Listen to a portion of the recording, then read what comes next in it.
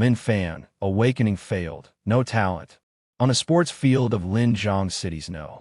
1 high school, the light on the awakening monument suddenly went out, and the instructor in charge of the test announced the result with an expressionless face. Amplified by the speaker system, spread across the entire field, immediately triggering a wave of ridicule. I knew it. Lin Fan, the bookworm who always scores full marks in theory classes, is useless after all. Always so arrogant, what now? How will he keep up the act? Hilarious. No talent means no prospects. ES destined to move bricks for a living.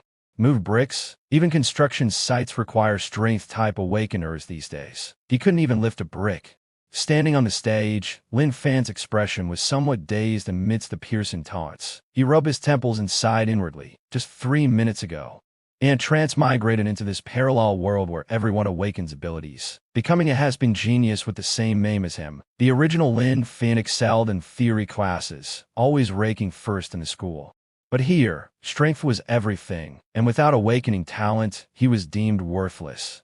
Step down. Don't waste others' time, the instructor said impatiently, waving him off as if shooing away an annoying fly. Lin Fan was about to turn and leave. Wait. A loud, arrogant voice came from the crowd. A boy wearing branded battle attire and sporting dyed yellow hair swaggered forward. Showdown walked up to the awakening monument, shot Lin Fan a provocative glance, and delayed his test deliberately, sneering. Lin Fan, is this all you've got? Don't you want to see what a real genius looks like?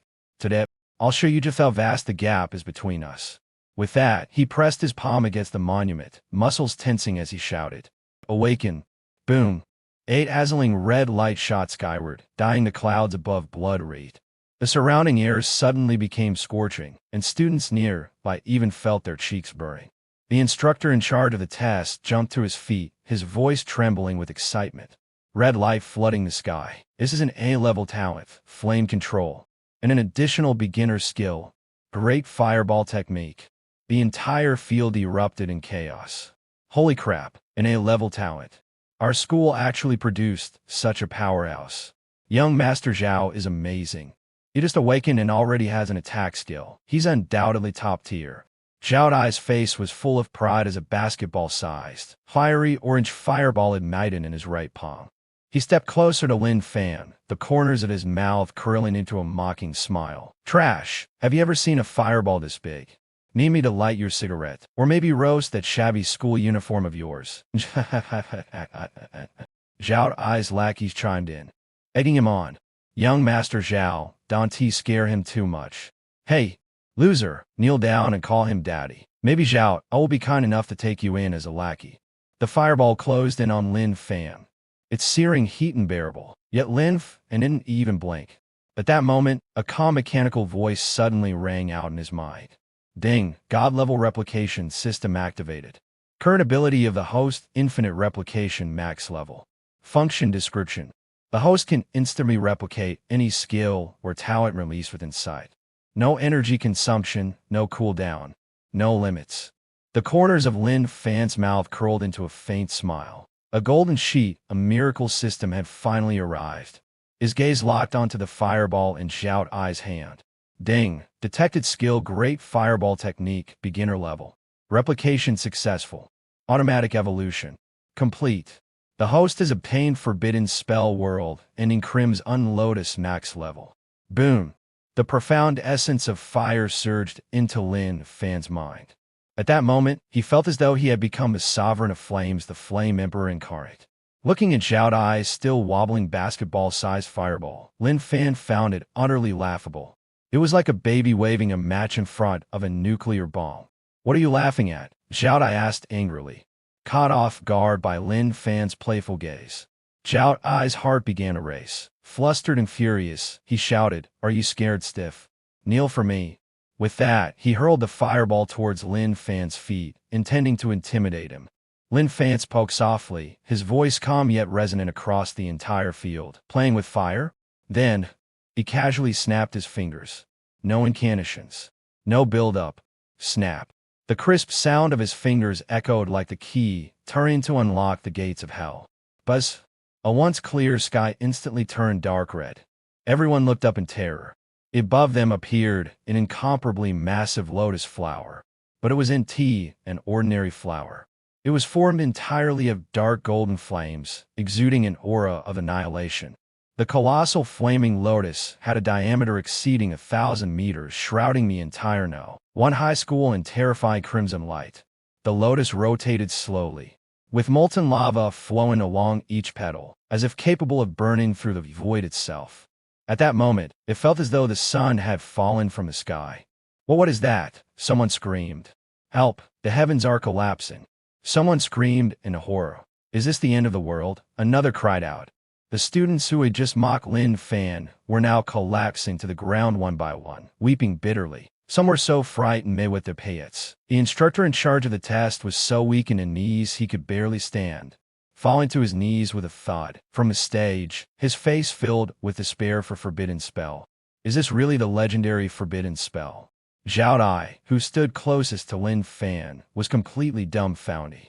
The once proud grand fireball he held in his hand was like a candle in the wind under the pressure of the apocalyptic crimson lotus. With a faint coof, it extinguished itself. Zhao Dai trembled all over, his teeth chattering as he stared at the still calm and collected Lin Fan, as if he were a demon. You, he stammered, unable to form complete words.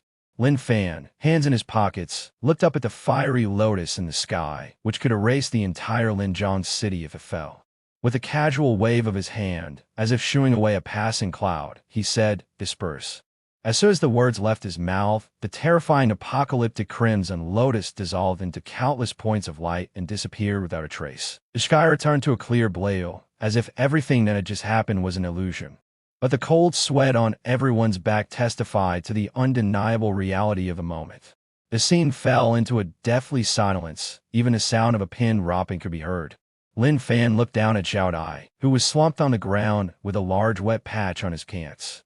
And a mocking smile appeared on his lips. "Your fireball is too small. Try harder next time." With that, Lin Fan completely ignored the stunned teachers and students, turned around, hands still in his pockets, and leisurely walked off the field, leaving behind only the silhouette of a man hiding his true strength.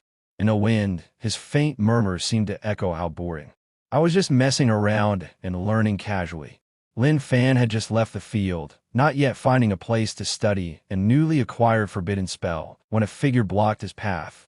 The surrounding students, who had been noisy moments earlier, fell silent at once, their eyes filled with awe and admiration. The girl blocking his way wore a perfectly tailored white training uniform, showcasing an astonishingly graceful figure. Her long, jet-black hair was tied casually. Her skin was fair, and her features were so exquisite, they seemed as if they had walked out of a painting. However, her beautiful eyes carried a chilling sharpness that was enough to instill fear. She was Su Qingzu, the undisputed top beauty of Linjiang High School. More importantly, she had just awakened the extremely rare S-class Alchemy sage. Without a doubt, she was the most dazzling genius of this generation. Lin Fan. Su Qingzu parted her rosy lips. Her voice as cold as ice, yet with a faint tremor. Her usually calm eyes were fixed on Lin Fan. Lin Fan stopped in his tracks and scratched his head helplessly. "What is up?" Just now Su Qingzu took a deep breath and pointed at the sky. "That crimson lotus was that you're doing." Although Lin Fan acted quickly, and most people were distracted by Zhao Dai, Su Qingzu, who had been observing from the shadows, keenly caught the moment Lin Fan snapped his fingers. The terrifying fire energy that erupted in that instant had painfully pricked her senses. Lin Fan shrugged innocently. "Miss Su, you must be joking. I failed my awakening. You saw it with your own eyes."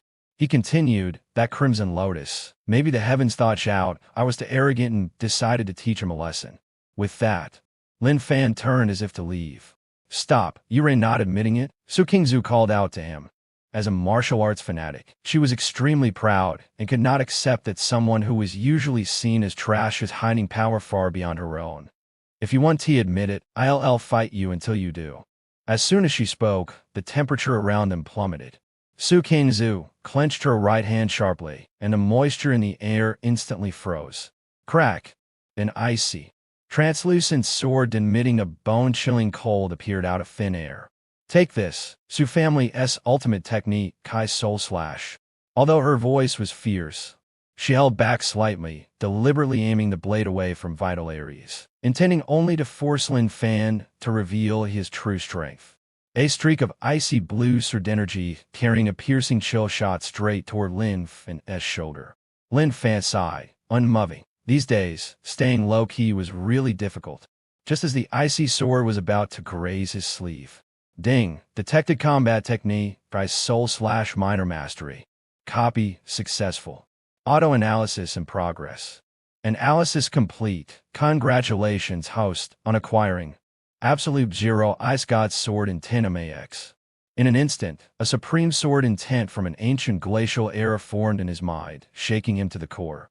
What seemed like an advanced sword technique in Su Qingzu's hands now appeared to Lin Fan as childish as playing with a plastic toy sword. To slow, to brittle, to weak. Lin Fan uttered 3 words in succession. Then, he casually extended his fingers, without using any spiritual energy for protection.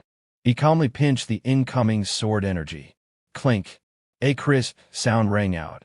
To Su Qingzu's astonishment, the ice soul slash, sharp enough to cut through iron, was effortlessly caught between Lin Fan's fingers, completely immobilized. How is this possible? Her eyes widened in disbelief, as if she had seen a ghost. After all, she was an S-class talent. Ordinary awakened individuals wouldn't dare to catch her sword energy with bare hands. Lin Fan looked at the trembling ice sword phantom at his fingertips and shook his head, saying, "Ice, this is not the way to use it. Your sword intent has form but no soul. True ice is not just cold, it's about utterly annihilating everything." As his words fell, Lin Fan gently exerted force with the fingers. Crack! Su Qingzu's ice sword, infused with spiritual energy, instantly shattered into countless shards, scattering across the ground. Her face turned pale as she staggered back to steps, shock filling her eyes. Lin Fan patted the ice fragments off his hands and turned to point at the massive artificial lake nearby, spanning thousands of square meters. "Watch closely. This is what true ice soul slash looks like." He didn't draw at his sword but casually waved his finger. The motion relaxed, as if swatting a mosquito. Suddenly, boom! An indescribably terrifying cold current exploded from Lin Fan as the center. The rippling surface of the lake froze instantaneously. Crack! Crack! Crack! The sharp sound of freezing echoed incessantly, making one's scalp tingle. It is 0.01 seconds. The kilometer-wide artificial lake turned into a massive crystal like ice amber. Not just the lake's surface. The fountain at the center of the lake froze mid-air, retaining its splashing water formation. The Kao leaping out of the water were also frozen, their shimmering scales encased in ice crystals. Even the willow leaves drifting onto the lake's surface froze in mid-air, suspended in the absolute zero domain where even gravity seemed to lose its effect. With just one finger, Lin Fan sealed the entire lake. The previously sunny campus transformed into a bitterly cold winter in the blink of an eye. Su Qingzu was dumbfounded, her entire body frozen at the sight of a miraculous scene before her. Her worldview crumbled in that instant. This was the true ice soul slash. Ice soul slashed. This wasn't some ordinary combat technique, it was akin to divine punishment. Compared to that single gesture, the sword moves she had been so proud of were nothing more than child's play. I retracted my hand, turned to face the completely petrified Su Qingzu, and smiled faintly. "Have you learned it? If not, I'll teach you again next time." With that, I didn't linger. Hands in my pockets, I leisurely walked away. It was until my figure disappeared around the corner by the school gate that Su Qingzu snapped back to her senses. Her heart beat quick, and not from fear, but from an unprecedented feeling of reverence. In a world where strength reigned supreme, that single gesture not only froze the entire lake, but also shattered her unrivaled pride as the campus beauty. Looking at the frozen lake's surface, a rare flush appeared on her cold, frosty face for the first time. She bit her lip, her eyes shining with determination. "Lin Fan, just how many secrets are you hiding? This Qingzu wanted to be bound to you." Meanwhile, in the principal's office at First High School, a white-haired old principal was yelling over the phone. "What? A field burned down? The artificial lake froze over. Who was it? Who on earth did this? Today is Awakening Day, not Disaster Day." Although the awakening ceremony at First High School was thrown into chaos by the two bizarre incidents Fire Lotus, over the sky and 1,000 meters of ice, the school leadership managed to maintain order and calm everyone down, allowing the ceremony to reluctantly continue. After all, awakening talent was just the first step. The real focus came next, the basics, the test, commonly known as the combat power test. In a gymnasium, a 10-meter all-black monolith stood in the center. This obsidian testing monument was made of a special alloy, capable of withstanding even the full-force attack of a strong individual, leaving only a shallow mark. The students gathered around were still whispering among themselves. The main topic of discussion was still the guy who caused the earlier anomalies, Lin Fan. They think that Fire Lotus was really Lin Fan's doing. Don't be stupid. He is a well-known good-for-nothing talentless. That must have been caused by Xiao Xiao's awakening resonance with heaven and earth. Exactly, Xiao Xiao is an A-class fire element user. Though most people try to comfort themselves with these explanations to suppress their doubts, Lin Fan's calm and collected demeanor still left many feeling uneasy. Next up, Wang Dali. The instructor called out a name. A towering figure, 2 meters tall with muscles as solid as rock, stepped forward. Wang Dali had awakened to be classed Aleph. Berserkart was known as a powerhouse in the school. He approached the testing monument, not rushing to strike, but first taking a deep breath. His muscles suddenly swelled, and his skin glowed red. This was his accompanying skill, Bull Strafe. Boom! With a deafening crash, his fists mashed into the monolith. The monument trembled slightly, and the screen beside it rapidly displayed numbers before settling. Strength 850 kg. Rating: Peak F-Class Awakener. Wow, just awakening already this powerful.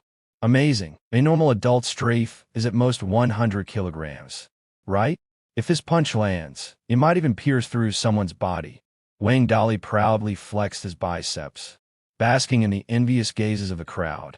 Then, he turned his head, his gaze locking on a Lin Fan at the end of a line, and sneered. Some people only know how to act mysterious all day. Dare to test your strength? Don't embarrass yourself if you can't even hit double digits. His words were directed straight at Lin Fan, and the crowd's attention shifted, eagerly anticipating a joke. I sighed and slowly walked out from the back of the crowd. I really didn't want to take the test. There was almost a big incident earlier. After accidentally triggering absolute zero, all I wanted was to go home and study the system. But the test was mandatory. No test, no graduation. Hurry up, stop dawdling. The instructor barked impatiently. Use your full strength for one punch, don't waste everyone's time. I approached the obsidian testing monument. Wang Dali still stood nearby, arms crossed, sneering silently as he looked at me. He smirked and said, "Kid, be careful. Don't hurt your wrist using too much strength. This monument is really tough." I ignored him, glancing casually at the faint tread, glow lingering on Wang Dali. Ding, detected skill. Bull Force Beginner. Successfully copied. Auto-deduction in progress. Deduction complete. Congratulations, host, for acquiring Ancient Tite and Nestrafe MAX. In an instant, I felt every cell in my body roaring. If Wang Dali's strength resembled that of a wild bull, and what surged within me now was the might of an ancient titan capable of tearing stars apart and stomping on the earth. This power was overwhelming, so overwhelming that I had to suppress it desperately. Otherwise, even a slight breath might crush the air itself. Use full strength? I murmured, staring at the seemingly sturdy monument. That won't do. If it breaks, I'll have to pay for it, and the school is notoriously stingy. Better hold back. How about using just a billionth of my strength? That should suffice, just a light test. With my decision made, I extended my right hand. No charging up, no stance. I didn't even clench my fist. My palm remained soft and open, as though I were dusting off a surface, and I gently pressed it against the monument. Is he doing embroidery like a lady? I am dying of laughter. He is tickling the monument. I assent. Wang Dali laughed, so hard tears were streaming down his face. But the next second, his laughter came to an abrupt halt.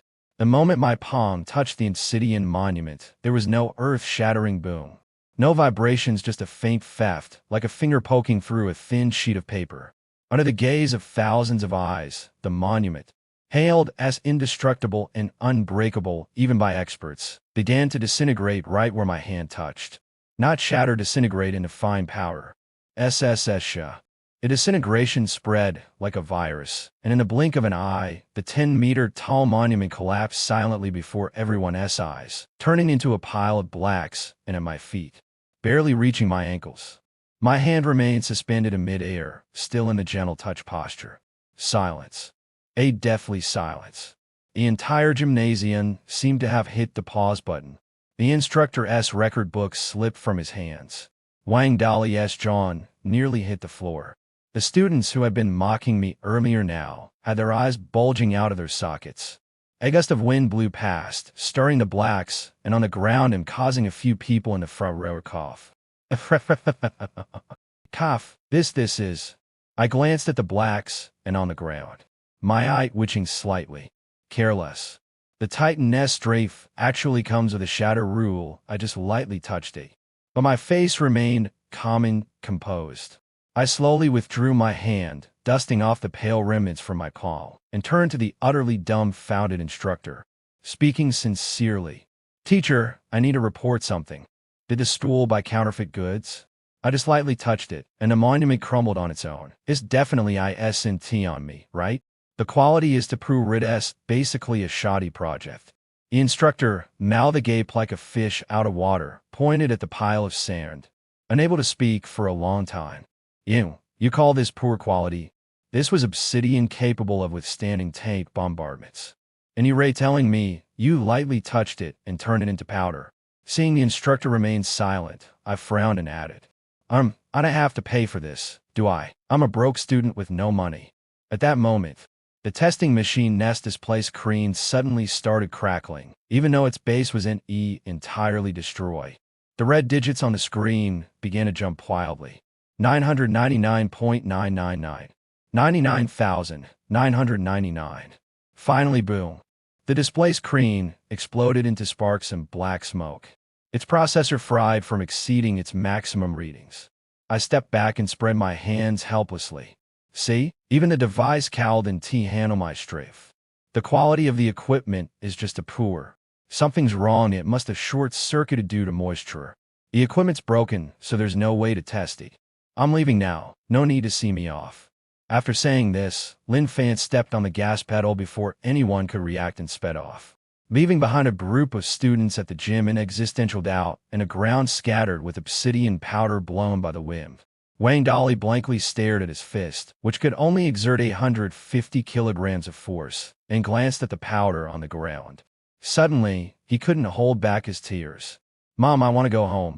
Earth is too dangerous. The next day, in the teaching building, the first large class after the class divisions was Basic Elemental Perception, taught by Wang Yan, a wind element instructor known for his strictness. Wind represents freedom and is also full of power, Wang Yan said as he stood at the podium, adjusted his glasses, and held a thick textbook in his hand.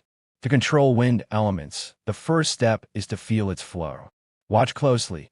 With a gentle swipe of his finger, the heavy textbook slowly lifted off the desk, covering about 30 centimeters in the air. The students below gasped in amazement. Wow, this is object manipulation. Even though it's the most basic wind skill, it still looks super cool. When can I do something like that? Wang Yan proudly pressed his palm down, basking in the students' admiring gazes. This move is called wind levitation, the most basic wind skill. It looks simple, but it requires an extremely high level of mental focus. Back in my day, I trained for 3 whole months and could only make a book hover for 1 minute. At the back row by the window, Lin Fan propped his cheek with one hand, looking bored as his eyelids drooped. For him, such basic lessons were nothing more than lullabies. Half closing his eyes, he lazily glanced at the swaying book on the podium. Ding! Skill detected. Wind levitation beginner. Successfully copied. Auto-deduction in progress. Deduction complete. Congratulations to the host for acquiring Void Wind Control Technique, next level. Passive skill unlock. Child of the Wind Gravity Nullification, enabling flight anytime, anywhere. Mass level again. Lin Fan yawned as he instantly grasped all the techniques related to airflow, as if he could fly into the sky at any moment. Too sleepy, I'll nap for a while. With no concern, he lay down on the desk and quickly fell asleep. 10 minutes later. Wan Yan was furiously writing elemental arrangement formulas on the blackboard when he suddenly felt something strange about the atmosphere in the classroom. The students had stopped taking notes and were instead staring at the ceiling. "What are you all looking at? The blackboard is over here." Wang Yan turned around angrily, then followed the student's gaze upward. The next second, the chalk in his hand fell to the ground and snapped in half. There was a person stuck to the ceiling. More accurately, a person floating near the ceiling. Lin Fan was asleep at his desk, but somehow, he and the desk were floating near the ceiling, seemingly unaffected by gravity. He was sleeping soundly, even turning over, mumbling as he drooled. Snore, snore. The steady sound of snoring echoed through the silent classroom. Wang Yan's eyes nearly popped out of their sockets. He just bragged about training for 3 months to make a book hover for 1 minute. But now this guy. And it's how it took him to nap. His entire body and the heavy desk had floated to the ceiling, and they were floating more steadily than if they were on the ground. Lin Fan, Wang Yan roared. Lin Fan jolted awake, confused.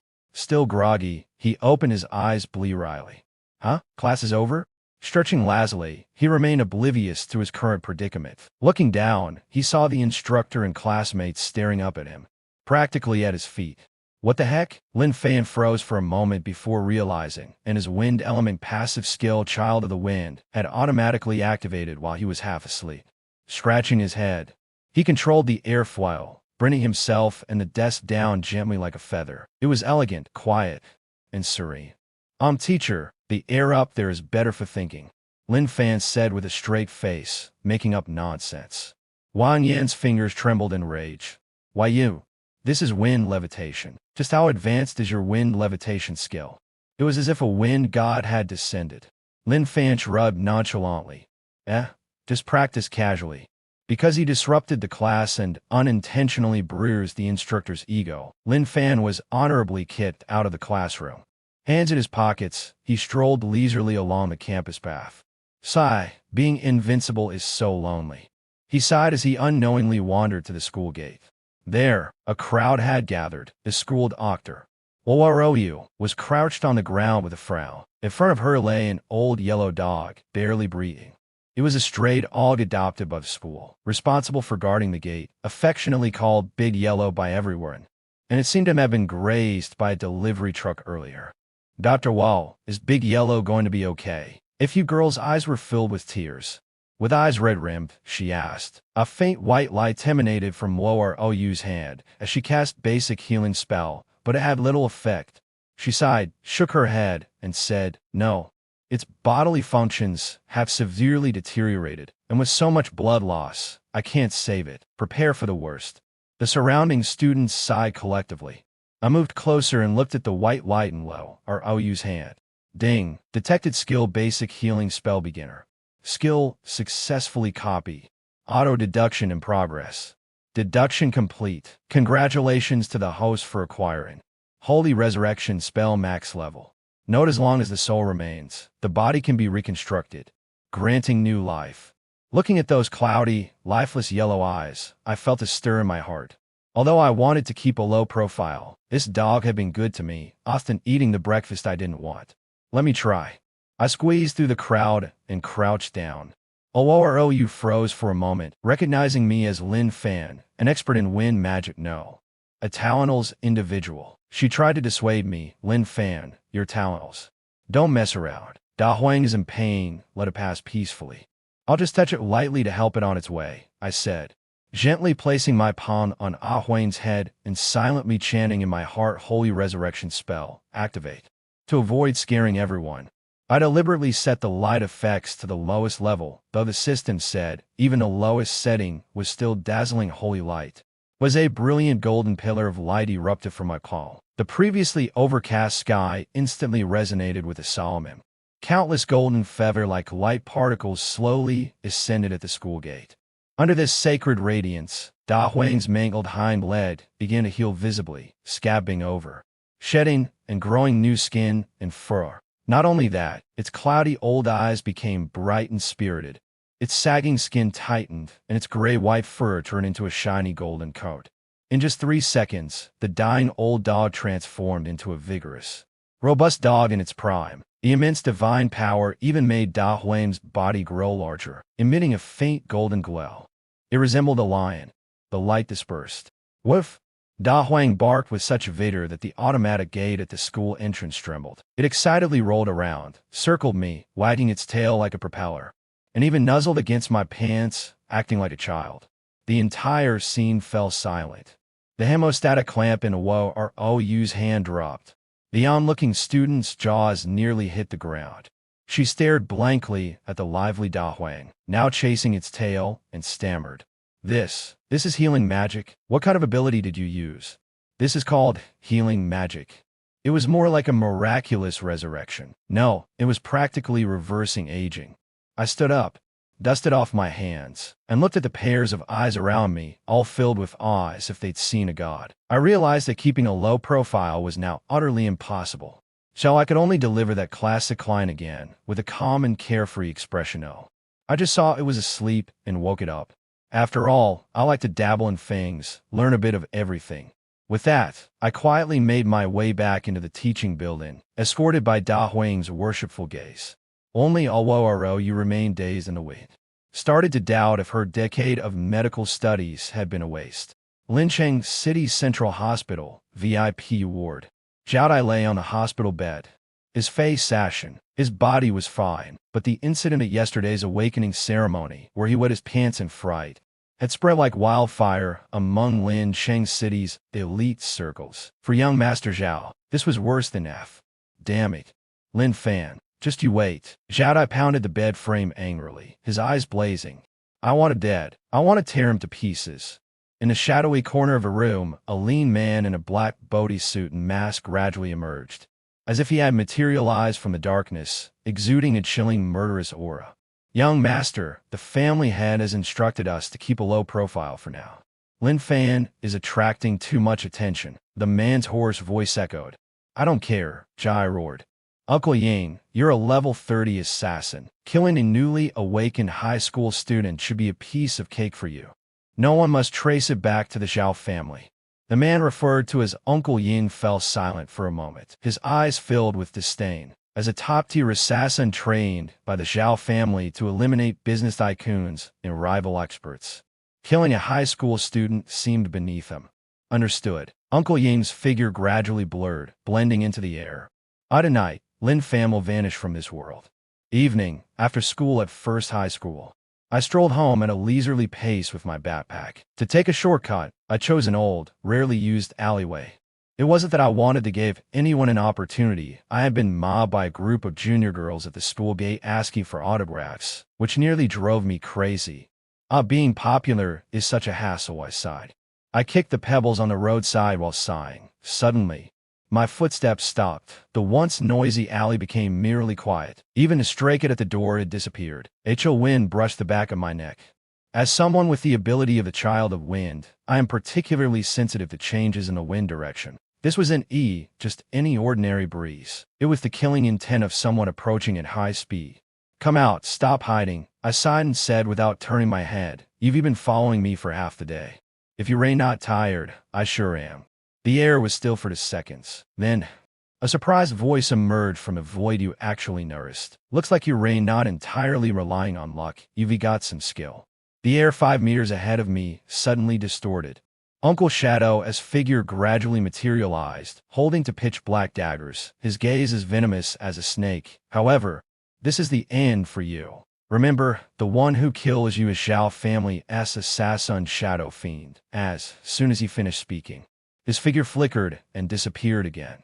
This was the core skill of assassin's invisibility stealth, and not just any stealth, but a top-tier, highly refined one that completely concealed not only his figure, but also his aura and footsteps. Shadow Fiend moved at high speed in the darkness, a cruel smile forming on his lips. He had already circled to the blind spot in my left rear. I stood there foolishly, as if looking around to figure out where he was hiding. So naive, Shadow Fiend mocked inwardly. The daggers gleamed with a ghostly blue light as he thrust them fiercely toward my back. His strike was undoubtedly a fatal blow. However, just as the dagger was only 0. 1 centimeters away from me, my previously scanning around expression shifted slightly, and the corners of my mouth curved upward. Ding! Detecting skill, advanced invisibility stealth. Replication successful. Simulating. Simulation complete. Congratulations, host. You've acquired Void Walk Divine Concealment MAX. Ascription merge your body into the void, making it impossible for anything to detect you. Attacks cannot hit, and you completely ignore physical collisions. Huh? Stealth can be used like this, I murmured softly. The next second, Shadow Fiend's pupil shrank to pinpoints. The dagger that was aimed so precisely at me missed completely, not because I dodged, but because my entire being vanished right under his nose. No air distortion, no afterimage, as if I had never been there in the first place. What? Shadow Fiend was horrified. He quickly retreated, leaning against a wall, scanning his surroundings warily. Stealth? Impossible. Even top-tier stealth techniques leave traces of spiritual energy. How can he leave no sign at all? The alley was left with nothing but the sound of Shadow Fiend's heavy breathing. A fear he had never experienced before crawled into his heart for the first time as a hunter. He felt like the prey. Suddenly, a warm hand unexpectedly rested on Shadow Fiend's shoulder. Looking for me. A teasing voice whispered in his ear. Ah! Shadow Fiend screamed in sheer terror, instinctively swinging his dagger backward. Whoosh! The dagger sliced through the air, but it was like slashing at a phantom in the void, hitting nothing. Too slow. The voice came from in front of him. Shadow Fiend whipped his head around, but there was no one there. Too weak. The voice now came from above him. Are you a human or a ghost? Shadow Fiend was utterly broken. Such ghostly, unpredictable movements. This was something even a level 50 master assassin could achieve. I am your worst nightmare, with a playful remark. My figure finally emerged from the void, standing right in front of Shadow Fiend, our faces almost touching, less than 3 centimeters apart. Before he could react, I raised my right hand and lightly slapped him. Slap! A thunderous sound echoed. The slap carried a hint of Titaness might, and the self-proclaimed deadly, elusive level 30 shadow assassin was sent flying like a swatted fly. He crashed into the brick wall of the alley, leaving a human-shaped hole before slumping to the ground like a pile of mud. Half his face swelled like a pig's head, teeth scattered everywhere. Stars swirling in his vision, and his head buzzing. He tried to get up, only to find a foot pressing firmly on his chest. I looked down at him coldly, all traces of my usual carefree demeanor gone. Go back and tell Zhao I said, since he is so generous in sending me skills. I'll be sure to return the favor. I pressed down slightly with my foot, making Shadow Fiend scream as 3 of his ribs cracked. Tomorrow, I will personally visit the Xiao family. Tell him to prepare his neck and gather all the valuables in his house. Understood? Shadow Fiend. His mouth full of blood, nodded desperately, tears streaming down his face. Understood, please.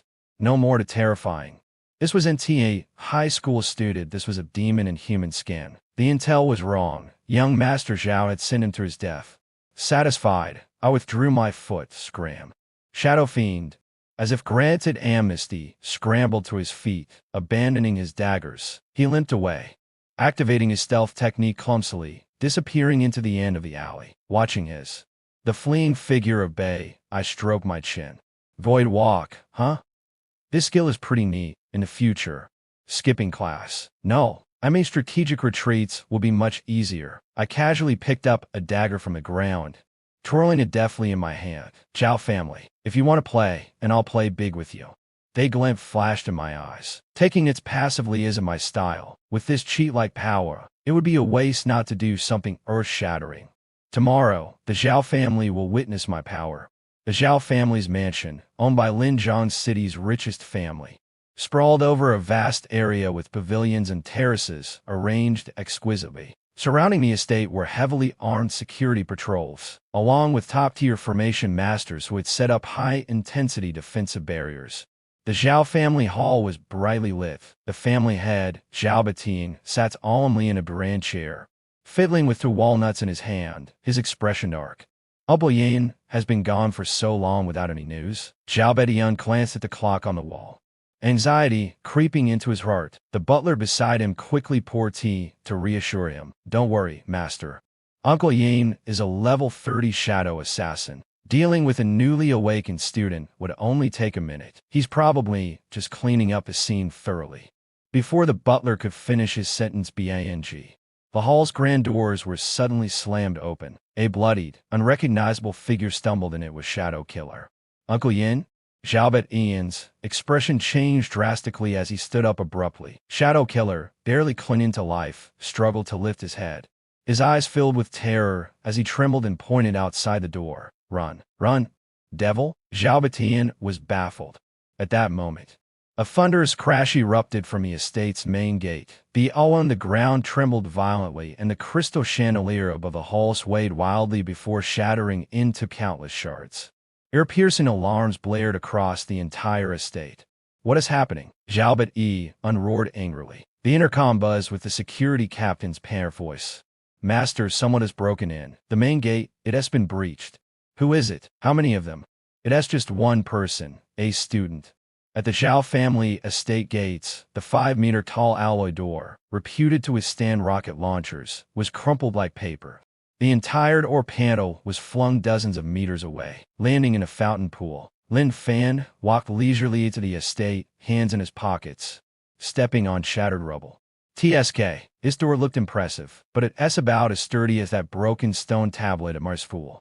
Behind him lay dozens of guards armed with electric batons and psionic rifles, all foaming at the mouth. None had even touched the hem of Lin Fan's clothes. Who are you? How dare you break into the Xiao family? A group of Xiao family enforcers in martial arts uniforms rushed out, led by a level 40 berserker wielding a massive axe, exuding an intimidating aura. Lin Fan glanced at the emblem on their uniforms. Oh, Xiao family enforcers? Just what I need. Show me all your skills. So I don't have to waste time hunting you down one by one. Arrogant brat, the berserker roared. Die. He leapt high into the air, his massive axe descending with the force to split mountains. Lin Fan yawned lazily, not even bothering to dodge. Titan's strength activated. He extended a single finger, lightly pushing upward. Clang. A mountain-splitting axe shattered a notch upon contact with Lin Fan's finger. Too weak, Lin Fan shook his head. Next. He continued walking towards main residence step by step. With each step, another Xiao family expert was sent flying. No flashy moves, just straightforward punches, kicks, and finger strikes. Along his path, the Xiao family's proud defensive line crumbled like paper. As he approached the main residence entrance, a furious shout came from overhead. Lin Fan, you rate arrogant. Xiaobet Ian, accompanied by the family elders, have finally arrived. Seeing his classmen writhing in pain on the ground in the courtyard turning to ruins, Xiaobet Ian's heart ached as if stabbed. His eyes burned red with fury. Arrogant, Lin Fan halted, smiling. You sent assassins to kill me, and you don't all that arrogant. I am a reasonable person. You sent an assassin my way, I return a demolition crew to you. Fair enough? Fair? Fair? Xiaobet Ian was so enraged he laughed maniacally. His face contorting with fury. You've got a death wish, daring to invade the Xiao family's stronghold. Don't blame me for being ruthless. You think brute strength alone allows you to run rampant in the Xiao family? Let me teach you the power of the Xiao family's century-old foundation. Xiaobet Ian suddenly pulled out a jade talisman and crushed it with force, yelling, Family defensive formation 9 dragons, blazing fire array, activate. With a hun intricate patterns lit up densely across the Xiao family estate grounds. 9 massive pillars of fire shot into the sky, intertwining to form 9 ferocious flame dragons. Together, they created a gigantic dome-shaped barrier, enclosing me tightly. The searing heat instantly. Explosion, the air began to distort, and even the stones on the ground started to emit smoke. This formation was a lethal grand array that the Xiao family had spent a fortune commissioning a rank 3 array master to create. Once activated, even a master with level 50 strafe would be burned to ashes instantly. Xiaobet Ian stood outside the array, laughing smugly. Lin Fan, no matter how strong you are, you won't escape from the 9 dragons inferno array. Get ready to turn into a dried corpse. I stood at the center of the blazing flames, completely unfazed. Instead, I excitedly observed the roaming fire runes and the 9 fire dragons above me. So this is their array? I thought to myself. Interesting. Using spiritual power to construct circuits and guide the elements of heaven on earth. But the skill of the person who set this up is mediocre at best. A glimmer flashed in my eyes.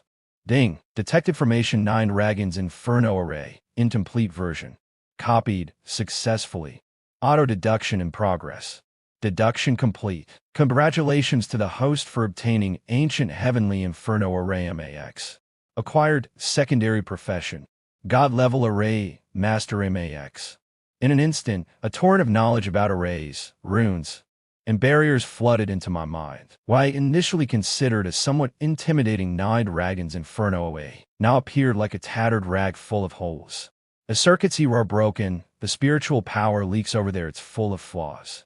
I sighed, raising my right hand and gently pointing at the void. Since this array is mine now, let me upgrade it a bit. Modify. As soon as the words left my mouth, the 9 fire dragons that had been spewing flames suddenly froze. The original red flames turned into a majestic purple gold in an instant. The array's patterns underwent a frenzy of restructuring and expansion, not only enveloping the entire Xiao family estate, but also encompassing Xiaobadian and everyone else standing outside the array.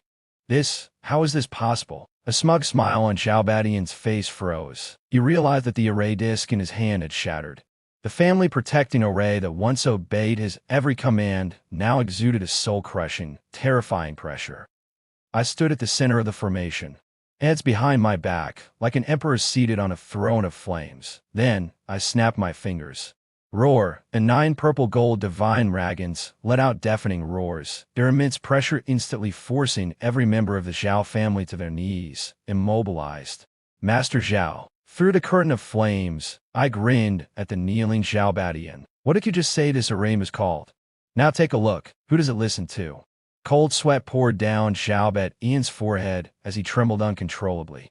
The purple-gold dragon heads above him, capable of annihilating the Xiao family at any moment, completely shattered his mental defenses. What kind of monster was this? He only had a glance at the array to seize control of it. Was he even human? Young Master Lin, please don't act recklessly. Don't use the array. Xiaobadian pleaded in a trembling voice, his tone cracking. We can talk this through. Don't release the dragons. Please, don't release the dragons. I stepped forward, looking down at him from above. Talk this through. Since the array has already been activated, let's not waste it. You are now surrounded. I gestured toward the purple-gold divine flames dancing in the air, a sly smile playing on my lips. Think of this as your home. We'll leave. You'll have to get past me first. But as long as I'm in a good mood, if anyone dares take a single step out, I'll treat that dragon to roasted lamb.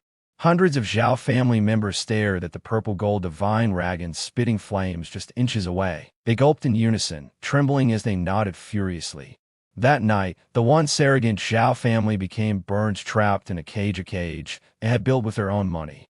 The intense heat left the Xiao family drenched in sweat, as if they were trapped in a giant furnace. The Xiao family head, Xiaobadian, had long lost his earlier arrogance. Kneeling on the scorching stone floor, his luxurious silk robe was soaked with sweat, clinging to his body in a pathetic state. Young Master Lin, Lord Lin, Xiaobadi, looked up at the 9 massive dragon heads looming above, their menacing or ready to devour everything. We were wrong, truly wrong. I beg you, have mercy and deactivate the array. If this continues, the Xiao family will be wiped out. The surrounding Xiao family elders and protectors also knelt repeatedly, pleading desperately. No one had anticipated that the Xiao family's proud, unrivaled grand array to repel enemies would become a blade hanging over their heads, and the one wielding the blade was none other than a high school student they had previously underestimated. Seated on a grand dragon chair formed from purple-gold flames, I crossed my legs and toyed with an ornament I had casually taken from a Xiao family's hall. A supreme spirit stone came into my possession. Disarmed the formation, I raised an eyebrow, feigning reluctance. That doesn't seem right. I distinctly remember you, Master Xiao, saying that I should take a good look at your family's foundation. I'm still admiring it, and I'm not done yet. We've seen enough. You've seen enough. Xiaobadi wished he could slap himself twice. It's all my fault. I was blind, arrogant. Young Master Lin, name your price. As long as you spare the Xiao family, I'll agree to any conditions. As a businessman, Xiaobadi knew this was not the time to talk about dignity, but to fight for survival. Hearing this, my eyes lit up slightly, and I leaned forward. Oh, any conditions? Then let's settle the account. I raised a finger. First, compensation for emotional distress. You sent that dark assassin to kill me, causing severe trauma to my inner young heart. I might have nightmares tonight, and it could even ruin my appetite tomorrow.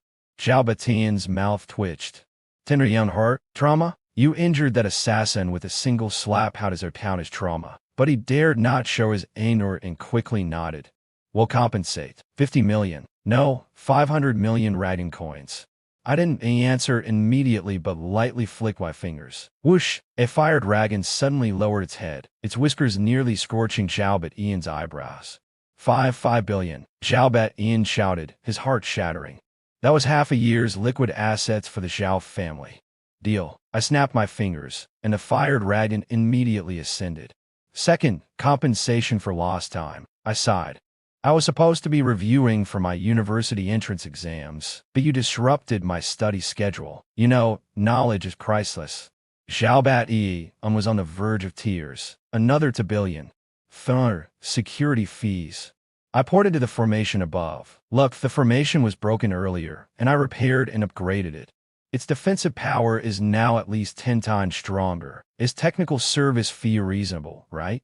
Zhao Batian wanted to die on the spot.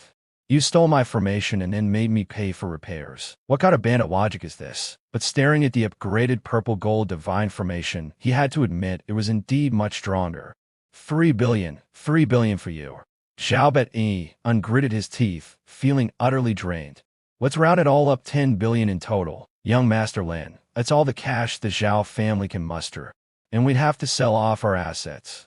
10 billion. This sum could buy a small city or a complete set of advanced cultivation resources, enough to train a 5th-tier powerhouse. For a high school student who was worrying about tuition fees just yesterday, it was like striking it rich overnight. All right, I can reluctantly accept that. I pulled out my phone, showing the payment QR code. Transfer the amount. Installments are acceptable, but there will be no waiving of interest. 5 minutes later. Ding, your account has received 10 billion yuan. Looking at the long string of digits on the screen, I nodded in satisfaction. Now I had tuition covered, along with enough for a house, a car, and even a future wedding. Young Master Lin, we've given you the money. Can we leave now? Zhao Batian cautiously asked. What's the rush? I put away my phone, stood up, and scanned the Xiao family members present with my gaze. Money was just a bonus. The real treasure was these skilled individuals. Now that the money issue is settled, it's time for the 4th item. I said with a smile. I've long admired the Xiao family's talents. I've heard that each of you possesses remarkable skills. Zhao Batian's heart tightened. Young Master Lin, what do you mean? Nothing much. I just want to broaden my horizons. I pointed to an empty spot nearby. Come on, line up. Show me your best skills one by one in front of that stone. Whoever has the most powerful and impressive skill, I'll let them leave. If anyone dares to hold back, I gestured toward the fire dragon above. Then you'll stay behind and become barbecue. The crowd erupted in shock. What kind of request was this? No treasures. No elixirs, just performances. I'll go first. The Xiao family's second elder, driven by a strong survival instinct, stepped forward. He was known for his defensive techniques. This is my golden bell shield, the result of 50 years of practice. With a loud shout, his skin turned bronze, and a golden bell phantom enveloped him, exuding immense defensive power. I glanced at him. Ding, successfully copied, upgraded to him AX level. Acquired indestructible golden body divine level. Passive reduces physical and magical damage by 99%. Immune to all forms of harm. Not bad. Next, I waved my hand. The second elder, feeling he'd escaped a disaster, quickly rolled out of the formation's range. With this precedent, others dared to step forward. Family pride, elder status, none of it mattered when their lives were at stake. Thus, an absurd scene unfolded in the Zhao family estate. Normally high and mighty experts now lined up like circus performers, showcasing their unique skills. Watch my blazing wind kick. Successfully copied, acquired divine wind phantom kick, MAX. This is my family's secret technique. The ultimate skill, toxic mist technique. Successfully copied, acquired. Curse poison body MAX. I know 1,000-mile sound transference. Successfully copied. Acquired divine sense connection MAX. Even Zhao Batian was forced to step forward to showcase his signature skill Overfluent Spear. Half an hour later, I felt like the skill list in my mind was about to overflow. Agility, healing, poison techniques, reconnaissance. A martial foundation accumulated over generations of the Xiao family had overnight become my personal skill library. Phew, what a haul, I stretched lazily, looking at the Zhao family members scrawled on the ground, gasping for breath, their spiritual energy completely depleted. At this moment, the Zhao family had not only lost all their wealth but also been utterly drained physically. All right, I'm not unreasonable. I'll wave my hand casually. The purple gold divine fire that filled the sky instantly dispersed, turning into specks of starlight that returned to the heavens and earth. The heavy weight pressing on the Zhao family's hearts was finally lifted. Thank you, young Master Lin. Thank you for sparing us. Zhao Batian cried tears of gratitude, vowing he never wanted to see this jinx again in his life. With my backpack slung over my shoulder and hands in my pockets, I headed towards the gate. As I reached the gate, I suddenly stopped and glanced back at Zhao Batian. Zhao Bat, Ian trembled all over. Young Master Lin, do you have any other instructions? I pointed at the gate, now reduced to scrap metal. By the way, that gate looks pretty expensive. Right? Make sure to fix it. If I come back next time and it's still not repaired, I'll tear down the wall too. After speaking, I whistled and disappeared into the night. Zhao Bat collapsed onto the ground, staring at the ravaged manor and the zero balance in their account. Filled with despair. Serves us right. From now on, if anyone dares provoke Lin Fan again, I'll kick them out of the family. Walking out of the Zhao family estate, I was in a great mood. I glanced at my phone balance and then at the dazzling skill tree in my mind. So this is what it feels like to be rich. Looks like I'll have to visit more of these big families in the future, make money and grow stronger at the same time. Just then, my phone buzzed. It was a mass text from the school administration office. Notice tomorrow, the Provincial Heavens Chosen Cup selection tournament will be held at the City Sports Arena. The top 10 will receive guaranteed admission to top-tier academies. Please attend on time. Lin Fan read the message, the corners of his mouth lifting into a smile. A selection tournament. He thought to himself, perfect, I haven't had a chance to use my newly learned skills yet. The next morning, the central square of Linjiang City was already packed with people and colorful flags fluttered in the breeze. The annual Heavens Chosen Cup Provincial Selection Tournament was a pivotal opportunity for awakened high school seniors to chase their fate. As long as you made it into the top 10, not only would you receive substantial prize money, but you'd also be guaranteed direct admission to one of the 4 top-tier academies in the Dragon Nation. Thousands of top students from various high schools were gathered in the square, creating a tense atmosphere. Most of them were clad in heavy alloyed armor, carrying tactical backpacks, gripping weapons, and their faces filled with anxiety. Some were cramming last-minute knowledge about magical beasts' weaknesses, while others were frantically gulping down supplements to adjust their state. But Lin Fan was entirely different. He was dressed in loose athletic wear, without even a piece of protective gear.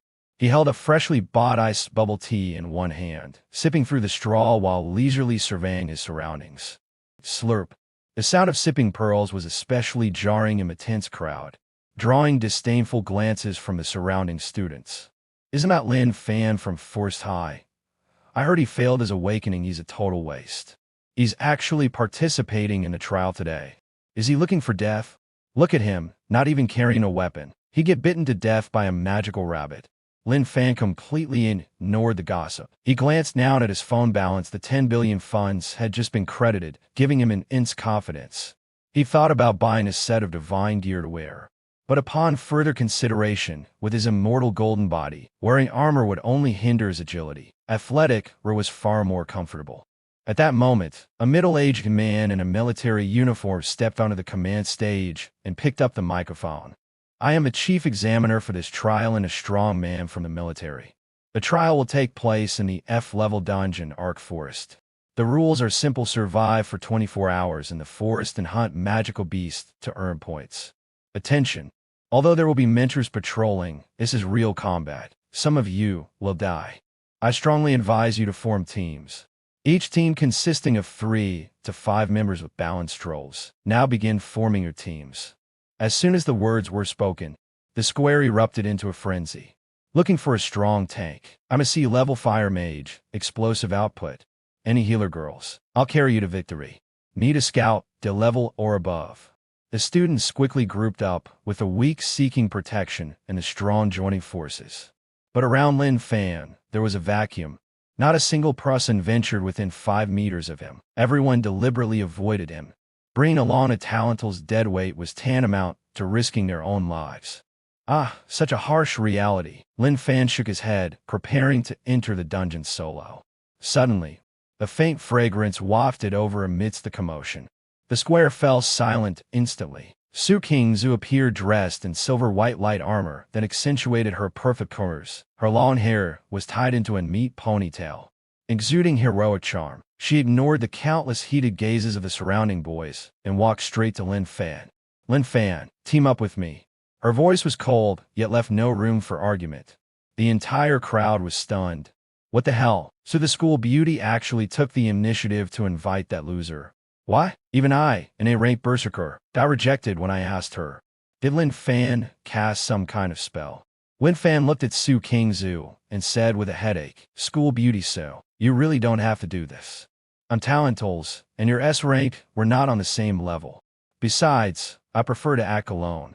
Su Qingzu bit her lip and lowered her voice. Stop pretending. I know you're strong, and I'm no weakling either. In the depths of the dark forest, there are tiered beasts. Even for you, having an extra hand is safer.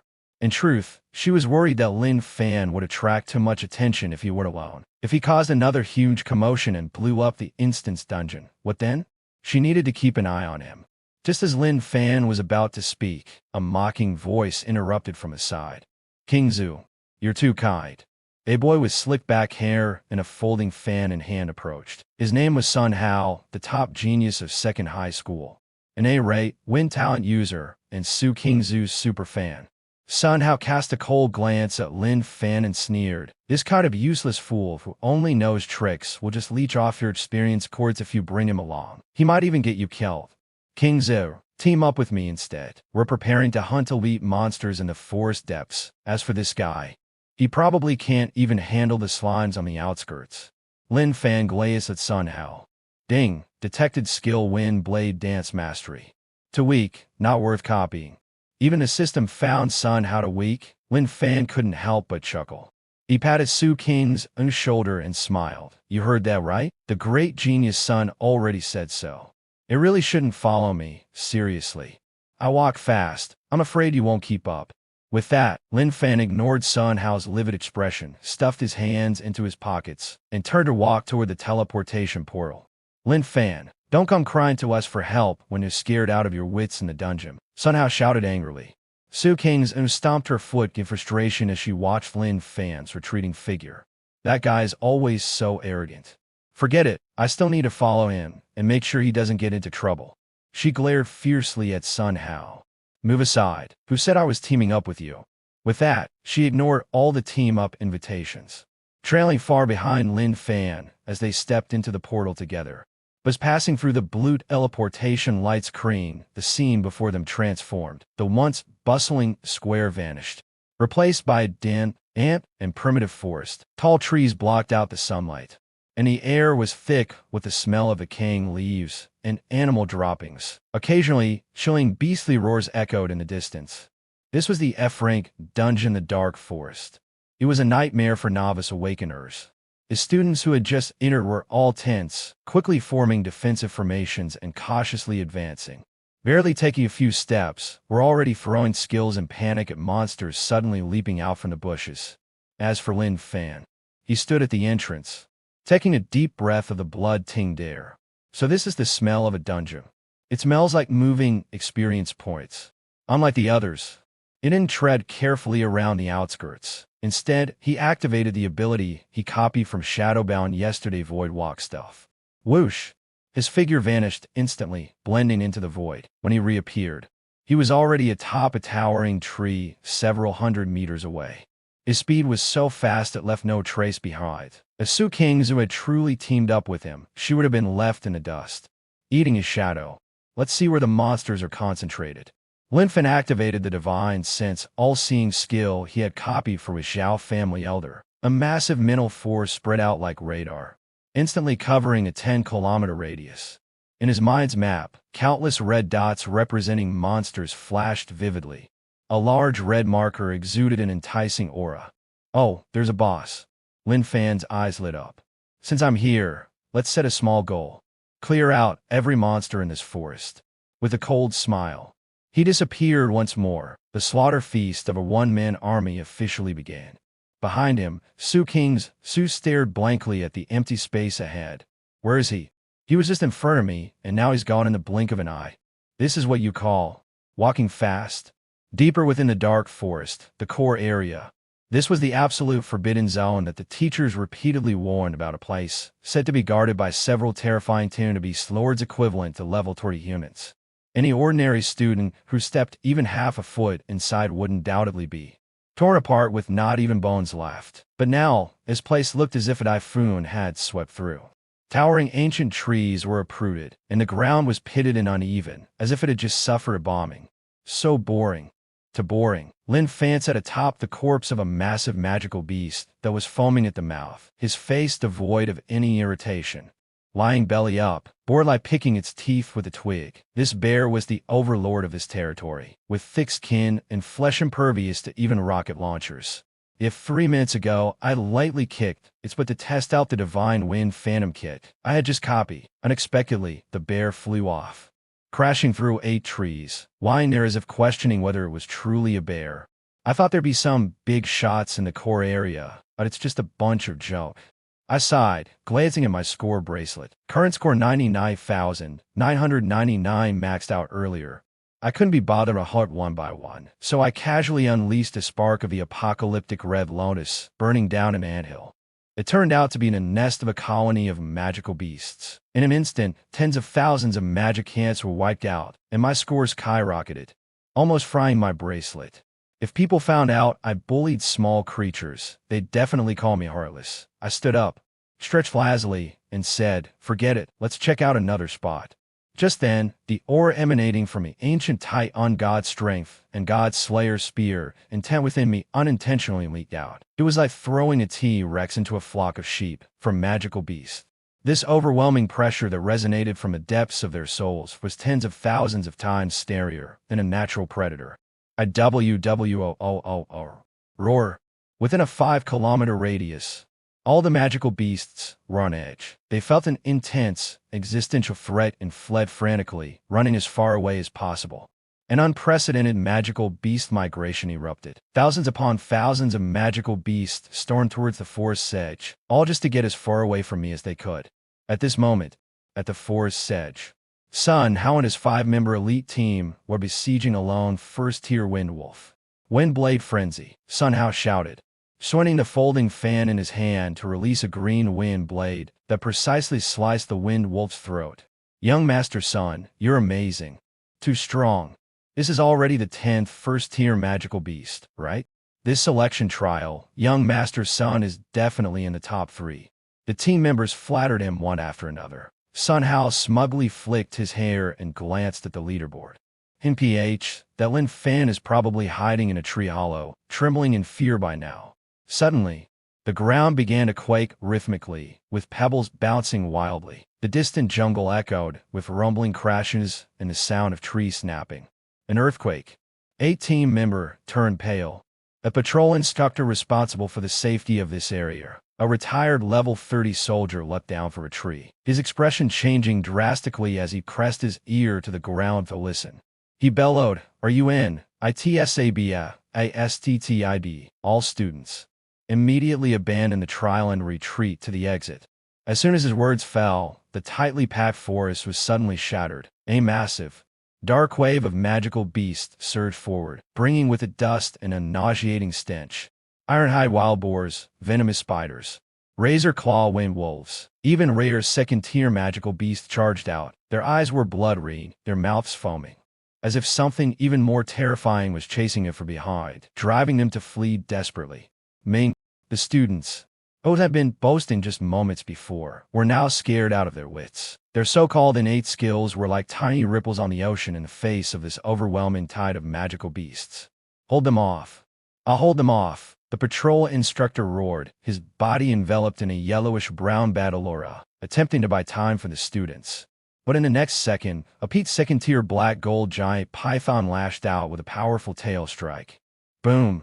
The instructor was flung like a rag doll, crashing through 3 trees, his fate unknown. The instructor got taken out in one hit. This scene completely shattered everyone's morale. Help! I don't want to die. I don't want to go to college anymore. I want to go home. Sun Hao, who had been full of swagger earlier, was now running faster than a rabbit. To save himself, he even shook aside a teammate blocking his path. Get out of the way. Don't block me. At the chaotic rear of the crowd, a silver wide-eye swall suddenly rose, like a dam, firmly blocking me incoming beast-eyed. Su Qingzu's face was pale, a trail of blood at the corner of her lips, as she desperately held up the eye swall with both hands. Behind her were dozens of terrified girls and injured boys. As school bell Su, you should leave. The eye swall won't hold much longer, a girl cried out. I can't. Su Qingzu gritted her teeth, her gaze resolute. If I leave, all of you will be doomed. She possessed an S-level talent, fully capable of escaping on her own, but her pride wouldn't allow her to abandon her companions. Crack! The eye swall began to splinter, with dense cracks spreading across its surface. A massive unicorn rhinoceros, as large as a tank, lowered its head and charged forward. The head gathered force, preparing for one final charge. Once the eye swall shattered, the dozens of students behind would be trampled into pulp by the beast tide. Is this the end for us? Su Qingzu had exhausted all her spiritual energy, our vision beginning to blur. In that moment of despair, the image of a man in sportswear, with a straw from a milk tea angling from his mouth, involuntarily surfaced in her mind. That jerk, he must have run off by now. She gave a bitter smile. If he were here, would there be a miracle? She closed her eyes, ready to embrace death. Roar! The unicorn rhinoceros let out a deafening roar, using its immense strength to ram into the already fragile ice wall. Sun Hao turned back, a trace of malice flashing through his eyes. Die. Let them all die, as long as I survive. That's all that matters. Despair engulfed the scene. Death loomed like a dark shadow. Crack-hack. The sound of the ice wall shattering was not just the sound of ice breaking, but of everyone's hopes disintegrating into nothingness. A unicorn rhinoceros, weighing tens of tons and clad in black iron battle armor, used its power to obliterate the ice wall. Shards of ice filled the air, that glistening under the sunlight with a sheen of despair, was less than 10 centimeters from Su Qing's pale face. She could clearly see the bloodshot madness in the rhino's eyes, even smell the nauseating stench from its mouth. I'm going to die. Su Qing's closed her eyes in despair. The students behind her let out heart-wrenching screams. However, 1 second, 2 seconds passed. She felt no pain of being pierced through. Hey, Su the campus beauty. A lazy, teasing voice suddenly sounded right by her ear. If you're going to sleep, do it at home. Closing your eyes here might get you kissed. Su Qingzu's eyes shot open. In the next moment, her usually cold and composed pupils shrank sharply, filled with shock. Standing before her was Lin Fan, the man who was usually carefree and had just been dismissed and abandoned by everyone earlier. He had suddenly appeared in front of her. With one hand in his pocket, his figure stood tall, facing the terrifying unicorn rhinoceros. In his other hand, he held the newly empty cup of milk tea, lightly pressing its straw against the tip of the rhino's horn, sharp enough to pierce a take. This. Su Qingzu's mind went blank. The frenzied unicorn rhinoceros suddenly froze in place. Its 4 limbs left deep grooves in the ground, clearly from desperately breaking its charge. This second-tier magical beast wide in its bull-like eyes, staring fixedly at the small human in front of it. In its eyes, there was no longer any killing intent. Only fear, complete and utter fear. This was the 2-legged monster that had just kicked Boss Bear flying in the core area. Moo, moo. Sounding like the buzzing of mosquitoes. Its entire body shook uncontrollably, sweat quickly soaking through its hard iron armor. But the monster's aura had locked onto it. If it moved even slightly, it would be torn to shreds. Lin Fan ignored the unicorn rhinoceros, which was nearly scared out of its wits. It turned to look at the group of classmates behind him, who looked as if they'd seen a ghost. Everyone's here? Lin Fan greeted them with a smile. Why does everyone look so pale? Could it be that someone got heatstroke in this hot weather? The scene instantly became so quiet that even the sound of a pin dropping could be heard. Dozens of students stared in shock, their jaws nearly hitting the ground. Even Sun Hao, who was trembling in the woods far away, had his eyes bulging out. This couldn't be an illusion. Could it? The Lin Fan, whom everyone looked down on as a useless person, had actually stopped the charge of a second-tier magical beast. At that moment, the beast tied behind them began to clog up due to the sudden halt at the front. Roar a massive flame lie and leapt out from the rear. It had no idea what had happened up front. It only wanted to escape as quickly as possible, carrying an unmatched aura of dominance. This was a second-tier Nord-level magical beast. The students, who had just started to relax a little, were once again overcome with tension. It's over. An even stronger one is here. Run. Lin Fan, that's the flame lion, Su Qingzu exclaimed in alarm. Lin Fan merely tilted his head, slightly to glance at the roaring lion. Ding, skill Lion King's roar mastery detected. Successfully copy, auto simulation in progress. Simulation complete. Congratulations, host, for obtaining Dragon God's Pressure MAX. Description arrived from the supreme pressure of the ancient dragon god, the ancestor of all beasts. With one command, all creatures bow. Want to be louder, huh? Lin Fan dug at his ear impatiently. So noisy. He turned around, facing the endless, dark, surging beast tide. Without shouting, he simply coughed lightly. Puff. Though the sound was not loud at that moment, the colors of the world changed dramatically. An indescribable, terrifying aura exploded from Lin Fan in a fan-shaped wave. If the flame lion's roar earlier was like thunder in a valley, and the aura Lin Fan released now was like the earth-shattering collapse of heaven and earth. Everyone and every magical beast felt the pressure. The frail young man before them vanished. In his place was a towering, ancient dragon wrapped in golden lightning. Those cold, golden dragon eyes gazed down inferently at the weak creatures below. Thud! The roaring flame lion suddenly stopped. It was as if an invisible mountain had crushed it. Its limbs snapped, and the entire lion collapsed into a shape on the ground, creating a large pit. Thud! Thud! Thud! The sound of kneeling echoed like dominoes falling. The unicorn rhinoceros bent its front legs and knelt. The wind wolves knelt. The wild boars, piters, giant pythons, all magical beasts, whether fierce or massive, at this moment heard the true command of the king. Thousands upon thousands of magical beasts simultaneously bent their front legs, their heads deeply buried in the dirt, bowing toward Lin Fan. The previously deafening, dust-filled beast-tide scene suddenly became so quiet after Lin Fan's white cough that even the sound of breathing was crystal clear. Only the endless expanse of beastly backsides remained, along with the trembling faces of beasts pressed tightly to the ground.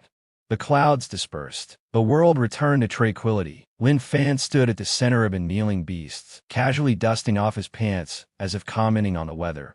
Didn't I tell you all to quiet down? Such a commotion might scare my classmates, and that wouldn't be good. They're just kids. Easily frightened, the dozens of students behind him, Su Qingzu, Sun Hao, hiding in the tree. They stared blankly at the scene before them, their minds completely blank, their worldview utterly shattered. These ferocious magical beasts, now as docile as kittens, and Lin Fan, who seemed so harmless, scared. What a joke. Who's the real monster here? Su Qingzu stared dazed at Lin Fan's back. His figure wasn't particularly tall, but in her eyes, he was like an insurmountable mountain, exuding immense strength. Lin Fan. Her voice choked as she swallowed hard. What did you do? Lin Fan turned around, shrugging innocently. Nothing much. Maybe they're tired and just want to rest for a bit. Look, even this rhino is sweating buckets. It must be exhausted. As he spoke, he gently patted the head of the one-horned rhino in front of him. The beast, which had been hell-bent on killing moments ago, now let out a soft, cat-like meow in a fawning manner. Even the language system was on the verge of collapse, and stuck out its tongue to lick Lin Fan's hand. The scene plunged into a suffocating silence. Tired? Do you think we were idiots? At that moment, several beams of light shot rapidly across the distant sky. It was the senior instructors and military experts finally arriving to provide support. Hold on, we're here, hang in there. However, as the hurried reinforcements arrived and saw the scene before them, they all froze in mid-air as if hit by a petrification spell, nearly falling out of the sky. Is going on here? The chief examiner's eyes nearly popped out of their sockets as he stared at the kneeling magical beasts and the nonchalant Lin Fan standing in the center. Is this some kind of Zoom meet? Lei Meng, a level 40 military colonel with a fiery temper, led the team. He looked at the bizarre scene before him, unsure where to place the battle blade in his hand. Thousands of magical beasts, from low-level grunts to mid-level lords, were all prostrated as if participating in some wizard's ritual, trembling uncontrollably. And the boy standing in the center had no trace of spiritual energy, wore a Lin's tracksuit. It held an empty bubble teacup. Just an ordinary student? What exactly happened? Lei Ming asked Su Qingzu, who was still in shock. Who dealt with this beast-tide? Su Qingzu opened her mouth, instinctively looking at Lin Fan.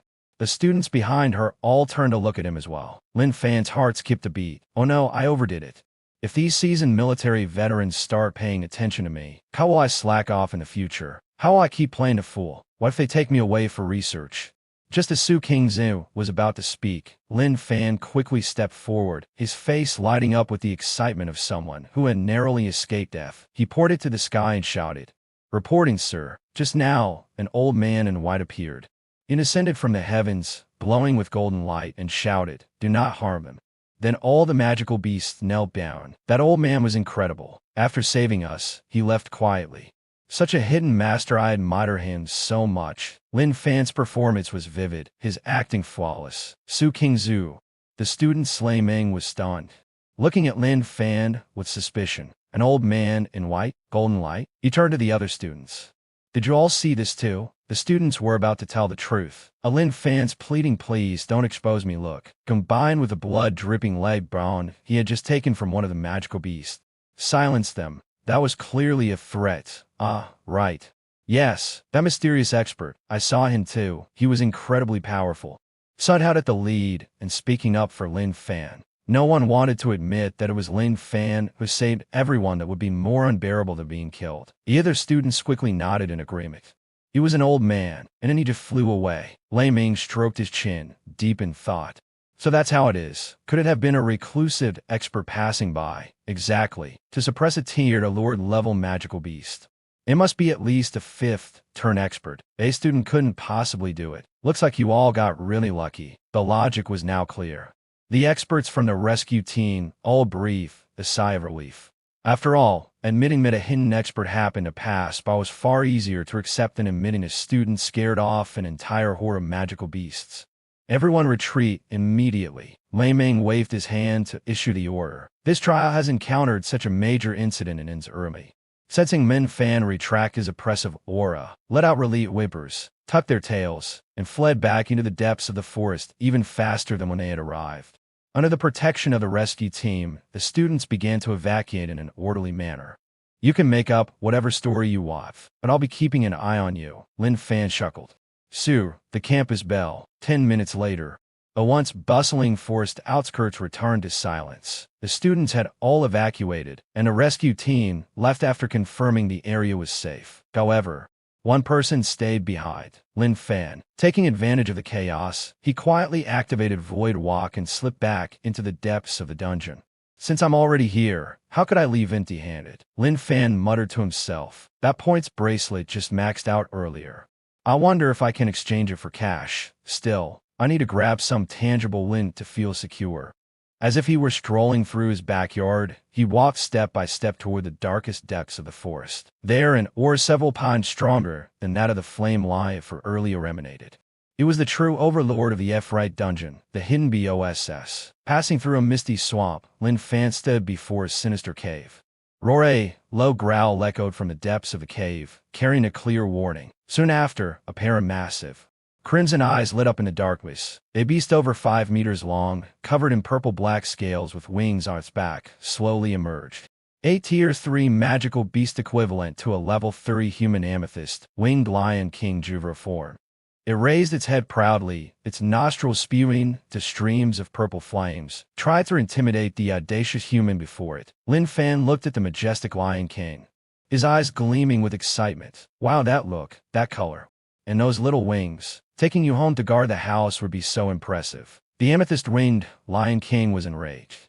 The ruler of this forest, what did this human mean? I looking at it with that pet dog gaze. Roar! It opened its massive, bloodthirsty maw, gathering a purple energy wave to obliterate Lin Fan into pieces. But Lin Fan remained calm, not even bothering to use any of his devastating forbidden spells. He simply raised his hand and beckoned to the Lion King with a finger. Ding! Detected skill amethyst seal incomplete. Successfully copied. Besetting to Remax. Acquired divine seal technique. Ding! Detected target possesses ancient beast bloodline. Activating skilled ragging god's intimidation max. Kneel. Lin Fan's offry uttered to words. Boom! In Ragon's might, 10 times more intense than before, struck directly at the Lion King's soul. The once arrogant, amethyst-winged Lion King had its energy wave forced back, causing it to explode into a puff of smoke. It felt as though it was facing not an ordinary human, but a fully grown primordial dragon Abor. The absolute suppression from its bloodline instantly shattered its pride. Thud. The Lion King's limbs went limp, collapsing directly to the ground.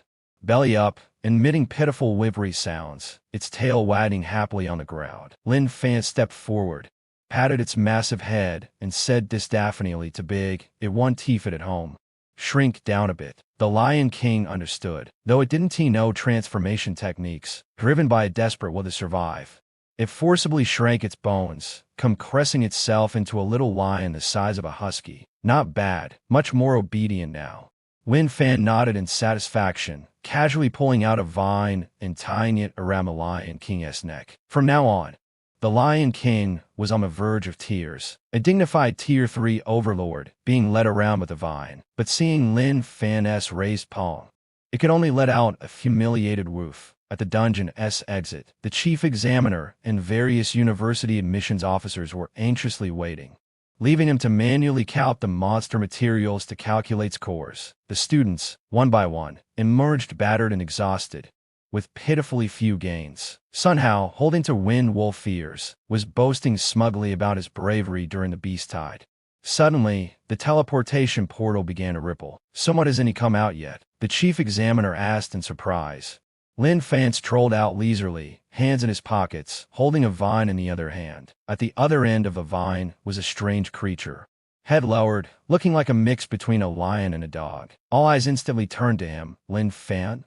This guy actually made it out alive? What is he leading? A dog? No, those scales and wings. An elderly professor with sharp eyes adjusted his glasses, his entire body suddenly trembling in shock, his finger pointing at the creature shaking uncontrollably. Purple crystal winged Lion King. That's the hidden ultimate boss of the Dark Forest. A Tier 3 monster. The purple crystal winged Lion King. The crowd erupted. A Tier 3 monster. Impossible. A Tier 3 monster could swallow a tank whole. How could it be led around like this? And it's so small. Lin Fan, seeing everyone's shocked expressions, calmly tugged the vine in his hand, making the creature obediently sit down. He explained innocently, "Oh, I picked up a stray dog by the roadside. It looked pretty pitiful, and no one wanted it. Bringing a pet home doesn't violate school rules, right?" The creature obediently let out a woof, looking extremely aggrieved. The elderly professor's eyes rolled back, fainting on the spot. "Stray dog, you're stray dog," as wings and emits purple flames all over its body. "Quick, peach Professor Wang's Filtrum." After a chaotic round of emergency aid, the previously fainted professor finally woke up. As soon as he opened his eyes, he sprang up from his stretcher, disregarding his image, and lunged toward the husky squatting at Lin Fan's feet. But the creature bared its teeth, scaring him into pulling back. This only confirmed his suspicions further, no doubt about it. This is indeed the Tier 3 monster, the purple crystal-winged Lion King. This top-tier predator only exists in textbooks. How could it be led around like a dog? The crowd exploded. Everyone's perception of Lin changed instantly. Previously, they thought he was lucky to encounter the white-clothed elder, and now this Lion King being led around completely shattered their understanding, leaving them utterly shocked. Cheating. This is definitely cheating. Sun Hao, consumed by jealousy, turned red with rage, pointing at Lin Fan and shouting furiously, "Chief Examiner, the rules state that points are awarded for hunting monsters. He didn't kill this monster. He just brought it out. And who knows if he bought this monster with money. Why should it count toward his score?" Although Sun Hao's words were bitter, they did highlight a loophole in the rules. A group of envious students nearby chimed in. "Yeah, the rules clearly say you only get points for killing monsters. Grinning out a pet doesn't count for anything." Lin Fan raised an eyebrow, looking at the frothing Sun Hao as if watching a comedy. Just as he was about to retort, Colonel Lin Main from the military department walked out with a cold snort. His gaze shot over like a knife, and Sun Hao immediately shake his neck. You awaken ones. Is your mind only filled with killing? Have you ever heard of beast tamers? Taming a magical beast is 10, even 100 times harder than killing it. Moreover, Lei Ming pointed at the trembling Lion King. This is a tier 3 magical beast. Even a 5th turn expert wouldn't dare guarantee they could tame it to be disobedient. Lei Ming turned around, his eyes full of admiration, staring intently at Lin Fan. In actual combat, being able to subdue the enemy's strongest force without deploying a single soldier is true victory. The points. He glanced at the score counter, which could only display 4 digits, frowned, and waved his hand. The points can no longer be measured by numbers. The calculation is complete, directly rated as SSS level full score. Moreover, this has set a new historical record for the entire province. Boom! This announcement was like a bomb exploding in the examination hall. SS level full score. This was the highest evaluation in the 50-year history of the Prodigy Cup.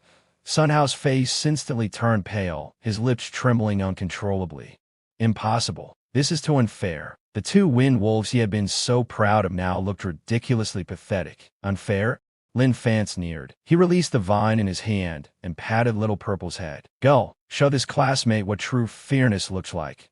Woof, roar. Little Purple had been holding back its anger. It could tolerate others bullying Lin Fan, but this weakling human dared to shout in its presence. It suddenly turned its head, and its previously adorable eyes instantly became ferocious. A ball of purple flame spewed from its mouth, streaking over Sun Hao's head and directly turning a large rod behind him into molten lava. Sun Hao was so terrified that his legs gave out. He collapsed to the ground, his pants soaking through and emitting an awkward and unpleasant smell. Little Purple snorted disapprovingly, obediently shrinking back to Lin Fan's feet, rubbing against his pant leg, as if the terrifying monster from earlier wasn't it at all. Lin Fan shrugged. See, it has a bad temper, and only I can control it. Does that count as strength? Lei Ming burst into laughter. Of course it counts. If it doesn't, then no one in the province is qualified to be called a genius. At that moment, several black sedans with special license plates completely ignored the examination hall's security line and screeched to a halt in front of everyone. Excited voices could be heard. Move aside. Move aside. Where's Lin Fan?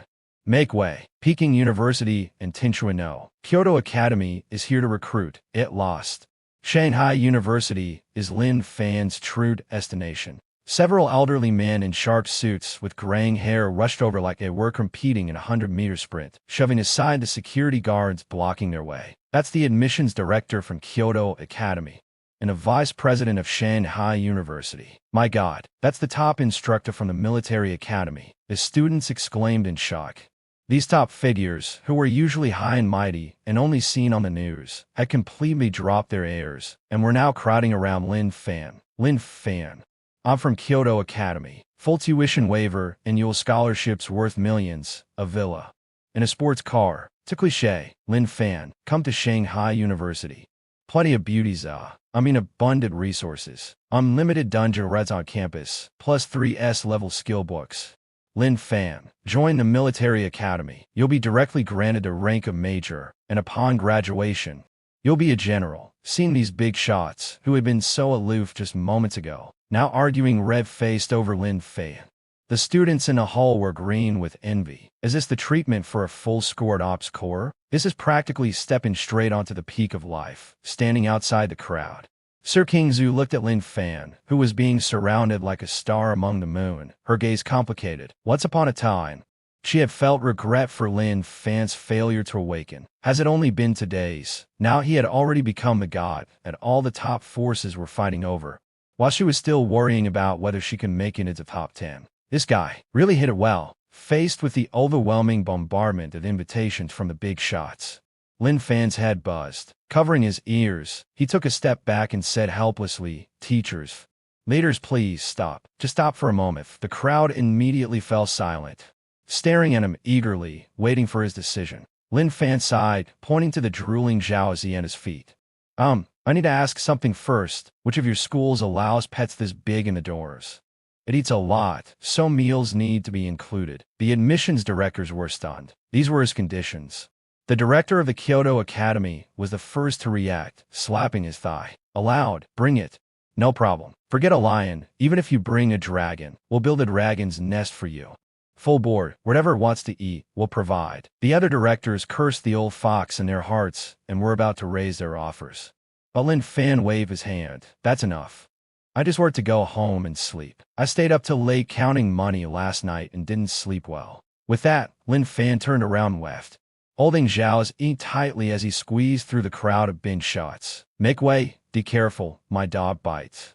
Watching Lin Fan's carefree departure, the big shots weren't angry. Instead, their eyes shone with admiration. What a personality. So calm, even in the face of such a big deal. This kid has such a strong mindset. We must bring him into our camp. Only Sun Hao sat paralyzed in a puddle of some unknown liquid, his eyes hollow as he stared at Lin Fan's distant figure. One as lowly as mud, the other as unattainable as a divine dragon in the sky. That night, Lin Fan's name topped the national trending searches. SSS-level genius appears in Linjiang, taints a tier-3 beastkin. Top universities almost come to blows over one student. Shocking. The top student's criteria for choosing a school is whether pets are allowed indoors. Lying on his not-so-large bed, Lin Fan looked at the overwhelming news on his phone and shook his head helplessly.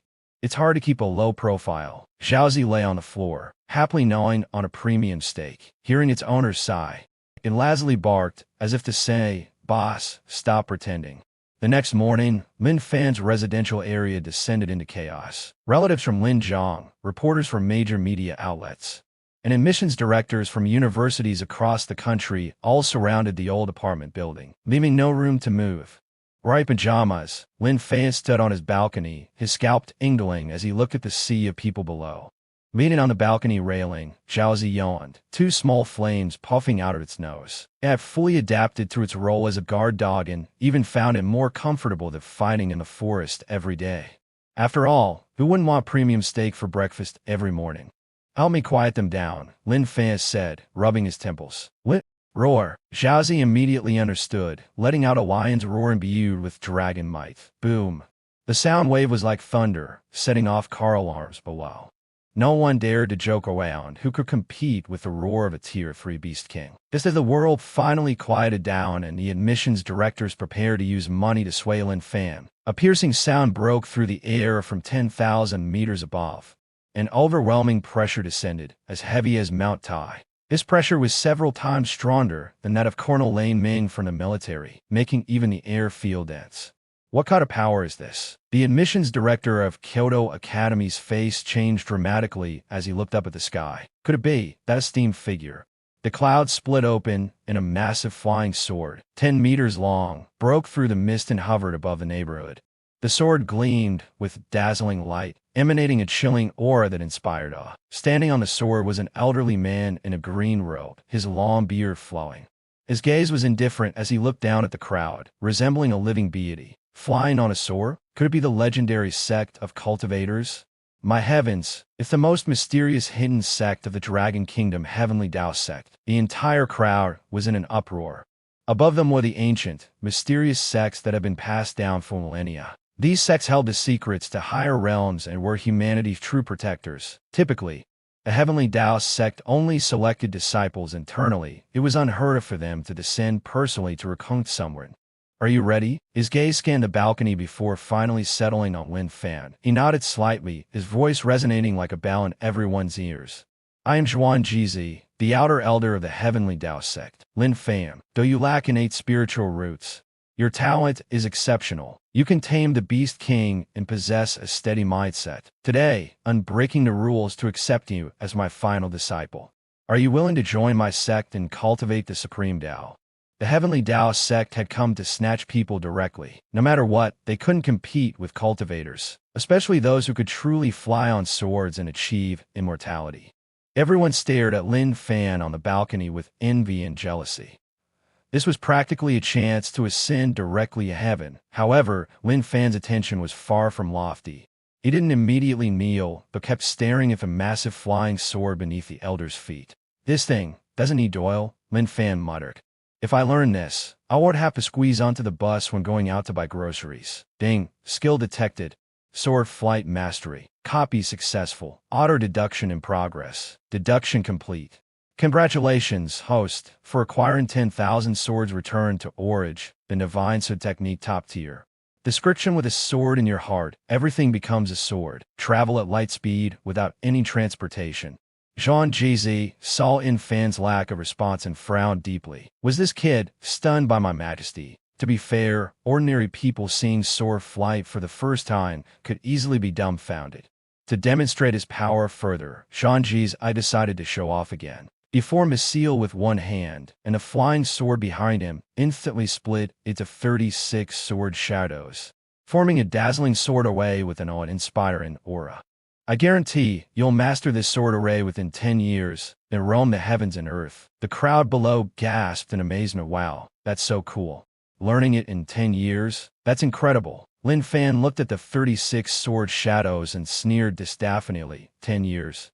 That's way too long. Zhuang Jizi's face darkened. Young man, cultivation is a path against the heavens.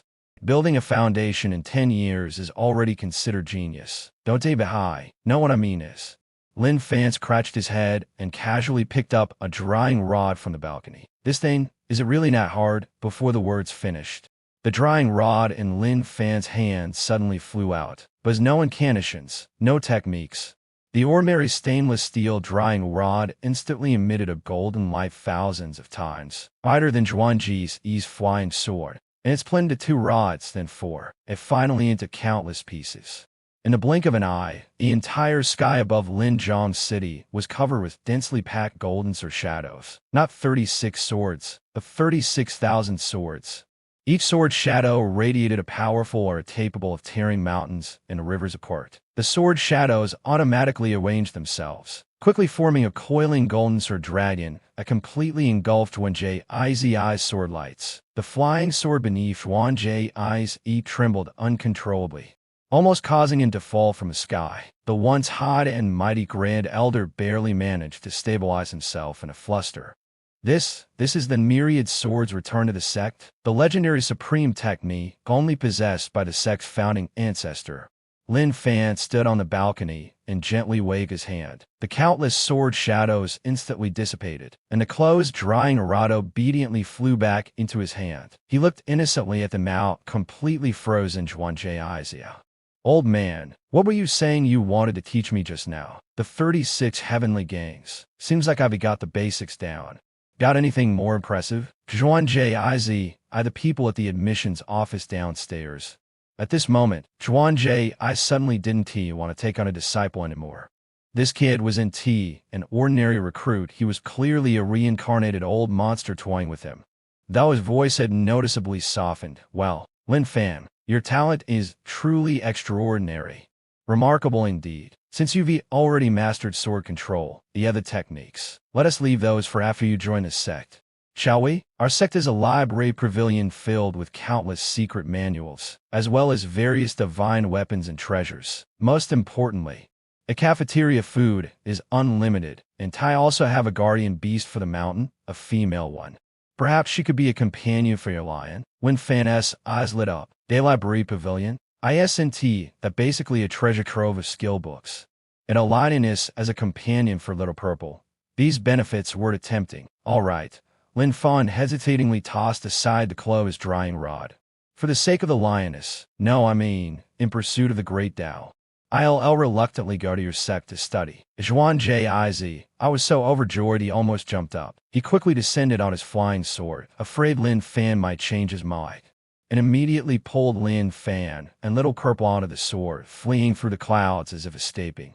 The Heavenly Tao Sect was located in the most mysterious Kunlun void range of the Dragon Kingdom. Mr. World, Crane's sword, and floating peaks loomed in and out of the sea of clouds. Multicolored flying swords darted through the air, creating a scene akin to a celestial paradise. A somewhat disheveled streak of sword light pierced through the clouds and landed in front of the grand and majestic Nun Gate. We ray here. Zhuang Jizi wiped the sweat from his forehead and put away his flying sword. Along the way, he had tried to speed up to regain some dignity. But Lin Fan not only showed no fear, he even complained that the wind was thrilling enough and pulled out his phone to watch videos despite having no signal. This is the Heavenly Tao Sect. Lin Fan stood on the spacious white jade plaza. looking at the ancient stone gate inscribed with the words Heavenly Tao and a faint golden barrier that enveloped the entire sect behind it. The decor is pretty nice, way better than the neighborhood I live in. As the #1 sect in the Dragon Kingdom, the Heavenly Tao sect only admitted a very small number of outer disciples each year. When they saw Zhuan Jiz, I personally escorting a boy in pajamas holding a strange line and cutting the line. They cast curious glances. Who asked that? Dressed like that? Is he some rich kid eager to flaunt his connections? A nepotism case. We clawed for 3 days and nights to get here, and he just got lucky. Hearing the murmurs around him, Zhuan Jiz, I felt so awkward that he wanted to explain that Lin Fan was an unparalleled genius. Present your sect token. A steward disciple stepped forward. Although he was respectful to Zhuan Jiz, his gaze toward Lin Fan was full of suspicion. Zhuan Jiz, I took out his elder token, and the golden barrier split open. Lin Fan, stay close to me. This 10,000 Immortals Mountain Protection Array was left behind by the founding ancestor. Its power is unparalleled, capable of defending against external enemies, and it automatically identifies disciples' identities and aptitudes. Without a token, anyone who trespasses will be struck by divine lightning and turned to ash. Lin Fan nodded, holding Little E's hand, and stepped forward. However, as soon as his foot touched the faint golden light screen, the light screen shook violently, its color instantly turning into a blinding blood red. Alarms blared. Warning. Detected immortal without spiritual roots, attempting to enter. Extremely poor aptitude. Access denied. A red lightning bolt condensed, crackling loudly, and directly bounced Lin Fan back. If it weren't for Lin Fan's indestructible golden body, this strike might have even blown his hair off. The surroundings fell silent instantly, followed by a burst of mocking laughter. Turns out he has no spiritual roots. This is hilarious. A mortal can't even get in. Such trash still wants to join the Heavenly Tao sect. Even the array despises him, telling him to get lost. Those jealous of Lin Fan for being a backdoor genius were now overjoyed. Zhuan Jiz's face turned red, jumping anxiously. Oh no, I forgot the array defaults to only allowing those with spiritual roots to enter. Lin Fan has 0 spiritual roots, though his comprehension is extraordinary. His body lacks spiritual roots and can't get in at all. Lin Fan, don't panic. I'll send a message to the sect master right away, asking him to bring the array can manually disable the restriction. It'll take about half an hour. Lin Fan looked at the still flashing red light screen in front of him, seemingly mocking him, and snorted coldly. So this is the legendary 10,000 Immortals array. Its intelligence is touching. Ignoring the mocking voices around him, he stepped forward, his face almost touching the light screen. His eyes narrowing slightly. Ding! Detected array 10,000 Immortals Mountain Protection Array full version. Copy successful. Auto-deduction in progress. Deduction complete. Congratulations to the host for obtaining Ancient Immortal Execution Divine Array MAX. Permissions granted. Sect's highest administrator admin. Lin Fan's lips curled into a playful smile. Administrator permissions acquired. Forget it, no need to trouble the sect master with this. He turned to Zhuan Jiz, who was busy pulling out a communication jade slip, and said, I feel a connection with this array. Well, just communicate with it a bit. Communicate. The gatekeeper sneered. You don't understand. This is a 5th-tier array with an array spirit. Apart from the sect master and the grand elders, no one can control it. Before he could finish speaking, Lin Fan had already reached out, casually tapping as if typing on a keyboard, but in reality, rewriting the array's underlying program in his mind. Modify permissions, adding a whitelist user. Lin Fan, permission level Grand Ancestor level, array mode, VIP ampering mode. The next moment, the previously murderous, red flashing mountain protection array suddenly froze as if it had lost power. Then, the red light disappeared, replaced by a dazzling, colorful 7-colored cloud. With the light screen blocking everyone, unexpectedly retreated to both sides on its own, not just opening normally, but transforming into 2 rows of virtual ceremonial lanies, as celestial cranes made of spiritual energy, bowing and greeting. Flower petals rained down from the sky, accompanied by festive welcoming music, albeit in an ancient style. A mechanical yet flattering voice for the array spirit echoed in everyone's minds. Welcome. Warmly welcome me, esteemed Lin Fan, back home. Your presence graces the palace. The array has opened the supreme VIP channel for you. The gatekeeper was too shocked to speak. Zhuan Jiz was dumbfounded. Those disciples who had mocked Lin Fan earlier were now stiff-faced, their jaws nearly dropping. This mountain protection array, what does it look like a high-end club's welcoming team? Lin Fan nodded in satisfaction, adjusted his collar, and swaggered inside. As he passed the stunned gatekeeper, he kindly reminded him, "Buddy, your array sure knows how to flatter people. Remember to upgrade it next time." That red light just now was so blinding it made me want to wear sunglasses. Bad review. The steward glared at Lin Fan as he disappeared behind a mountain gate. He could only watch as the usually aloof mountain protecting formation, which even elders needed a token to pass through, cheerfully scattered flowers in welcome. Staring at Lin Fan's back, he could only think this disciple must not be provoked. Even the grand formation left by the sect's founding ancestor obediently listens to him. Just who is this person? A reincarnated deity?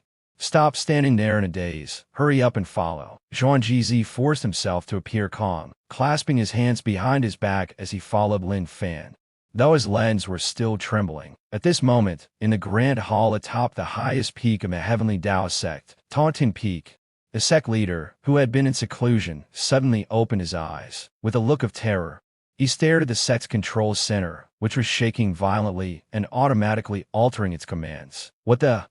Who took my administrator privileges? How did it suddenly change to Lin Fan, having the highest authority? Who is this Lin Fan? Could it be that my ancestor has been resurrected? The atmosphere of the Grand Hall of Taunt, Yin Peak, was extremely tense. As moments ago, the core formation of the sect's array had issued an alarm. Lin Fan could easily control the mountain protecting formation, or even destroy the entire heavenly Dao sect. Sect leader, what on earth is going on? Several grand elders hurried over, their faces dark with worry, repeatedly asking, could it be that a powerful demonic enemy has infiltrated the array's core? Sect leader King Wei Daozhan was staring at the water mirror spell, cold sweat dripping from his forehead. A young man in pajamas was casually walking down a red carpet, surrounded by flowers and celestial cranes conjured by the formation, while the array spirits continuously greeted him, "Welcome home." This formation was designed by the founding ancestor before his ascension 10,000 years ago. King Wei swallowed hard, his voice trembling slightly. No one but the ancestor himself should have such high authority.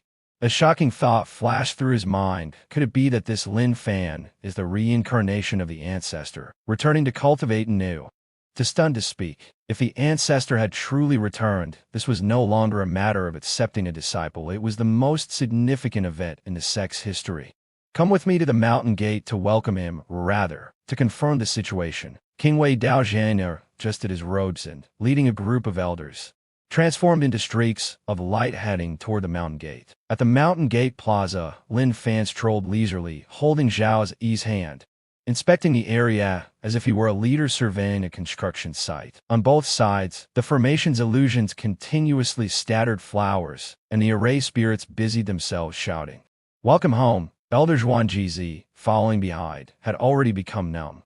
Mechanically accompanying him, suddenly, a dozen powerful auras streaked across the sky. King Wei Daozhan, along with the sect's senior members, descended in front of Lin Fan. The disciples near were so frightened that they immediately knelt down, exclaiming, "Greetings to the sect leader. Greetings to the elders." And Lin Fan stood tall, his gaze calmly examining King Wei Daozhan's beard, seemingly finding it less interesting compared to Elder Zhuan Jizi's. "How dare you?" A young man suddenly shouted sternly. He was dressed in the robes of a core disciple, with a sword on his back, his sharp brows furrowed, exuding an intimidating sword aura. The chief disciple of the heavenly Dao sect, one of the top talents of the younger generation, and someone who placed great importance on hierarchy and etiquette, pointing at Lin Fan. Liu Yun roared angrily, "You dare not kneel before the sect leader. Which peak are you from, you insolent brat?" King Wei Daozhan's heart tightened, and the ancestor has returned. "Don't say anything reckless, if you make him kneel. My days as sect leader are numbered." Before he could intervene, Lin Fan glanced at Liu Yun inferently. "Kneel?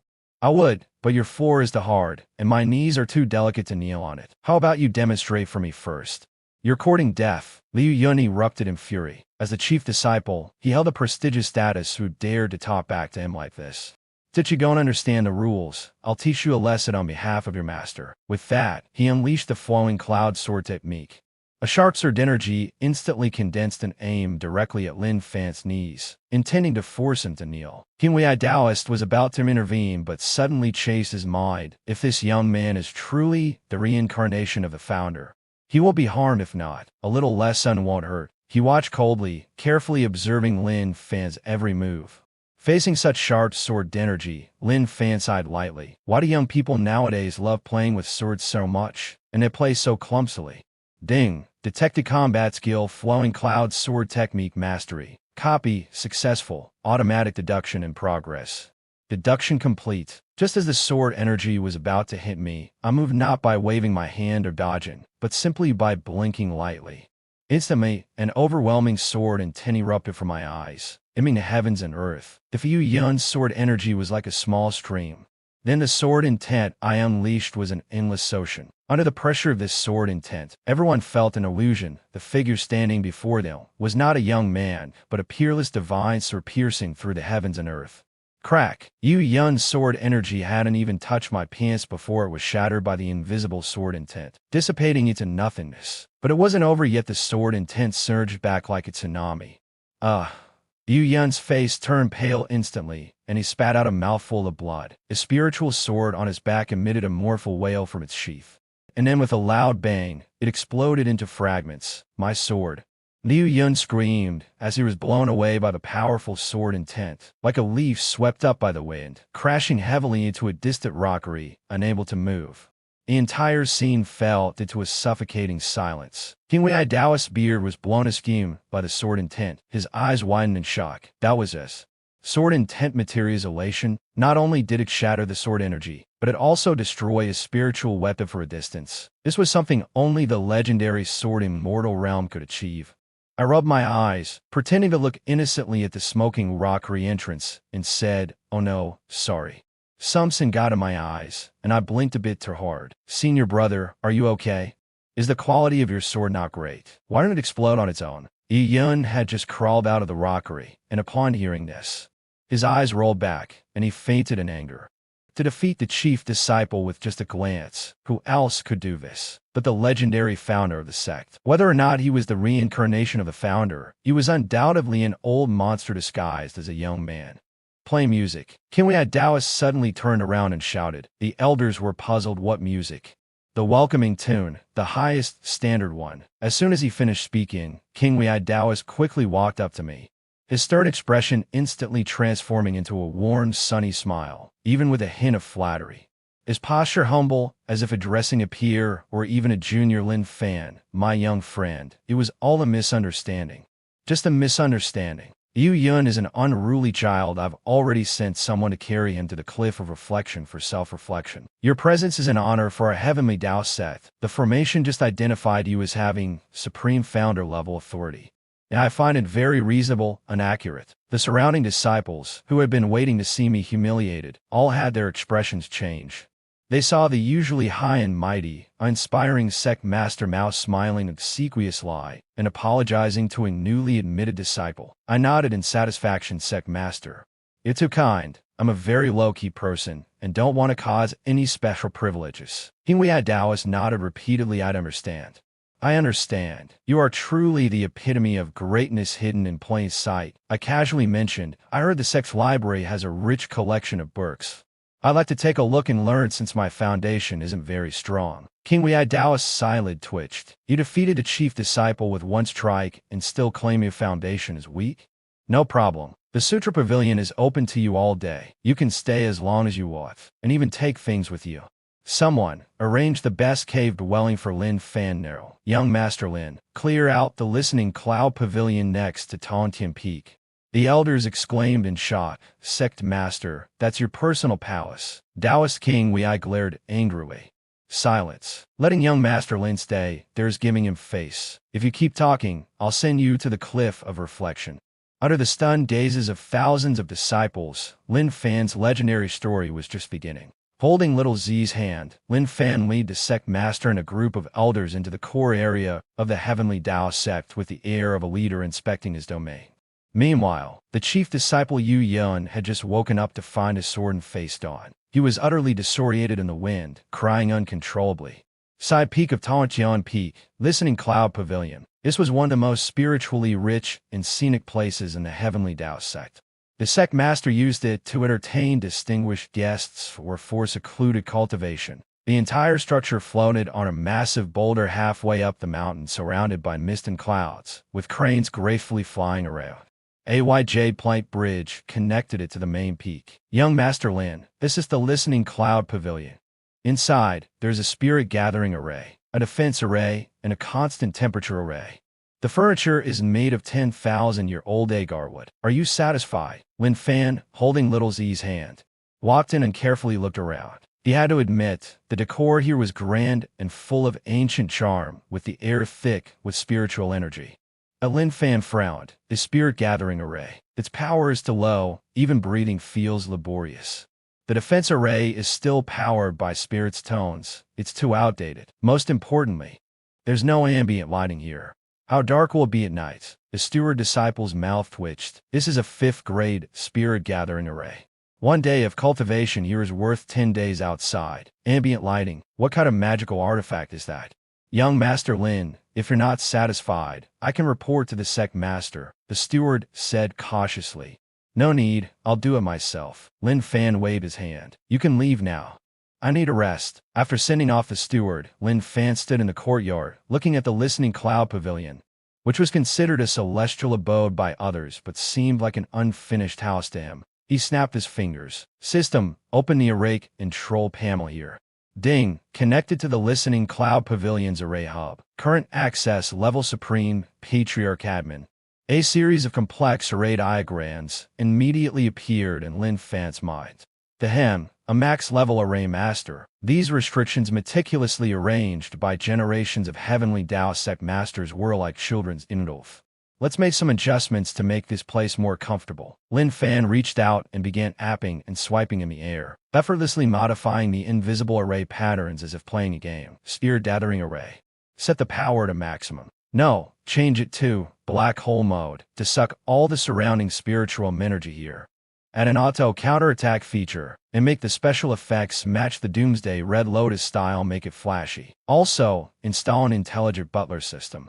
As he operated, the tranquil Listening Cloud Pavilion suddenly began to tremble. It was a powerful suction force erupted instantly, drawing all the spiritual energy within a 10-mile radius into a massive, visible tornado, madly surging toward the Listening Cloud Pavilion. The once ethereal mist turned into spiritual rain due to the overwhelming concentration of energy, dripping down continuously. Then, the pillar of purple gold light shot up from the Listening Cloud Pavilion, piercing straight into the sky.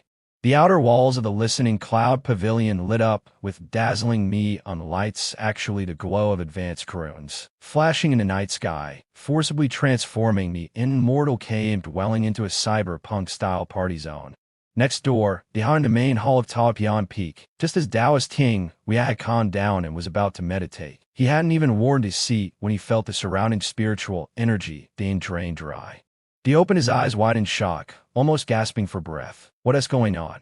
Where's my spiritual energy? Where did my huge cluster of spiritual energy go? He pushed open a window and saw that on the neighboring peak, the once serene Tang Yun Pavilion was now flashing with blinding multicolored neon lights.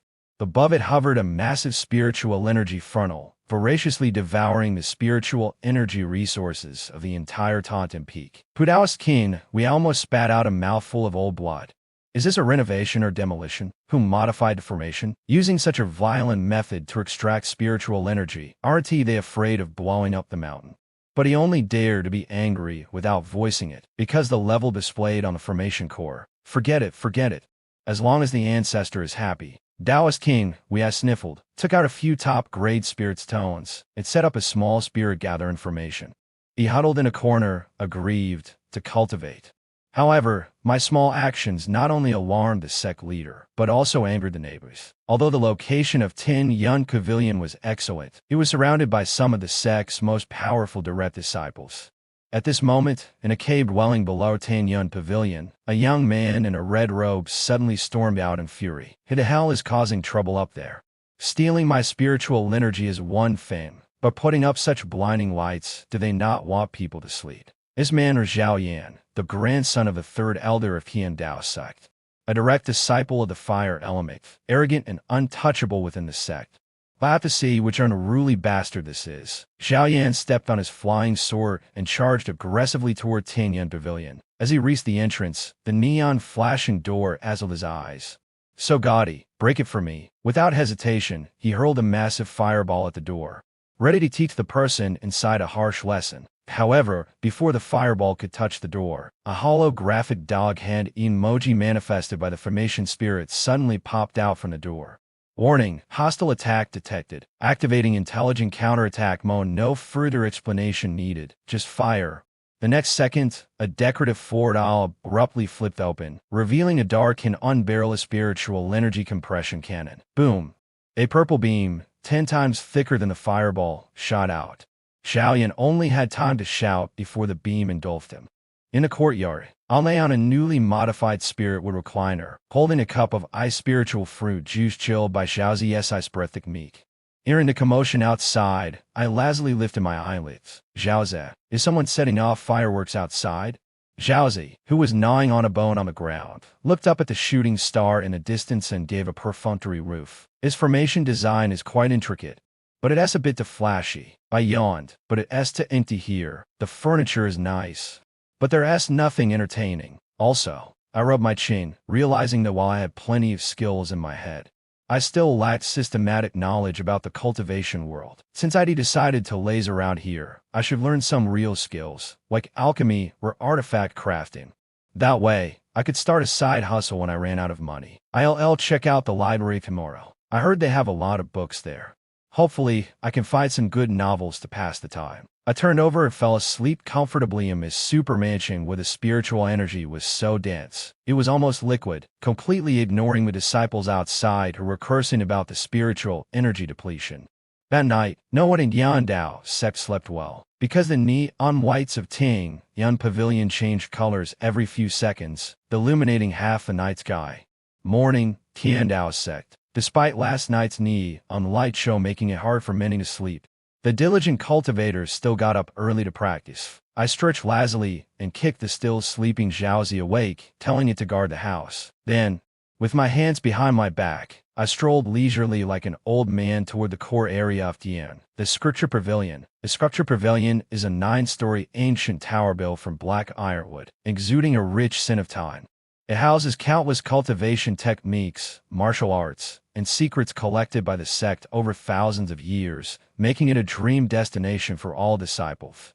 At the entrance, an elder with white hair and sunken eyes was lying in a rocking chair, resting with his eyes closed. He was the sect's most senior bookworm, known for his execrable temper and his disdain for impatient disciples. As I approached the entrance, he didn't even lift his eyelid rules for entering the pavilion. Maintain silence. Do not damage the books. Outer sect disciples are limited to the first floor. Inner sect disciples can go up to the 3rd floor. Which peak are you from? I thought for a moment I am. You live in Tianyuan Pavilion?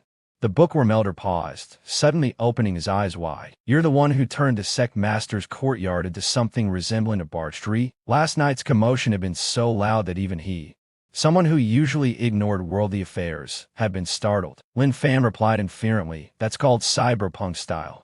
Old man, you don't understand true trends. With that, he strode inside. The bookworm elder stroked his beard, though he was reluctant, considering the sect master's special instructions about this young man's unique status. He held back from kicking him out. However, in his heart, he had already labeled Lin Fan as unreliable. Someone this impatient won't gain anything here. He probably can't even understand the most basic yellow tier techniques. The 1st floor of the Scripture Pavilion. This area mainly housed basic techniques and miscellaneous records, deeply focused on deciphering a single sentence. Lin Fan entered the Scripture Pavilion and, looking at the endless rows of bookshelves, his eyes lit up. So many skill books, he whispered. System, get ready to work. A strained scene immediately unfolded in his Scripture Pavilion, while other disciples carefully read each book word by word, afraid to miss any detail. Lin Fan simply walked up to a bookshelf, casually pulled out a book, and whoosh, flipped through it as fast as fanning a flame, finishing the entire book in a second. Then, with a snap, he returned the book to its place. Next, he grabbed another book. Whoosh, another rapid flip through. One book after another. He swept through the bookshelves, leaving only the breeze stirred by his flipping. The surrounding disciples were dumbfounded.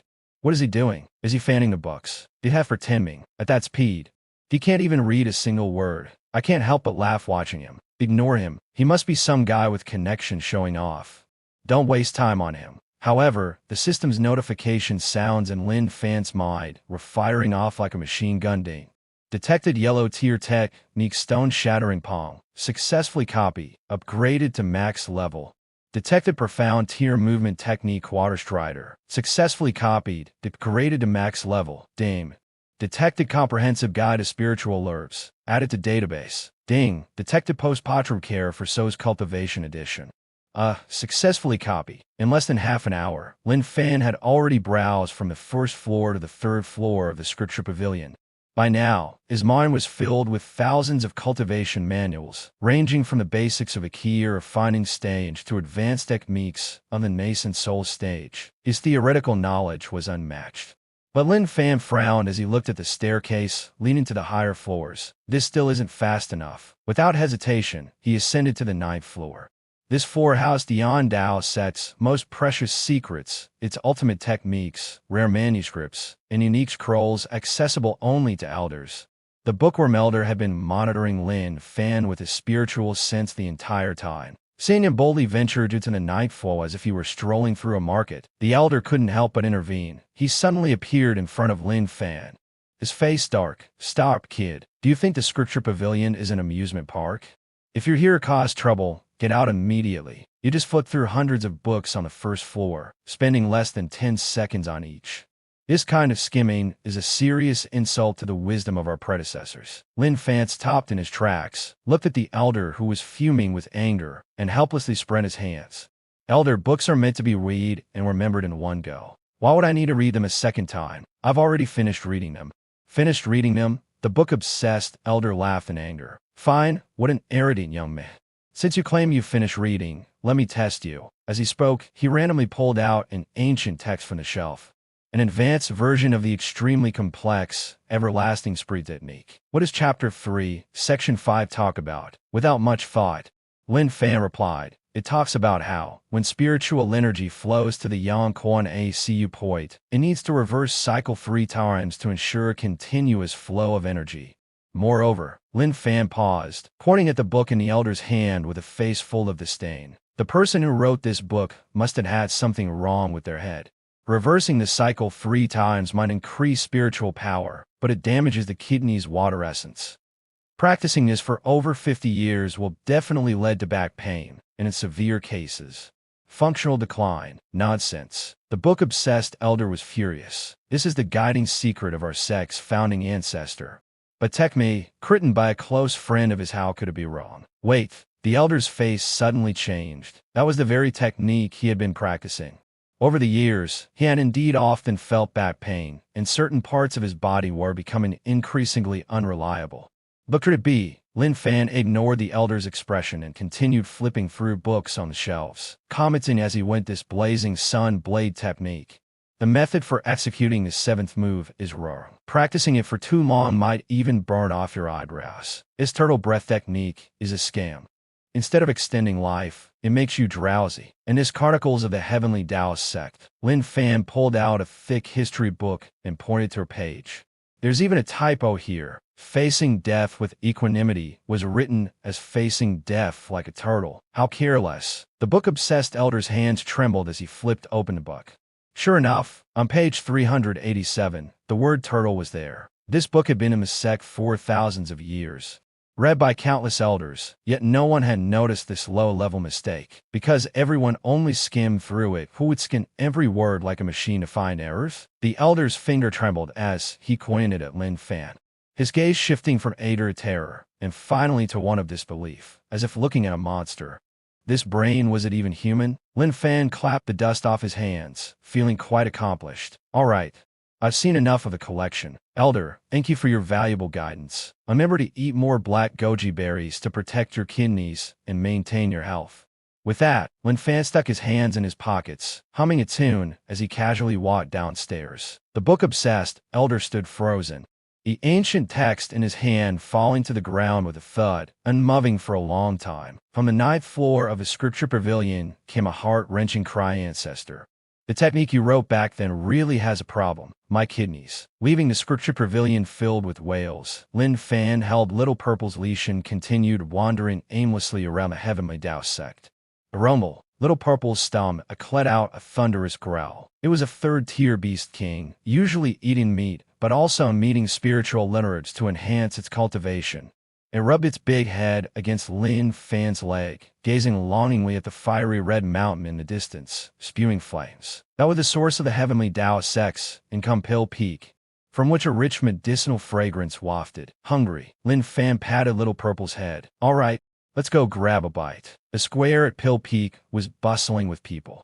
On the stage, an old man in a fiery red robe was controlling a 3-meter all-bronze cauldron. He was Gu He, the chief alchemist elder of the Heavenly Xiao Sect, one of the top 3 alchemy masters in the entire cultivation world of the Dragon Kingdom, with a prestigious status. At this moment, Elder Gu He wore a solemn expression, his hands steady as spiritual flames poured into the cauldron. "Today, I challenge the refinement of a 7th-grade spiritual pill, the 7th Reggers glazed pill." The disciples' eyes lit up one by one. 7th-grade spiritual pill. It said only the Sect master can use it. Old Master Gu, he is incredible. His fire control technique alone is worth studying for a lifetime. Lin Fan, holding Little D's hand, squeezed into the crowd and glanced at the cauldron, emitting black smoke. Frowning. This old man's fire is way too strong, it is practically burning. A nearby disciple from the Alchemy Peak glared at him angrily. "This is the martial fire alchemy method, Elder Gu's unique skill. If you don't understand, dirty talk nonsense." Before the words had even settled, boom, a deafening explosion shook the heavens as the massive bronze cauldron suddenly shattered. A violent shockwave, carrying black medicinal residue and flames, swept across the entire area. As the smoke and dust cleared, the previously immortal-like Elder Gu, he now looked like a refugee, his hair blown into a frizzy mess. His face was covered in soot, and his fiery cloud robe was tattered and torn. Elder Gu He muttered in a low voice, his eyes hollow and filled with disappointment. "I clearly controlled the fire strictly according to the formula. Why can't I refine a pill? Am I destined never to reach the realm of a 7th-grade Grand Master in this lifetime?" The scene fell silent, no one dared to speak. Suddenly, an untimely voice broke the silence. "Did your hand shake when you added the dragon beard grass earlier, and you accidentally added to extra grams?" Everyone turned to look. Lin Fan stood at the front of the crowd, pointing at the pile of black and medicinal residue on the ground. Elder Gu, he abruptly raised his head, his eyes bloodshot as he glared at Lin Fan. "Who are you? How dare you question me? Dragon beard grass is used to balance the medicinal properties. Adding a little extra shouldn't matter. How could it cause the cauldron to explode?" Lin Fan sneered. At that moment, a system notification sounded in his mind. "Ding! Alchemy skill Grand Master level successfully copied. Incomplete pill formula for the 7 Reggers glazed pill detected, automatically completing it. Congratulations to the host for obtaining the Supreme Elder's Divine Alchemy Technique MAX." Now Lin Fan's mind was filled with the true essence of alchemy. He looked at Elder Gu He as if he were a novice chemistry student. "Dragon beard grass is cold in nature, but the odd fire in your cauldron is extremely yang in nature. You added to extra grams, causing a clash between hot and cold. An explosion is the natural result." Also, Lin Fan stepped closer and kicked the broken pieces of the bronze cauldron on the ground. "This cauldron is of such poor quality, with an even heat conduction. How can you expect to refine pills properly with something like this? Refine pills without a cauldron?" Gu He was so angry, he almost laughed. He wiped the soot off his face. "Kid, stop spouting nonsense. Refining pills without a cauldron. Are you going to blow fire with your mouth? If you raise so confident, why don't you try? If you can refine a 7 Treasures glazed pill without a cauldron, I'll acknowledge you as my master on the spot. Forget about being my disciple, it is too much trouble." Lin Fan squatted down and began picking through the pile of root and medicinal ingredients. "This heavenly heart flower, I isn't completely burned it all do. This piece of earth yellow root is still usable." As everyone stared at him with dumbfounded expressions, Lin Fan picked out a few relatively intact herbs from a pile of waste. He placed the herbs in his palms, pressed his hands together, and began. It was as if he were kneading dough or rolling dumplings. What is he doing? This is killing me. Hand-rolling pills? Has he gone mad? The disciples from the Alchemy peak laughed so hard they were doubled over. Aldergu, he sneered coldly, feeling ridiculous for getting angry with such a lunatic earlier, losing face completely. 3 seconds later, whoosh, a wisp of golden flames suddenly emerged from Lin Fan's fingertips. This was no ordinary earth fire. It was the Samadhi true fire, produced by compressing pure spiritual energy to the extreme. Immediately, the clear sky darkened. Dark clouds rapidly gathered above the peak, and lightning flickered. The lightning wasn't the usual white but multicolored. This is Elder Gu. His smile froze instantly, his eyes widening in shock. Dant Ribulation? And it's the legendary 9-colored Dant Ribulation? Impossible. Only the legendary 9th grade Divine Kill can summon a 9-colored Ant Ribulation. The scene fell silent. Everyone stared at the sky in shock, feeling the suffocating pressure. Lin Fan even glanced at the thunder tribulation in the sky. He sped up his movements, muttering under his breath, "Hurry up, little purple is starving." Buzz. When he opened his palm, a pill the size of a dragon's eye, entirely golden and surrounded by 9 pill patterns, quietly floated in his hand. An indescribable fragrance instantly spread. Just one whiff made spiritual energy surge within people, and some even experienced a sudden breakthrough in their cultivation. 9 turned golden pill. Aldagui fell to his knees with a thud, trembling all over, tears streaming down his face. This was practically a myth in the world of alchemy. Someone had actually managed to refine it by hand, and with discarded materials no less. The thunder tribulation in the sky seemed ready to strike, but sensing the powerful aura emanating from Lin Fan, it hesitated. When the spiritual energy of the divine alchemy technique spread, it dispersed as if encountering an ancestor, meekly vanishing. Finally, it even left behind a rainbow. Adding a dazzling effect to the pill, Lin Fan picked up the pill and weighed it in his hand. Looks good, but it's a bit hot to the touch. Elder Gur, he scrambled over like he had seen a priceless treasure, trembling as he reached out. This is a divine artifact. Please, you must offer it to the Ancestor Hall of Peak. This pill can revive the dead and regenerate flesh and bones. Divine pill? Lin Fan paused for a moment. Oh, you mean this? Facing Elder Gu, his expectant and crazed gaze, Lin Fan casually tossed the pill into the air. Little purple, catch it. Catch it. That's your breakfast. Whiff, little purple, who had been waiting impatiently, leapt up and caught the pill in one bite. Crunch, a crisp sound. It chewed twice and swallowed, then licked its lips, clearly saying, the taste is average. A bit stuck in my teeth. Elder Gu, his hand froze in mid-air. Thousands of disciples on Peak instantly collapsed. Hey, you fed it to a dog? That was a 9th grade divine pill. A treasure that could revive the dead and turn mortals into immortals. And you just casually fed it to a beast as a snack. No, what a waste of heavenly treasures, Elder Gu, he screamed, his eyes rolling back as he fainted, following the earlier example of the bookworm elder. It shook his head. This old man has such core mental resilience. It's just a small pill. Is it really worth all that fuss? Little purple, let's go. Where to next? I heard the weapon refining peak has some top-quality ironware. Little purple burped, releasing a puff of golden medicinal fragrance, and happily trotted after Lin Fan. It could feel its beast core rapidly transforming. Following a master like this was simply dissatisfying. Lin Fan left Peak with a satisfied dog burping behind him, occasionally releasing golden medicinal fragrance. After swallowing the 9-turn golden pill, its fur became crystal clear and showed signs of breaking through to the 4th tier. I need to find a place to digest. Lin Fan looked toward another mountain in the distance, where the sound of clanging echoed. It was a weapon refining peak, the armory of the heavenly Tao Sect. And just reached the foot of the mountain, where a wave of heat and the sound of metal clashing rushed toward them. Unlike the alchemists dressed in robes with an ethereal demeanor, their muscles prominently defined as they swung large art hammers, exuding a masculine vigor. At this moment, on the sword forging platform at the peak of the mountain, the bally man, as massive as a bear, with a full beard covering his face, was raising a large black iron hammer high, performing the final strikes on a glowing red longsword. He was the master of the weapon forging Peak Dashan, a renowned forging fanatic in the cultivation world of the Dragon Kingdom. It was said that he could go 3 days and nights without sleep to forge a sword. 80. With each strike, Tashin roared thunderously.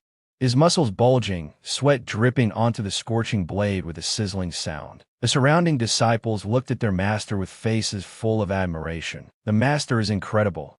This must be the 108th quenching. Once this crimson flame sword is completed, it will definitely be a top-tier spiritual weapon of the highest grade. Our weapon forging peak is about to produce another peak treasure sword.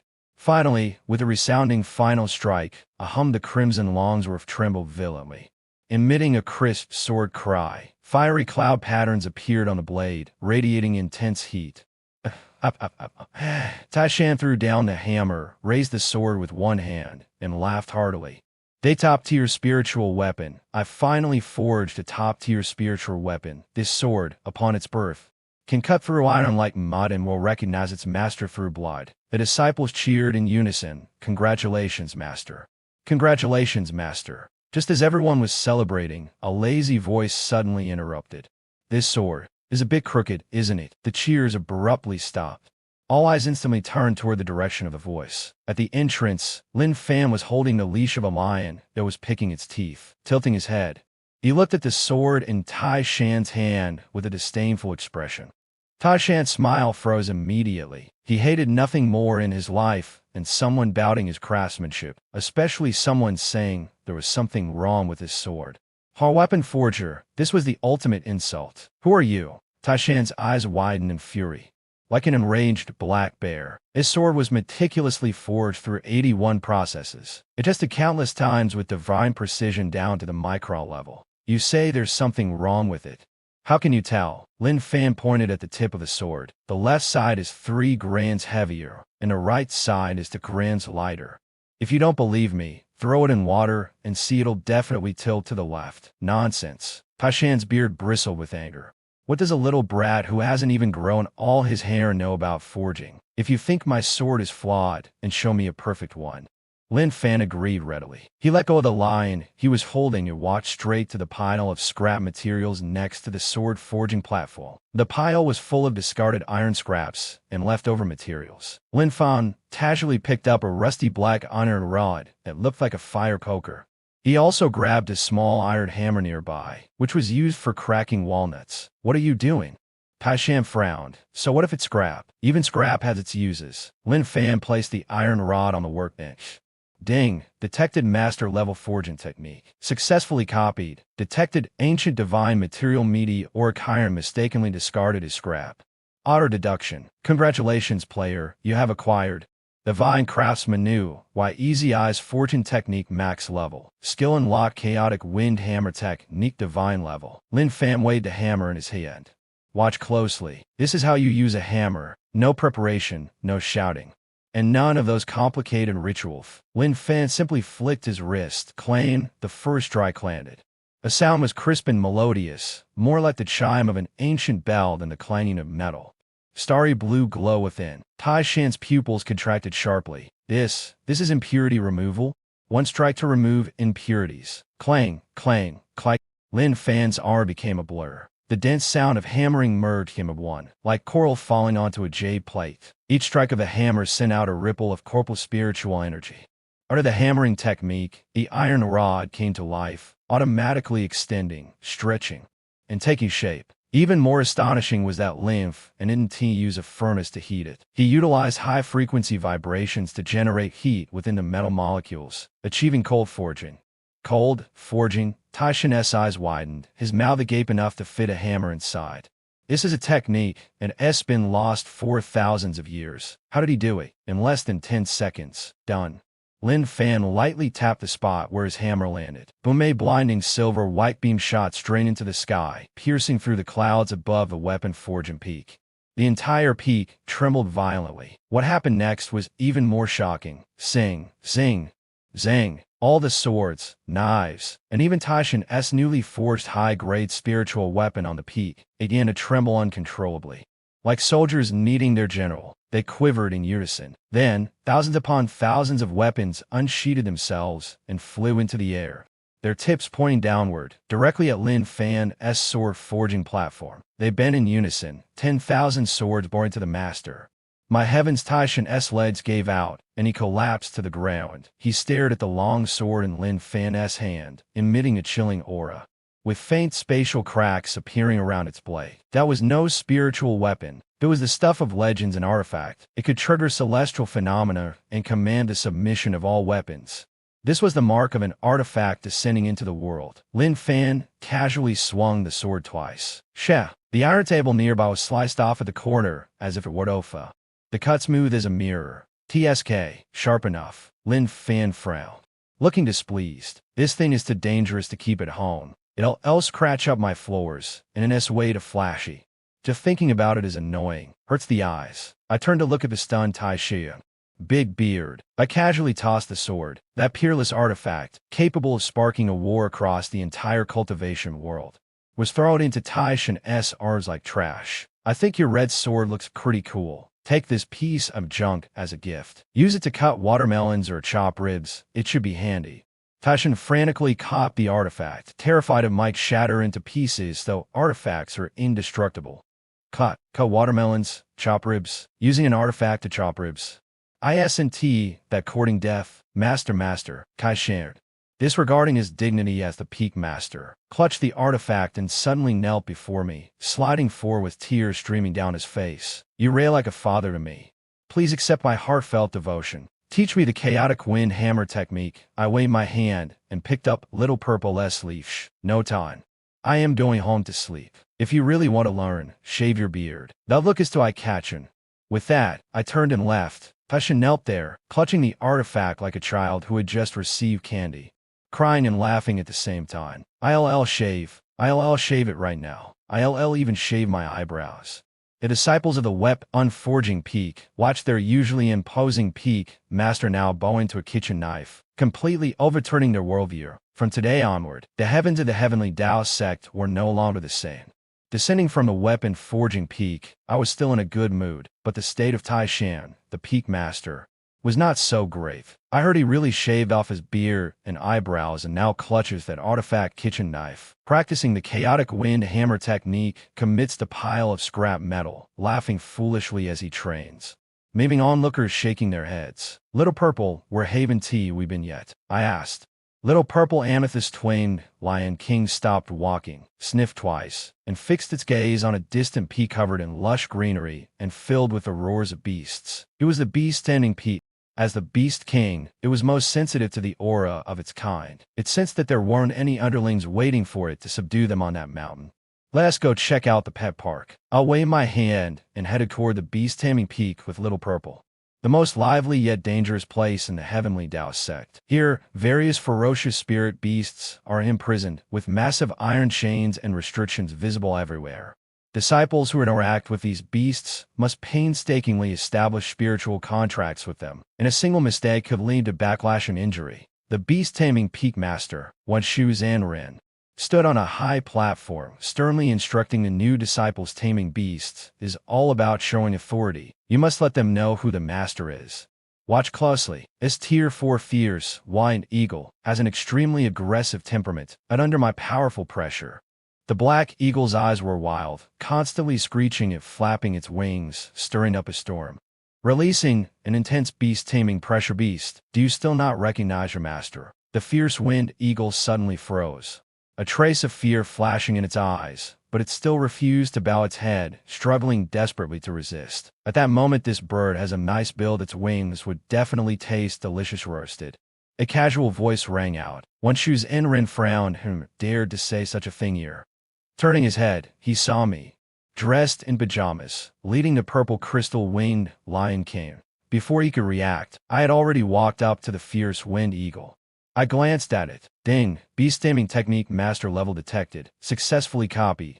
Detected a trace of ancient beast god bloodline. Automatic deduction. Congratulations, host has obtained universal submission beast god speech highest level. I did not release any pressure. I simply whistled lightly. In the next moment, the previously wild and untamed fierce wind eagle, which even a peak master couldn't subdue, suddenly trembled all over. Extreme flattery, caw. The fierce wind eagle let out a weak chirp sounding like a chick, and suddenly broke free from its chains. It didn't flee or attack. Instead, it flapped its wings and eagerly ran toward me. It lowered its noble head to the ground, raised its rear, then frantically wagged its tail feathers, like a puppy greeting its owner. Wan Shuzhen ran, and the disciples were dumbfounded. But this was just the beginning. Little Purple refused to be outdone, letting out a low growl. Hey, everyone, come out and report to the boss. Boom, boom. The entire beast taming peak erupted into chaos. Countless cages holding spirit beasts were smashed open by the beasts inside, and restrictions were rattled to pieces. Roar. A tiger shouted, "Boss, I'm here." The wolf pack chorused, "Take me along." Hiss. A giant python cursed, "Don't step on my tail." In an instant, beasts surged everywhere. The spirit beasts of Beast Taming Peak. Whether flying in the sky, running on the ground, or swimming in the water, all madly rushed toward me. The disciples who had been painstakingly forming contracts were knocked over by their own spirit beasts. "Hey, Little Red, where you going?" "That's my contract beast. Big Black, don't run. I just fed you meat." In less than half a minute, the Beast Taming Peak Square was packed with thousands upon thousands of spirit beasts, followed by tigers, giant bears. As my gaze swept over them, thousands of spirit beasts simultaneously knelt or lay down, bowing their heads in submission. This scene was more awe-inspiring than a military parade. I nodded in satisfaction, walked over, and stroked the fierce winged eagle's feathers nigh skull, and I patted a tiger's rear solid. Standing on the high platform, Wan Shuzhen Ren looked at the now empty cages and the army of spirit beasts before him, as docile as kittens, and fell into utter despair. His lifelong dedication to beast taming techniques had become a joke in front of this young man. No contracts, no pressure, just a whistle, and all beasts submitted. Is this the reincarnation of the beast god? Wan Shuzhen Ren's eyes rolled back, and like the elder Gu He of Damn Peak, he fainted on the spot. Heavenly Dao Sect's main peak, Taunton Peak. Kinwei Taoist paced anxiously in the grand hall, his heart pounding. First, the bookworm elder of the scripture pavilion had cried, claiming the cultivation techniques were flawed. Elder Gu He of Dan Feng fainted in anger. The ninth-grade divine pill was wasted on a dog. The head of Taishan Peak from the weapon refining peak shaved his eyebrows and knelt, using the divine artifact as a kitchen knife. Now news of a beast riot has come from the Beast Taming Peak. Even the Peak Master is stunned unconscious. We can't let him roam around anymore. Daoist King, I roared, if he keeps wandering, Bart Yun Dao's sect will be finished. This is definitely not the reincarnation of our ancestor, but clearly a mischievous troublemaker. Quick, issue my order immediately. No, I'll go personally. Beast Taming Peak Square. I was riding on the back of the Gale Eagle, preparing to try low-altitude flight. Suddenly, over a dozen streaks of light descended from the sky. Daoist King Wei, along with the few elders who hadn't fainted, landed anxiously. Before I could speak, they all knelt down, clinging to my legs, tears streaming down their faces. Young Master Lin. Ancestor, we beg you, please stop wandering around aimlessly. Let's go back to Tang Yun Pavilion and rest. Even if you tear down Tang Yun Pavilion, that's fine. Just don't mess with the other peaks anymore. Pleading bitterly, yes, young Master Lin, please spare us. Their inspections have left the elders on the verge of depression. You're too powerful, our small sect really can't handle it. Sitting on the eagle's back, I watched them wailing and felt a bit embarrassed. Scratching my head, I was just casually looking around. I didn't do anything. Your mental resilience really needs some training. Their mouths twitched, casually looking around. A casual look managed to tear apart our thousands of years old inheritance system into shreds. Yes, you're absolutely right. Now definitely train. Daoist King Wei took out a purple gold token from his chest and respectfully handed it over with both hands. Young Master Lin, in light of your extraordinary contributions, destructive power, the Sect's High Council has unanimously decided to confer upon you the title of Tian Dao Sect, Divine Son. Your status is equivalent to that of a Supreme Elder, 3 ranks higher. All sect resources will be delivered to you upon your command, saving you the trouble of fetching them yourself. Inner thoughts, please. If don't come out and cause trouble anymore. Lin Fan took the token and weighed it in his hand. Divine Son, sounds pretty impressive. All right, since you're so enthusiastic, I'll reluctantly accept. I'm actually tired too. I'll go back and take a nap. Hearing the words take a nap, Daoist King Wei and the elders were so moved they almost fainted on the spot. Finally, they could send this big troublemaker home. Lin Fan patted the Gale Eagle beside him. Let's go. Take me back to Tang Yun Pavilion. And Gale Eagle let out a cheerful cry and carried Lin Fan into the sky. Wiping cold sweat, as if he had just experienced a sect-destroying battle, he turned to look at the Beast Taming Peak, which had been left in chaos. and the spirit beast, still grinning foolishly, letting out a long sigh, issued the order. Let everyone take time to heal their wounded spirits, and from now on, anyone who dares to upset Divine Son Lin will be expelled from his sect, never to return. Thus, in less than 2 days, Lin Fan single-handedly overturned all professional factions of Tiandao's sect. He became the youngest and most fearsome legend in the sect's history. Yandao's sect sealed itself for a full 3 days. During this time, everyone in the sect was busy stabilizing their emotions, trying to come to terms with the shock brought by Divine Son Lin Fan. Finally, everyone's mindset barely recovered. Today marked the opening of Tiandao's sect's triennial grand event, the Sect competition. This was the key moment for all disciples to showcase their cultivation and refresh the rankings of the heaven, earth, mystical yellow for list.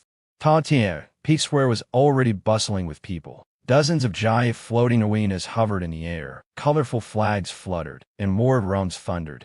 However, in one corner of the main stage, the atmosphere was unusually tense. A grim-faced elder in a black robe was whispering mysteriously to a tall youth carrying a heavy sword. This was the iron-faced elder of a law enforcement hall, the most traditional and rule-abiding person in the sect. He had always looked down on Lin Fan, considering this son of God. The rose to prominence through underhanded means, and lacked any sense of decorum, to be a complete anomaly. The young man was Wan Muhan, a true disciple who had just broken through to the golden core stage and claimed the top spot on the heavyweight rankings. During his seclusion, he had perfectly avoided witnessing Lin Fan's miraculous feats. Duan Mu, have you heard about that new son of God? Elder Iron Face said in a low, somber tone. Duan Mu sneered, his eyes full of disdain. I've heard, just a connected guy who knows how to tame beasts, refine pills, and set up some minor formations. In a world of cultivation, it's survival of the fittest. True strength is what matters. All those flashy auxiliary skills are child's play. I can't accept it. We're both disciples, why should a talentless waste without spiritual roots become the son of God and take our place? Elder Iron Face's eyes gleamed coldly. And neither will you. The 6 rules cannot be broken. The position of son of God should be firmly held by the strongest. I made some arrangements for this competition. The elder took out a jade slip, a sinister smile spreading across his face. For the first round, I've already set it up. Your opponent will be Lin Fan. According to the rules, the competition is ruthless. Life and death are fair game. Even a sect master won't dare say a word. Duan Muhan gripped the heavy sword on his back, his blood boiling. Elder, I'll show him what a true cultivator is. I'll crush his bones into dust, one by one. Achu at this moment, Lin Fan, the center of attention, was still leisurely riding his Gan Eagle, flying toward the square. He wasn't particularly interested in attending, but Taoist King Wei had begged and pleaded with him to hold the fort and even promised him a generous reward just for showing up.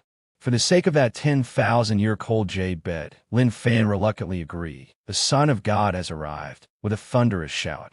The previously noisy square fell silent in an instant, which was half a head higher than the sect master's seat on the podium. He showed no airs, slumping lazily in the chair, and even pulling out an eye mask to catch some sleep. Taoist King Wei wiped the sweat from his brow and cautiously approached. Young Master Lin, according to the rules, you still need to participate in the first round drawing ceremony, just for appearances. Don't worry, I've arranged everything. Fine, hurry up, I'm about to fall asleep. But when Elder Iron Face, in charge of the drawing, stepped forward and loudly announced the first round matchups, the entire square erupted. First match, Elder Iron Face's voice carried a barely detectable hint of glee as it echoed across the square. Versus the Son of God, Lin Fan. The crowd was in an uproar. Taoist King Wei's teacup slipped from his hand in shock. What? Duan Muhan, how is this possible? I clearly arranged for a bye. Taoist King Wei glared angrily at Elder Iron Face, who wore an expression of impartiality. Duan Muhan was infamous as a battle maniac. While he might not necessarily defeat Lin Fan after all, Lin Fan's abilities were countless. His ferocious attacks could provoke Lin Fan. And if Lin Fan got angry and smashed the entire Tonkian Peak with a single slap, what then? Taoist King Wei's heart's sake. At this moment, Duan Muhan leapt onto the arena, landing heavily. Boom! The sturdy platform cracked like a spitter bear. He drew the heavy sword from his back, pointing its tip directly at Lin Fan on the podium. His aura was overwhelming, his killing intent palpable. Lin Fan, get down here and fight me. Today, in front of all the Sect disciples, I will tear off the facade of this son of God. Other than using those underhanded tricks, do you dare to face me like a real man in a black duel? The entire crowd of disciples held their breath. Lin Fan's fans looked at Wayne Muhan with a dumbfounded expression. Some disciples who had just come out of seclusion and were unaware of the situation started cheering excitedly. Lin Fan pulled down his blindfold, groggily scanning the muscular man on the stage. "Who is this?" he asked the sect leader beside him. "Taoist King," Riaz smiled wryly. "This is our senior brother who just came out of seclusion. His mind is a bit simple. Young Master Lin, should I announce the cancellation of the match? No need to troublesome." Lin Fan stood up, stretched lazily, and loosened his neck. "Since someone wants to get beaten, I'll oblige. Just as well. I just woke up. I'll use him as a warm-up." With a light tap of his toe, Lin Fan floated onto the stage. There were no flashy moves, no imposing aura. He simply stood in front of Duan with his hands in his pockets, yawning. "Go ahead, make your move. Hurry up, I'm on a tight schedule." Seeing that Liv and didn't take him seriously at all, Wayne Muhan completely lost his temper. "Arrogant, you court death, so don't blame me for being ruthless with my sword. Dominating sword technique mountain splitter." A conspiracy targeting the divine sun quietly unfolded amidst Lin Fan's nonchalant yawn. But the conspirators had no idea that they were not facing a land of a slaughter, but a newly awakened monster named Despair. Dodge? Duan Mu's aura has already locked off him. Lin Fan can't dodge. This strike will either kill or cripple him. Faced with a blow as powerful as splitting mountains and rocks, Lin Fan remained motionless, not even attempting to evade. He merely raised his head slightly, his gaze fixed on the heavy sword that was only 0.01 centimeters from his forehead. In his mind, the system's notification sounded. Ding! Malicious attack detected. Activating defense mode indestructible golden body MAX. Activating special ability for Nora 1000% damage reflection. Tenfold reflection. That's a bit harsh. Lin Fan muttered to himself, and he closed his eyes, placing his hands behind his back. The next moment, a deafening metallic crash resounded, as if the entire Tontian Peak Plaza was about to shatter. A shockwave spread outward from the center of the stage, forcing the surrounding disciples to stagger back several steps. Dust filled the air, instantly obscuring everyone's vision. Elder Iron Mask clenched his fists in excitement. Grand Mohan's sword strike was something even an ordinary golden coursed age expert wouldn't dare to take head-on. Lin Fan was done for this time. No scream of pain came from within the dust cloud. Instead, there was a crisp crack, the sound of a bone breaking. This was followed by a muffled groan. As the dust gradually settled, tens of thousands of disciples held their breath, their eyes fixed on the center of the stage. There stood Lin Fan, hands still behind his back, his posture straight, not a single strand of hair out of place. He hadn't even shifted his footing. What shocked everyone even more was the faint golden light shield floating 3 inches above his head, firmly holding up the massive heavy sword. Duan Mohan's face was ashen, his arms grotesquely twisted, his palms split open and bleeding profusely, nearly slipping from his grasp. This is your mountain splitter strike?" Lin Fan opened his eyes, looking at Win with a face full of disappointment. "Didn't you put some more strength into it?" Grand Mohan, overwhelmed by the backlash and his surging blood, spat out a mouthful of blood. "Impossible. Absolutely impossible," he roared. "That strike had the force of 100,000 pounds. How could you be completely unharmed?" He couldn't accept it. As atop of the heavenly rankings, his pride wouldn't allow him to lose to a freeloader who relied on connections. "I refuse to believe I can't break your protective shield." Duan Mohan went completely berserk. Burning his own blood essence, his spiritual energy erupted as he swung his heavy sword at Lin Fan in a storm of relentless strikes. Blazing slash. Bang! Duan Mohan was sent flying 3 meters. Thunder strike. Bang! He was blasted 5 meters away again, his hair scorched by electricity. Bang, bang, bang. Duan Mohan staggered around the arena like a crazed spinning top, his magical robe torn to shreds, turning into a tattered beggar's outfit. The entire match seemed like Ren Muhan's self-harm show. The harder he attacked, the more severe his injuries became, and Lin Fan even Borlai pulled out a handful of sunflower seeds from his pocket, which he had previously swiped from Ting Yunchuan, munching on them while watching Wen Muhan jump around. TSK, the posture of that move is off. Bend your waist more. Hey, that move is too slow, haven't you eaten? Slash to the left. Yes, harder. The audience below was dumbfounded. Is this a duel? It's practically monkeying around. The divine son is terrifying. As standing there makes him untouchable, and he can make people injure themselves. On the podium, Elder Ironface's expression was ashen.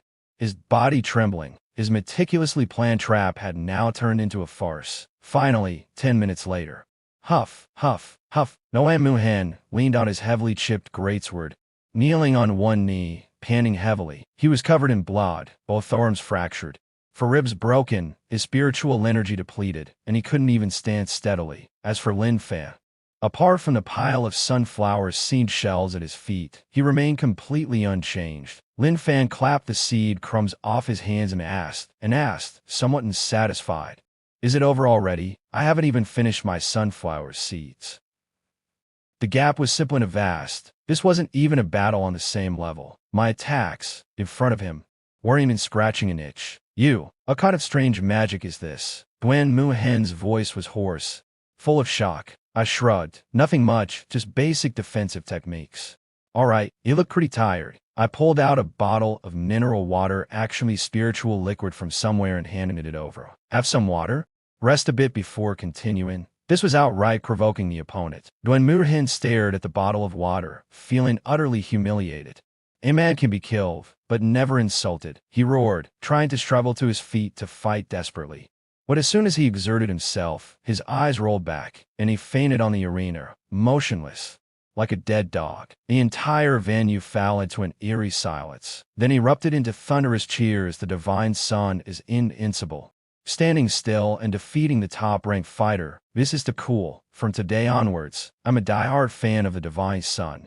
I shook my head helplessly and put the water away. Young people these days have such poor physical fitness, fainting after just a few hits. I turned around, my gaze piercing through the crowd, locking precisely onto Elder Ironface in the corner, whose face was pale. A playful smile curled at the corner of my mouth as I silently mouthed, "Are you next?" Elder Ironface shuddered, feeling as though he was being stared down by an ancient beast, cold sweat instantly soaking his back. He understood trouble was coming. The farce on the arena came to an end with Duan Muhen's collapse. Although I won effortlessly, even somewhat perfunctorily, his battle completely convinced the disciples of the Heavenly Tao Sect, who could still claim the Divine Son relied on connections. Have you ever seen someone stand still for 10 minutes, letting their opponent attack, only to have the opponent injure themselves severely? On the podium, Taoist King Wei was overjoyed, his beard almost curling up. The divine son is indeed invincible. At this moment, Elder Ironface, who had been gloomy all along, suddenly stood up. A flash of madness crossed his eyes, and his hoarse voice rang out, "Sect Master, wait a moment. Arena duels are merely sparring and cannot fully test a person's combat and survival abilities. Since the divine son is so strong, why not proceed directly to the second round of the King Secret Realm trial? Let all the inner disciples who advanced enter the secret realm to compete for opportunities. That would be fair." Taoist King Wei paused for a moment. The King Secret Realm is an ancient trial ground of the Tian Dao sect. Although dangerous, it offers many opportunities. This could work. Lin Xiao, what do you think? I was feeding freshly shelled sunflower seeds to Zhao Zi and shrugged casually. Whatever, as long as I don't have to stand on that hard arena again. Is there food in the secret realm? Elder Ironface quickly nodded. Yes, the King Secret Realm is rich in spiritual fruits and rare spiritual beasts. However, as he lowered his head, a cruel smile appeared at the corner of his mouth. Once you enter, this will be your last meal. Half an hour later, at the back mountain of the Tian Dao sect, a massive vortex-shaped light gate slowly opened. It was the entrance to the King Secret Realm. Charge, follow the Divine Son for food. This time we must cling tightly to the Divine Son's thigh. Hundreds of excited inner sect disciples surged into the white gate like a tide. I rode on Zhao Zi, leisurely entering under the worshipful gazes of the crowd. Elder Ironface stood at the entrance, watching my figure disappear, unable to hide the killing intent in his eyes. He pulled out a blood-red jade slip from his chest and crushed it fiercely. "Once you enter the grave I prepare for you, don't think about coming out alive. For this day, I have been secretly lurking in the Tian Dao sect for 50 years. Inside the King Secret Realm, As soon as we stepped in, the secret realm, which should have been filled with birdsong, flowers, and spiritual energy, was instead shrouded in an eerie silence. The sky was no longer blue, but a murky gray. The air carried a faint, metallic scent and unmistakable smell of blood. Strange. Is this the King secret realm? The disciples gathered uneasily, feeling the chilling and eerie atmosphere. I sat on the lion's back, frowning. Zhaozi. This smell is off, like someone is cooking something disgusting. Zhaozi sniffed the air, its beast king instincts alerting it to danger. Suddenly, the ground shook violently. The previously dim sky turned into an oppressive crimson, as if a massive blood-red cloth had enveloped the entire world.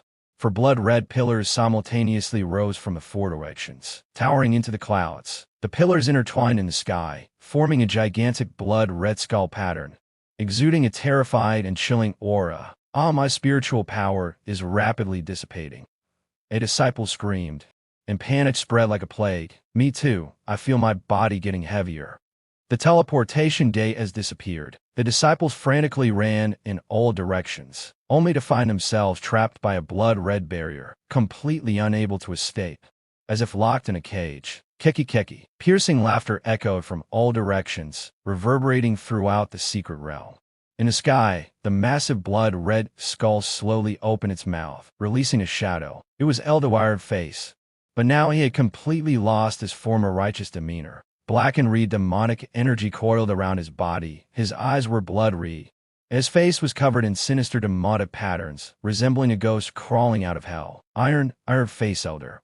The disciples questioned in terror. Yes, Elder face was merely my disguise in the Tianbao sect. Elder face laughed loudly, his voice deafening. I'm actually one of the four protectors of the blood demon sect Blood Wither Master.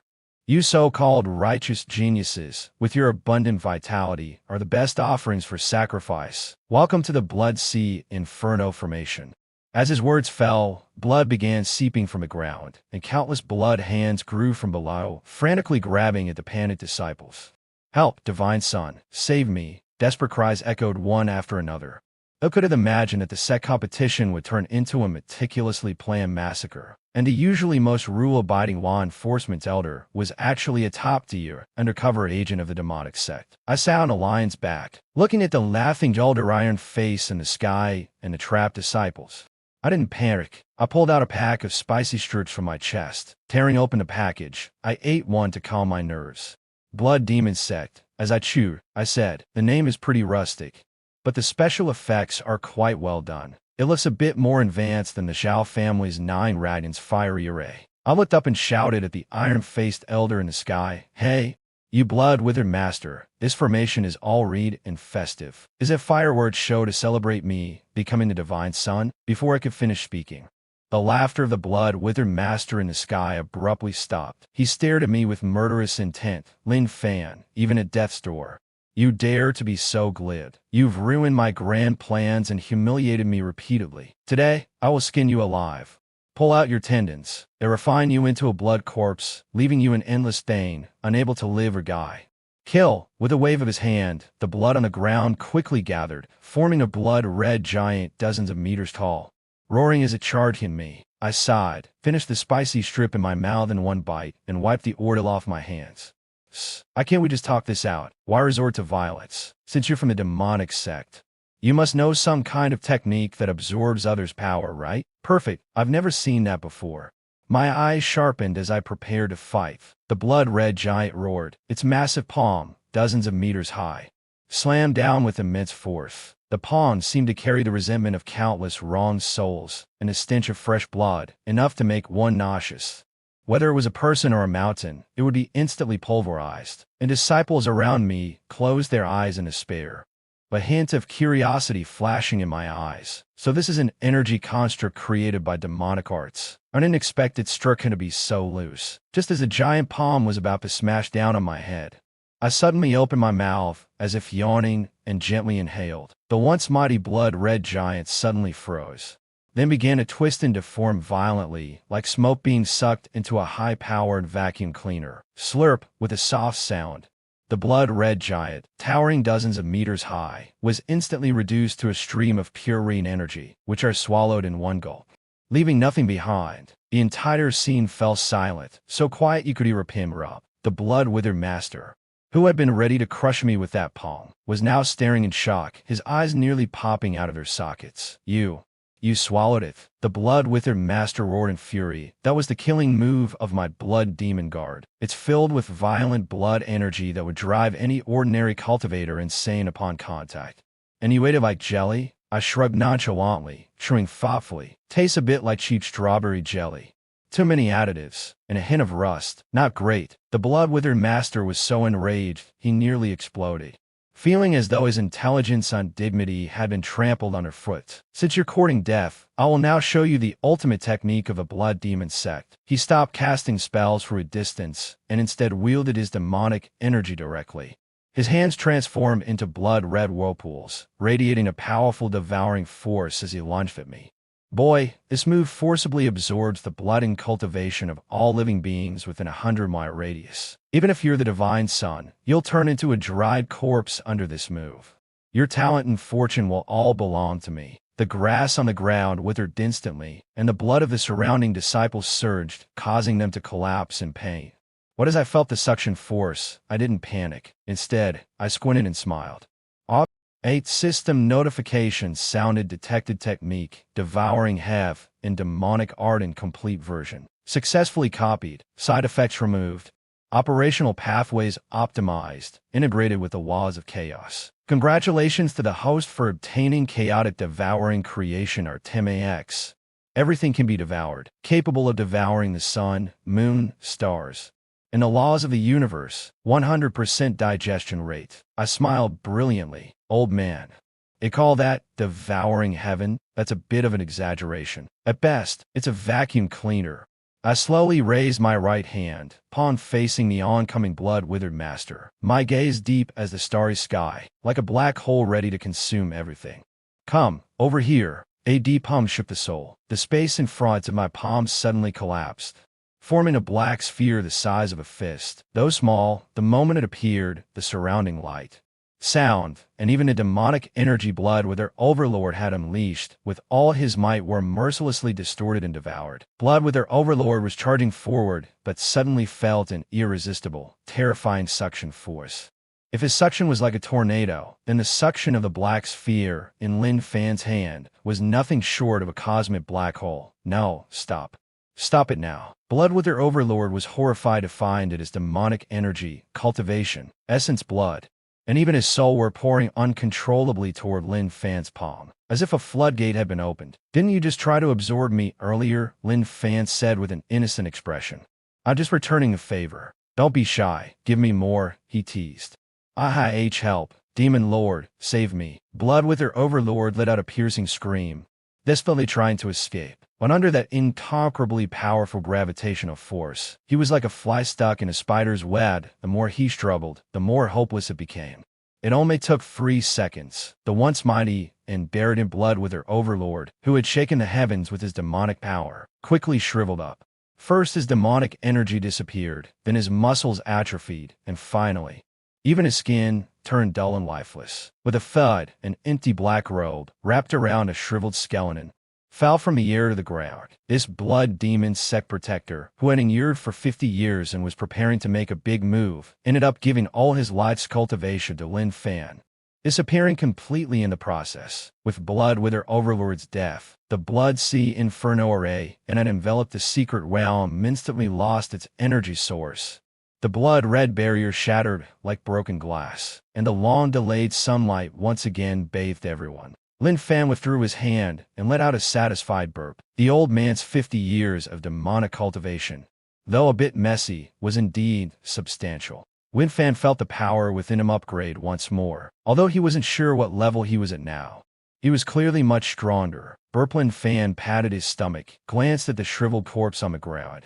He shook his hand in disgust. This tastes a bit sour, like spoiled pickled vegetables. Next time I come across expired ingredients like this, I better not eat them, might get us to match K. The entire scene fell eerily silent in an instant. The hundreds of inner disciples present, though still alive, All stared blankly at Lin Fan, who was sitting on a lion's back and complaining about stale ingredients, and then looked at the corpse of a once terrifying demonic beast that had driven them to despair. A strong sense of admiration quickly spread in their hearts.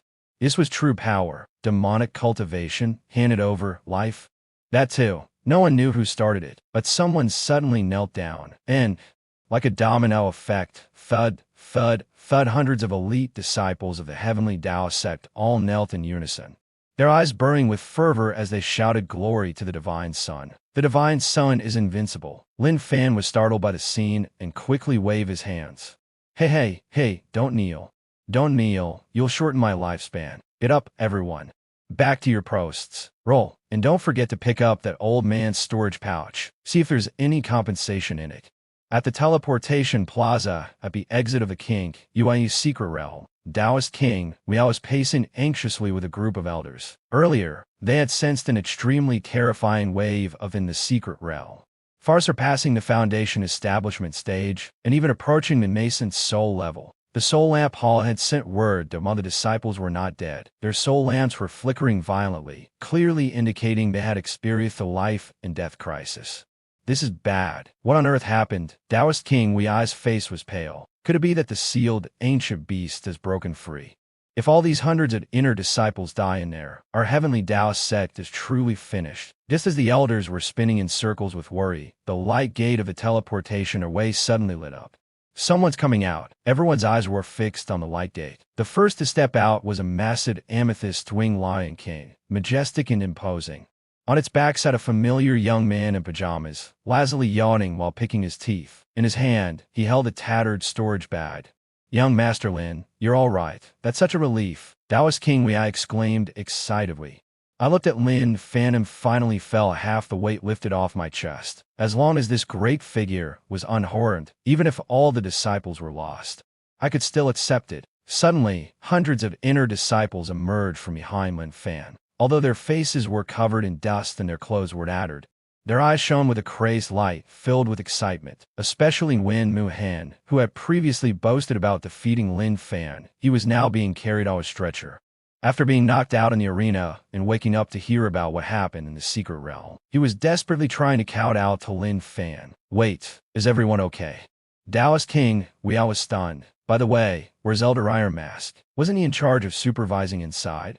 Someone asked nervously. Lin Fan lazily tossed the tattered storage bag onto the ground. Then the bag opened, spilling out a few blood-red tokens engraved with ferocious ghost faces, along with a book exuding a heavy stench of blood, titled Blood Demon Scripture. "You mean that old guy called Blood Wither?" Lin Fan said nonchalantly. "He tried to turn us all into blood corpses just now, but his skills were lacking, and he ended up destroying himself first. These are his things. Do with them as you see fit." "What? Blood Wither?" Everyone's faces turned pale with shock. Elder Iron Mask was actually an undercover agent for the Blood Demon Sect. The elders picked up the tokens from the ground and immediately broke out in cold sweat. The tokens bore the words Protector. This was a high-ranking member of the Blood Demon Sect who had been infiltrating for 50 years, waiting for the perfect opportunity to wipe out the heavenly Tao sect in one fell swoop. If it weren't for Lin Fan, a chill ran down Taoist King Wei's spine, and cold sweat soaked through his robes in an instant. If Lin Fan hadn't been there today, these hundreds of talented disciples would have been doomed. This would have been a catastrophe leading to the sect's destruction, yet Lin Fan had effortlessly resolved this crisis. "Young Master Lin, our savior." Taoist King Wei took a deep breath, his expression solemn. He straightened his robes, stepped forward, and bowed deeply to Lin Fan with utmost respect. If not for young Master Lin's intervention today, the heavenly Tao sect would have been annihilated. This great kindness is akin to giving us a new life. I am old and lacking in ability, truly unfit to continue leading the sect. I am willing to step down and pass on a position. As he spoke, Taoist King Wei took out the heavenly Tao token, a symbol of the sect leader's authority, from his robes. Holding it with both hands, he presented it to Lin Fan, his eyes shining with fervid determination. "Please, young Master Lin, take on the role of sect leader of the heavenly Tao sect and lead us to new glory." The elders behind him quickly caught on and chimed in. "Please, young Master Lin, take on the role of sect leader. Only an invincible figure like you is worthy of being our leader." The disciples were even more fervent, shouting, "Hail to the sect leader! Long live the sect leader!" Lin Fan looked at the token being offered to him and nearly fell off the lion's back. He quickly waved his hands, as if he had just encountered a disaster. No, stop. Stop. You want me to be the sect leader? Are you trying to work me to death? Lin Fan looked utterly disgusted as he started counting on his fingers. Being sect leader means I have to hold morning meetings every day, right? And approve documents. I have to manage the food, drink, and daily lives of thousands of people. And I'd have to attend all sorts of events, dealing with other sects and their nonsense. I can't even get myself out of bed, and you want me to handle all that? No way, not happening. Whoever wants to work themselves to death can take the job. I just want to be a carefree mascot, eating and waiting to die. The entire scene fell silent in an instant. The atmosphere unbearably awkward. Taoist King Wei Ai's hand froze mid-air, and he gave an embarrassed chuckle. Others were fight tooth and nail for the position of sect leader, even resorting to underhanded tactics. Yet this man despised it, hated morning meetings. Well, your strafe is extraordinary, and you've done so much for the sect. It's really too much of a grievance for you to be just an ordinary disciple. Taoist King Wei Ai tried to persuade him further. Not a grievance. Not at all. Lin Fan jumped off the lion's back, patted Taoist King Wei Ai on the shoulder, and said earnestly, "Old King, you need to look at things from a different perspective. If I really became the sect leader, I'd be busy managing affairs every day. How would I have time to guide a mess with you all? I have to fix it myself. What a hassle." Taoist King Wei Ai shuddered at the mention of tearing down the main hall. If this ancestor really became a sect leader, who could guarantee that the Yan Dao sect would remain intact? Better to keep him worshipped. That's the safest option, man. What do you suggest we do? Taoist King Wei Ai asked. Lin Fan thought for a moment, and smiled and said, "How about this? I quite like a title Divine Son, but the treatment has to match from now on. Within the sect, I don't pay for meals, don't pay for items, and no one disturbs me when I sleep. Also, don't kneel when you see me, that's just awkward. Everyone can be casual, call me Brother Fan or Master Fan, that's fine. And the maintenance costs for the formations at Ting Yun Pavilion, you guys need to reimburse me." Taoist King Wei Ai listened as if receiving a great favor, nodding repeatedly and shouting, "No problem, absolutely no problem. I'll immediately issue the decree." Taoist King Wei Ai gathered a spiritual energy, and his voice echoed across all 36 peaks of Tian Dao sect. From today onward, Lin Fan is officially established as the sole divine son of Tian Dao sect. His status is equal to that of our supreme patriarch. Seeing the divine son is like seeing me. All disciples of the sect, the power of life and death is at the divine son's command. The divine son's orders are the decrees of the heavenly Dao. Anyone who dares to disobey will be eradicated. Boom! With the decree issued, the golden dragon of Tian Dao sect's fortune leapt through the sea of clouds, letting out a joyful dragon roar, as if celebrating the birth of the ultimate ruler. This time, there was no coercion or doubt, only heartfelt reverence and worship. "Greetings, divine son." The thunderous voice echoed for a long time. Standing in the center of the crowd, Lin Fan sighed, feeling a bit helpless. Why is it so hard to keep a low profile? Forget it, Zhaozi. Let's go home and sleep. Tonight, I feel like having hot pot. Let them send over some fresh spirit beast meat. Oh, and don't send that blood-withered elder's meat, it's too disgusting. Under the gaze of all the disciples, Lin Fan rode the lioness. Accompanied by their respectful farewells, leisurely returned to the still knee on lit Ting Yun Pavilion.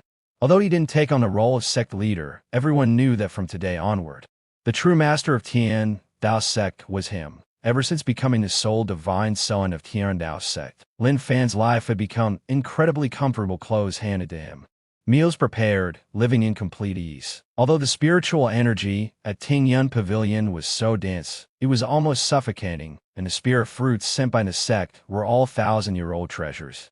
Lin Fan always felt something was off. Boring. Late one night, Lin Fan lay on a bed crafted from 10,000-year-old jade, tossing and turning, unable to sleep. The food in the cultivation world, while healthy, is just a bland. I really want some barbecue, some crayfish, and a bit of cola. Glancing at Zhaozi, who was sleeping soundly on the ground like a dead pig, Lin Fan sighed. "Forget it. I'll handle it myself." Down the mountain. Time for some midnight snacks. He acted immediately. Without disturbing anyone, Lin Fan activated Void Walk Divine Concealment, silently passing through the sect's protective formation, which was open to him like a loyal dog, and sneaked down to the mortal city at the foot of the mountain. Waryun City, though located at the foot of Tian Dao sect, was a bustling and prosperous secular city. It was already late at night, but the night market in the southern part of the city was still brightly lit, full of the lively atmosphere of human life. "Boss, 50 skewers of lamb, 10 skewers of kidneys, 2 pounds of spicy crayfish. Another case of ice-cold beer." Lin Fan found a roadside stall to sit at, inhaling the familiar aroma of cumin and chili in the air, feeling utterly relaxed. "This is life." Lin Fan held a skewer of kidney in his left hand and a beer in his right, eating with oil glistening on his lips. Suddenly, hurried and chaotic footsteps echoed from deep within the alley. Shortly after, a faint fragrance mixed with the scent of blood wafted over. "Someone's coming?" Lin Fan had just raised his head when he saw a woman in a tight black night outfit, her fiery figure impossible to look away from, stumbling out. She wore a veil, which only made her appear more mysterious and alluring. Despite her injuries, her watery peach blossom eyes were captivating. Clearly, the woman had reached her limit. She hesitated upon seeing Lin Fan sitting by the roadside, but hearing the approaching footsteps of her pursuers, she had no choice but to plead for help, gritting her teeth. "Young master, save me." The woman finished speaking in one breath and collapsed into Lin Fan's arms, though she actually intended to fall, only to be blocked by the skewer of kidney Lin Fan was holding. "Hey, be careful, don't knock my kidney off." Lin Fan tightly protected the skewer in his hand. His face full of distress, the woman froze. She was the holy maiden of the demon sect, and men usually avoided her like the plague. Yet now, she had thrown herself into his arms, and he only cared about his kidney skewer. 7 or 8 burly men wielding long knives suddenly rushed out of the alley. "Stupid girl, keep running. Why aren't you running anymore?" "Did the soft tin and powder I used take effect? Tonight, you won't be able to escape even if you want to." The scar-faced man leading the group laughed arrogantly, his gaze wandering all over the woman's body. The woman gritted her teeth and suddenly looked up, pink light flashing in her peach blossom eyes as she stared intently at Lin Fan. "Young master, they're all going to kill me. Can you bear to watch me die? If you save me, tonight I will be yours." Her voice was seductive, like a cat's awfully teasing the strings of one's heart. This was the demon sect's secret technique. Heavenly demon seduction. Once a man fell for this move, he would immediately become her puppet, completely under her control. She planned to use Lin Fan as a shield to stall the pursuers while she seized the chance to escape. However, Lin Fan, chewing on lamb meat, instantly saw through the peak glow in her eyes and the seduction technique Yang. Detected mental skill, heavenly demon seduction mastery, successfully copy. Automatically optimizing, removing side effects, greatly enhancing charm. Congratulations to the host for obtaining it. Supreme Enchanting, all beings in AX. Passive effect, appearance 9,999, charisma 9,999. Opposite gender favorability increased by 1,000%. Lin Fan felt a sudden warmth in his vision. He swallowed his meat, looked at the woman still trying to seduce him, and shook his head helplessly. "Miss, your seduction technique is lacking. Your gaze is too obvious. The fake. True charm looks like this." Lin Fan put down the skewer in his hand, without any extra movements. He simply lowered his head slightly, and with his system-enhanced eyes, gave the woman a deep look. His lips curled into a faint, devilish smile. "Look into my eyes." As in an instant, time seemed to freeze. In the woman's eyes, the night market, the pursuers, even the sky all disappeared. All that remained was the face of the boy before her. Those eyes were like bottomless black holes folding the stars and seas, as well as the gentlest yet most commanding power in the world. He was a king, a demon lord, an existence impossible to resist. Thump, thump, thump, thump. The woman's heartbeat suddenly accelerated, as if it would leap out of her chest. She had intended to use Lin Fan, but now her mind was blank, leaving only one thought: to fall in love with him, to die for him. He was her god, her everything. The holy maiden of the demon sect, having encountered countless men, e.g. unexpectedly let out a shy moan. Her body softening like a deflated balloon, her face blushing as red as a ripe apple, her gaze so dazed it seemed as though water might drip for it. Young master, I want to have your babies." But it wasn't over yet. That invisible charm actually. Lin Fan hadn't controlled its range properly, quickly spread. The knives in the hands of several fierce pursuers clattered to the ground. Those burly men looked at Lin Fan, their faces showing expressions of first love like infatuation. "So handsome, I am willing to protect this smile. Whoever dares to touch the young master, Zhao Lao Sai, will be the first to object. Even a nearby barbecue stall owner was stunned, gripping the cumin bottle so tightly it became deformed, completely unaware that the skewers were burning. Lin Fan snapped his fingers, retracting the charm. All right, stop showing off. As the snap echoed, the burly mints lently regained their senses. But their hostility had long disappeared, replaced by reverence and infatuation. Lin Fan pointed to the burly man lying on the ground and smiled at the saintess, who had completely turned into a penman in his arms, saying, "Are they your enemies? Since you become mine though passively charmed, let them go." Night Ji had lost all her arrogance, clinging to Lin Fan's arm like an octopus, nodding obsessively. The young master is right. That's the porth. She turned her head, her voice full of tender affection, and shouted at the burly man, "Listen up. My young master told you to get lost immediately." The burly man seemed to have received a pardon, hurriedly bowing deeply to Lin Fan. "Thank you, young master, for sparing us. The young master is practically a deity." After saying this, they fled in a panic, glancing back at Lin Fan as they ran. Your eyes full of reluctance. Lin Fan, with a headache, pulled back his arm, which Night Ji was clinging to like glue. "All right, the matter is resolved. Shouldn't you leave now? I still want to eat my kidney skewers. They won't taste good if they get cold." "I'm not leaving." Night Ji clung tightly to Lin Fan's leg, refusing to let go. "Young master, you saved me, and I have no other way to repay you but to stay with you. My name is Night Ji, and I am a saintess of the Heavenly Demon Sect. From now on, the Heavenly Demon Sect is your dowry. Young master, take me with you. I can do laundry, cook, warm the bed, massage, and I'm good at dancing too." Lin Fan looked at the woman clinging to him like sticky candy, feeling utterly helpless. This charm all being skill is way too powerful, isn't it? This isn't charm, it's practically brainwashing. Taking you with me is impossible. The place I live can't accommodate others actually. I just don't want trouble. Lin Fan tried to pull his leg free. Night Ji's eyes flashed with cunning though most of the time she was in a love-struck state. Her witch instincts were still there. "Not taking me with you, and I'll just follow you everywhere. Wherever the young master goes, I go. Whatever the young master eats, I eat." Saying this, she unceremoniously grabbed a crayfish from Lin Fan's plate, peeled it, and fed it to Lin Fan's mouth.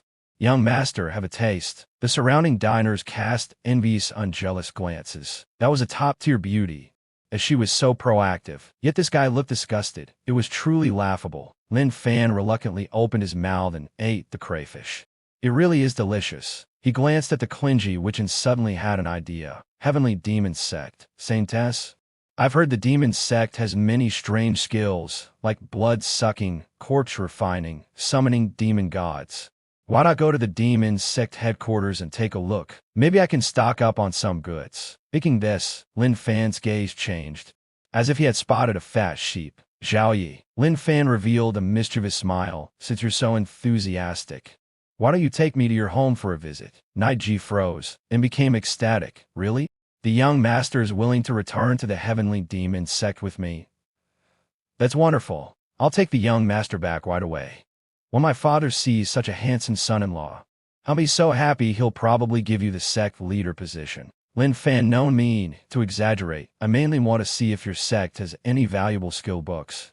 Thus, what was originally a dangerous saintess kidnapping case, or rather, saintess abduction case, turned into a bizarre journey of the monocult saintess hosting uninvited guests after Lin Fan's barbecue in a single murderous flare.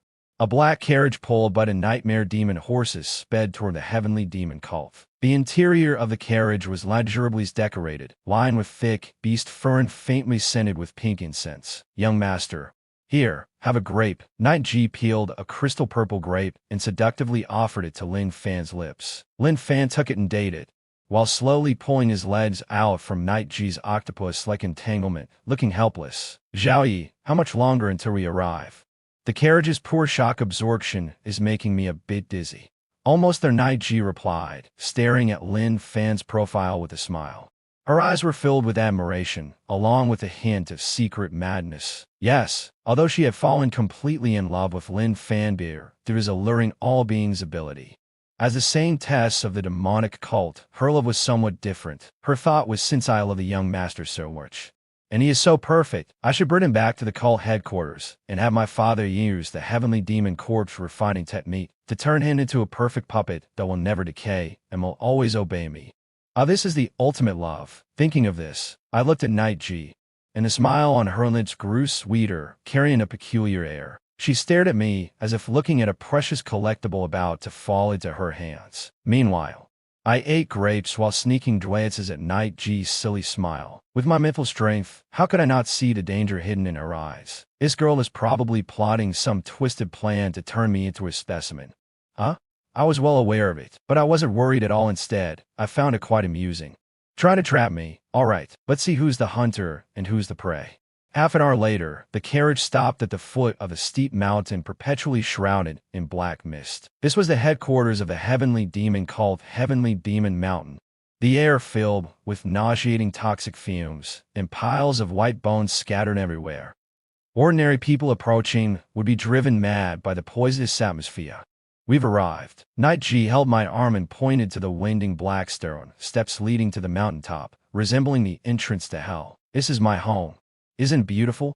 I looked up, black clouds pressed down, crows covertly, and skeleton heads hung from dead trees as lanterns, with green, ghostly flames drifting in the wind. The decor is quite eerie. I said bluntly. In terms of movies, this place is perfect for shooting horror films, if you sold tickets. You'd make a fortune. Night G giggled and pulled out a black pill from her bosom, handing it to me. Young master, there's protective poison mist on the mountain. Inhaling it will turn you into blood. This is an antidote pill. Quickly take it. I took the pill, casually scanned it. Ding. Detected pill, heart-devouring pill. Description: is so-called antidote is fake. Its true function is to control the mind. After consumption, one loses the sense of pain and becomes a walking corpse. I raised an eyebrow, as expected. This why her saintess had already set her trap. She wanted to drug me first, then ride me into the mountain to refine me into a puppet. What's wrong? Young master, hurry and take it, or you'll be poisoned. Night G urged with a concerned expression. No rush. I casually tossed the poison pill backward. Coincidentally, a passing vulture caught it in its mouth. Paw! The vulture let out a miserable cry, fell straight down, twitched twice, and died. Night G. The atmosphere instantly became awkward. I, however, acted as if I hadn't noticed, striding into the thick poisonous mist. This poison mist is quite fresh, let me taste it. Saying this, I took a deep breath. Young master. No, Night G exclaimed in shock. This poisonous mist is no ordinary thing. It's the 10,000 poisonous fiendish key that even golden core cultivators would lose their lives to. Almost completely clearing the poisonous mist within a few meters around me. I smacked my lips, and it's spicy in the throat, like wasabi flavor. Ding! Detected environmental damage. 10,000 poisonous fiendish key. Copy successful. Simulated to MAX. Congratulations, host, for obtaining poison immunity. Calamity poison body MAX. Passive immune to all toxins in the world. Your exhaled breath can kill an elephant. I turned around and exhaled toward the stunned Night G. See, no problem, right? This mist is terrifyingly thick. Shouldn't your demonic sect consider it environmental protection? Night G, she stared at me leisurely walking through the deadly black mist. Even complaining about the rare quality, completely unable to comprehend. This was a poison formation personally set up by the sect leader. What are you standing there for? Led the way. I waved. I still need to take a tour. Night G snapped back to her senses, gritting her teeth. No problem. The stronger the young master, the more valuable he'll be after being turned into a puppet. This first poison formation is just an appetizer. There are even fiercer ones ahead. Coming, young master.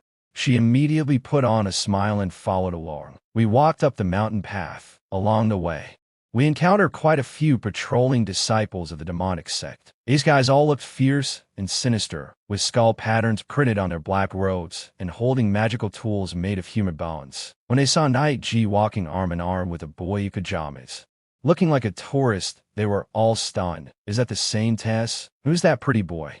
He's not even wearing protective gear, just wandering around in the poisonous mist. Could it be the saintess's newly captured cauldron? I looked at these strange-looking demonic sect disciples, not scared at all. Pulling out my phone, though there was no signal to take pictures everywhere. Hey, buddy, your skull magical tool is pretty interesting. Where did you buy it? I asked with a smile. Oh, there's even a mutant with 3 eyes here. An east. The demonic sect disciples were infuriated by my Zoom visitor-like gaze. A squad leader roared angrily. Where did this wild brat come from? How dare you cause trouble in the heavenly demon sect? Kneel before me immediately. I completely ignored him and just gave Night Ji a look. Xiao Yi. Your sect security is really poor. Night Ji, holding back a belly fu of anger, tried to control me, heard what I said and vented her anger on her subordinates.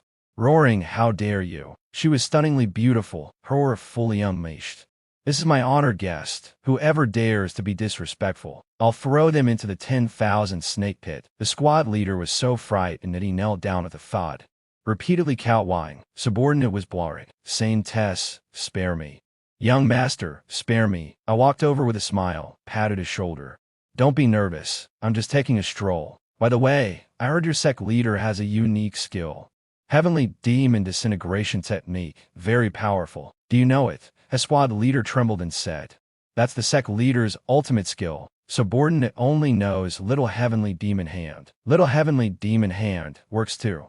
I reached out and shook his hand, like a leader comforting an employee, gently shaking it. Detected technique, Little Heavenly Demon Hand Beginner. Copy successful, automatically simulated to the highest level. Obtained, Great Heavenly Creation Hand. The method a bit rough. I let go of his hand, this definitely wiping mine. Next time, remember to use hand cream. After saying that, I walked grandly into the 100 Shanghai altar gate made of countless white bones. A group of demonic sect disciples looked at each other in dismay. Is this the cauldron the saintess captured? Why does he look more like the sect leader's father coming for an inspection? Inside the main hall of the Heavenly Demon Sect headquarters, a middle-aged man in a black and gold robe, surrounded by swirling demonic energy, sat on a white bone throne. He was the sect leader of the Heavenly Demon Sect Tia, NBA. The saintess has returned. Big glint of sharpness flashed in Night Tia, NBA's eyes. Jeers back. How did it go? Did you capture the perfect cauldron? The scout's expression turned strange, stammering. Captured, yes, but that person ignored the poison formations as if they were air, and the patrol teams were nothing more than a joke to him. Moreover, the saintess seems overly obedient to him. Night Tia NBA fraud. What do you mean? The scout swallowed hard. It feels less like the saintess captured him. Outrageous. Night Tia NBA slammed the armrest in fury, letting out a cold laugh audacious. He dares treat my demon sect as his private backyard. Give the order immediately. Activate the 10,000 demons exterminate immortals formation, no matter who he is. If he dares step into the main square, blast him into dust. At the demon sect's headquarters, the White Bone Square. The square was paved with 9,999 cultivators, tools, each radiating a chilling aura. Thousands of elite disciples of the demon sect stood armed and ready. On a high platform at the front of the square, sect leader Night Tia, NBA stood with his hands behind his back, demonic energy swirling behind him, forming a massive black skeletal phantom that loomed over me and Night Ji as we stepped into the square. GR, come here.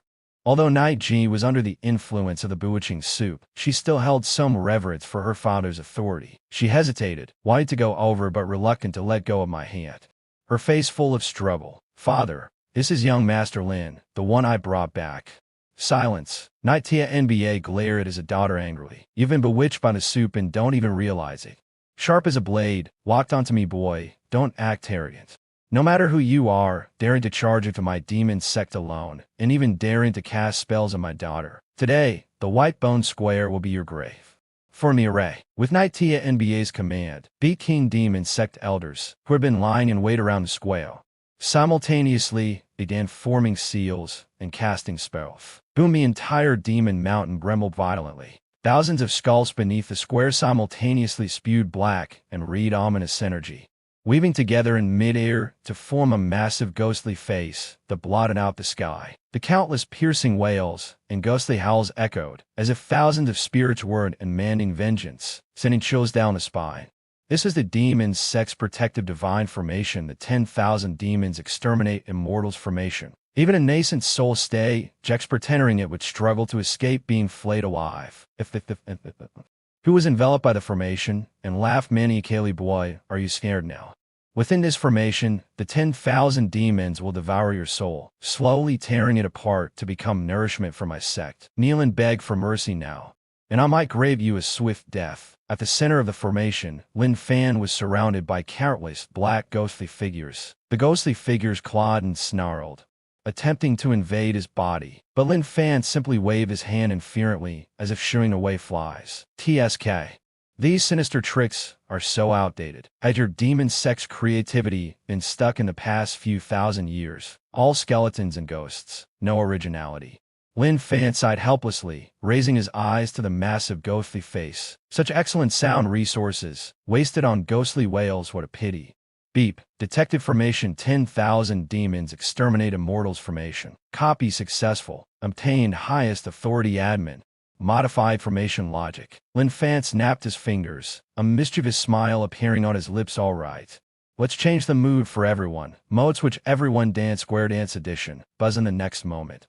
The piercing ghostly wails abruptly stopped, replaced by rhythmic drum beats, exploding in the air. Boom cheek a boom chica. Boom cheek a boom chica. The vast horizon is mile of imagine, the most brainwashing hit song night tier. NBA's smile froze.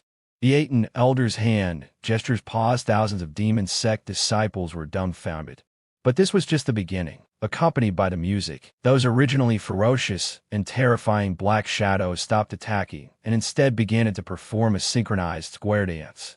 They placed their left hands on their waists, swung their right hands, and moved in perfect unison. Even more astonishing, the formation actually backfired on the elders of the demonic sect for its set of up. My hands, why isn't it obeying me? One elder shouted in terror as his legs involuntarily began kicking to the rhythm. What kind of sorcery is this? My back, my old back. Naitia NBA, standing on the high platform, suffered the worst, as the core of the formation. He was the most affected. The mighty leader of the demonic sect was forced to step down from his throne and awkwardly perform his standard hip twist move. Stay here. Thousands of disciples, 18 elders, and even the sect leader himself clapped, spun. They shook their hips, in perfect synchronization. The eerie and terrifying headquarters of the demonic sect instantly transformed into a massive disco scene and in the tackiest style imaginable. Directing like a dance coach, yes. Make your movements bigger. Elder on the left. Lift your leg higher. Did you skip lunch? Sect leader, don't keep a straight face. Smile. Enjoy yourself. Naitia NBA swayed unwillingly, tears of humiliation streaming down his face. You scoundrel. Stop it. Stop it. My lifetime of glory is ruined. At this moment, he wished he could just die. Even being besieged and killed by the righteous sects would be better than dancing this humiliating dance in front of everyone. 10 minutes later, the music ended. Thud, thud. Everyone collapsed to the ground, exhausted, with foam still frothing from their mouths. The forced dancing not only drained their physical strength, but also inflicted immense mental torment. The formation dissipated. I put away the glow stick and walked over to the collapsed night tier, NBA, smiling brightly. Father-in-law. No, sect leader, that dance was quite energetic. Your body is in great shape. Let's dance another song, like Little Apple. Naitia NBA shuddered all over, scrambling to hug my leg in terror. At this point, he had no trace of his former authority as a sect leader, looking more like a fright and little wife now. No more dancing, I beg you, young hero. Master, he cried out repeatedly. I yield. I truly yield. He finally understood. The young man before him was no ordinary person. A monster. With just a thought, he could alter the sect's protective formation in Tory with a nascent soul-level expert like him. Destroying the demonic sect would likely take no more than a blink of an eye. Suddenly, a thought flashed through Naitia NBA's mind. Such an extraordinary figure was actually brought home by my daughter, and he hasn't killed anyone yet. This is practically a gift from heaven. His expression changed instantly. Wiping away the tears from the corners of his eyes, he stood up abruptly, tidied his disheveled clothes, and put on a gentle and flattering smile. He tightly grasped my hand, his eyes full of affection. My dear son-in-law. Actually, that was just a little test for you earlier. Congratulations, you've passed. I knew it. My daughter has great taste. You're absolutely the most outstanding talent, a born genius. Hearing him call me son-in-law, I felt a chill down my spine. Stop. Who's your son-in-law? Naitia NBA gave me no chance to refute, turning to shout at the bewildered Knight G4. Why are you still standing there? Such a great man. If you don't marry him now, when will you?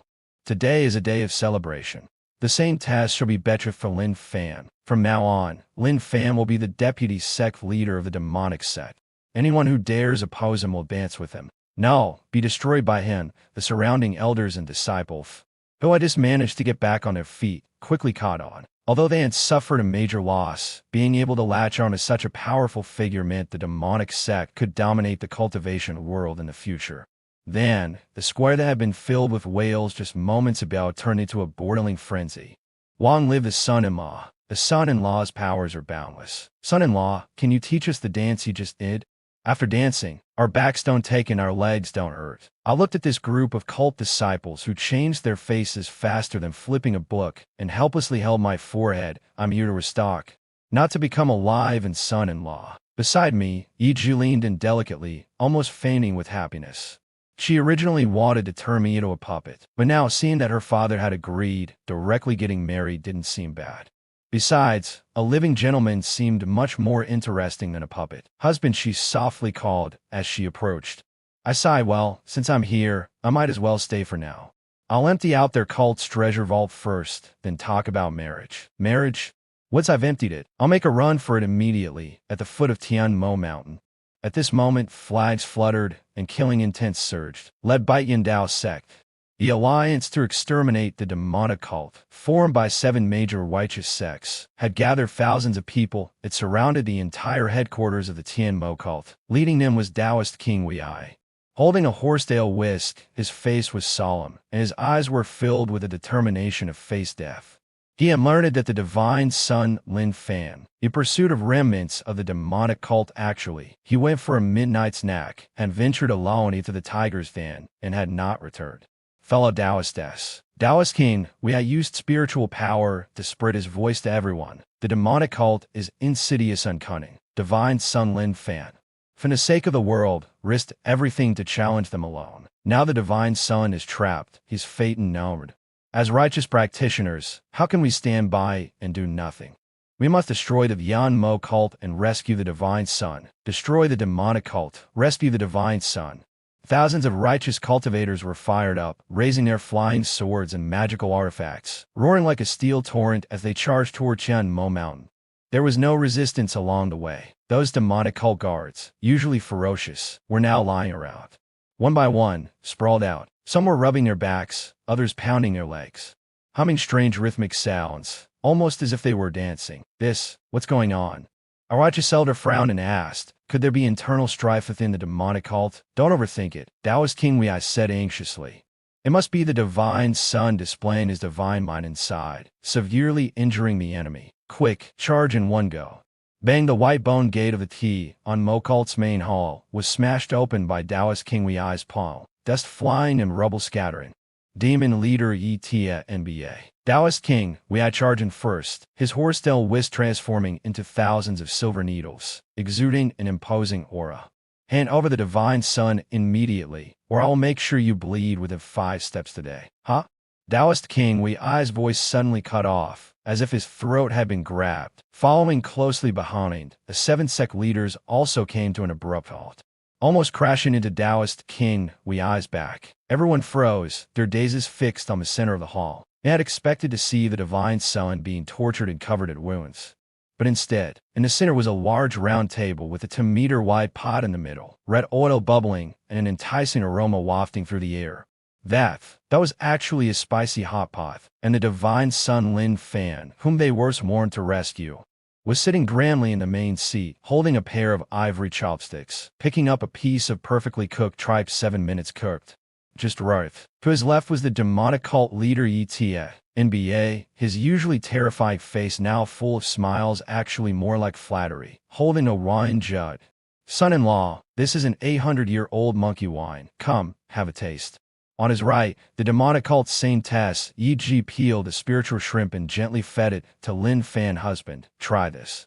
The atmosphere was as warm as a family reunion during a holiday meal. Taoist King Wei, our righteous sect leaders, thousands of cultivators who rushed in, the flying swords in their hands unconsciously lowered. What is going on here? We came to risk our lives, and you're eating hot pot. Lin Fan heard the commotion, turned his head, and saw the group of familiar faces at the door, burning with killing intent yet utterly bewildered. He enthusiastically waved. Yo, old king is here. Such a big scene. Haven't tea eaten yet, have you? He rests some top-grade beef just out of the pot. Grab some chopsticks. Taoist King Wei's mouth twitched, his brain short-circuited for 3 seconds before he managed to speak. Lin Xiao. You weren't he kidnapped? Kidnapped. ETA displeased.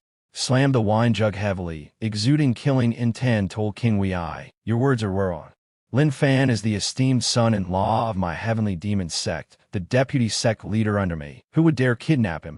Destroying our Sect at will and interrupting my son-in-law's meal. How should we punish you? Son-in-law. Taoist King Wei and the Sect leaders widened their eyes. The divine son actually became the son-in-law of the demon Sect.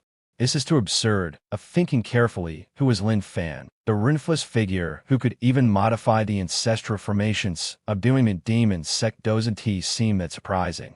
Taoist King Wei immediately adjusted his attitude, put away his whist, and with a warm smile, strode to Lin Fan. Bowing respectfully, divine son, forgive me. I acted rashly and of concern for your safety. Since it is a misunderstanding, then I was presumptuous. ETA snorted coldly, misunderstanding. You clearly intended to launch a sneak attack. Seeing the two sides about to argue again, Lin Fan apped the edge of his bowl enough. Stop arguing. Since everyone is here, sit down and eat together. I hate it when people argue during meals. Lin Fan's words carried more weight than an imperial decree. The righteous and demonic Sect masters, who moments ago were ready to kill each other, instantly calmed down and obediently complied. Yes, yes, yes, the divine son is right. Harmony is most important. Taoist King Wei quickly found a seat. Since the son-in-law has spoken, I'll give him face. ETA grumbled as he sat back down. At this moment, the strangest and most absurd scene in the history of the cultivation world unfolded. One table. To sides seated with mortal enemies. On the left were the sinister demon Sect leader and elders. On the right were the righteous Sect masters and renowned figures. Normally, then he'd tear each other apart upon meeting, but now they were squeezed together at one table, awkwardly smiling and passing condiment bottles. Oh dear. Sect leader you've overcooked your tripe. Taoist King Wei. You've added too much cilantro, it's simply outrageous. Lin Fan sat in the middle, greasy all over, looking at both sides. Spouting nonsense, sold King. You righteous Sect leader shouldn't just sit there off for Sect leader a toast. You're all pillars of the cultivation world, stop fighting all the time and so rude. Taoist King Wei was inwardly reluctant. Toasting a demon leader. If this news spread, his years of harder reputation would be ruined. But upon seeing Lin Fan's faint smile, he gritted his teeth, forced himself to raise his cup, and squeezed out a smile more painful than crying. Sect leader This toast is for the divine son, and for peace. ETA felt even more aggrieved, but to please this unfathomably powerful son-in-law, he could only lift his cup NPH, for the sake of my son-in-law, bottoms up.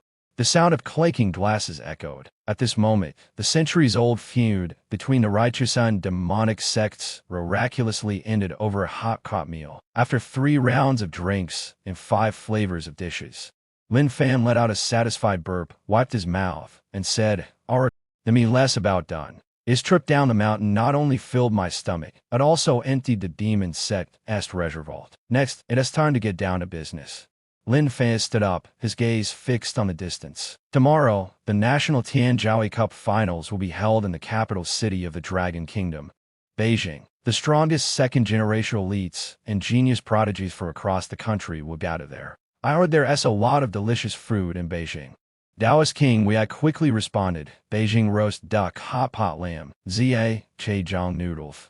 Nothing is missing. For this competition, the court even took out the dragon marrow crystal from a national treasury as a reward. Dragon marrow crystal.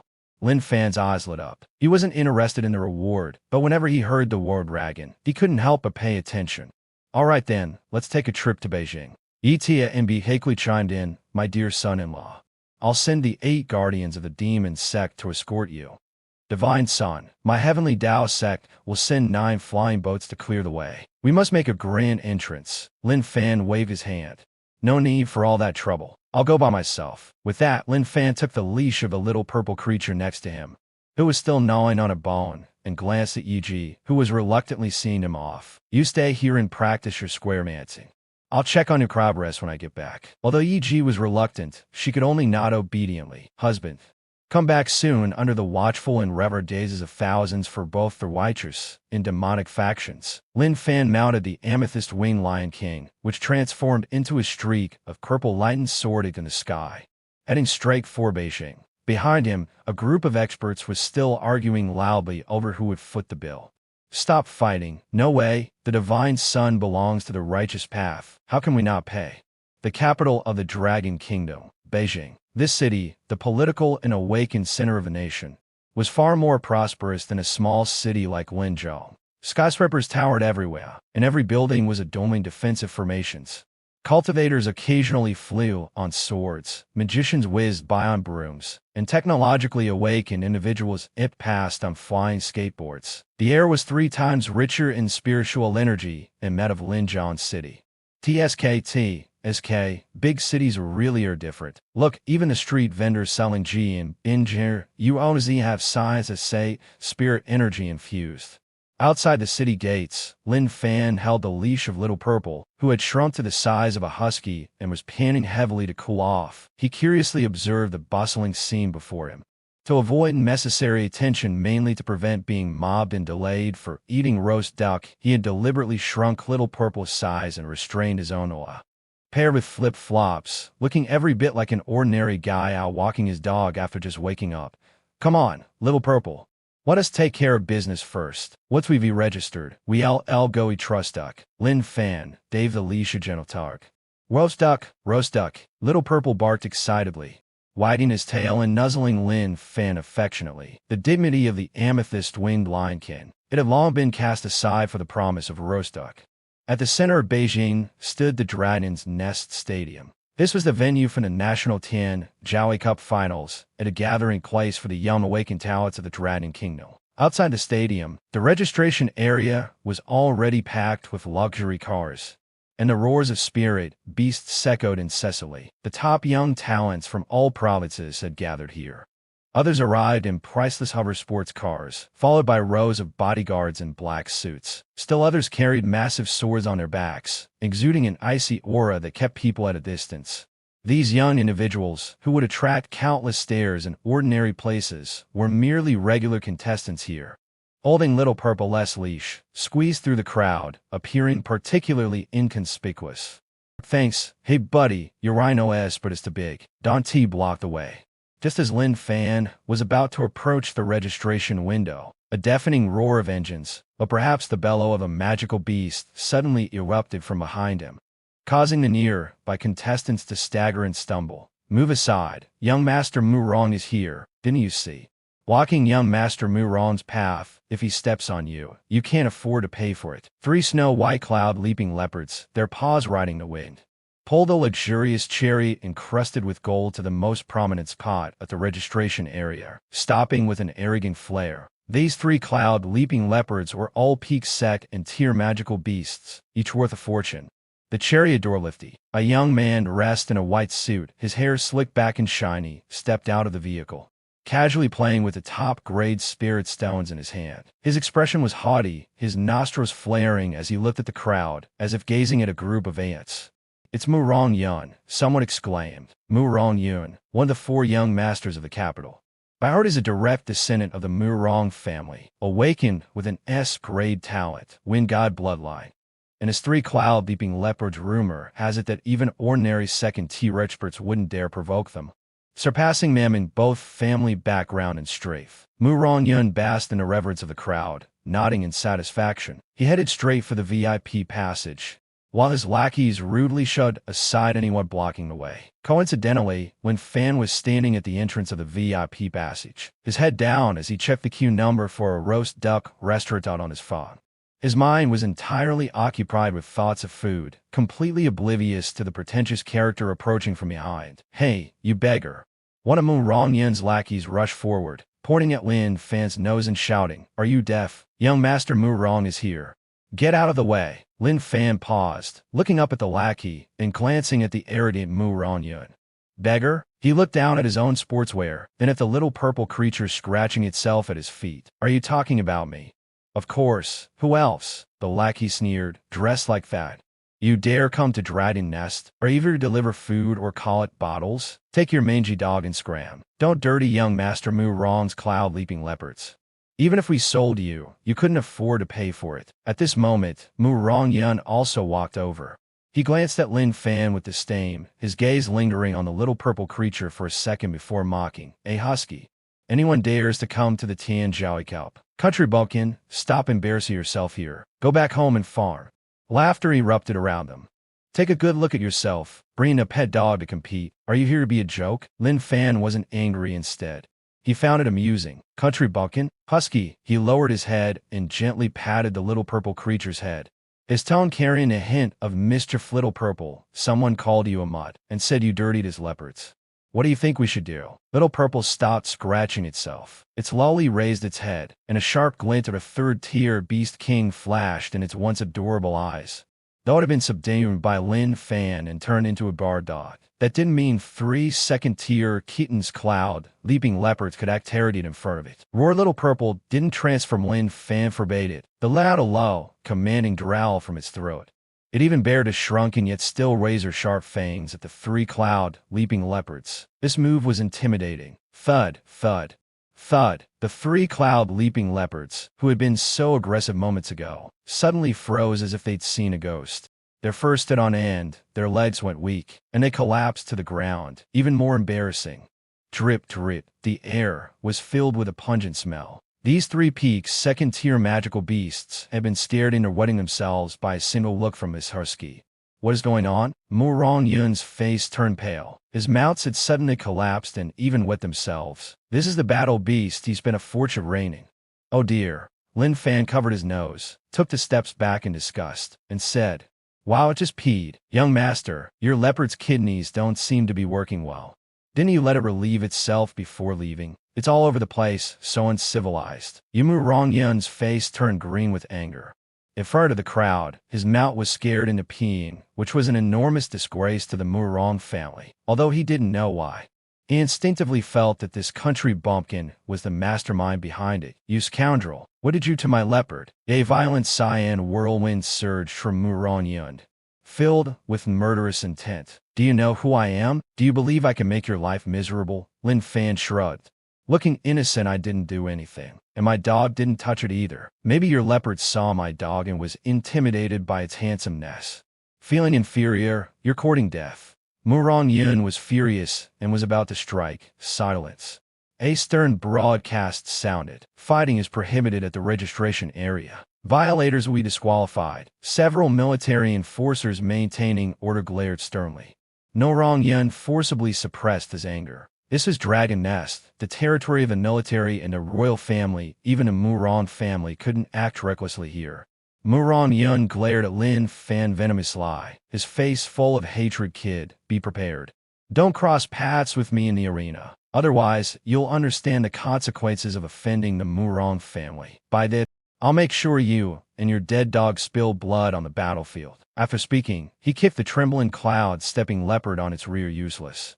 Get up, stop embarrassing me." Then, dragging his weak-legged mount, Mu Rong Yun stumbled into the VIP passage. Lin Fan watched his retreating figure and shook his head, sighing. "Young people these days.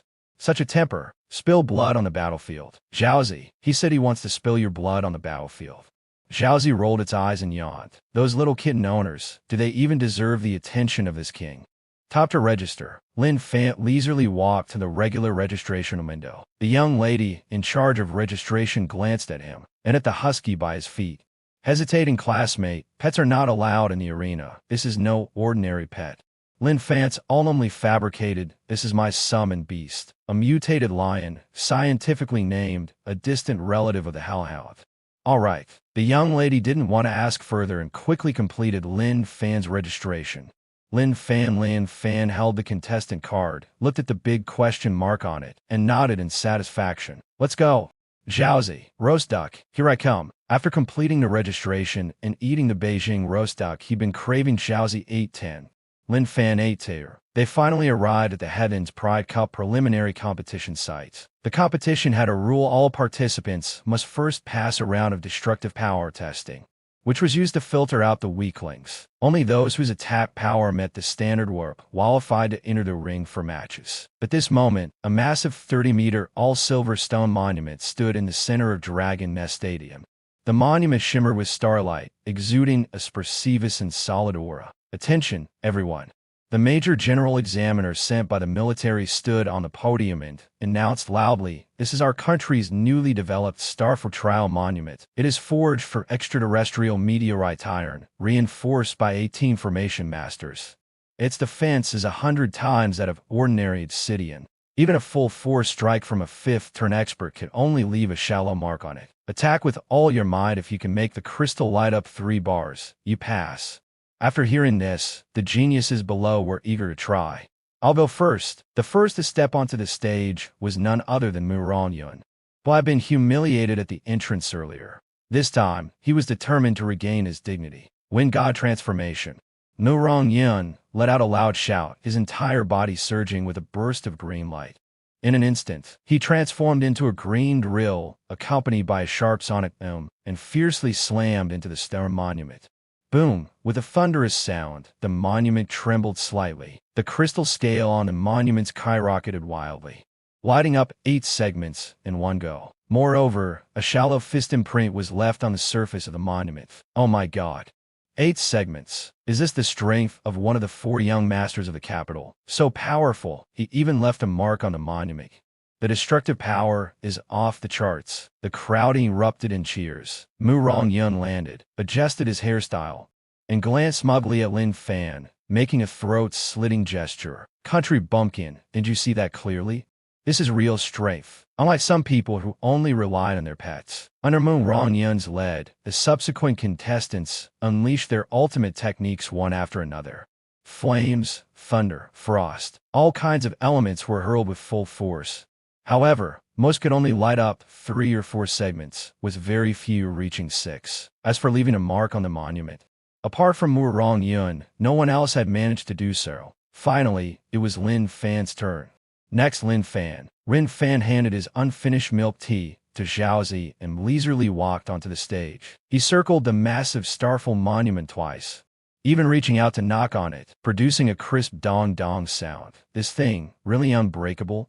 Lin Fan asked the chief examiner in a low voice. Last time at First High, he had accidentally shattered a monument, although he didn't have to pay for it.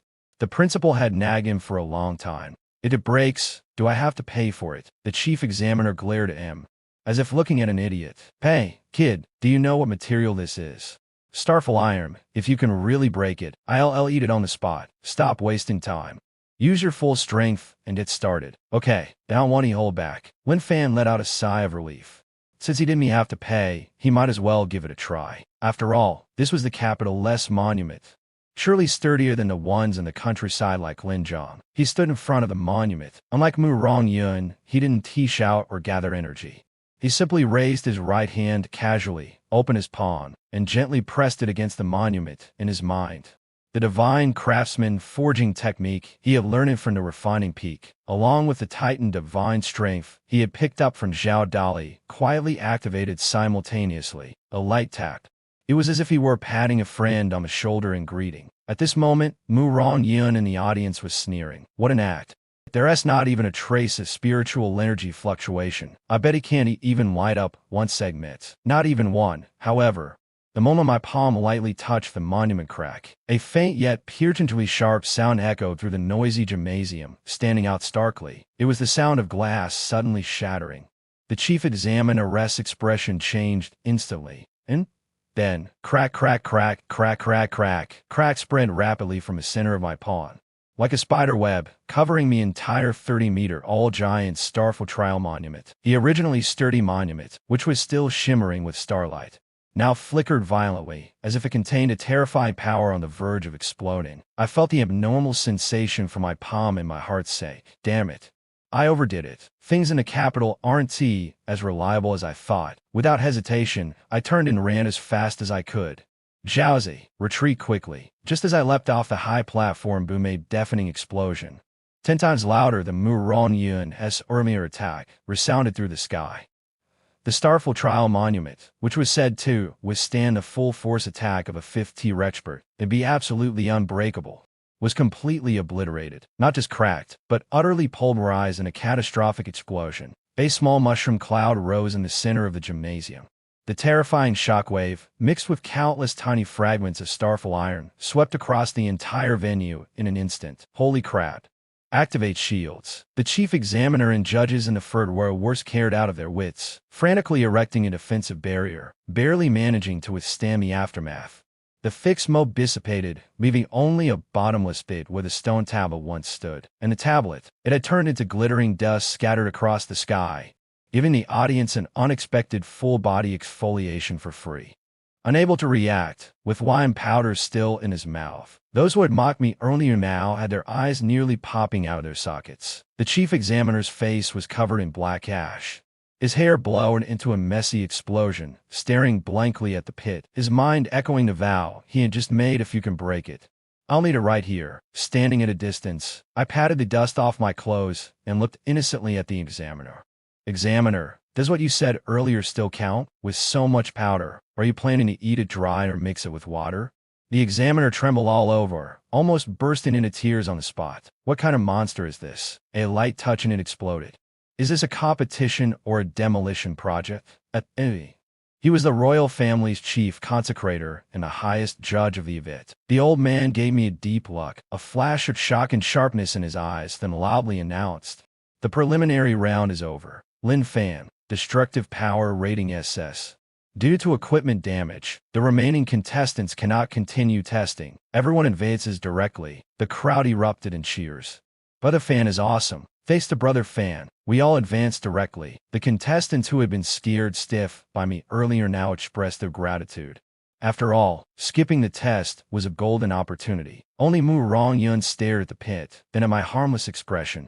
Swallowing hard, he suddenly felt his neck wasn't as tough as that stone tablet. This guy, is he human or a ghost? Fear slowly crept into his heart, but he quickly gritted his teeth. No, this must be some special explosive technique or some kind of one-time high-tech weapon. I don't believe he's really that strong. We'll see the truth in the arena. I sighed inwardly. I'd offended another examiner. Nowadays, trying to be an honest, property-respecting good student is getting harder and harder. The demolition director turned to dust Lin Fan. Next up was the real competition. The Dragon Nest Stadium was packed with hundreds of thousands of spectators, their cheers deafening. The arena had been temporarily repaired, essentially replaced with a backup platform. After the thrilling trials earlier, everyone must already have a deep impression of this year's Dark Horse contestant. But true masters not only possess destructive power, but must also excel in combat. Let's welcome our top seed contestant, the Crown Prince of Dragon Nation Lame Oti. And a roar erupted. As the words fell, a thunderous dragon's roar echoed across the sky. A golden dragon phantom, dozens of meters long, coiled in the air, exuding an unparalleled aura of imperial majesty. His gaze arrogant, and his entire demeanor radiated of "the world belongs to me" aura. The true Dragon Emperor physique, he was said to have true dragon blood flowing through his veins, impervious to blades and bullets, repelling all forms of evil. Your Highness, the audience screamed wildly. Dragon Nation. The royal identity with the highest honor. Lon Aot, I basked in the crowd's cheers but did not look at his opponent. Instead, he pointed at Lin Fan in the resting area and spoke coldly. Lin Fan. His tone carried an undeniable command, although that palm of yours earlier showed some steel in my eyes. It's nothing but brute force. I'll give you a chance to step onto the arena and fight me. I want the whole world to know that in the face of the true royal dragon's might, any so-called dark horse is nothing more than an ant that merely looked strong. The crowd erupted in shock. The Crown Prince had actually called out Lin Fan by name to challenge him. Could the final battle be starting early? Lin Fan was peeling an orange for Zhaozi. Hearing someone call his name, he looked up in confusion. Me? Isn't it supposed to be by drawing lots? How can someone be directly challenged? The referee looked troubled, glancing at the Crown Prince and then at Lin Fan. This kind of special request was clearly against the rules, but who would dare refuse the Crown Prince? All right. Lin Fan clapped his hands to shake off the orange peel and stood up. Since the Crown Prince is so eager to spar, I'll play along. Zhaozi, don't run off. Be good and meet your orange. Lin Fan leisurely walked up to the stage. Compared to Lon Ai An, who was glowing with golden light, Lin Fan, dressed in casual sportswear and wearing flip-flops, looked like an ordinary passerby on the street. Lam Aot, Ian looked at Lin Fan's nonchalant demeanor with disdain in his eyes. Why do you not kneel when you see me? Lam Aot, Ian demanded in a deep voice. You are a citizen of the Dragon Kingdom, and I am the future king. Do you not understand the etiquette between ruler and subject? Lin Fan scratched his head. This is a society governed by law now. Do people still follow those old rules? Besides, my knees aren't great, I can't kneel. Imputed, Long Aot, I roared in fury. In that case, I will show you what true royal majesty is. True Dragon transformation, dragon or a shield. Boom. Gold lightning erupted from Long Aot, Ian's body. This pressure not only assaulted the body, but also struck at the soul. Under such oppression, ordinary people would instinctively feel fear, kneel, or even prostrate themselves in worship. The audience below the stage struggled to breathe, with many unable to resist kneeling in reverence. So powerful. Is this the legendary Trude Dragon aura? Under this kind of pressure, I feel as insignificant as an ant. Lin Fan is done for. This is a bloodline suppression, there's no way to fight against it. But at the center of this storm of pressure, Lin Fan remained standing, unmoved. He even let out a big yawn. He stared at the golden dragon poised in a battle stance, his eyes lighting up slightly. These effects are pretty good, much better than that's Nate playing cult leader from before. True Dragon aura. Let me take a closer look. Lin Fan squinted, and it seemed as though starlight flickered deep within his pupils. Ding, detected special. Bloodline talent True Dragon Imperial Physique has grade successfully copied. Commencing automatic deduction, purifying bloodline, tracing the source. Congratulations to the host for obtaining Primordial Ancestral Dragon or an AX. Note the Ancestral Dragon is the progenitor of all dragonkind.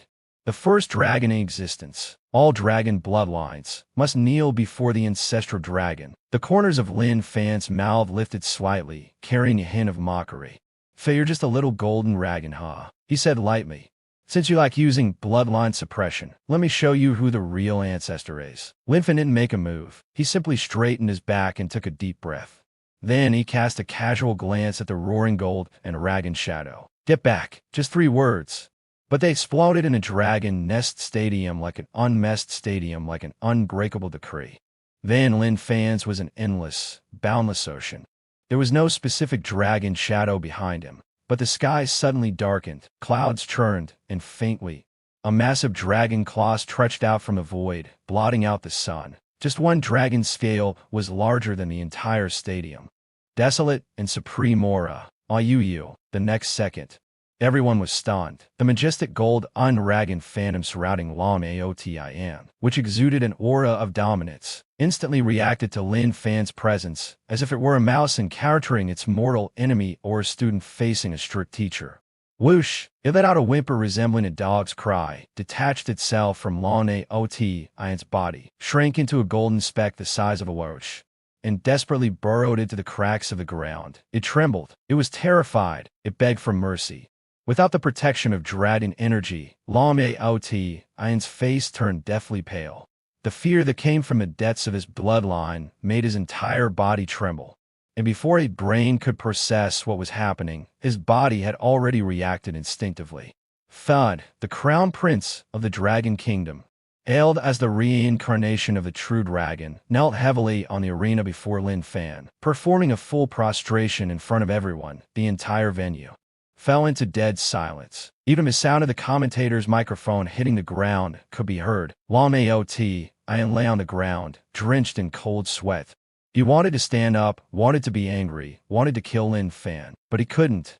His body resisted. His bloodline screamed, "Kneel quickly. This is the ancestor. Defying him means death." Lin Fan looked down at the trembling Lam Aotin in front of him and helplessly withdrew his aura.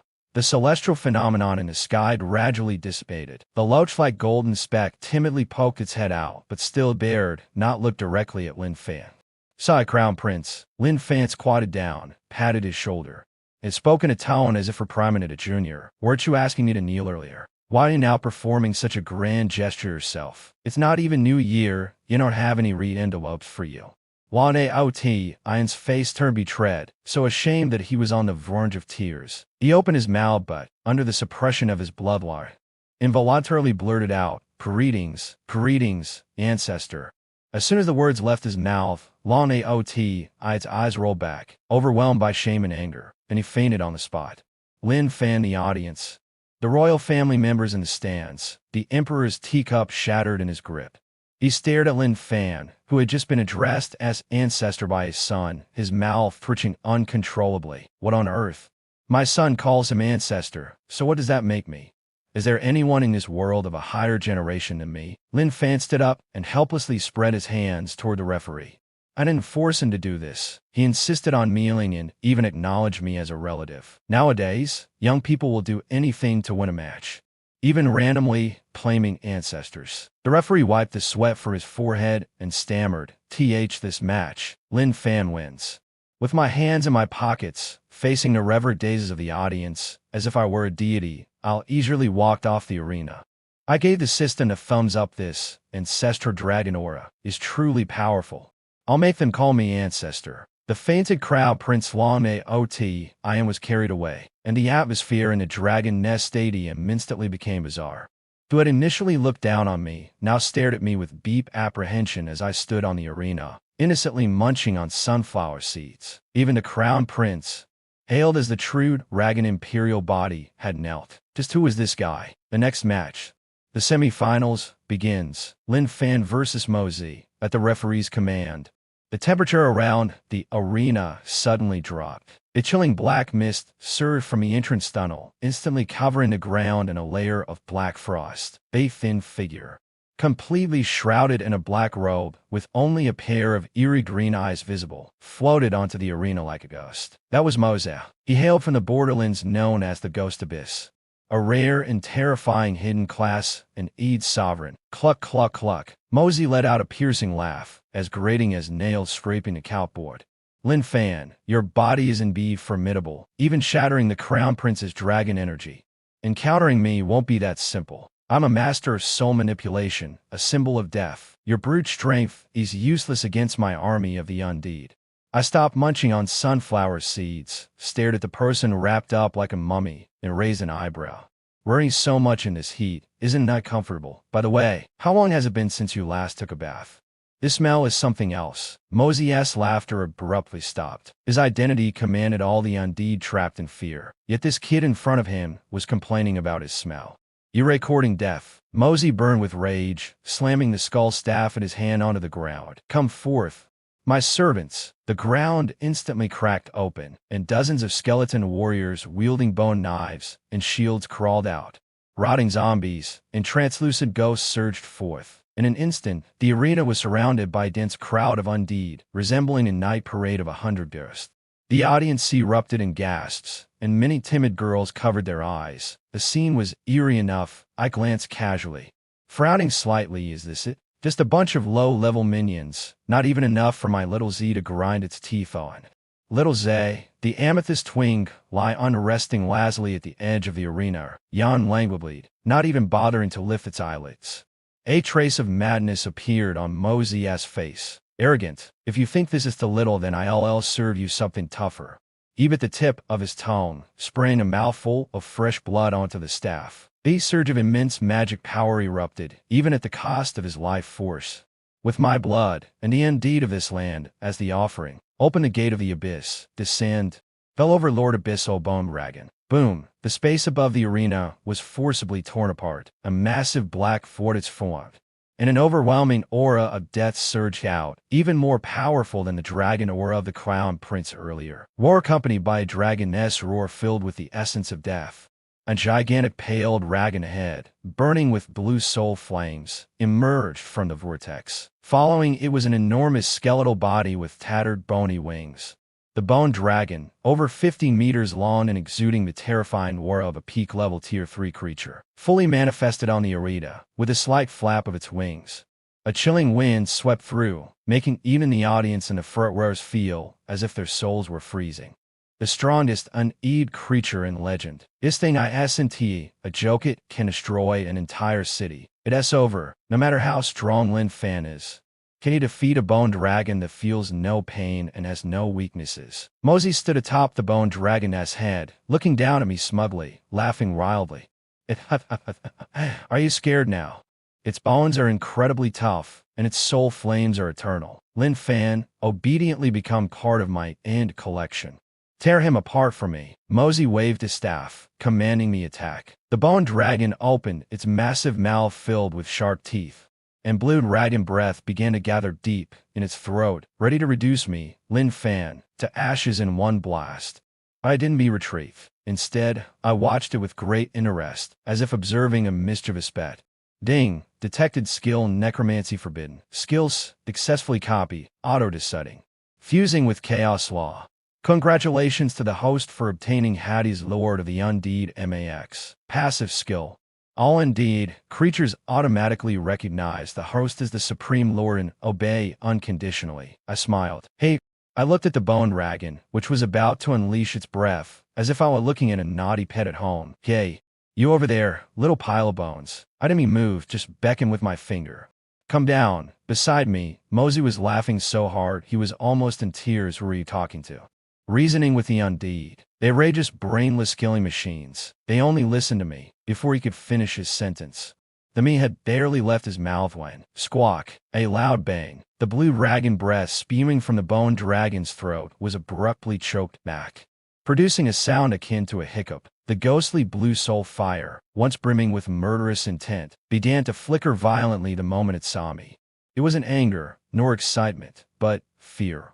In the bone dragon's simple soul perception, I was far from prey. I was unmistakably the ruler of the underworld, seated on the nether throne, controlling life and death, the cycle of reincarnation. Its king, its master. To dare attack the nether king meant facing total annihilation and eternal disappearance. Boom! The bone dragon's massive body suddenly plummeted from midair, crashing heavily onto the arena, then kicking up a cloud of dust. Mosey was caught off guard, thrown off the dragon's head, and landed painfully on the ground. What happened? Out of control? Mosey ignored the pain, scrambling to his feet in panic, waving his staff and shouting, "Get up! Kill him!"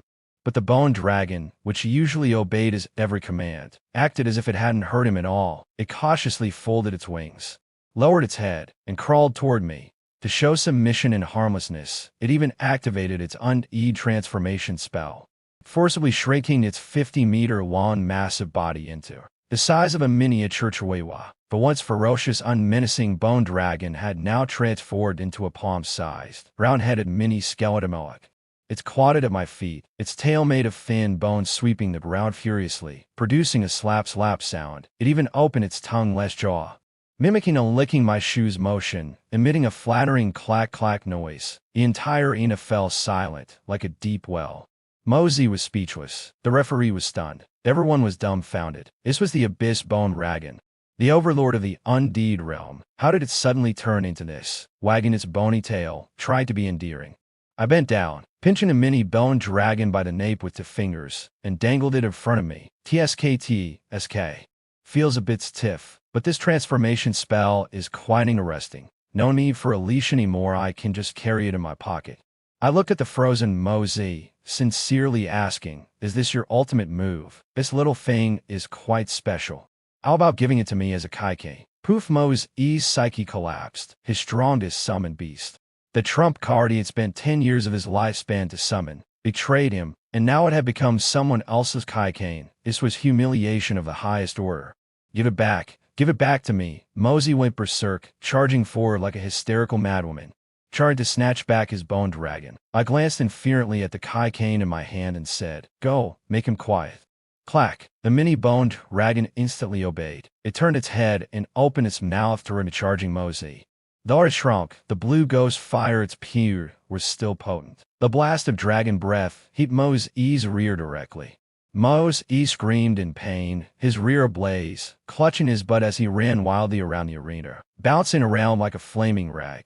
Awkward and pitiful, he rolled off the stage and plunged straight into the nearby pool. A cloud of white steam rose, and the scene finally quieted down. I casually stuffed the mini-bone dragon into my pocket, where it contentedly curled up. I spread my hands and said to the referee, "Looks like his summoned beast doesn't like him at all." The referee wiped the cold sweat from his forehead, glanced at the still smoking pool where Mosey was, and at my bulging pocket. Was there even a need to say it? This wasn't domestic violence. It was clearly you snatching someone else's pet. This match, Lin Fan wins, advances to the finals. The arena erupted in thunderous applause. The audience was already numb, the prince kneeling, the bone dragon defecting. Mao, their only concern was what crazy antics I would pull off in the finals, inside the Dragon Nest Stadium. The atmosphere was almost explosive. After several rounds of brutal elimination, it was finally time for the ultimate showdown, according to the tradition of the Heavens Pride Cup. The finals were no longer one-on-one duels but an all-out brawl. The final four contestants would take the stage simultaneously, fighting until only one person remained standing. The four on the stage were me, Lin Fan, the omnipotent divine son, pet-collecting maniac, and monument crusher. Yan Bao, the top disciple of the fire god Sect, a hot-tempered mage. Taiju, a heavily armored soldier from the military, clad in full alloy armor, known as the mobile tank. Wu Ying, the top assassin of a mysterious organization, a master shadow assassin. As the match began, the air was thick with tension, and Wu Ying exchanged glances and tacitly stood back to back in a triangle formation surrounding me. "You're too strong. No one can beat you one-on-one," Yan Bao said, gripping his flaming staff with a serious expression.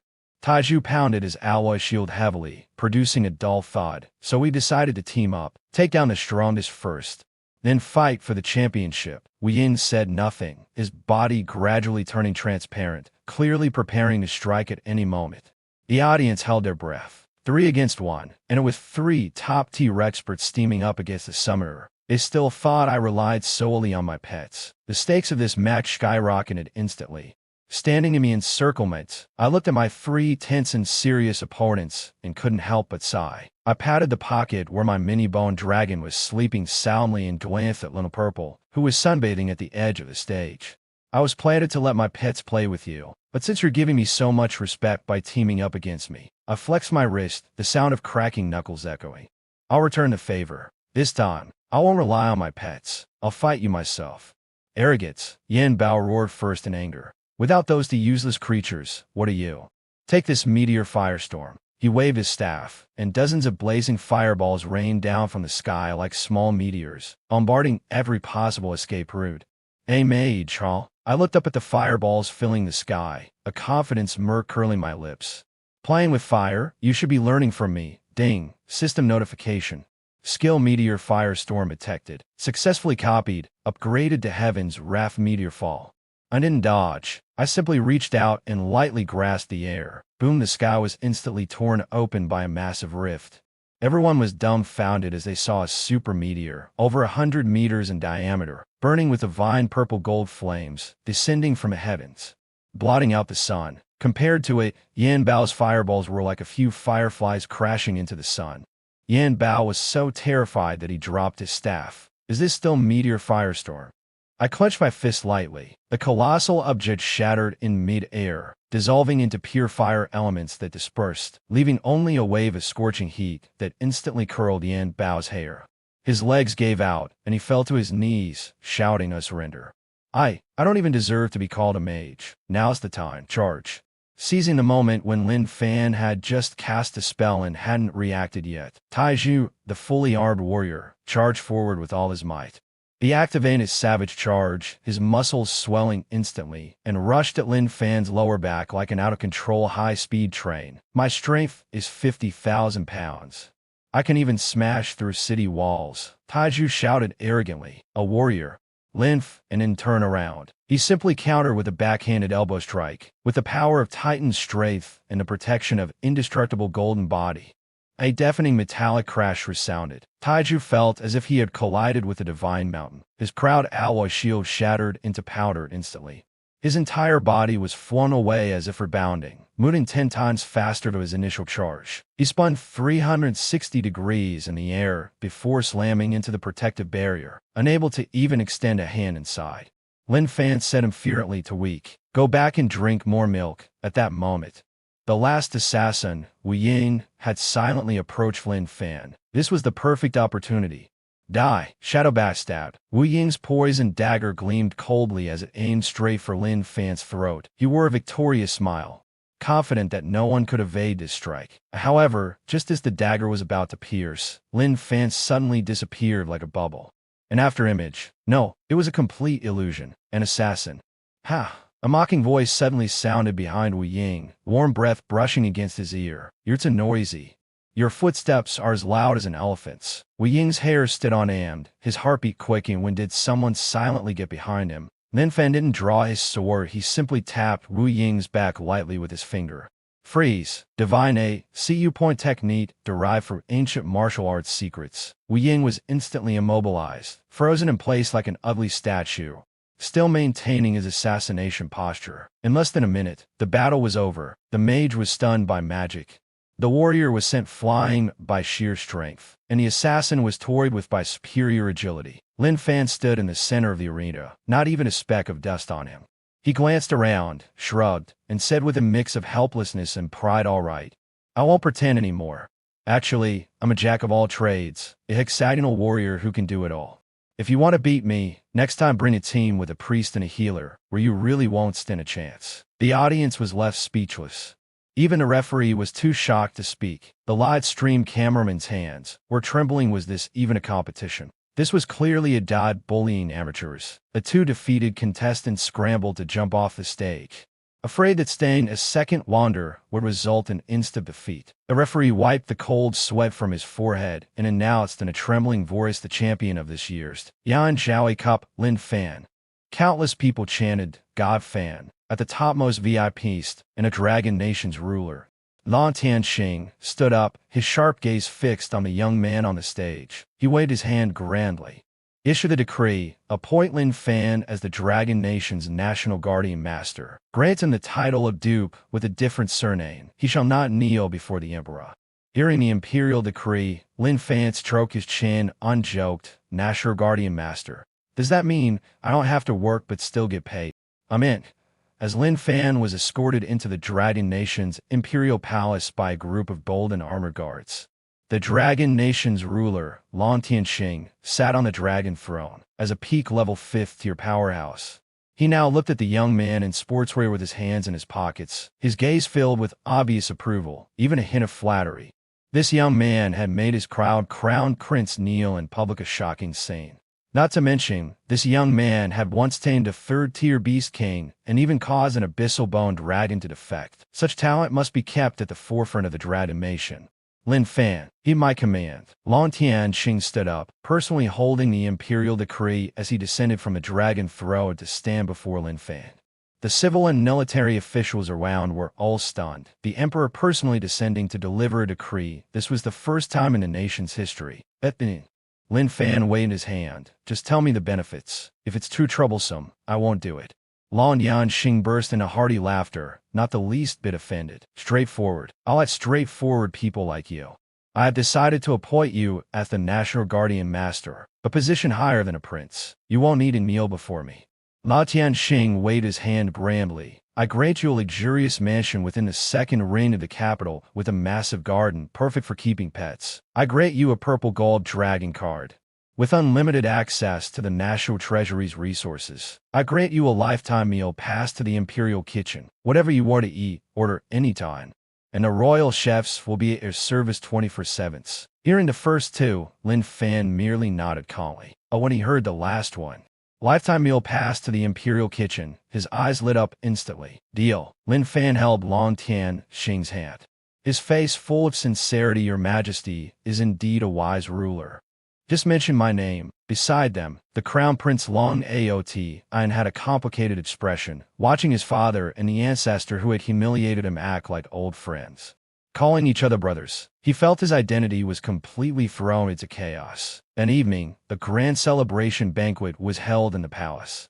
Fine wine and delicacies, endless singing and dancing. Civil and military officials took turns toasting Lin Fan. Even the Murong family head, who had previously looked down on him, now held a wine cup with a flattering smile, apologizing profusely, afraid Lin Fan would hold a grudge and destroy the Murong family. Lin Fan sat in the main seat, gnawing on a large chicken leg bestowed by the emperor while teasing the miniature versions of Zhao Zhao and a bone dragon now called Xiao Gu. However, just as the banquet reached its peak bang. The banquet hall doors were suddenly slammed open. A blood-soaked messenger, with a broken arrow lodged in his back, staggered in. With every step, blood dripped.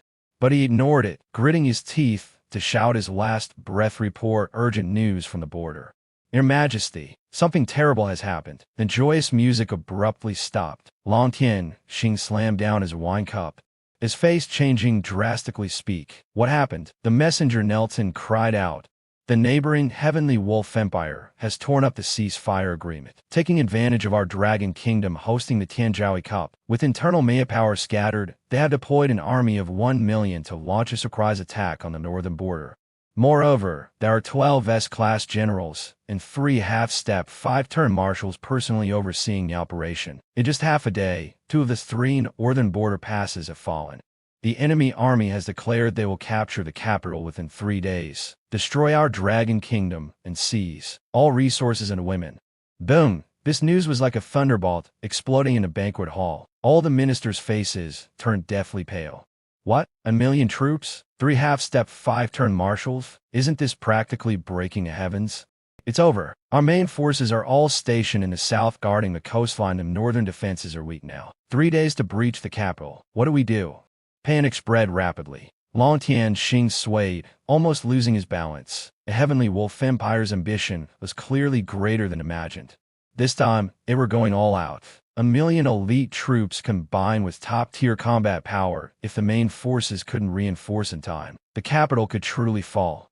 Was a century-old foundation about to crumble? Quick, notify the Southern Army to return and defend immediately. But Your Majesty, distant water can't quench in mere. By fire, the fastest they can arrive is 5 days. Should we send envoys to negotiate peace first? By some time, the hall descended into chaos, with some advocating for battle and others suggesting peace talks, arguing incessantly. At this moment, click, the crisp sound of a bone dropping onto a plate echoed.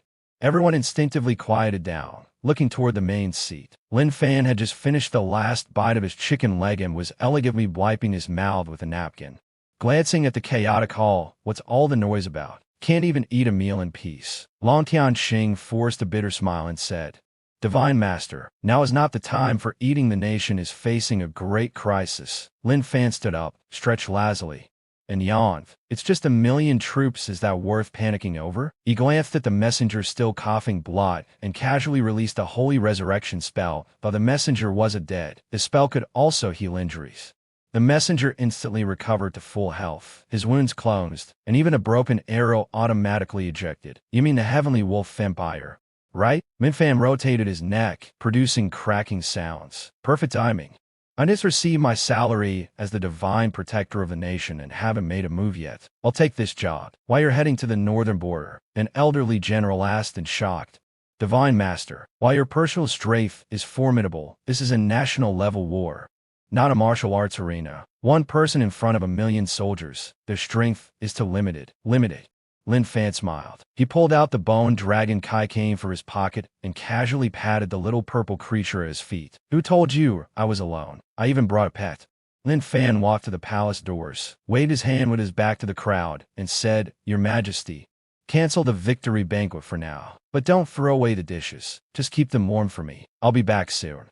Probably just enough time to work up an appetite." With that, he took a step forward. His void walk activated. His figure instantly disappeared from where he stood. In the hall, only the civil and military officials were left staring at each other in disbelief. "Be back soon. 1 million soldiers. That's a national war. Isn't the Divine Master being a bit too arrogant?" Only the Crown Prince, Lin Fan, had a look of fervent excitement in his eyes as he gazed in the direction where Lin Fan had disappeared. "You don't understand. You've never seen the true power of the Ancestor in action. 1 million. It's just 1 million ordinary soldiers." At this moment, over the northern border, dark clouds loomed. The flames of war engulfed the entire land. The iron cavalry of the Assyrian Empire surged like a black tsunami, relentlessly assaulting the last line of defense in the northern border of the Dragon Kingdom's Mbi Pass. Mbi Pass was the final barrier of the Dragon Kingdom's northern border, a sturdy fortress built on a sheer cliff. But now, this century-old stronghold was on the verge of collapse. Boom, boom, boom, boom, boom. Magic cannonballs and massive stones from catapults rained down like a torrential storm on the defensive barrier. The once solid barrier was riddled with cracks, its light dimming, ready to shatter at any moment. The walls were littered with corpses, rivers of blood flowing. The defending general, Lin Fan, was covered in blood. One arm severed, yet he still gripped his battle blade with his remaining hand, holding the wall with all his might. Behind him were only 3,000 battered soldiers, each gravely injured, their eyes filled with despair, but none retreated. General, the barrier will collapse in 3 minutes, the adjutant cried out. Reinforcements from the south were to arrive for at least 5 days. We can't hold on. Lin Fan wiped the blood from his face, his gaze resolute as he looked at the million-strong serious cavalry before him, like a black sea. Can't hold on. We must hold on. Behind us are countless families, the capital, as long as I live. The invaders will not step past here. All soldiers, hear my command. Prepare for street combat. Defend a nation to the death. Kill. The 3,000 remaining soldiers let out a desperate yet determined roar. 3 oppressive figures hovered on a war chariot, coldly overlooking the scene. They were the 3 great marshals of the Serious Empire, top-tier experts on the verge of the 5th transformation. The leading butcher Marshal Oba Hong let out a piercing, maniacal laugh. Stop your feudal struggle. The Dragon Kingdom's fate is sealed. Pass down the order after breaking the city. No blade sheath for 3 days. Slaughter the city. Let these Dragon Kingdom fools know the price of resistance. Roar. The million-strong Serious army let out a bloodthirsty roar, their voices shattering the clouds. Countless mages raised their staffs, preparing for the final volley to completely destroy Zimbi Pass. With a thunderous crash, the defensive barrier was utterly destroyed. The shadow of death enveloped the entire Zimbi Pass. I closed my eyes, ready to embrace destruction. At this moment of despair's easy Zila, a crystallized sound pierced the sky. The void above Zimbi Pass suddenly split open, as if a painting had been torn from the middle. Daylight, slightly peculiar, were wafted out from the rift. Oh, finally here, accompanied by a lazy voice. A young man in sportswear and flip-flops strolled leisurely out of the void, with his hands in his pockets. He stood atop the crumbling barrier, looking down at the million-strong army below like a tourist. The battlefield fell silent instantly, all eyes drawn to him.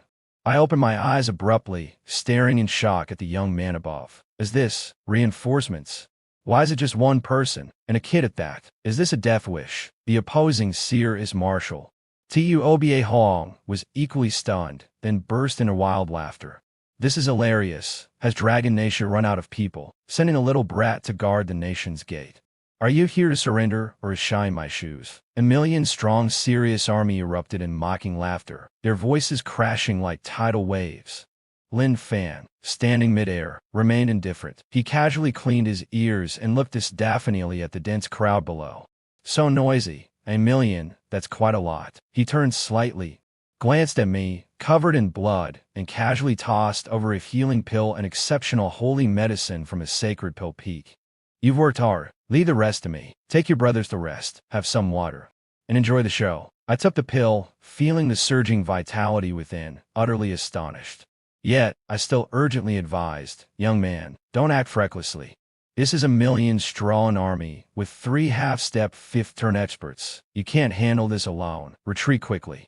Retreat. Lin Fan smiled. He turned to face the million serious soldiers and the 3 defiant enemy marshals. Though his figure was thin, he stood like an insurmountable wall across the horizon. Behind me is my home, my newly bought house, my freshly issued meal tickets. All in the capital. If I let you break through, my happy life will be ruined. He stretched flaccidly, flexing his wrists. Hey, call your butcher. I'll give you a chance. Turn around and leave now, and I'll spare your lives. Otherwise, Lin Fan's eyes narrowed slightly, scanning the tens of thousands of mages chanting spells on the opposite side. A greedy smile appeared at the corner of his mouth. Otherwise, I'll take all your skills. Oba Hong's face changed drastically, as if hearing the world's biggest joke, gritting his teeth. Arrogant and foolish brat. Since you wish to die, I'll grant your wish. Mage Core, hear my command. Target that brat, unleash all magic, blast him to smithereens. Boom! At the command, the Serious Empire's formation erupted with dazzling magical brilliance. Fireballs, Ice spikes, wind blades, lightning. Tens of thousands of spells converged into a cataclysmic elemental torrent. Sweeping toward the lone Lin Fan. This power was enough to flatten a mountain in an instant. I closed my eyes in despair. However, facing the overwhelming attack, Lin Fan not only didn't dodge but opened his arms as if welcoming a spring breeze with ease. His eyes sparkled with excitement. The expression of someone seeing a buffet open. Good, here it comes. I was just worried about not having enough skills. Ding! Detected large-scale mixed magical attack. Batch copying in progress. Copy successful. Fireball 3000. Copy successful. I roared 1,000. Lin Fan's lips curled up. Ready to feast. Copy successful. Thunderous Wrath 1500. The system prompts in Lin Fan's mind roared like an intense symphony. In just 1 second, he mastered all the skills the opposing mage core had spent decades perfecting. Is this all the power? Lin Fan looked at the magical torrent rushing toward him, a faint smile playing on his lips. Since you're so generous, gifting me so many treasures, let me return the favor.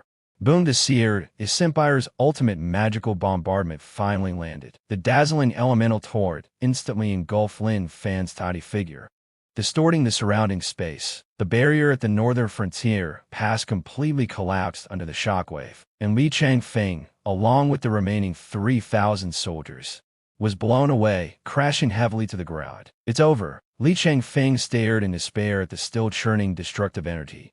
This level of explosion would severely injure even a fifth-term master. As for the unguarded young man before them, he was likely already obliterated beyond recognition. Grand Marshal of the Serious Empire. Tuoba Hong burst into wild laughter. Ha ha ha.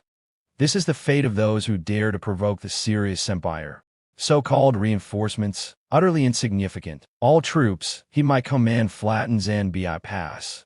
Leave no survivors. The million-strong army roared victory slogans. War chariots thundered, poised to launch an deadly charge. However, at that very moment, a lazy voice emerged from the center of the explosion, tearing through the battlefield's chaos. His skill effects are decent, but the damage is clearly lacking. A terrifying suction force that made heaven and earth tremble suddenly erupted from the explosion's center. The raging flames, thunder, frost, all kinds of elemental energy began frantically retreating and compressing toward the center. In the blink of an eye, all had vanished. Lin Fan stood intact in midair, his right hand raised high, palm holding a basketball-sized, multicolored or radiating an unsettling aura. Impossible. Tuoba Hong's laughter froze instantly, his eyes nearly popping out of their sockets. He actually held our ultimate bombardment in his hand. Lin Fan looked at the highly unstable orb in his hand. As system notifications flooded his mind, detected a large presence of foreign elemental energy. Fusing. Higher Thunder Wing Dice. Fusion successful. Host is acquired. Self-created forward and unspelled divine punishment. Elemental cataclysm. MMAX. This is what they call accepting all comers, a reciprocating courtesy. Lin Fan's lips curled into a cold smile as he gazed at the million-strong army below, frozen in shock. You had your fun earlier now. It's my turn. Get ready to take this. This strike should be explosive enough. With a flick of his wrist, the multicolored orb floated downward. At first, it descended slowly. The moment it left his hand, it began to expand rapidly. 1 meter, 10 meters, 100 meters, 1,000 meters, 10,000 meters. In the blink of an eye, the orb had grown massive, blotting out the sky. It went with billions of thunderbolts, like a true asteroid. Carrying apocalyptic power, it smashed fiercely into the central formation of the Serious army. Now run. Scatter. Tuoba Hong felt the despairing aura, chills running down his spine, his hair standing on end. As he let out a piercing scream to Fent, all mages, erect shields immediately. But it was too late. Against absolute power, numbers were meaningless. The orb landed. There was no earth-shattering explosion sound, as the immense energy had swallowed all noise. The world was left with nothing but blinding white light.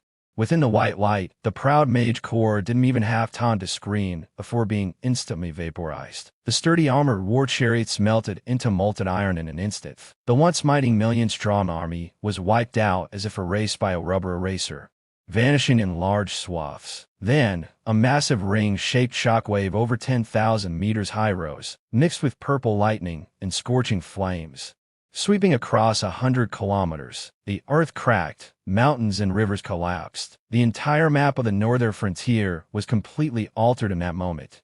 No one knew how much time had passed before the white light faded and the dust settled. Li Changfeng struggled to climb out of the ruins, his dust-covered eyes gazing toward the pass. The next second, he froze completely, his body as if paralyzed, his war blade clanging to the ground. Outside Zimbi Pass, the once densely packed, massive million-strong Sirius army was gone, completely vanished.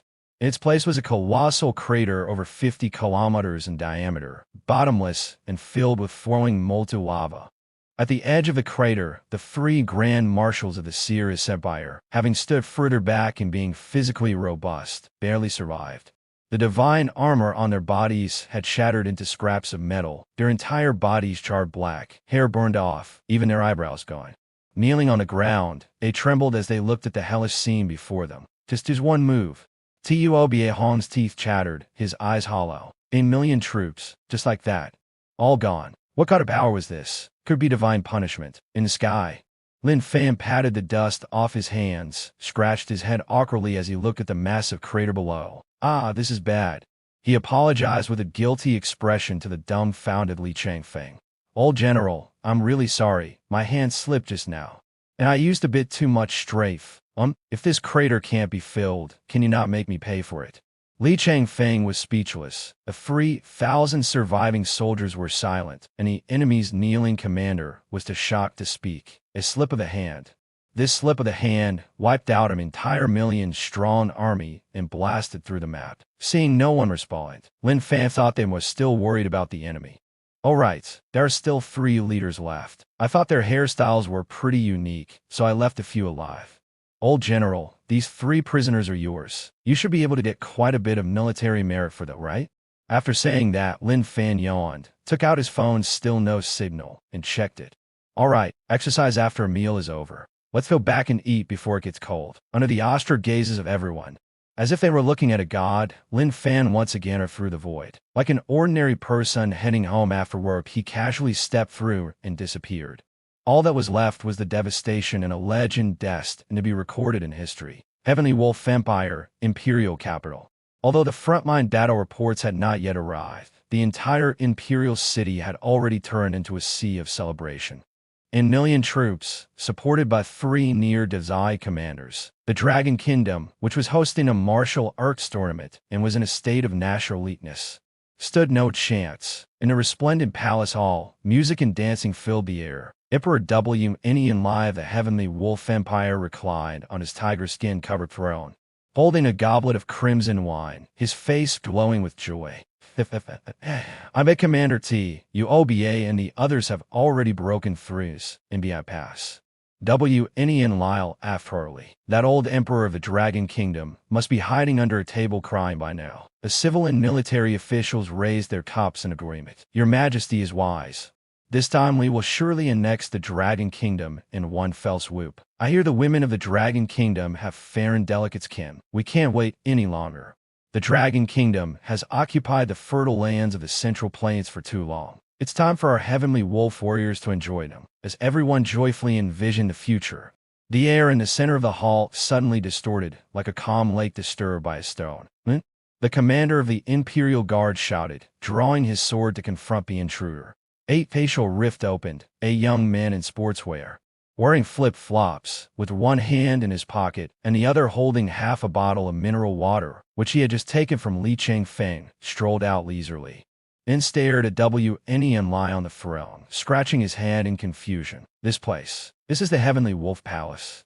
Don't exaggerate, the landscaping isn't even as good as my neighborhood. Who are you? Wen Lai suddenly stood up, exuding an overwhelming sense of pressure. Although he couldn't discern the young man's true strength, anyone who could tear through space and directly enter the palace was no ordinary person. I took a sip of water to moisten my throat, which was a bit dry from speaking earlier, and said, "Oh, I'm from a neighboring Dragon Kingdom. Just now at Invading Pass. I accidentally buried your million-strong army. Since I'm here, I thought I'd drop by to say hi and ask if you still plan on continuing the fight." The hall fell silent, so quiet you could hear a pin rub. Then, the room erupted in laughter. Is this kid crazy? Did he really say he buried our 1 million troops? Who does he think he is? I think he's just a joke sent by Dragon Country to aid us, so he can inherit my credit pay. WNEN sneer coldly in fury such audacity. How dare you tell such a colossal lie in front of me? Guards, chop him up and feed him to the wolves. You don't believe me, I sighed, pulling out the bone-ragged kaikane from my pocket and murmuring a few words. I casually tossed it. Little bone, show them the reporting. Crack, crack. The mini bone dragon flew up, opened its mouth, and sprayed a blue light screen, projecting it in the center of the hall. The image was as clear as for KHD. A massive ball of light descended from the sky. A million troops vanished without a trace in an instant. The ground cracked, and the area outside and beyond passed turned into a bottomless giant pit. That free-scorched, trembling sky wolf marshals kneeling at the edge of the pit. That is Marshal Tuoba. That is my Black Tiger Legion. All gone? Completely gone. The laughter abruptly stopped, stuck in their throats. All the ministers turned pale, their wine cups clattering to the ground. It was real. That kind of destructive power, just watching the screen brought despair. WNEN like a lapse back onto his throne, trembling all over, his eyes nearly popping out. 1 million elite troops. That was the entire trump card of the Skywolf Empire. It was all gone? Who was this young man, human or ghost? I retrieved the boned dragon and looked at the terrified WNEN, smirking with a hint of provocation. Do you believe me now? I still have a few left in use. As I spoke, I raised my right hand, revealing a small energy ball in my palm, glowing with multicolored white, though only the size of a ping-pong ball. Its destructive aura made the entire palace tremble. Stop. Dati throw it. WNEN screamed in panic, rolling off his throat and kneeling before me. Dignity meant nothing in the face of life and death. Immortal, divine grandfathers, spare me. I was wrong. Your Majesty was blind to your greatness before. There are tens of thousands of civilians in the Imperial City. I was through the energy ball and pouted how boring. I thought you'd be tougher. All right, I am not the type who enjoys killing people, though I just wiped out 1 million. Let us talk compensation. I found a chair, sat down, and crossed my legs. Not only did you interrupt my meal, but you also made me run here for nothing. How are we calculating the lost wages, emotional damages, and travel expenses? WNEN broke out in cold sweat, bowing repeatedly. We LL compensate. We LL compensate. The Skywolf Empire is willing to cede 18 northern cities to Dragon Country. Moreover, I am willing to offer my most beloved Princess WNEN Xian as your wife. She is a renowned beauty, not only stunning but also fiery in personality. As he spoke, WNEN gestured behind him. A young woman in exotic attire with a courteous figure was pushed forward, her face pale with fear. I glanced at the princess. She was indeed attractive, but I already had a demonic Sect saintess clinging to me every day wanting to hack kids. And another Su King, here who could turn bad at any moment. It was giving me a headache. Forget I weighed dismissively. I don't want the land or the princess. I don't want the land, it is too much trouble to manage. I don't need the princess either. I don't lap mates. And she looks like she has been spoiled rotten, probably doesn't even know how to sweep the floor. WNEN was utterly confused then. And what do you want? No land? No beauty? These are treasures every man desires. Lin Fan pointed toward the royal treasury and rubbed his fingers together. Cash it out. Pack up all the spirit stones, rare metals, high-grade medicinal herbs, everything valuable in your national treasury, and hand it over to me. From now on, annually tribute to the Dragon Kingdom. Wan Yanlai's heart shattered. Empty the national treasury, have the GDP. This would practically send the Seer's empire back to the primitive era. Faced with the glowing spheres in Lin Fan's hand, he could only nod tearfully. Take it.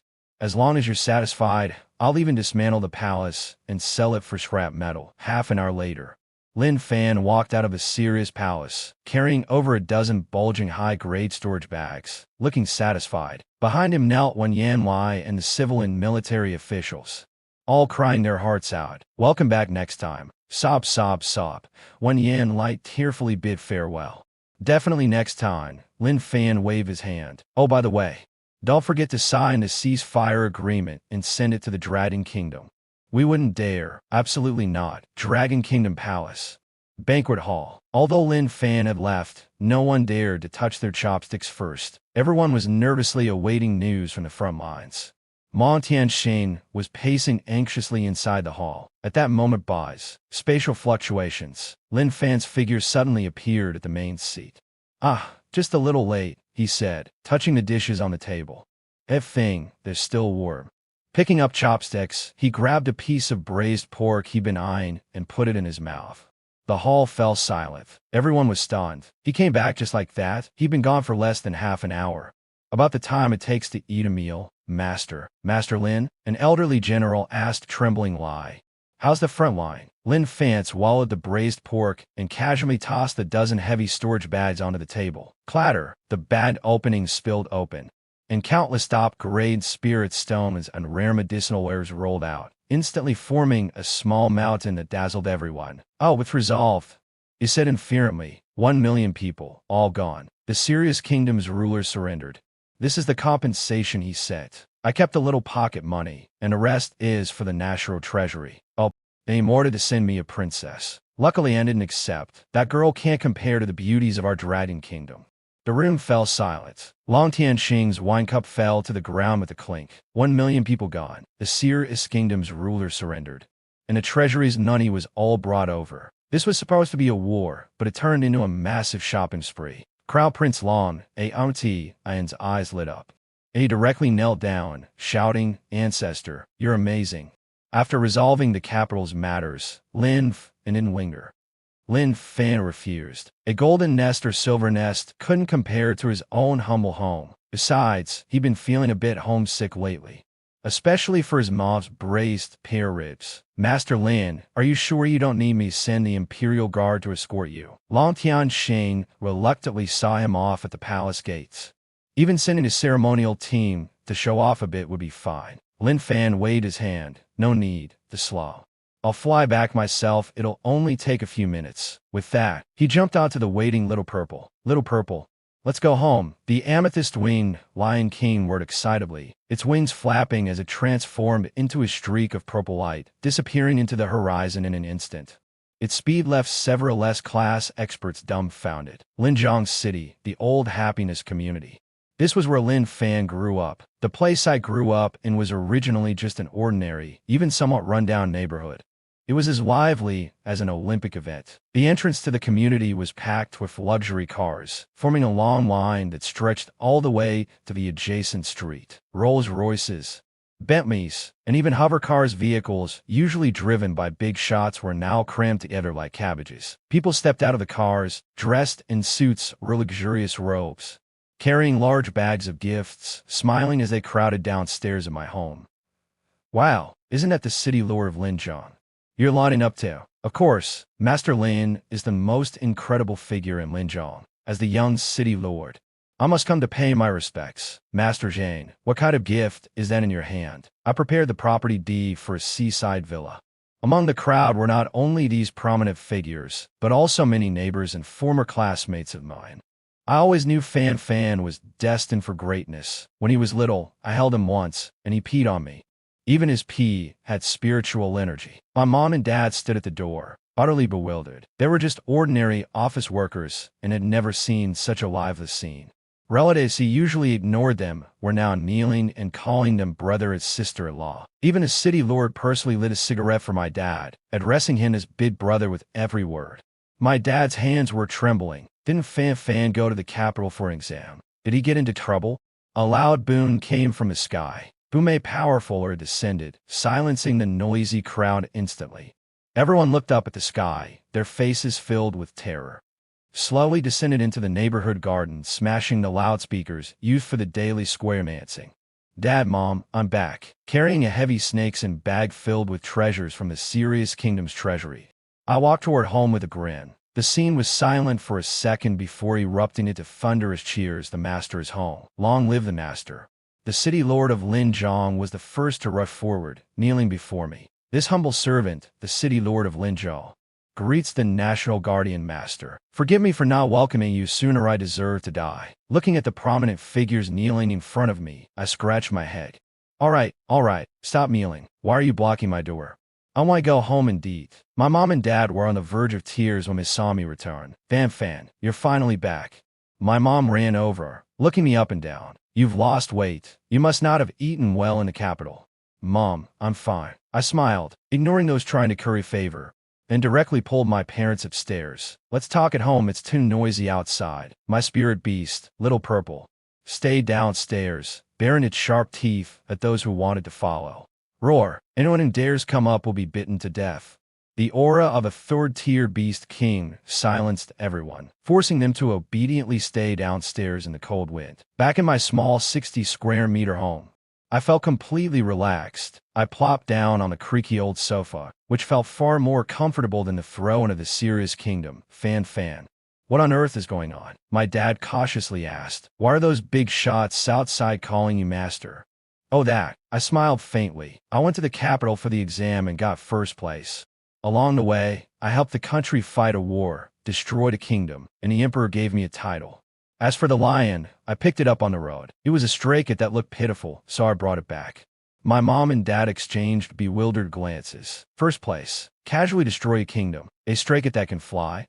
Son, do you have a misunderstanding about the war? Casually, I didn't say much more and directly dumped the heavy snakes and bad onto the coffee table. Clatter, a mountain of treasure spilled out, filling the table. Glowing gemstones, medicinal herbs brimming with spiritual energy, and various top-tier magical artifacts nearly bent the table under their weight.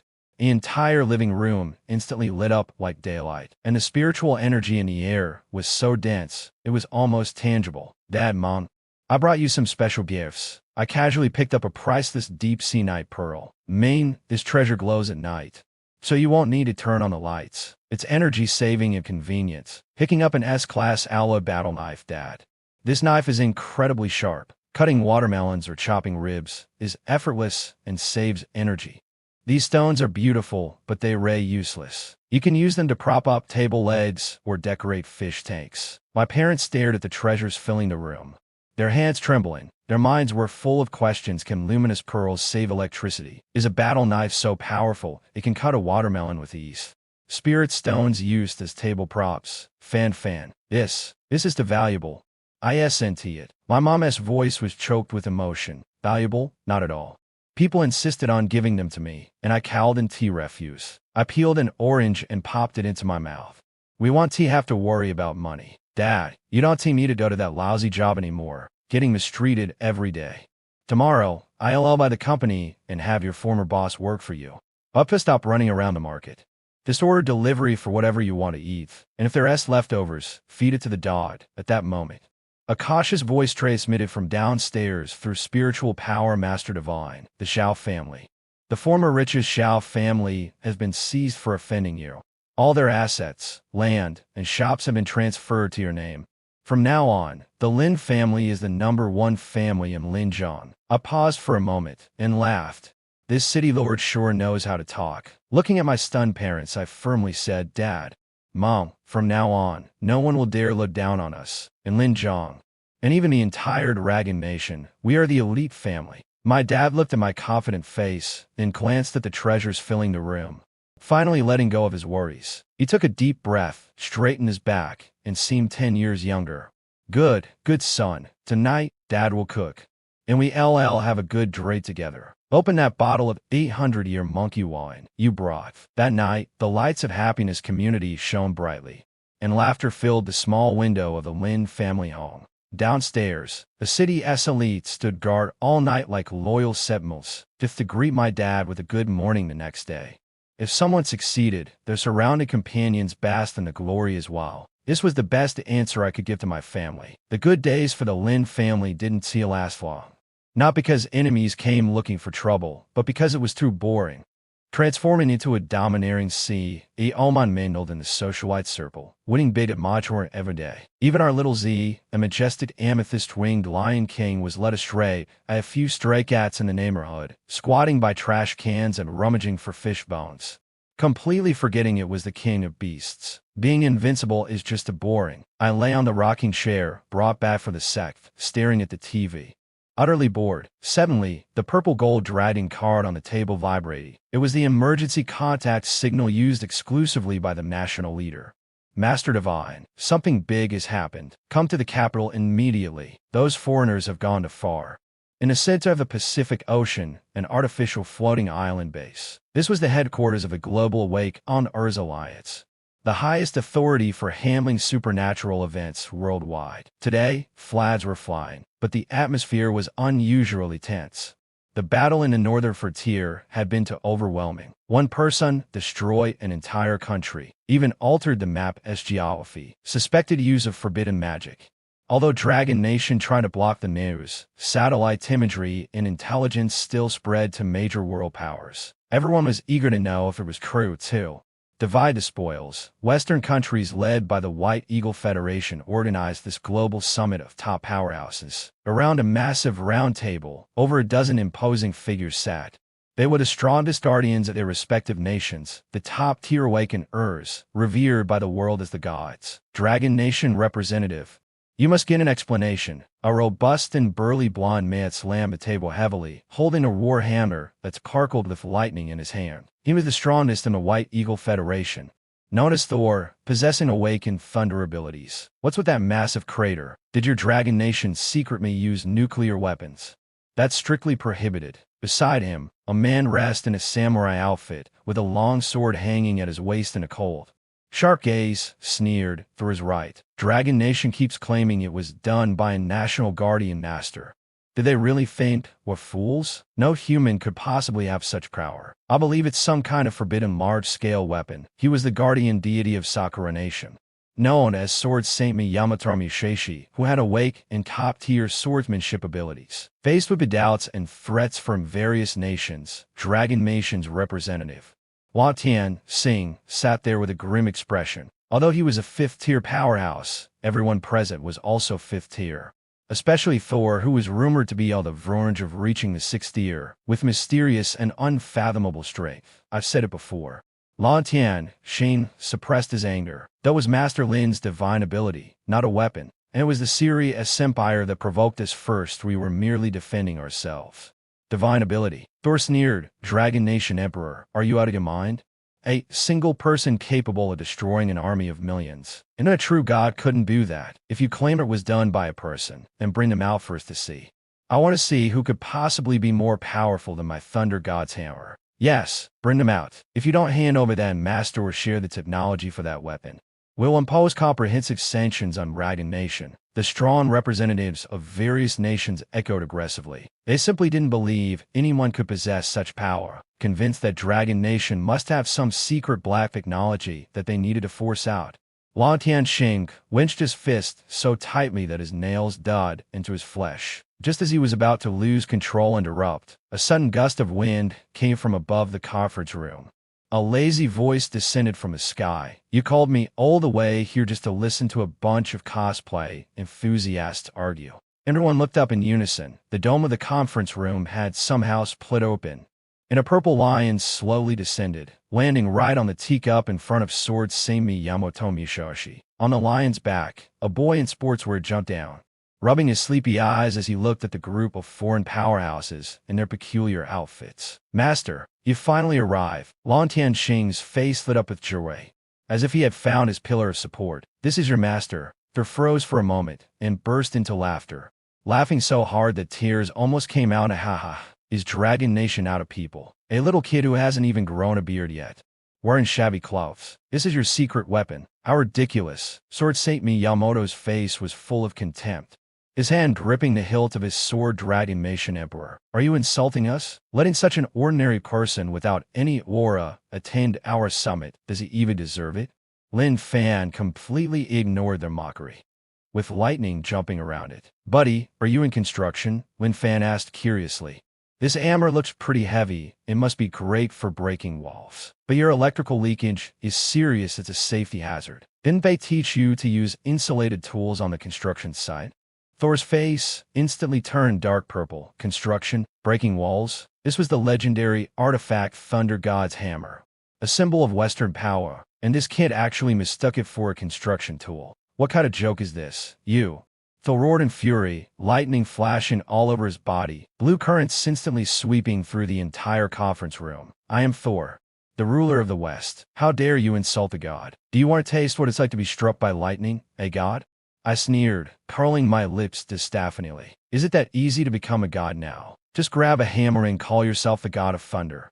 I turned to Lao Tianxing. Your Majesty, were they threatening us just now? Talking about sanctions? Lao Tianx, they don't believe you destroyed the serious nation and insist we hand over the weapon technology. Were they unite to attack Dragon Nation? Oh, so that's what it is. I nodded thoughtfully. Turning to face the group of lofty world powers, the lazy expression on my face vanished, replaced by a chilling smile. Since you don't believe I can destroy a country, I extended my hand, pointing to the vast Pacific Ocean outside the window, to prove I am telling the truth, and so you want to bother me every day in the future. How about I fill this ocean? The crowd was bewildered, not yet understanding what fill the ocean meant when I raised my right hand. No incantations, no build-up. I simply said, watch closely. Lin Cheng's city had been unusually lively recently, ever since the appearance of the guardian master of the nation, Lin Fan. This once ordinary small city had overnight become a national hotspot. Housing prices skyrocketed, tourists flocked in, and even strayed dogs on the streets were rumored to have gained an air of immortality. A top-tier treasurer, appraisal influencer with 50 million followers, Master Qian, arrived in Lincheng with his professional Lin streaming team in tow. Master Qian, full name Qi on Duo, claimed to have the ability to identify the era with one glance, estimate the price with 2, and determine the universe with 3. He loved visiting luxury homes, list streaming treasure appraisals, mocking pretentious tycoons with a sharp tongue, and drawing a flood of comments for his fans. Hello, everyone. I am your Master Qian. Qian Duo played with a string of high-priced purples, emerald beads in his hand, his face brimming with excitement. We're going to visit the legendary Wyanding Villa. You all know who lives there, right? The parents of Lin Fan, the guardian master of Dragon Nation. The live-streamed chat exploded. Well, that's a restricted area. Does the master dare to enter? I heard the Lin family is so rich now that even their floored aisles are made of gold. Be careful. I heard the Master's dog can swallow a tank in one bite. Watching the skyrocketing viewer count, Qian Duo smiled smugly and said, don't worry. I have insider info. The master has gone to the Abyss to gather supplies, and only his elderly parents are home now. Today's theme is revealing the master's family wealth through icons or nouveau rich. Honestly, while the master is impressive, his parents were just ordinary working-class folks. I'm at their home. Aesthetic is a chaotic mix, like a flea market gold chains paired with kebabs. With a mocking smile, Qian Duo rang the doorbell of the so-called villano. First, the door opened, and it was Lin's father, Lin Jianwo. He was wearing a washed-out tank top, loose shorts, a pair of slightly peeling plastic slippers, and holding half a watermelon he had finished eating. Who is it? Lin Jianwo spat out a watermelon seed.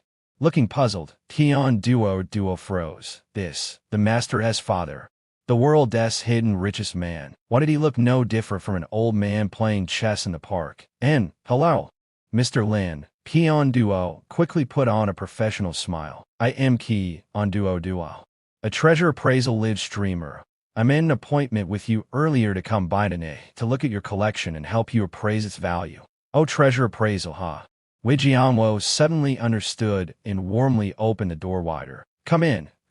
That kid Fan brought back a bunch of random stuff. The house is full of it, and there's no place to put anything. Help me see what's valuable and what's junk to throw out. Qian Duo sneered inwardly, as expected of a nouveau rich, treating treasures like trash. I'll use my professional knowledge to make you see things in a new light. Don't worry, with me here, not a single pearl will gather dust. Qian Duo waved at the camera brothers. Let's go inside. Let's see what kind of junk this master has hidden in his house. As soon as they stepped into the yard, a dense and almost tangible spiritual energy rushed toward them. The photographer sneezed, feeling his years-long nasal congestion instantly clear up. What a place! Qian Duo exclaimed. At that moment, a doghouse in the corner of the yard caught his attention. Inside lay a massive creature with purple fur, resembling a mix between a lion and a husky in manifestation of Zhaozi. This husky had its head buried in a large bronze bowl, slurping away. Qian Duo's gaze locked onto the dog bowl, and crouched down to examine the bowl's patterns closely. The design was ancient and desolate, with 9 vividly carved cloud dragons, and a faint scent of elixirs lingered in the air. This.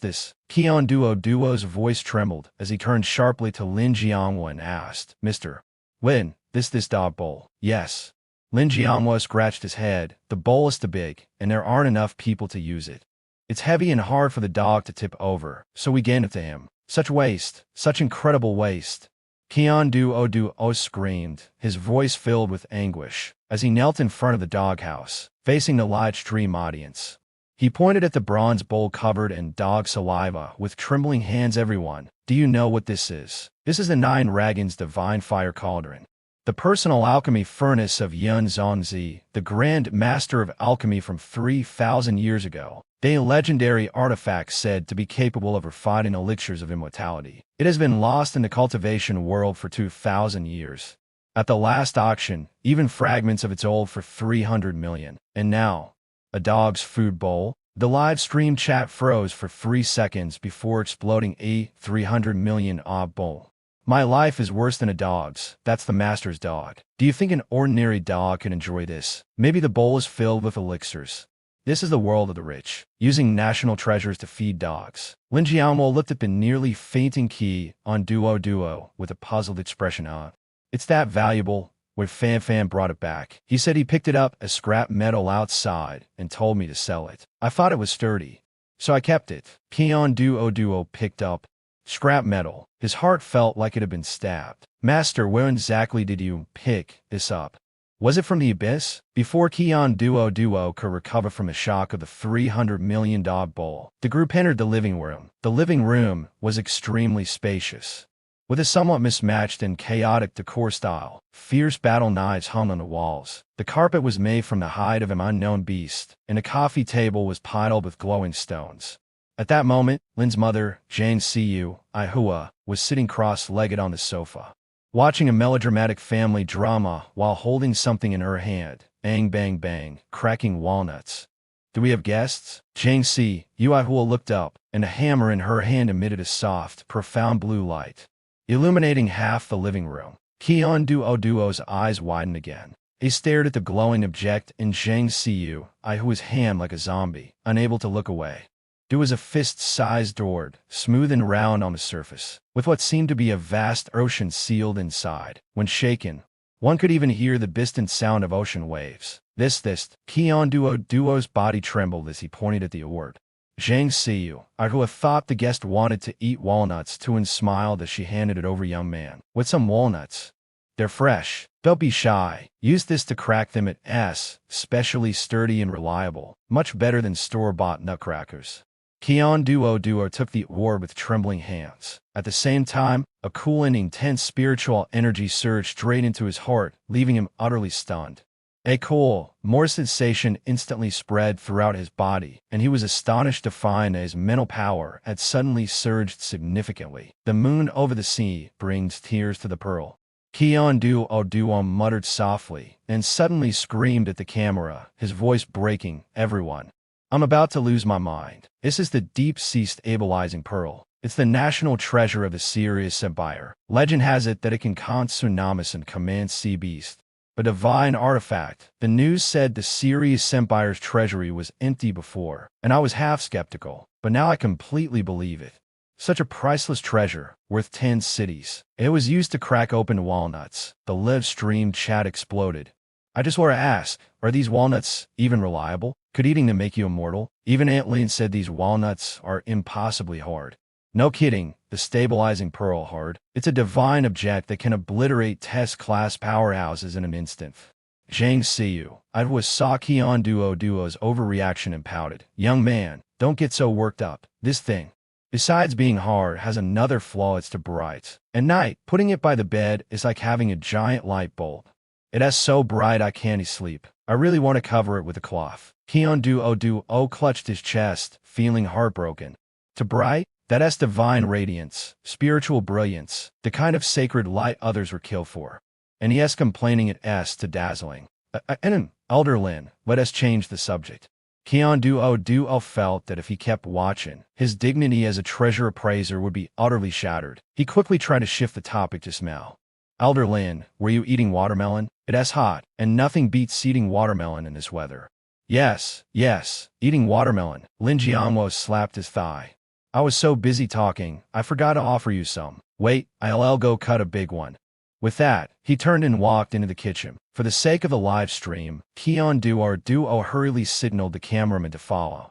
Narrating in a professional tone, everyone, take a look. Despite Elder Lin's high status, he remains humble and down to earth, personally going to the kitchen. Before he could finish, Lin Jianhua slowly pulled out a knife from the kitchen knife rack. It was about 1.2 meters long, pitch black, with a dark red blood groove running along the blade, exuding a suffocating aura of menace of battle blade. As soon as the blade was unsheathed, the temperature in the kitchen dropped by 10 degrees. Keon Duo felt a chill on his neck, as if he were being stared down by an ancient beast. He trembled all over, wishing he could kneel and beg for mercy. This thing is supposed to cut watermelons? This is clearly the god-slaying blade. Legend has it that this blade was the personal divine weapon of the Butcher Marshal of the Sirius Empire, seized by Lin Fan on the northern battlefield. A pure instrument of slaughter. Elder Lin, you can't use this knife to cut watermelons. Keon Duo's voice cracked with fear. The murderous aura is too strong. What if it hurts you? Was completely nonchalant. He casually twirled the blade, the air whistling with its movement. Murderous aura? What nonsense. Lin Jianhua looked utterly sincere. Young man, don't be scared. This knife may look intimidating, but it is very handy to use. The watermelon rind is so thick. Before, I had to struggle with a fruit knife for ages, and my hands were going numb. Ever since Fan brought this knife back. Oh my. The speed, the efficiency, just one word fast. As he spoke, Lin Jianhua raised the S-Class alloy battle blade, feared by all S-Class powerhouses. With a swift motion, he brought it down on the large watermelon on the cutting board.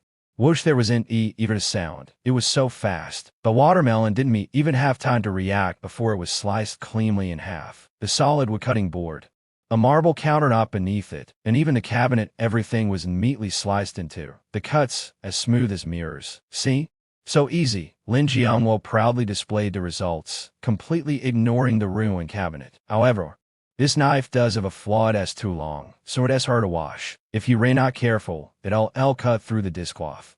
Keon Duo stared at the god-slaying blade still dripping with watermelon juice, and at the cabinet that had been split in half with a single stroke. He was utterly devastated, and a small leaf threads and a wall bracelet in his hand snapped with a crack. I can't appraise anymore. I quit. Keon Duo cried into the camera like a 300-pound child. What kind of place is this? This is practically a land of immortals. This dog bowl is a treasure, the hammer is a family heirloom, and the watermelon knife is a super powerful weapon. Me, a so-called appraisal master, am nothing but a joke here. I'm useless. Boo-hoo. The live stream chat was scrolling so fast it was unreadable. Master, hang in there, don't cry. We've never seen such amazing things either. Old Lin is incredible. It's just a bit long, hard to clean. Imagine the psychological trauma of that knife. I used to cut down marshals. Now I cut watermelons. This is the true return to simplicity. The level of the Lin family's elders is just too high. Just as Keon Duo was crying his heart out and the Lin elders were awkwardly trying to comfort him, suddenly the air in the living room rippled. A familiar figure appeared. It was Lin Fan, who had just returned from inspecting work in the abyss and decided to drop by hall. Dad, Mom, I'm back. Why is it so lively? And why is someone crying? Lin Fan was carrying 2 bags of freshly brought back Succuba's hand-made cookies from the abyss. The moment Keon Duo saw Lin Fan appear, he immediately stopped crying. Springing up from the floor like a chicken grabbed by the neck, he stood straight and bowed at a perfect 90-degree angle. Divine Master. The live stream exploded instantly. Holy crap, the living God Fan himself. Quick, screenshot. What is that in God Fan's hand? Are those cookies shrouded in abyssal miasma? Lin Fan glanced at Keon Duo and at the camera. Live streaming? Who allowed you to live stream in my house? Keon Duo's legs went weak, and he almost knelt down again. Divine Master, spare me. I just came to help the elders with some appraisals. Appraisals? Lin Fan glanced at the stabilizing pearl on the table, and the knife in his dad's hand. Oh, these worthless trinkets. He casually tossed the bag of Succuba's hand-made cookies to Keon Duo. Forget it, no need to appraise them. Take this bag of cookies and eat them slowly. They taste all right, but eating too many might give you So don't overdo it. Keon Duo clutched the cookies emanating a strong abyssal aura. So move that's not bubbles formed. A gift from the Divine Master. This was a specialty of the Abyss. If auctioned, it could probably buy half of Lin Zhang City. Thank you, Divine Master. Thank you, Divine Master. Lin Fan waved his hand, signaling him to leave. All right, take your stuff and go. And don't come back to disturb my parents' peace. Also, Lin Fan turned to the camera with a slightly intimidating smile. To all the viewers, if anyone dares to camp outside my house, let's stream or try to steal my dog bowl. The live stream signal was instantly cut off. Lin Fan had forcibly severed it with his mental power. The house finally quieted down. Lin Fan sat on the sofa, looking at the cabinet his dad had split in half, and sighed helplessly. Dad, I've told you before, control your strength with spiritual power when cutting things. How many cabinets is this now? Lin Jianwo chuckled sheepishly. It's not my fault, it's the knife's fault for being sharp. I just can't stop it, Fan.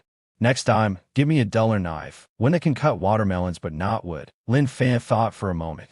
Alright, next time I travel around the universe, I'll see if I can find such high-tech weapons. On the side, Lin's mother was holding the stabilizing pearl, cracking walnuts with it, muttering, Fan.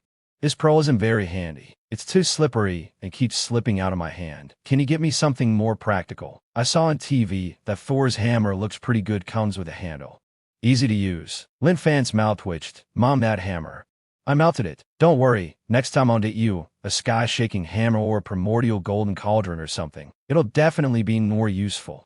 Only then did the elderly Lin couple nod in satisfaction. Alright, let's go eat first. We're having hot pot today. And we'll use that 9 radiant cauldron you brought back. It heats up fast and cooks quickly. Lin Fan couldn't help but laugh as he watched his parents' nonchalant expressions. This was pretty much the legendary.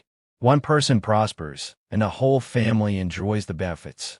Even if it were the Imperial Jade Seal, as long as it made his mother happy, Lin Fan would gladly lend it to her. The setting sun outside gradually descended, and the lights of the happiness community began to flicker on one by one. In this era filled with spiritual energy and miracles, the ordinary window of the Lin family still exuded the simplest yet warmest human touch. As soon as these words were spoken, the strong individuals from various countries present were first stunned, and couldn't help but burst into laughter. This was the middle of the Pacific Ocean. The water was thousands of meters deep. Even a god couldn't possibly fill such a vast sea. This guy must be crazy enough. I don't have time to listen to your nonsense. The roared, completely losing his patience, feeling as though his intelligence had been insulted. If you want to fill the sea, then I'll fill you into the sea to feed the fish first, he bellowed. First suddenly raised his war hammer, his muscles bulging, and blue electric arch frantically danced around him. As one of the top-tier awakened beat, he struck with full force. The sky quickly became overcast with dark clouds, and a 10-meter-wide lightning pillar were through the sky, blasting through the roof of the conference room. Striking straight at Lin Fan. Divine punishment, thunderous wrath.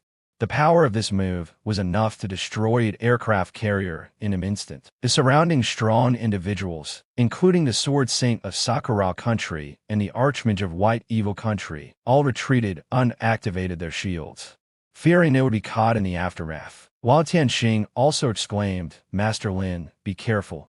This is an S-Rake lightning forbidden spell. Faced with this lightning pillar that could shatter a person into pieces, Lin Fan did not continue his sea-filling action after all. He had been interrupted but merely sighed helplessly. He still held his hand up, his feet unmoving. Foreigners these days, such short tempers. Can't we just talk? Why resort to violence right away? Just as the lightning pillar was about to touch Lin Fan's hair, his finger moved slightly. Ding! Detected S-Rate skill Divine Punishment Thunder's Wrath. Successfully copied. Upgrading the law. Integrating with the Chaos Surgeon. Congratulations to the host for obtaining Primordial Chaos Divine Thunder MAX. Description: the ancestor of all thunder, master of heavenly tribulations, with absolute control over all lightning-based powers. Oh, so it's just a little thunder, Lin Fan smiled. The next second, a scene that left everyone dumbfounded unfolded. Lin Fan's slender, fair hand reached directly into the ferocious lightning pillar as if grabbing a docile little mudfish. Snap! A crisp sound echoed. The terrifying lightning pillar, powerful enough to destroy an aircraft carrier, was pinched and held in Lin Fan's hand. Yes, pinched. The violent electric currents struggled madly in his palm, crackling and popping, but they couldn't escape his grasp. How is this possible? Thor was so shocked his eyeballs nearly fell out, and his warhammer almost slipped from his hand, catching lightning bare-handed. An S-rank forbidden spell at that. Could a human even do such a thing? Is this your full strength? Lin Fan said, holding the lightning in his hand, casually kneading it like dough, shaking his hand in disappointment. The voltage is a bit low, and the current is unstable. It's only at the level of industrial electricity. As he spoke, Lin Fan suddenly remembered something. He reached into his pocket and pulled out his phone, which had been running low on battery after days of gaming. The screen showed only 1% battery remaining. Turn to timing, my phone's almost dead. Using the S-rate Divine Thunder, which could obliterate an entire island, Lin Fan extended a single finger, drawing a thin arc of electricity and precisely connecting it through his phone's charging port. Thanks, man. I was in a rush and forgot my power bank. Borrowing some juice. Zzing. The battery is fully charged. The phone's screen lit up instantly, and the battery icon filled up. Lin Fan put away his phone with satisfaction, casually flicking off the residual lightning energy in his hand, as if brushing off dust. The room fell into dead silence. Lao Tianqing's mouth hung open, and his sword Saint Me, Yamato Musashi's hand trembled slightly. The top experts from other countries turned pale, their eyes fixed on the young man who had just used a forbidden spell to charge his phone, feeling their worldview completely collapse.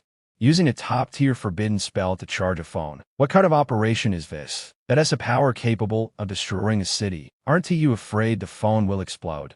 This is like using 4S face as a fortress. They trembled with rage, this face turning bright red. How dare you humiliate me like this? My Mjolnir is invincible, for roared, swinging the legendary warhammer said to be forged from a star's core, charging at Lin Fan for a close combat duel. A hammer.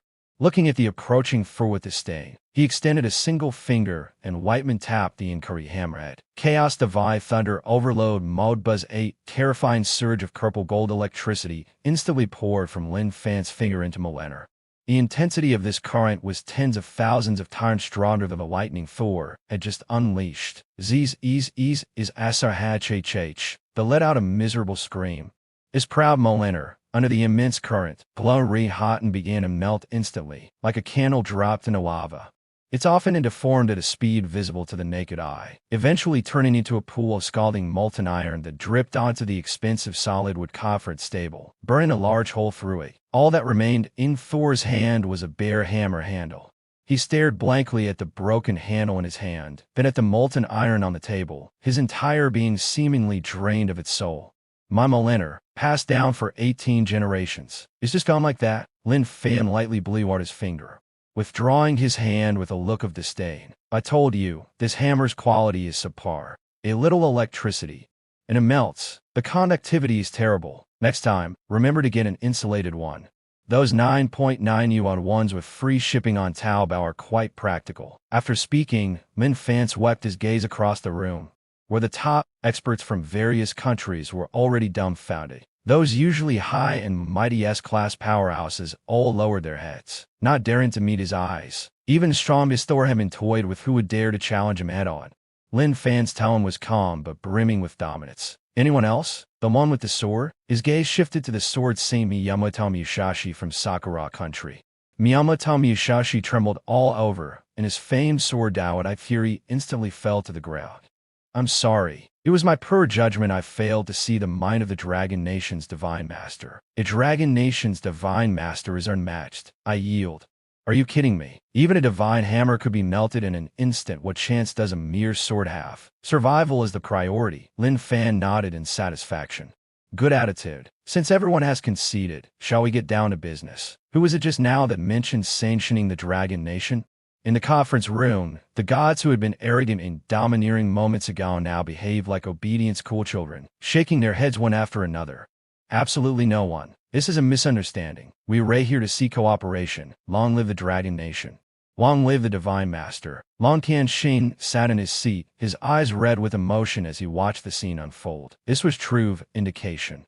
This was the majesty of a great nation, one man suppressing the gods of the world. Who else but divine Master Lin could achieve this? The atmosphere in the conference room had just begun to calm down. Lin Fan looked at the still steaming molten remains of Moletta on the table, and the kneeling sword Saint Miyamoto Musashi, nodding in satisfaction. All right, since everyone is being so polite, I won't stay any longer. Just remember to sign those joint agreements for earlier. Sign them, and don't trouble the Dragon Nation again in the future. After speaking, I turned and prepared to head toward the still leaking hole in the roof, calling Zhaozi to go home together. I had no interest in entangling with them. That divine thunderbolt earlier was impressive, but my phone had just been fully charged, and I was ready to go back and continue gaming. Just as I turned my back to them, Miyamoto Musashi, who was kneeling on the ground, suddenly had a daze filled with resentment and madness. As the guardian deity of Sakura country, Miyamoto Musashi had spent his life pursuing the pinnacle of swordsmanship, adhering to the samurai spirit of death before dishonor. All for this moment of fatal strike. Bastardel, die, you dragon country brat. With the thunder god no longer restraining me head-on, exposing your back to me is practically asking for death. A piercing blade sound tore through the air as Miyamoto Musashi vanished in an instant, moving so fast that even after images were invisible, the famed blade Dao and Ikiri in his hand glowed with an eerie purplish-red light, as if it could slice through space itself. Ultimate Skilf. Temporal Swallow Return. This strike concentrated all his life force, even burning 10 years of his lifespan, splitting space itself and revealing a faint black crack. Its speed surpassed the speed of sound, and at short distances, it was nearly at the speed of light. It's hard in my nape. Master, watch out, Long Qianxing shouted in shock. But it was too late to save me. Thor and the other foreign powerhouses had a glint of schadenfreude in their eyes. It would be best if he died. But even in the face of a death bolt capable of slicing through an aircraft carrier's armor, I didn't even turn my head. I continued walking calmly, hands still in my pockets, just as the blade was about to touch my skin at that precise arrow. 1 second, I casually extended my slender, fair fingers, my index and middle fingers, and precisely caught the only tangible part of the blade. The crisp sound of metal clashing pierced everyone's eardrums. Time seemed to freeze. Miyamoto Musashi remained in his fierce, slashing posture, suspended mid-air. The Owen Ikiri, less than a centimeter from my neck, was firmly pinched between my 2 fingers. It didn't budge an inch. How is this possible? Miyamoto Musashi's eyes widened, his ferocious grin turning into terror. Grabbing a blade bare-handed, and with your back turned, he desperately tried to pull the blade back, but it felt as if it had grown into my fingers. It wouldn't budge at all. I slowly turned my head, looked at his sweat-drenched face, and sighed. You people, I already said we should value peace, but you just wouldn't listen, resorting to sneak attacks.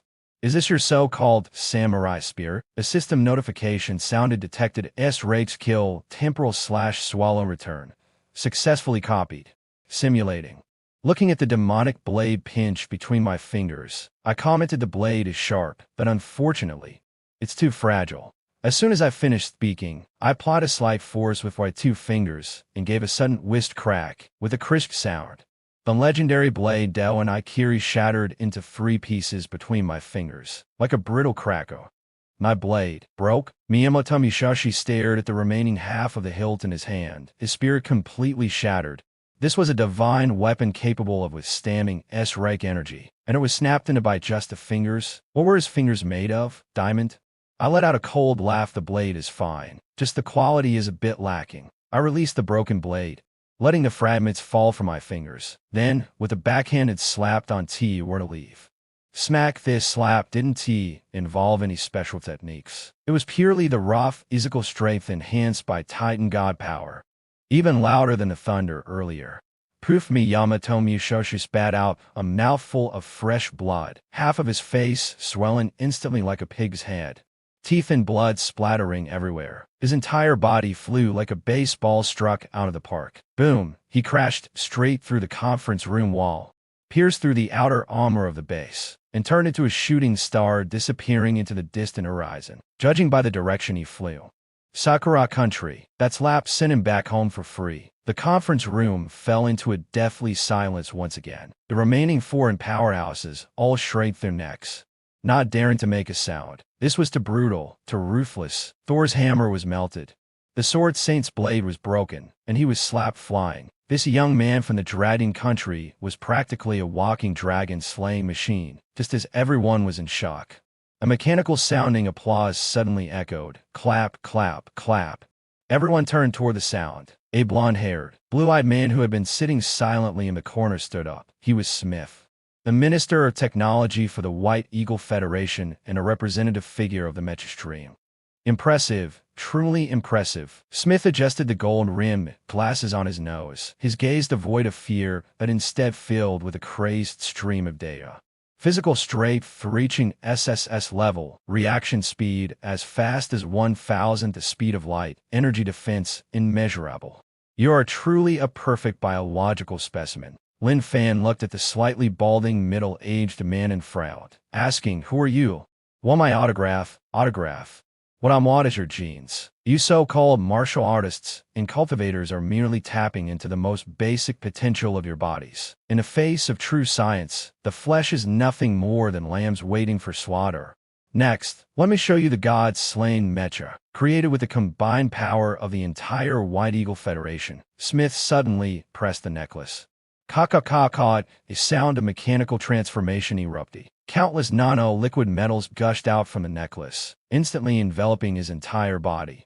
In less than a second, the middle-aged man disappeared. In his place stood a terrifying 5-meter-tall mecha with a silver-gray metallic sheen, 6 floating cannons suspended behind it. Codename Warma, Shinan Kane 99 power source miniature nuclear fusion, reactor weapon systems antimatter, annihilation cannon. High-frequency oscillation blade, quantum force field, shield. The cold, precise, and destructive aura of advanced technology instantly filled the entire conference room. The oppressive feeling was even stronger than that of Thor earlier. MX crimson electronic eyes locked onto Lin Fan, emitting a cold, emphatic voice. "Lin Fan, your data has been fully analyzed. In the face of absolute computational power, every one of your moves will be predicted. Surrender, or you will be formated." Lin Fan stared at the flashy mech, his eyes lighting up. "Oh, Transformers. Not bad. This is way more interesting than that guy with the sword earlier." He walked over and even knocked on the mech's leg armor, producing a clang sound. "Pretty thick armor. You say you can predict my next move?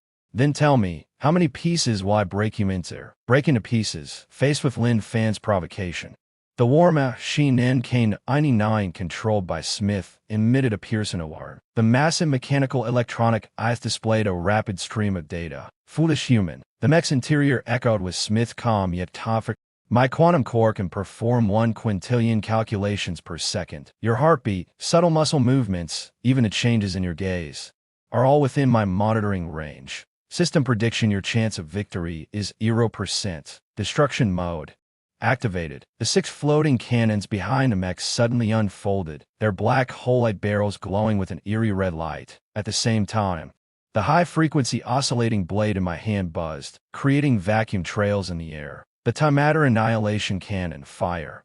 6 dark red beams like an unyielding iron meth sealed off all possible escape routes around me. This antimatter energy, even just 1 gram, could level an entire city. The surrounding powerhouses from various nations turned pale and retreated hastily, fearing even the slightest contact with the antimatter energy would be fatal. But I did not evade. I stood my ground, and in my black eyes, countless intricate mechanical blueprints suddenly appeared.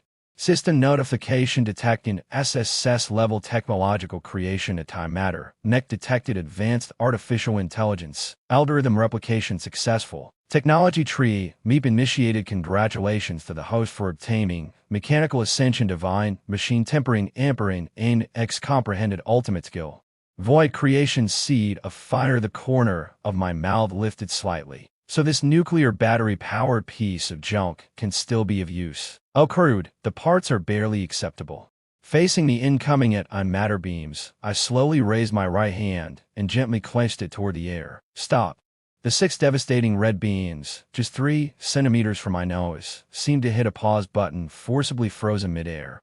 Then, as if receiving a higher command, they obediently transformed into pure energy particles and dissipated into the air.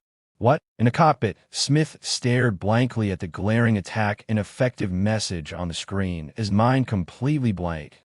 Energy shield, No, there's no energy fluctuation. He directly rewrote the physical properties of the energy.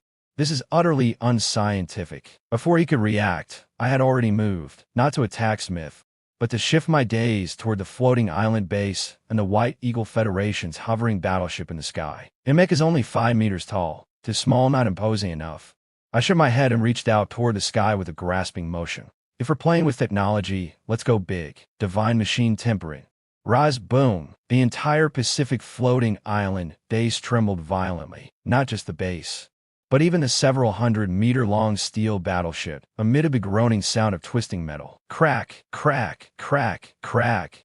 Everyone watched in stunned silence as the battleship began to disassemble itself, flying madly toward my location, converging into a storm of steel. Not only that, but the molten remains of Thor's hammer melted by Sol, the shattered Stardust Monument fragments I had broken, and even the shards of Miyamoto Musashi's broken blade all floated into the air. Combine. I snapped my fingers lightly. Clang. Sparks flew as countless metals collided, fused, and reassembled in midair. Gradually, a massive mechanical foot stepped into the ocean, sending waves surging. In came a mountain-like calf, a powerful mechanical thigh, and a colossal torso. In just 10 seconds, a gigantic mech, over 100 meters tall and painted in red, blue, and gold, stood towering over the Pacific Ocean. Its eyes emitted a cold blue light. Its back carried in massive swords were precipice from the battleship's main cannons, and its chest reactor glowed with a brilliance as dazzling as the sun. It resembled a legendary super mech, akin to a leader like Optimus Prime. Even standing in the ocean, the water only reached its knees.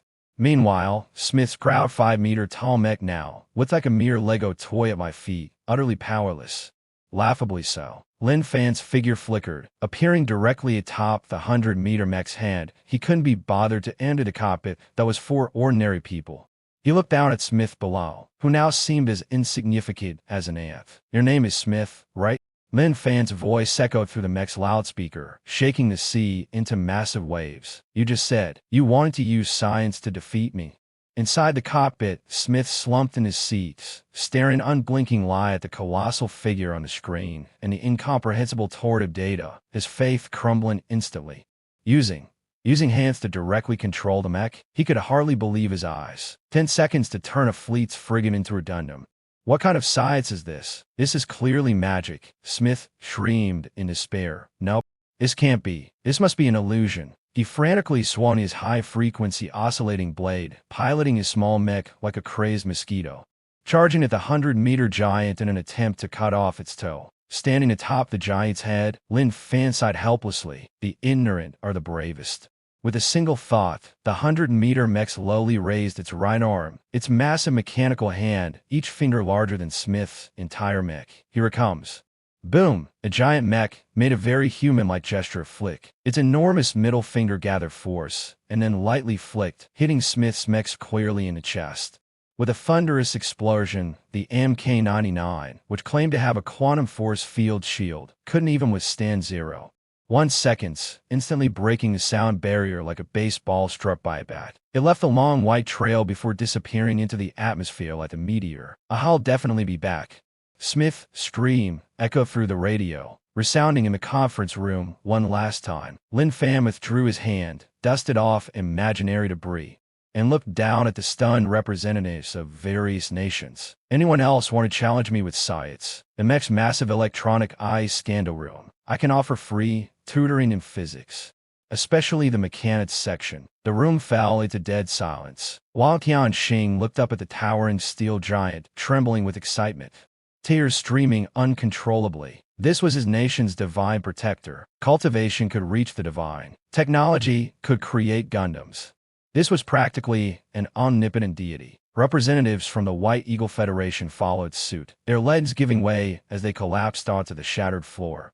No more talking. We believe in science. Oh, we believe in a divine protector even more. We'll immediately sign a joint statement acknowledging Dragon Nation as the world's leader. Anyone who disagrees will be the first to bomb them. No kidding. Someone who can casually create a Gundam that sends the strongest mech flying into space if you give him enough materials. Could he build us a Star Destroyer ship? How do you even fight that? Lin Fan nodded in satisfaction. Since we've reached a consensus. By the way, who's responsible for cleaning up this scrap metal? Referring to the wreckage, it's taking up space.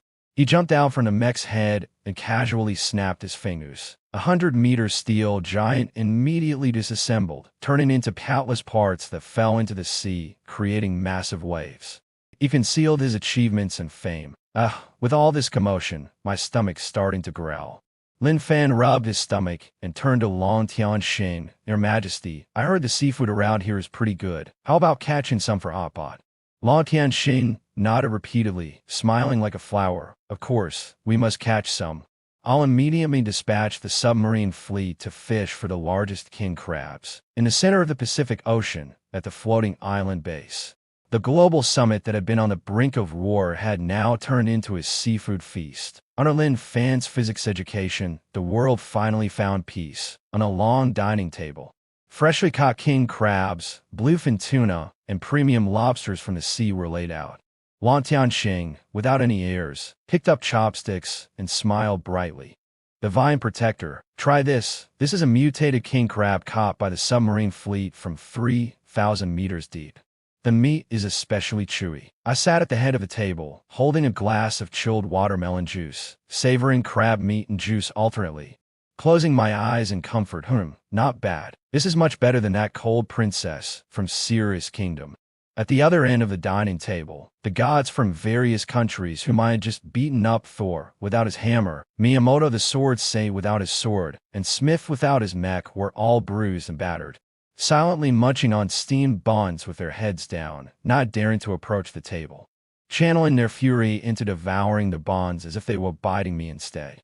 It felt like a giant beast was awakening beneath the ocean. Even the floating island base started to sway, and the plates on the table clattered to the ground. An earthquake. Long Tianxing's expression changed, and the crab claw in his hand fell onto the table with a thud. No, look over there.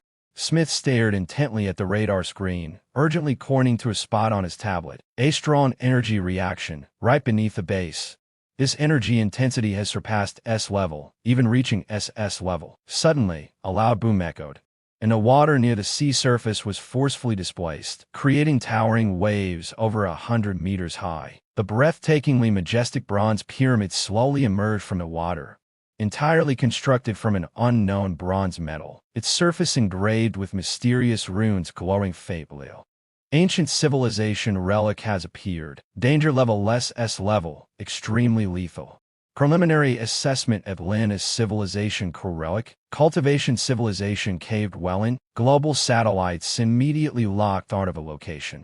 Live broadcasts worldwide suddenly switched to the image of the pyramid, and it just appeared. A relic. An undiscovered ancient relic. The eyes of the strong individuals from various countries in the corner lit up instantly. Their breathing quickened. In this era of spiritual energy revival, relics meant opportunity, ancient artifacts, peerless techniques, mysterious black technology. Whoever obtained the inheritance within the relic might surpass me in strength. This is a chance from the heavens.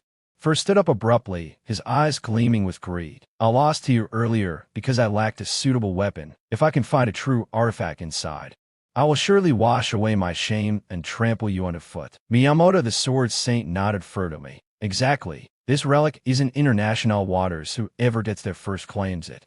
Let's all go together. Whoever obtains the core inheritance will be the new king of the world. The foreign powerhouses, who had once been crushed by me to the point of doubting their lives, now seemed invigorated, instantly forming a temporary alliance. Charge for glory, for a comeback, without even saying goodbye. They ignored their injuries untransformed into streaks of light, racing toward the entrance of the bronze pyramid, afraid of being outpaced. Watching this scene, I couldn't help but chuckle. Long Tianxing said anxiously, Master, they're entering an S-level relic. If they get their hands on a super weapon. I calmly took a sip of watermelon juice, leisurely wiped my mouth. Why rush? A haunted house that's been soaking for tens of thousands of years is bound to be full of traps and dust everywhere. Let them go trigger the traps first, will follow after we've eaten. At the entrance of the relic, the Avengers alliance formed by those powerhouses had already rushed inside, broadcasting the scene to the entire world. The first challenge is pretty simple. For looked at the long corridor ahead. its walls embedded with glowing gems, and saw no apparent danger. Walking confidently at the front, his steps were assured. However, just as his toe touched the ground crack, the floor suddenly collapsed. The walls on both sides flipped over instantly, revealing countless black holes. "Watch out," Smith shouted urgently. Lasers shot out, swish, swish, swish, covering every angle, like an invisible deadly net. This is by no means an ordinary laser, but the cutting ray of an ancient civilization, capable of slicing through diamonds in an instant. Force screamed in agony, even though he quickly activated his lightning shield. It couldn't block the dense barrage of rays. With a sizzling sound, half of his proud golden hair was cut off, leaving him suddenly bald with a Mediterranean hairstyle. Two large holes appeared in the back of his pants, exposing the bright red underwear underneath. Damn it, hidden weapons. Behind him, Sword Miyamoto tried to block with his blade, but the fruit knife in his hand was instantly sliced apart by the laser as soon as he raised it, leaving him bald in an instant as well. Retreat. Fall back quickly. A group of S-class powerhouses scrambled to escape the lasers, looking utterly disheveled. After finally breaking out of the laser zone, they barely had time to catch their breath when the ground ahead rumbled and cracked open. 310-meter all-bronze statues emerged, wielding giant axes, their eyes glowing red and exuding a terrifying aura that rivaled top-tier powerhouses. Intruders, no mercy. The bronze statues roared. "Damn it, how are we supposed to fight this?" someone exclaimed in panic. "Is this the legendary SS-class ruin? The first level is already insane." The strong ones, who had just been fantasizing about turning the tide, now completely lost their composure. At the floating island base, Lin Fan had just finished eating his last lobster, watching the live broadcast on his tablet of foreign powerhouses being chased around by the bronze statues. He couldn't help but shake his head and chuckle. How pitiful. They lack brains, brute force won't work. He stood up, stretched lazily, and teased Lao Tianxing. "Your Majesty, I'll go take a stroll and digest my food. Maybe I'll find something interesting inside." Those bronze statues look pretty impressive. Bringing him back to guard the palace gates wouldn't be a bad idea. Lao Tianxing's eyes lit up. Great idea. If you could bring back some special items, even better. Like the technology for laser weapons. No problem. I'll bring it all back. Lin Fan shrugged, hands in his pockets, dragging his flip-flops like a leisurely old man shopping at a supermarket. Step by step heading toward the SS-class ruin that made top powerhouses worldwide tremble in fear, and excitedly followed along. The man and the lion, their silhouettes starkly mismatched against the grand Indiri pyramid. But the whole world knew the true big shot was just now making his entrance. Lin Fan seemed oblivious as he directly stepped into the laser array's attack range. But sensing the intruder, hundreds of high-energy lasers instantly locked onto him, ready to slice him into countless pieces. Lin Fan merely glanced at the launch holes on the ceiling, his gaze shifting slightly. Detected photon cutting matrix. Copy successful. Permissions acquired. Modify command. Activate party lighting mode. In the next moment, the previously fierce and cold red lasers suddenly changed color. Yellow, blue, green, green. Multicolored beams began to crisscross, spin, and leap in the air. The lasers were no longer deadly weapons but had transformed into a dazzling nightclub light show. They even synchronized with rhythmic, dynamic music beats. Bathed in the vibrant lights, Lin Fan strolled through the corridor as if walking on a stage, carefree and stylish. "These lights are pretty good, full marks for atmosphere." The foreign powerhouses lying on the ground, each looking at their charred wounds. Then at Lin Fan walking with lighting effects and rhythm, completely lost their minds. What? Does this mechanism favor appearances?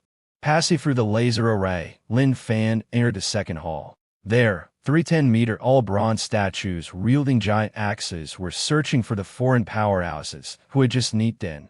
As soon as they saw Lin Fan appear, the red light of the statues' eyes flashed intensely, and they turned, striding heavily toward him. The ground trembled continuously, and the overwhelming pressure made four and the others hiding in the corner shiver uncontrollably. "It's over. This guy is definitely doomed. This colossus is made of iron. Energy attacks are useless, and physical attacks can't even scratch it," Smith shouted in despair. Lin Fan stopped in his tracks and looked up at the giant axe swinging down. "Is it entirely made of bronze? How much silver would this be worth?" Clearly, his focus was completely different from everyone else's. He reached out and lightly touched the center of the colossus. Ding! Detected ancient golem control technique. Successfully copied. Force takeover in progress. Kneel. Screech, an ear-piercing sound of metal grinding echoed. The three imposing bronze colossi suddenly stopped when the giant hacks were just 1 meter away from Lin Fan. They all knelt on one knee, lowering their proud heads, as if saluting a monarch. The foreign powerhouses in the corner widened their eyes. They're just almost dropping to the floor. They knelt again. What kind of skill does this kid have to make these monsters bow down? Lin Fan nodded in satisfaction. Walking up to one of the colossi, he knocked on its massive bronze leg armor. Good material, ancient refined bronze. Quite valuable. Perfect. My house happens to need a few bodyguards and movers. Lin Fan turned around and waved at the stunned foreign powerhouses. Hey, over there, stop plying around and get to work. It was dumbfounded. What? Moving, of course. Lin Fan pointed to the glowing gemstones embedded in the walls around the hall and immediately laid jade floor tiles. See those lights? They're eternal lamps made from 10,000-year-old mermaid oil. Taking them back will save a lot on electricity bills. This flooring is warm jade in winter. It keeps your feet warm at home. And those statues over there, though they look a bit ugly, they're priceless antiques. Lin Fan waved his hand and instructed the 3 bronze colossi. You 3 handle the demolition. Don't damage the floor, it's all money. Thus, in front of the live broadcast cameras watched by billions of viewers worldwide, a serious unthrilling S-class relic exploration instantly turned into a brutal super-moving operation. The 3 bronze statues transformed into diligent movers. It carefully cut up the 4 idols with their giant axes and neatly stacked them to the side. They dismantled the gemstone lamps from the walls and handed them to Lin Fan, who packed them into storage bags. Even the once mighty S-class powerhouses had no choice but to awkwardly join the moving team. Thor, you're strong. Go carry that golden Nan Moon pillar. Miyamoto, your swordsmanship is excellent. Cut down the murals on the walls. Remember to clean up here. Smith, stop slacking off. Use your mechanical arm to sweep up the debris on the ground. We need to be civilized and take all the trash with us. Thor carried a massive bronze pillar, his heart bitter as tears flowed inside. I am Thor, the god of thunder.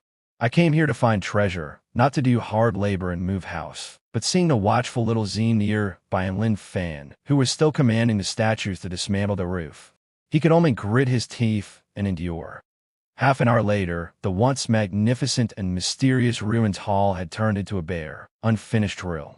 Except for a few load-bearing walls, Lin Fan was afraid of a collapse and didn't touch them. Even the floor had been stripped of a layer. Lin Fan clapped the dust off his hands, smiling with satisfaction as he looked up at high-grade storage bags filled with precious loot. This place is great, plenty of resources. Let's go to the next level and see what other treasures there are. He mounted little Z and, accompanied by the 3 bronze statues carrying their bundles, marched grandly deeper into the ruins. Left behind were a group of exhausted, dust-covered powerhouses, standing in the bare room, questioning their life choices. The global live stream chat exploded while, is Lin Fan raiding resources now? Not a blade of grass left where he goes. Not even the 4 dials are spared. Now that's what I call a hardworking man. I am impressed. Wonder how the ruins owner feels about this. Meanwhile, in the deepest part of the ruins, a remnant soul that had been asleep for 10,000 years, since its home being dismantled, and even its coffin lid trembled violently. Robbers, where did these bandits come from? In a core burial chamber at the deepest part of the bronze pyramid, the luxurious decorations outside were gone, leaving only a massive altar floating in midair. And at its center lay a coffin crafted from the finest soul-nurturing jade. The entire space was filled with an ancient and solemn pressure. Thor, carrying the dismantled pillar, collapsed to the ground, almost like a dead dog. Sword Saint Miyanako Mishashi and Smith panted heavily, their bodies laden with treasures looted along the way. Finally, the end. Thor's eyes locked onto the coffin, a greedy glint flashing in his gaze. That must be the ultimate inheritance, as long as we seize it. Before he could finish, BOOM. The coffin lid suddenly exploded. A terrifying soul storm capable of distorting space instantly swept through the entire chamber. This pressure not only surpassed top-tier S-class, but even exceeded the level of 5th-10 experts, reaching a legendary 6th-3rd. A demigod-level existence. Who is it? Who dares dismantle my home, accompanied by a thunderous roar? A semi-transparent, elderly figure slowly rose from the coffin. He was dressed in ancient imperial robes, his white hair flowing, and his eyes seemed to contain the image of sunsets and stars. This was the remnant soul of the ancient supreme being, the celestial sovereign. Thor and the others were overwhelmed by the spiritual pressure, their heads buzzing as they collapsed to their knees, blood streaming from their 7 orifices. A S6-turn powerhouse? Is this the owner of the ruins? We're doomed. We're dead for sure. The celestial sovereign's gaze, sharp as lightning, swept across the room. Seeing the 3 bronze statues behind him, once his loyal guards, now carrying bundles as movers, his fury was boundless, his beard practically flying in rage. What infuriated him even more was the sight of those foreign powerhouses holding his floor tiles, which made his anger reach its peak. All eyes focused on Lin Fan, who was standing at the front, holding a calculator and doing some calculations. "Kid, is it you?" The sovereign of the firmament said coldly. "Not only did you destroy my dojo, but you also used my guards as laborers. You're courting death." Lin Fan looked up at the old man floating midair. He wasn't afraid at all. Instead, he waved his hand dismissively with a hint of disdain. Stop shouting. It's so noisy. This house hasn't been lived in for tens of thousands of years. It's all covered in dust. I helped you clean up your inventory. You should be thanking me." "Thank you." The sovereign of the firmament laughed in anger. "Good, very good. This kid is quite the sharp tongue," he sneered coldly. "Since you deliver yourself to my doorstep." Before he could finish his sentence, he suddenly froze, his divine eyes, capable of seeing through the essence of things, locked onto Lin Fan's body. Perfect skeletal structure, pure, untainted meridians, and that unfathomable potential. This, could it be the legendary chaos divine physique? The anger in the sovereign of the firmament's eyes quickly transformed into excitement and greed. He had originally just wanted to vent his anger, but unexpectedly, a perfect vessel had fallen right into his lap. "Truly, the heavens are helping me, kid. Since you dared to destroy my domain, you'll repay me with your body. Don't resist. Just obediently become my vessel for rebirth. This is a fortune you've accumulated over several lifetimes." Before his words had fully landed, the sovereign of the firmament transformed into a gray streak of light, moving so fast it was dizzying. It shot straight toward Lin Fan's forehead. This was a soul attack. Ordinary defenses couldn't block it at all. Lin Fan dodged quickly, while Tianxing, watching the live broadcast from afar, shouted anxiously. Lin Fan couldn't be bothered to dodge. "You want to take over my body?" he smirked. "Sorry, I have a cleanliness obsession." The next second, the remnant soul of the sovereign of the firmament directly drilled into Lin Fan's sea of consciousness. Inside Lin Fan's spiritual world, the sovereign of the firmament was full of confidence, thinking his opponent was just a mentally fragile young man. With his power, a mere release of pressure would be enough to erase Lin Fan's consciousness and take over his body. "Your body is mine." Huh? The sovereign of the firmament froze. What he saw was not a small pond, but an endless sea of stars. Beneath his feet was a brilliant galaxy, and above his head were rotating star systems. This spiritual world was actually a miniature universe. What is this? The sovereign of the firmament felt like an ant that had fallen into the ocean. His soul power, which he had always been proud of, was less than a speck of dust in this spiritual universe. Just as he was trembling, 2 enormous golden suns suddenly lit up in the void. No, they weren't suns. They were a pair of massive eyes, coldly staring at him. Then a cold, grand, mechanical synthesized voice echoed throughout the sea of consciousness. "Warning. Malicious intruding remnants soul detected. Security defense program activated. Commencing elimination." No, the sovereign of the firmament saw a golden giant hand, larger than a planet, slowly descending. He screamed in despair. "It's a misunderstanding. I'm not a malicious program. I'm the sovereign of the firmament. Don't kill me. I'm still just a child of tens of thousands of years." The once serene ancient powerhouse was now utterly terrified in his spiritual world, his soul on the verge of collapse. This wasn't possession, this was suicide. In the real world, Thor and the others watched Lin Fan standing motionless, their faces full of schadenfreude. "He's been possessed. That's the soul of an ancient powerhouse. This kid is doomed. Once the sovereign takes over his body, if we pledge allegiance, we might even get some benefits," just as they were indulging in their fantasies. Lin Fan suddenly bent over, as if he had a stomachache, and dry heaved. He spat on the ground. Whoosh! A gray ball of light was forcibly expelled from Lin Fan's forehead, tumbling to the ground and rolling several times before coming to a stop. It was the remnant soul of the sovereign of the firmament. At this moment, the sovereign no longer had any trace of his earlier arrogance. His soul became transparent, clearly suppressed to the point of utter defeat by the antivirus program. It had damaged his very essence. I curled up on the ground, clutching my head, trembling uncontrollably, muttering under my breath, too big, too terrifying. The scene fell silent, so quiet that the sound of a pin dropping could be heard. The smiles on Thor and the others' faces suddenly froze. He was spat out. Did the possession fail? I rubbed my temples, staring disdainfully at the remnant's soul on the ground. Old man, how many years has it been since you last took a bath? Your soul reeks so much it's giving me a headache. Next time you try to enter someone else's mind, remember to brush your teeth first. The celestial sovereign shuddered upon hearing my voice. He jerked his head up. The way he saw my face, it was as if he had seen a demon. With a loud thud, he knelt on the ground without hesitation, kowtowing repeatedly, "Immortal, spare me, immortal, spare me." It was my blindness that failed to recognize such a great figure. I completely lost my composure. Truly wrong. Please don't kill me. Don't send me back to that terrifying universe. He was genuinely terrified. That mental world was too horrifying. There, he felt as if he could be crushed into dust at any moment. I looked down at him condescending. I can spare your life, but you just dirtied my mental world. You'll need to compensate for the cleaning fee and mental damages. I'll pay everything. The celestial sovereign hurriedly shouted. He frantically pointed to the soul-nurturing jade coffin. Inside is all my possessions. Divine artifacts, heavy techniques, even my life-bound treasure, and the control rights to the entire ruin. It's all yours. Please take me in, even if it's just as a gatekeeper. I glanced at the coffin, then at the pitiful old man. All right, since you're so sincere.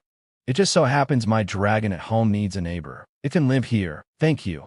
Thank you, master. The celestial sovereign, as if reborn, turned into a streak of light and zipped into the Kaikei. What's inside? He even greeted the mini bond dragon.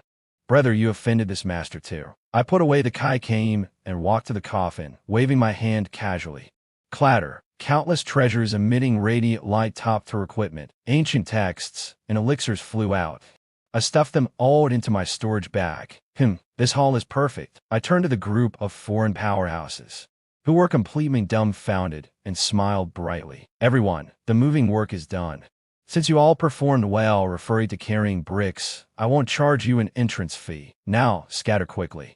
How could Thor and the others dare to linger? Even the owner of the ruin had been pocketed by me. What else could they possibly fight for? A group of S-class powerhouses scrambled toward the exit. Terrified I might change my mind, you keep them as security guards too. Thus, the globally watched exploration of the S-class ruin concluded perfectly through my solo efforts, with moving goods and recruiting. On this day, the entire world learned a simple truth: there is no place I cannot go, and no monster I cannot subdue. With the celestial sovereign's remnant soul subdued, this SS-class Borean's pyramid ruin officially became my private domain. Collect, standing in the empty quarantine chamber. I snapped my fingers. The magnificent bronze pyramid began to crumble violently, countless intricate runes flashing. The entire ruin slowly folded and compressed. Finally, under the astonished gazes of the outside world, a 1,000-meter-tall colossal pyramid transformed into a streak of cyan light and entered the storage bag in my waist, actually operated by the celestial sovereign inside. Only a massive whirlpool remained. I rode on Little Purple, hovering in mid-air, holding a bottle of 10,000-year-old spirit wine I had found in the ruin, drinking it like soda. Around my waist hung over a dozen bulging storage bags, their contents enough to make any major nation green with envy. A fruitful trip. I stretched lazily, top to head home and sleep. However, just as I was about to leave, whoosh, whoosh, over a dozen intense pressures suddenly closed in. A wave of oppression instantly enveloped the entire sea area, completely cutting off Lin Fan's escapeward. Those top international powerhouses who had just fled in disgrace all returned, each exuding a menacing aura. Although Thor had lost his hammer, he now wielded an advanced electromagnetic cannon, his gaze cold and sinister. Sword Saint Mi Yamato Shoshi had switched to a sharp hollow battle blade, radiating murderous intent. Smith wasn't holding back either, directly calling in the defensive cannons from a floating island base, their barrels aimed squarely at Lin Fan. Aggressive and unyielding, In the distant sea, the joint fleets of the White Evil Federation, Assassination, and other countries were closing in, with hundreds of warships, main cannons already locked and loaded, targeting his position. Lin Fan. Stop right there, the roared. Hand it over. This relic is in international waters. It belongs to all of humanity. You can't keep it for yourself. Miyamoto Musashi added grimly. Everyone contributed, and we were all battered by the crowds. We deserve a share. If you don't hand it over, don't even think about leaving this sea alive today. They advanced like a pack of hungry wolves. Grinning maliciously, the global live stream's comments section exploded shameless. God Fan just saved their lives. And now they want to rob him. These so-called S-class powerhouses are nothing but bandits. God Fan, be careful. They have fleets support and outnumber you. Faced with such backstabbing, Lin Fan wasn't angry. He simply stopped, took a sip of spirit water, and looked at Thor with a mocking gaze. Common property, you say? When the traps had us all crawling on the ground earlier, why didn't you mention that? I dismantled the traps and dealt with the monsters, and now you jump out to claim a share. He shook his head and chuckled. Don't be so Thor. Don't be so shameless. Cut the crap. Smith, though without his mech, stood atop the base's command tower, holding the authority to fire. His expression resolute. Lin Fan, I know you're strong, but you just went through a major battle. You can't be unscathed. Plus, our joint fleet has hundreds of missiles aimed at you, no matter how powerful you are. You can't withstand a full-scale bombardment. If you're smart, leave your storage bad, the Lion, and a mech control technology behind, and we'll let you go. Their greed had blinded them, betting that Lin Fan wouldn't dare unleash carnage in international waters, and that he was already exhausted. Lin Fan smiled, feeling the spiritual energy surging within him from the large number of spirit fruits he consumed. Exhausted? Don't make me laugh. If you're so eager to die, I'll grant your wish. He pulled out a kaikein from his pocket, a magical artifact imprisoning the soul of the celestial sovereign, and said softly, Old man, listen up. Some people want to steal your savings in your house. From within the kaikein, the remnant soul of the celestial sovereign erupted in fury. What? A bunch of insignificant insects dare covet my treasures? Master, release me. I'll drain them dry. Lin Fan sneered. No need. Didn't you mention there's a self-destruct mechanism here? I've taken the house, but the foundation is still there. Right? The celestial sovereign was silent for a moment before letting out a sinister laugh. You're truly wise. Beneath the foundation lies the nest of a deep-sea demon whale I captured back then, along with dozens of tons of unused explosive spirit crystals. Then detonate it. Lin Fan snapped his fingers. Consider it a farewell gift for these friends. As you command, he gently patted Zhao Zi's head.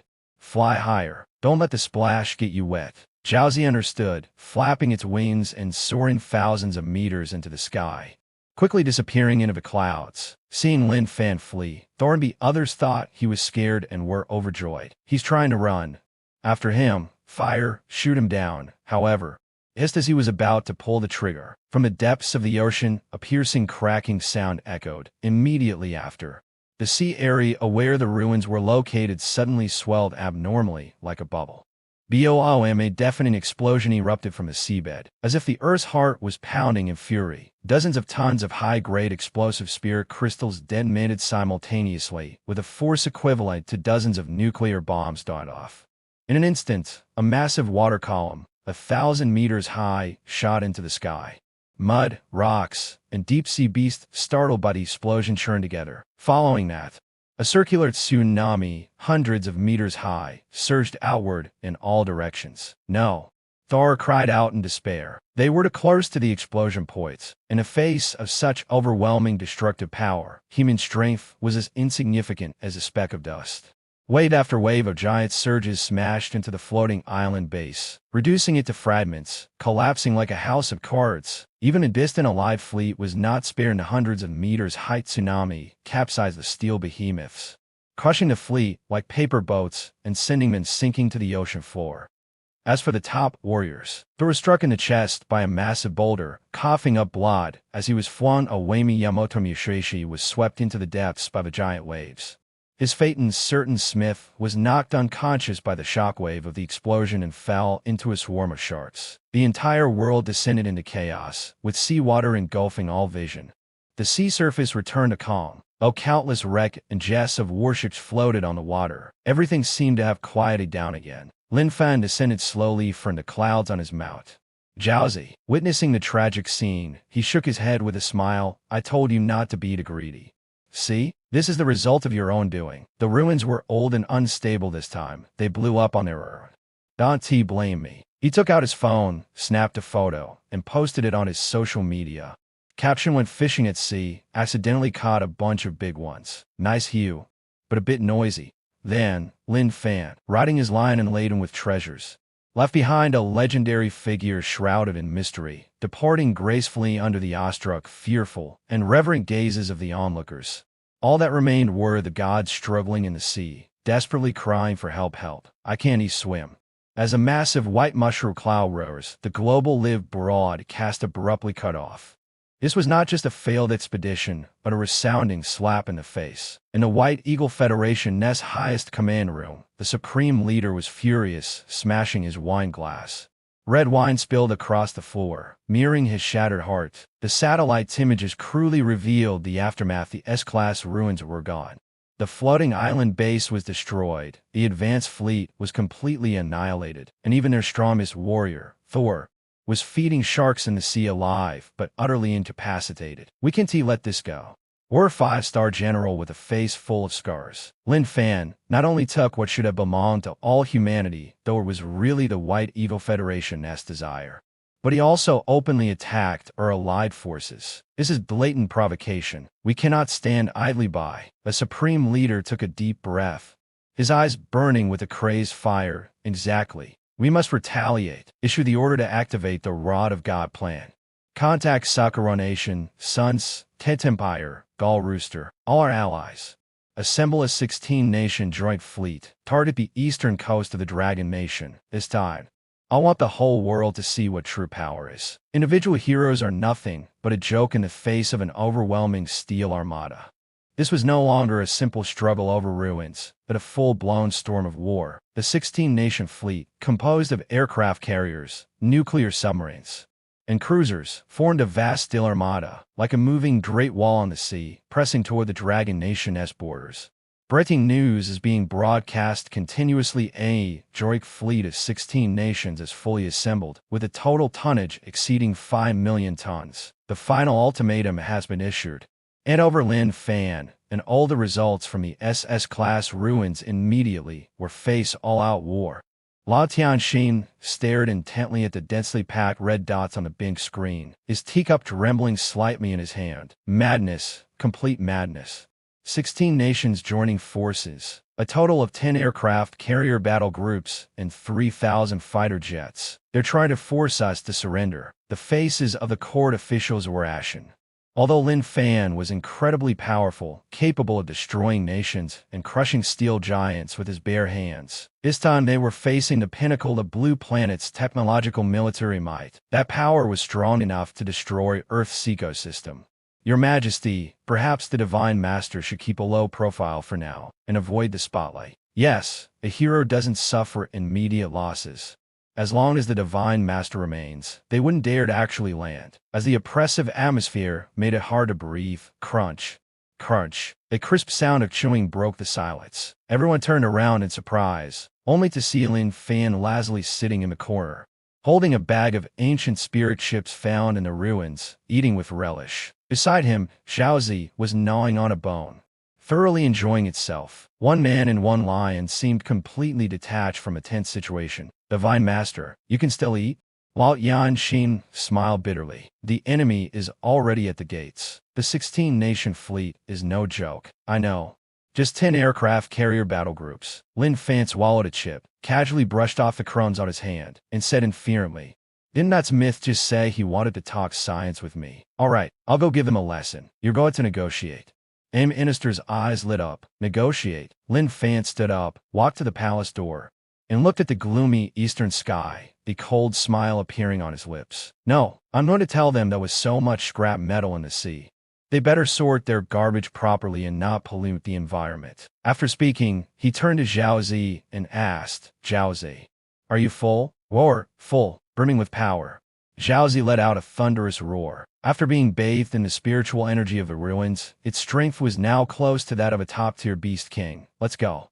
I'll take you surfing in the sea. Whoosh! One man and one line transformed into a streak of purple gold light, swiftly breaking through the clouds and speeding toward the East Sea. At the East Sea border, on the sea surface, steel warships formed a long line. Stretching as far as the eye could see, fighter jets roared and circled, emitting their piercing sonic booms. Cannons were raised high. Missile launchers fully opened. This steel torrent exuded an oppressive killing intent, silencing the entire sea. A new Allied Forces commander, MacArthur I, held a telescope arrogantly, staring in the direction of the Dragon Kingdom. Fifth. Launch a saturation bombing on the coastal cities. Suddenly, the radar operator shouted, "Report. High-speed unidentified object approaching. Speed Mach 10. What? The commander tensed up. No, not a missile. It's a biological reaction. Before anyone could react, BOOM. A streak of purple gold lights landed into the sea in front of the fleet. Waves surged, nearly capsizing the lead frigate. As the water spray dispersed, the young man in sportswear riding a majestic purple crystal-winged King hovered 10 meters above the sea. He faced the 16-nation iron-blooded fleet capable of destroying the world, as if he were looking at a group of plastic ducks floating in a bathtub. "Hey, is ship in front." Lin Fan's voice wasn't loud, but amplified by spiritual power, it spread clearly across the entire sea, even drowning out the roar of the fighter jets. "You're blocking my view of the sea. I'll give you 3 seconds. Either move or sink." Dead silence. Hundreds of thousands of Allied soldiers and thousands of officers froze, as if they'd heard an alien language. Amen? Riding a lion, facing 10 carrier battle groups and saying, "Leave, or sink." The coalition command room erupted in laughter. MacArthur I laughed so hard that tears streamed down his face. "That's Lin Fan? I think he's completely lost his mind. Does he think he's in a movie?" "Order, aim all main cannons at him. Blast him to pieces." Click.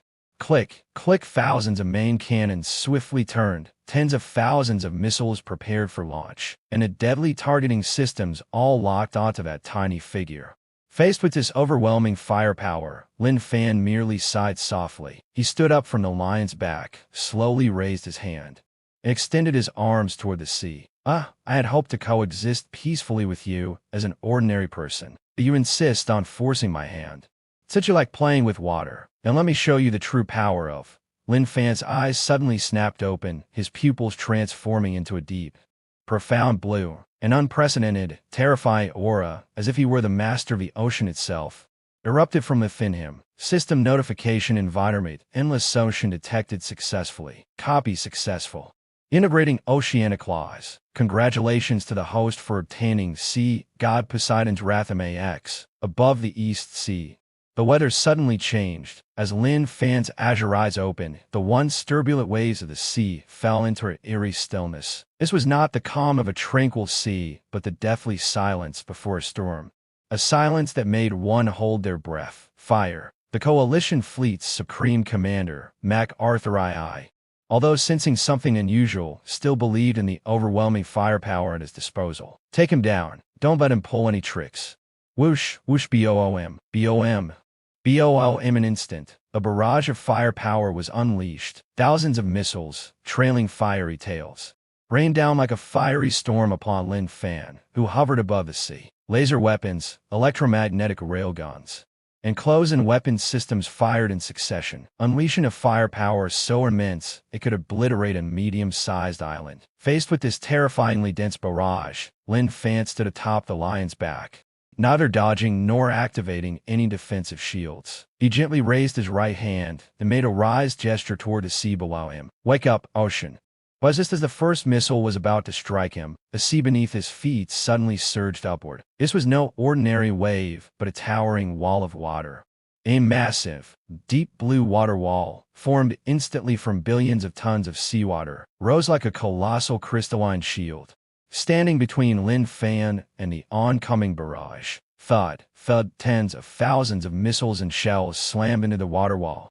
But there were no explosions, no flames, no flames. All the heat-based weapons were instantly neutralized and extinguished under the immense water pressure, as if matches had been thrown into the ocean, not even leaving a bubble. "What?" In the command room, MacArthur I's coffee cup fell to the floor.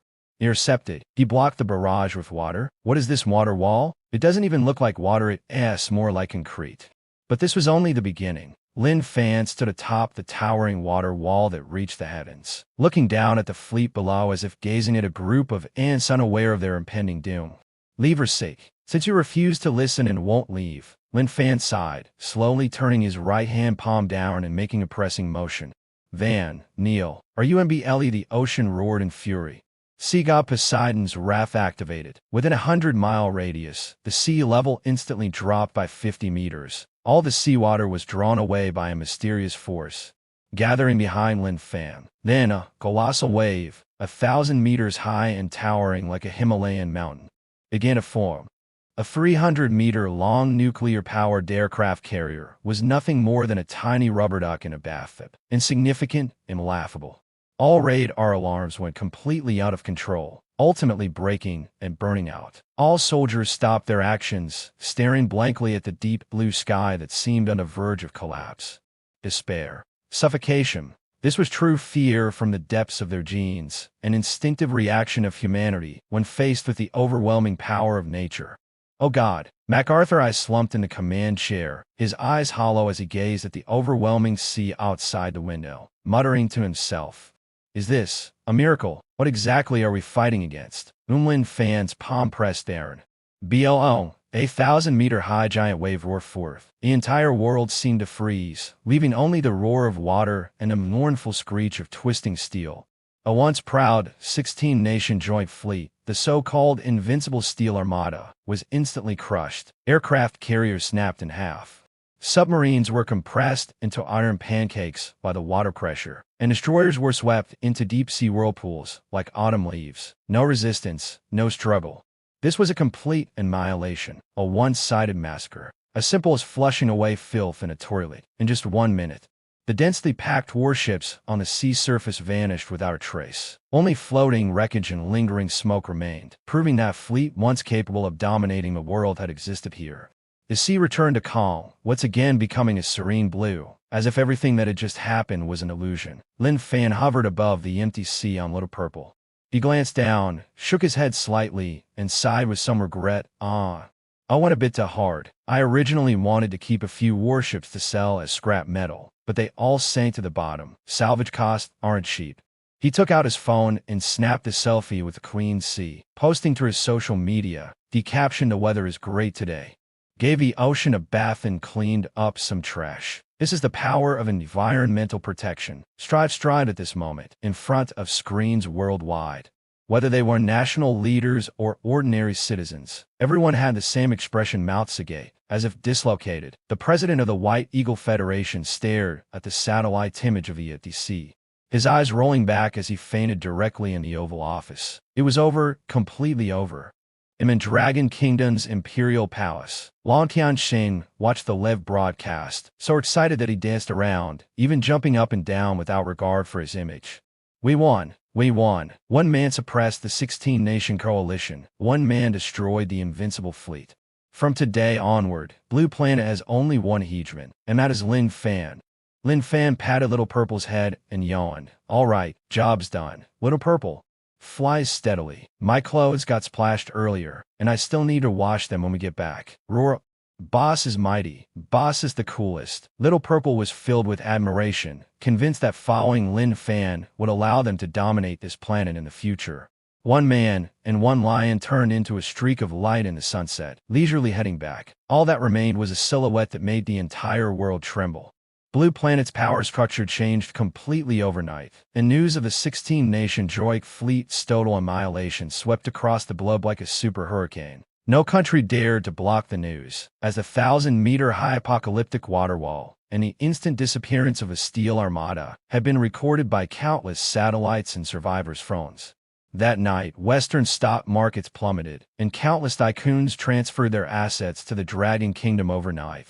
The White Eagle Federation's Pentagon was brightly lit, with all hawkish generals resigning and factions quickly taking over. That night, the only global sentiment was, "Never provoke Lin Fan. Never provoke the Dragon Kingdom." The next morning, in the Dragon Kingdom's Imperial Palace, the usually solemn and quiet Golden Throne Hall now resembled a bustling marketplace. But those lining up weren't vegetable-buying grandmothers, they were the Emperor of Sakura Nation, the Queen of the Sunset Empire, These 16 national leaders who once clamored to sanction Annihilation now stood with their heads bowed, holding national letters and compensation lists in their hands.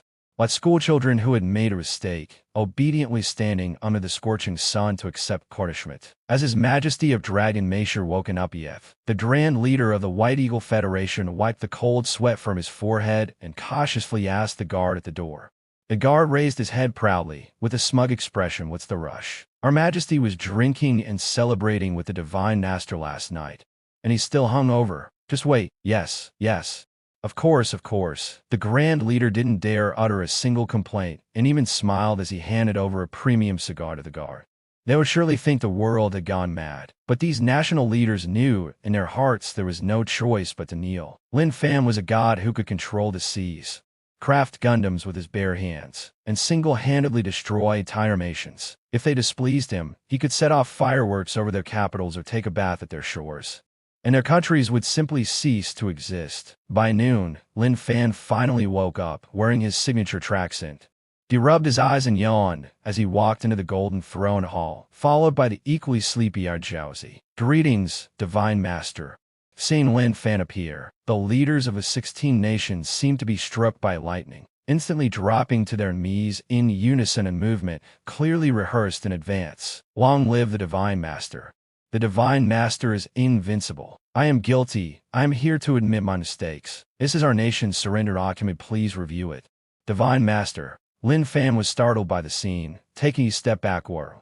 So many people. Are you all here as a group to deliver gifts? Wang Qinqing, his face glowing with pride, straightened his back and stepped forward. Divine Master. They are here to surrender and seek peace. With just one word from you. Whichever nation you want destroyed, we will destroy it. As soon as these words were spoken, the crowd was terrified out of their wits, frantically kowtowing and begging for mercy. No, please don't destroy our nations. We are willing to compensate. Willing to pay tribute. The White Eagle Federation is willing to transfer all top-tier technology to Dragon Nation for free, and pay 50% of our annual taxes. Sakura Nation is willing to become a subsidiary province of Dragon Nation from now on. Our swords will fight for you. We are the same. We are the same. Lin Fan walked to the Grand Dragon throne. It sat on the specially prepared Grand Master's chair, casually picking up a national letter to glance at it. TSK. These turns are quite tempting. Why did you have to take that beating? The Grand Leader of the White Eagle Federation shuffled forward on his knees, full of flattery. Divine Master. To express our highest respect for you, after a unanimous vote by over 200 countries worldwide, we have decided to nominate you as Supreme Leader of the Earth Federation, commonly known as Planet Chief. From today onward, the entire Earth is your domain. All humanity your subjects, and all resources at your disposal. You are the sole king of Blue Star. The entire hall held its breath, awaiting Lin Fan's response. Planet Chief. This was an unprecedented supreme honor in human history. Even Qin Shi Huang and Alexander the Great had never ruled the entire world. Who could refuse such glory? However, upon hearing the words Planet Chief, Lin Fan's brows immediately furrowed into a shape. He seemed to foresee a huge headache, definitely tossing the appointment letter back. Planet Chief, they're just setting yourselves up for trouble, aren't you? The crowd was dumbfounded. Lin Fan began counting on his fingers as he complained. Even being in Master Guardian Divine Master feels like a hassle managing an entire planet's affairs. I know, crazy. Do you know how many issues arise daily with billions of people on Earth? An earthquake here that I'd have to rescue. A fight there that I'd have to mediate. Can't I just sleep peacefully? Can't I play some games for once? No way. Whoever wants the job can take it. The hall fell silent enough to hear a pig rot. He actually refused to become the ruler of the entire Earth. The reason is just fear or trouble in affecting sleep. Although Long Tianxing was mentally prepared, he still couldn't help but twitch the corner of his mouth. This mindset, truly beyond the comprehension of ordinary people. The White Eagle Commander-in-Chief became anxious. Divine Master, this is just an honorary title. You don't need to worry about it. The specific management work will be handled by us. You just need to enjoy the honor. All right, enjoy? I thought for a moment. That works. But this name is too unpleasant. Ball leader sounds like a sports committee member. I'll wave my hand. How about this? I don't want this title. It's too high profile and might attract the attention of aliens. But the benefits must remain. In the future, wherever I travel, I want visa-free access, all-inclusive food and accommodation. and exclusive access to closed attractions. Also, stop researching weapons targeting awakened ones. Use the money for environmental protection, tree planting, and desert management. If I find anyone still scheming, I glaze at the sky outside the hall, my expression turning cold. I don't mind helping Earth restart. Understood. We will strictly follow the Divine Master's decree. The heads of state breathed the sigh of relief and nodded vigorously. As long as I don't kill them, not only will they engage in environmental protection, but they'll even plant trees themselves. And so, a crisis that could have triggered world war, I was resolved with a few casual words from me. Although I rejected the title of ball leader in everyone's hearts, I was already the undisputed ruler of this planet, the uncrowned King Lin Fan. After dealing with this group of annoying flies, I finally let out a sigh of relief. Walking out of the golden throne hall, I looked up at the azure sky and stretched flaccidly. An invincible life is just as simple and boring. Xiaozi, let's go home. Running around outside these past few days has been exhausting. Time to catch up on sleep. But just as I was about to settle down and live like a salted fish, things suddenly changed. The clear sky abruptly turned into an eerie blood-red hue. This wasn't a sunset, but a chilling, ominous red light that filled people with dread. Immediately after, the global spiritual energy concentration skyrocketed. But this time, the surging spiritual energy was mixed with a cold, decayed, and even ghostly energy. Emergency notice: unknown spatial rifts have appeared in multiple locations worldwide. Warning: a large number of creatures, immune to physical attacks, are invading. Those are. I stopped in my tracks, frowning deeply. This aura was unlike that of ordinary cultivators or magical beasts. It was a force from another dimension. A side effect of spiritual energy revival. Looks like this earth is about to get lively again. Pulling out a keychain from my pocket that held the remnant soul of the celestial sovereign and a mini bone dragon, shaking it. Hey, old man, stop sleeping. The filth from your error seems to be back again. Get ready to work. The blood-red glow in the sky lasted for 3 whole days and nights. During these 3 days, Blue Star didn't experience any apocalyptic explosions, nor did alien fleets descend. Everything seemed calm on the surface. But the air grew increasingly cold, not the ordinary chill of winter, but a bone-deep cold that made one's soul tremble. Although global spiritual energy surged, it seemed to be tainted with impurities. On the 4th night, in Linjiang City, I was lying on my newly replaced $1 million genuine leather sofa at home, sipping on a soda and watching TV. My parents had gone to bed early but were sleeping uneasily, occasionally muttering in their dreams. The TV broadcasted urgent news. Breaking news. Tonight, mysterious attacks have occurred in multiple locations worldwide. The victims shown no physical injuries, but their vital signs rapidly disappear, as if their yang energy has been drained. Experts advise avoid going out at night. Don't look in mirrors, and don't respond to calls from strangers. I smirked and changed the channel, drained of yang energy. Today's experts are really good at making up stories. I'd say they were bitten by vampires. Just then, Jay's Azumi began flickering wildly. The TV screen turned static, accompanied by a piercing electronic noise. The central air conditioning, originally set in a constant 26 degrees, suddenly plummeted 20 degrees, 10 degrees, 10 degrees, 10 degrees, 10 degrees. A thin layer of ice instantly formed under water glass in the room. A miniature version of Little Purple, who had been sleeping on the carpet, jolted awake, its purple fur standing on end as it glared angrily at the air. Boss, something dirty is here. I put down my drink, raising an eyebrow slightly. Oh, that was fast. I haven't even started looking for you, and you've already come to me. I didn't get up, calmly staring at the corner of the living room. There stood a massive full-length dressing mirror, like an endless black hole. Then, the pale, sullen hand with blackened nails slowly reached out from the mirror, gripping the edge of the frame tightly. Creak, the grating sound sent shivers down my spine. A figure with disheveled hair, wrapped entirely in blood-red clothing. Its eye sockets hollow and white, twisted its body as it crawled out of the mirror. Mental screech, life force drain. An ordinary person would have been scared out of their wits at this scene. But I merely frowned, looking utterly disgusted. Middle of the night, wearing red, aren't you afraid of giving people a heart attack? Hey, you crawled out of the mirror and dirtied my floor. That imported marble, you know. It's a pain to clean. The red-clad vengeful spirit clearly had expected me to not only remain unafraid but also complain about it. It froze for a moment, its pale face twisting into a sinister, vicious grin. You almost die. It transformed into a blood-red shadow, lunging at me with a not-hidden stench. I sat motionless on the sofa, raising my hand and swatting it away as casually as if I were swatting a fly. Titan S strength activated. This slap had enough force to flatten a tank. However, my palm passed straight through the red-clad vengeful spirit's body, as if hitting nothing mid-air, with no resistance at all. I was slightly taken aback. Immune to physical attacks? The red-clad vengeful spirit let out a shrill laugh. Foolish human, I am a spirit. A manifestation of resentment. Your brute strength is useless against me. Be a good little meal for me. It seized the opportunity to lunge at me, opening its gaping mouth wide enough to tear at my eardrums, attempting to suck away my vitality and soul. Is that all you've got? My blood and energy surged like a roaring river, as if a furnace had been ignited. The red-clad vengeful spirit shrieked as it scalded, leaping away and collapsing into a corner of the ceiling, its face filled with terror. Impossible to absorb, like trying to drink molten lava. I stood up, clapping my hands, the playful smile on my face. Interesting. So this is the new generation of monsters, immune to physical attacks, and magic is probably just as ineffective. I looked at it trembling in the corner of the ceiling, unwilling to leave. Though it was weak, it was undoubtedly a nuisance. If this thing were to appear on a large scale, both regular armies and awakened individuals would suffer greatly. Physical immunity, no problem.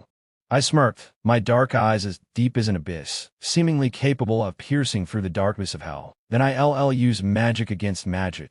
No, I'll use a ghost to fight a ghost. I beckoned to the red-clad vengeful spirit hiding in the ceiling corner. Come down. You tried to drain me just now, so tonight, I'll let you taste my power.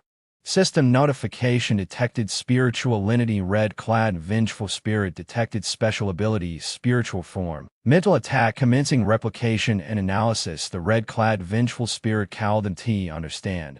But it instinctively knew run. This human is scarier than a ghost. It's creamed. Tried to dive back into the mirror. My gaze locked onto it. Tried to escape. Too late. Congratulations to the host for obtaining Netherworld's soul-grasping ghost hand and AX. Ability description: can touch, grab, and tear apart all spiritual entities. Spiritual entities. It deals true damage to ghosts. I extended my right hand and suddenly grabbed at the void. Instantly, my hand was enveloped in a layer of ghostly blue flames. Come down here. The ghostly flaming hand accurately grabbed the pale ankle of the red-clad vengeful ghost. What should have been an empty grasp instead gave a tangible sensation, cold and slippery, like frozen meat just taken out of the fridge, yet undeniably real. Ah! The red-clad ghost let out a piercing scream. It was in tea from pain but sheer terror. Its dead fish-like eyes revealed a look of existential doubt. Impossible! You actually grabbed me. You're a living human. How can you touch a spiritual entity? This defies logic. It has nothing like ghost techniques. The red-clad ghost struggled frantically, its body trying to transform into a redness to a state. But my netherworld soul-grasping ghost hand clamped down on it, like iron pincers, suppressing it with the force of law.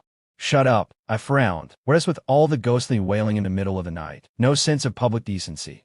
With that, I yanked hard. Boom! The red-clad ghost, like a water-filled sandbag, was slammed onto the marble floor of the living room. The tiles cracked on impact, leaving a human-shaped crater, with shards scattering everywhere. Its bright red clothes now faded. Before it could get up, I stepped on its face with my flip-flop. I looked down at it coldly. So this is what you call the vengeful ghost other than being loud. What else are you good at? Come on. Show me this so-called physical immunity of yours. The red-clad ghost completely broke down. Physical immunity? You were about to stomp me into pieces. And you're talking about immunity. This human is scarier than a ghost. Mercy, please. Ray 1. The red-clad ghost quickly surrendered, groveling on the ground. I was blind. His passing by. It was the mirror that provoked me first. I withdrew my foot, squatted down, and poked its cheek like examining a curious creature, soft and bouncy, like jelly. I rubbed my chin. I heard you say earlier you can walk through walls and turn into mist. Teach me. The red-clad ghost froze, stammering that S. Our spiritual entity's innate ability, humans can't alert it. Before it could finish, my eyes turned pitch black. Ding. Deeply analyzing spiritual entity structure. Replication successful. Acquired skilled, void spirit absolute phasing MAX. The body can freely switch between physical and spiritual forms, ignore terrain, and become immune to physical damage. Chart asks about breaking down the molecular structure of the body and re-smelling it. I nodded. Got it. It is actually pretty simple. The red-clad ghost was dumbfounded. Simple? This is a life-bound divine ability that takes ghosts hundreds of years to master, and you call it simple? T believe me. He was about to retort when I stood up and walked straight toward the nearby wall. No sound of collision, no obstruction. My body passed through the solid load-bearing wall like a shadow, entering the adjacent bedroom. 2 seconds later, I walked back out of the wall, holding a half-eaten bag of chips. Yeah, it is pretty convenient, I said while munching. No need to carry keys when going out anymore. The red-clad goes straight into her corridor, trembling all over, staring at my calm, composed demeanor in utter submission. The sight of this young man casually eating snacks while walking through walls completely overturned its understanding. Who is the real ghost here? The yin energy radiating from him was as intense as the sun, yet his mastery of ghost techniques was even more terrifying than a ghostess. Stop spacing out. It moving. Lin Fan finished the last chip, clapped his hands, and walked to the window, gazing at the city shrouded in thick fog. Outside, ghostly shadows loomed, and screams echoed incessantly. Tonight's night parade of 100 ghosts was clearly no ordinary event. Looks pretty lively out there. Lin Fan turned to look at the red-clad vengeful ghost, revealing a smile that even ghosts would fear. Since you're here, don't be in such a hurry to leave. Play a game with me. The red-clad ghost felt uneasy. WHA. What game? Lin Fan extended his hand and made a grabbing motion in the air. Soul grasping ghost hand activated. The red-clad ghost's body was uncontrollably pulled forward, then ruthlessly kneaded by Lin Fan's skillful hands. Aha, stop kneading.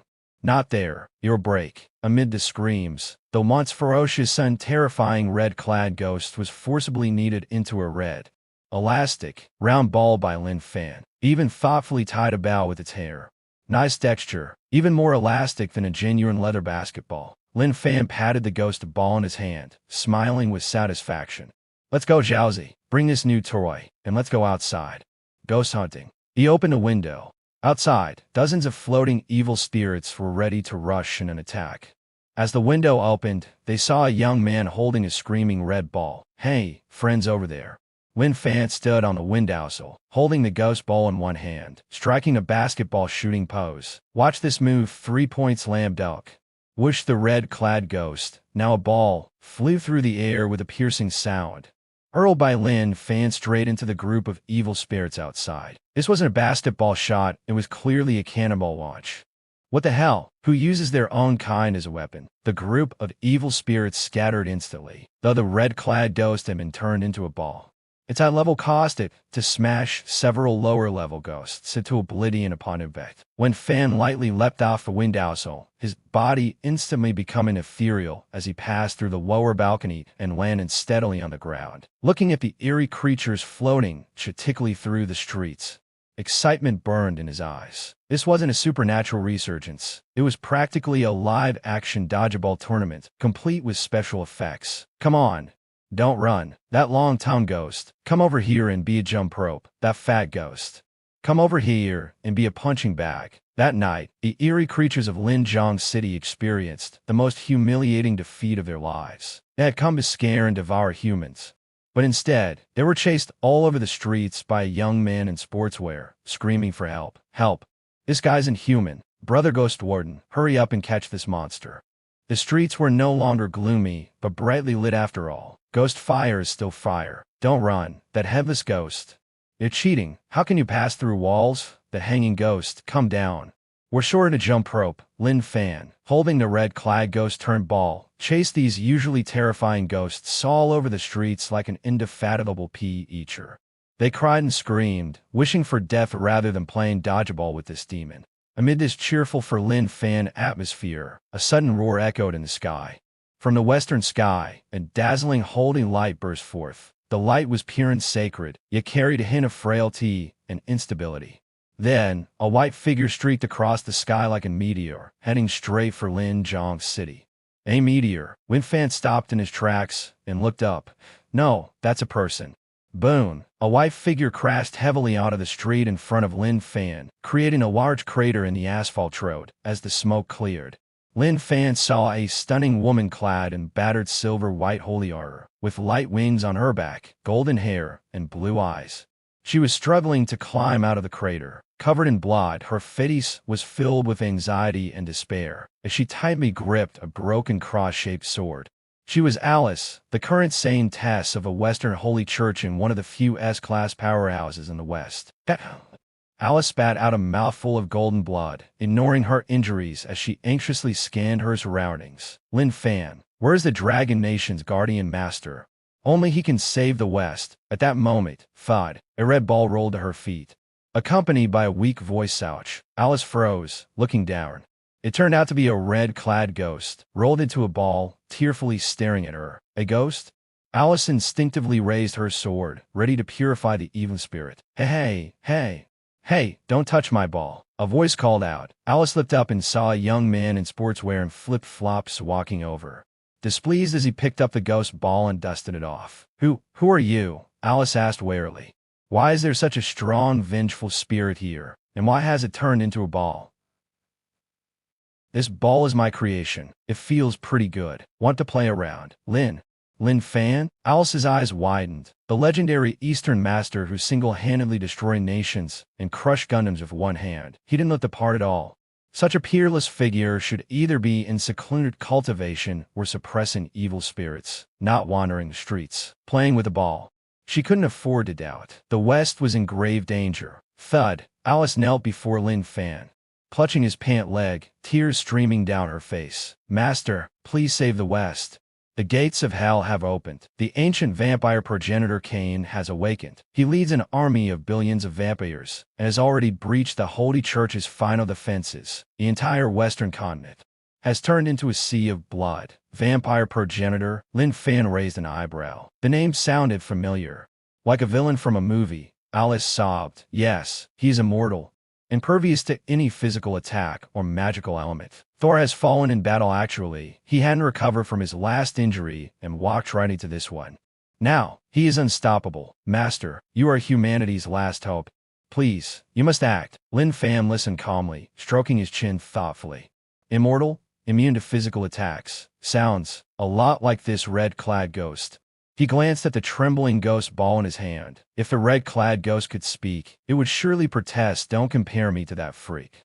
I'm just a regular spirit. Cain is a true god who defies even the rules of existence. And besides, Lin Fan suddenly changed the subject. I heard vampires are pretty wealthy. Live in castles, collect fine wine. Alice was stunned, instinctively nodding. Why yes, Cain occupies Europe's most luxurious blood-red castle, filled with countless rare treasures. All right. Lin Fan snapped his fingers and casually tossed the red-clad ghost in her trash can three-pointer. Jiaozi, stop sleeping. Get up and get to work. This time, we're heading west to bring back some good stuff. Lin Fan grabbed Jiaozi, who was still gnawing on a fishbone, and mounted her. Looking at the kneeling Alice, he flashed a bright smile. Lead the way, Miss Saintess. I love solving problems, especially when the other party is rich. Alice stared blankly at Lin Fan. He agreed. No negotiations, no heirs. Just like that, because vampires are wealthy. Master, Alice wiped her tears, spread her wings of light, and soared into the sky. No matter the reason, as long as the great master was willing to act, the Western continent could still be saved. The Western continent, above the blood-red castle, had already become a living hell. Under the blood-red moonlight, countless bats swarmed like dark clouds, blotting out the sky. On the ground, tens of thousands of vampire soldiers were slaughtering the surviving humans in a frenzy.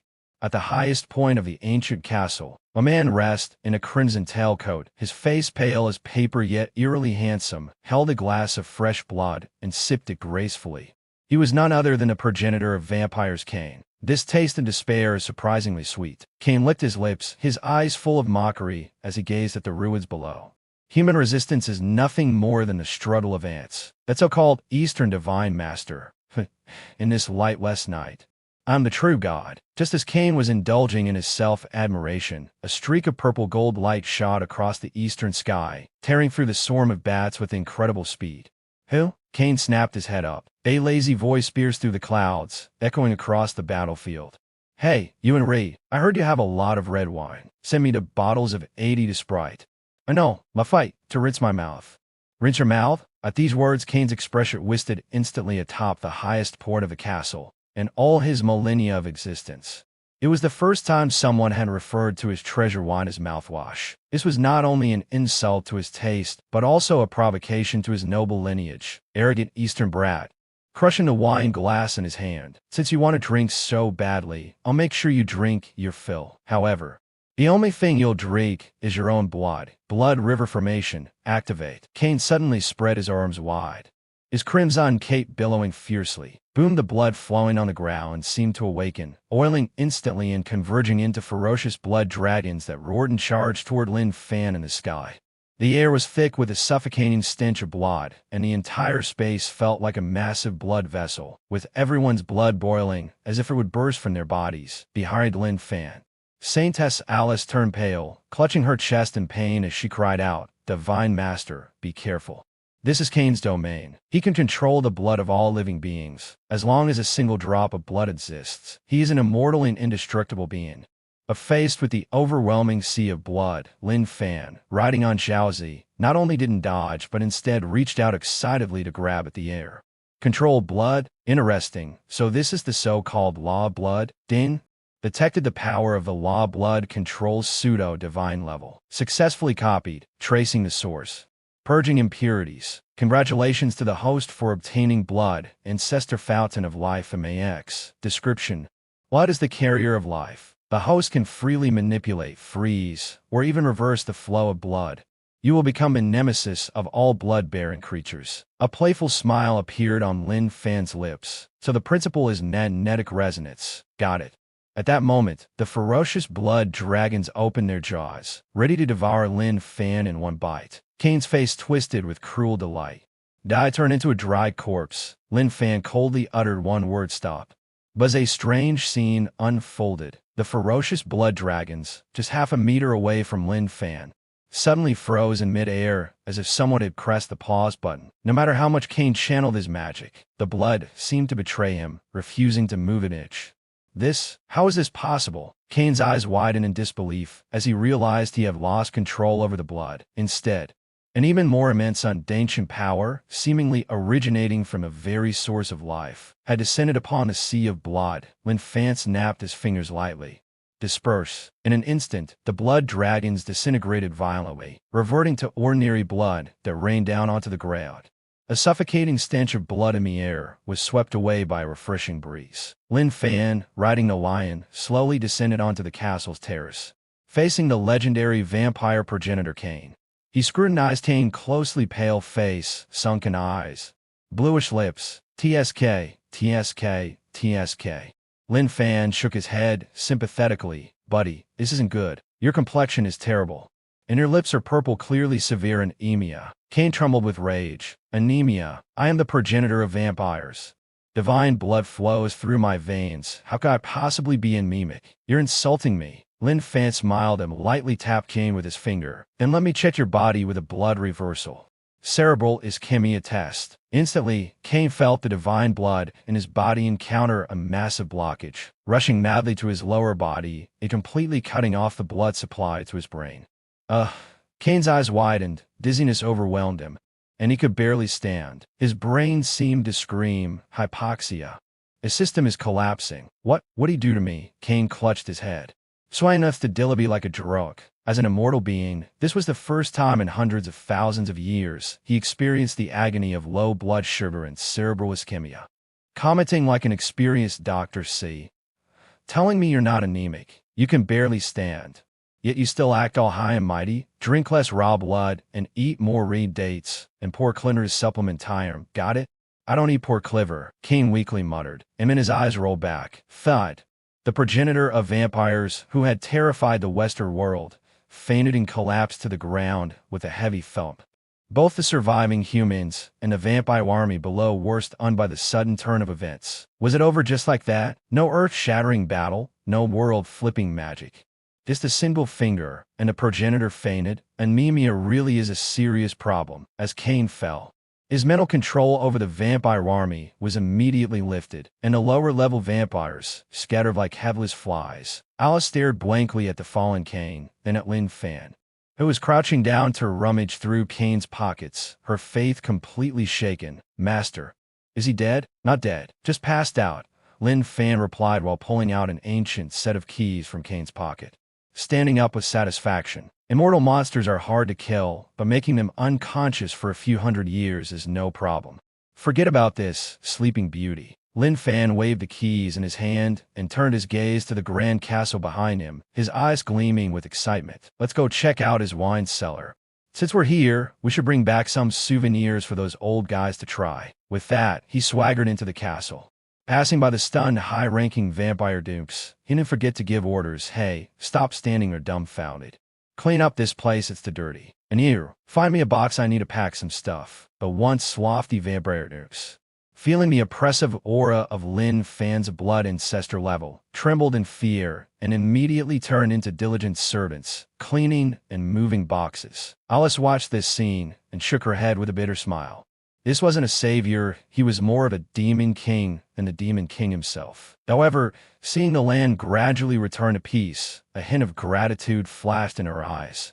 No matter the method, the Western world was finally saved, and it was done in the most absurd and effortless way imaginable. After dealing with the Western vampire progenitor, Lymph, and then linger. Although Saint Alice tried her best to persuade him to stay, even hinting at showing him the saint's private chambers, Lin Fan refused without hesitation.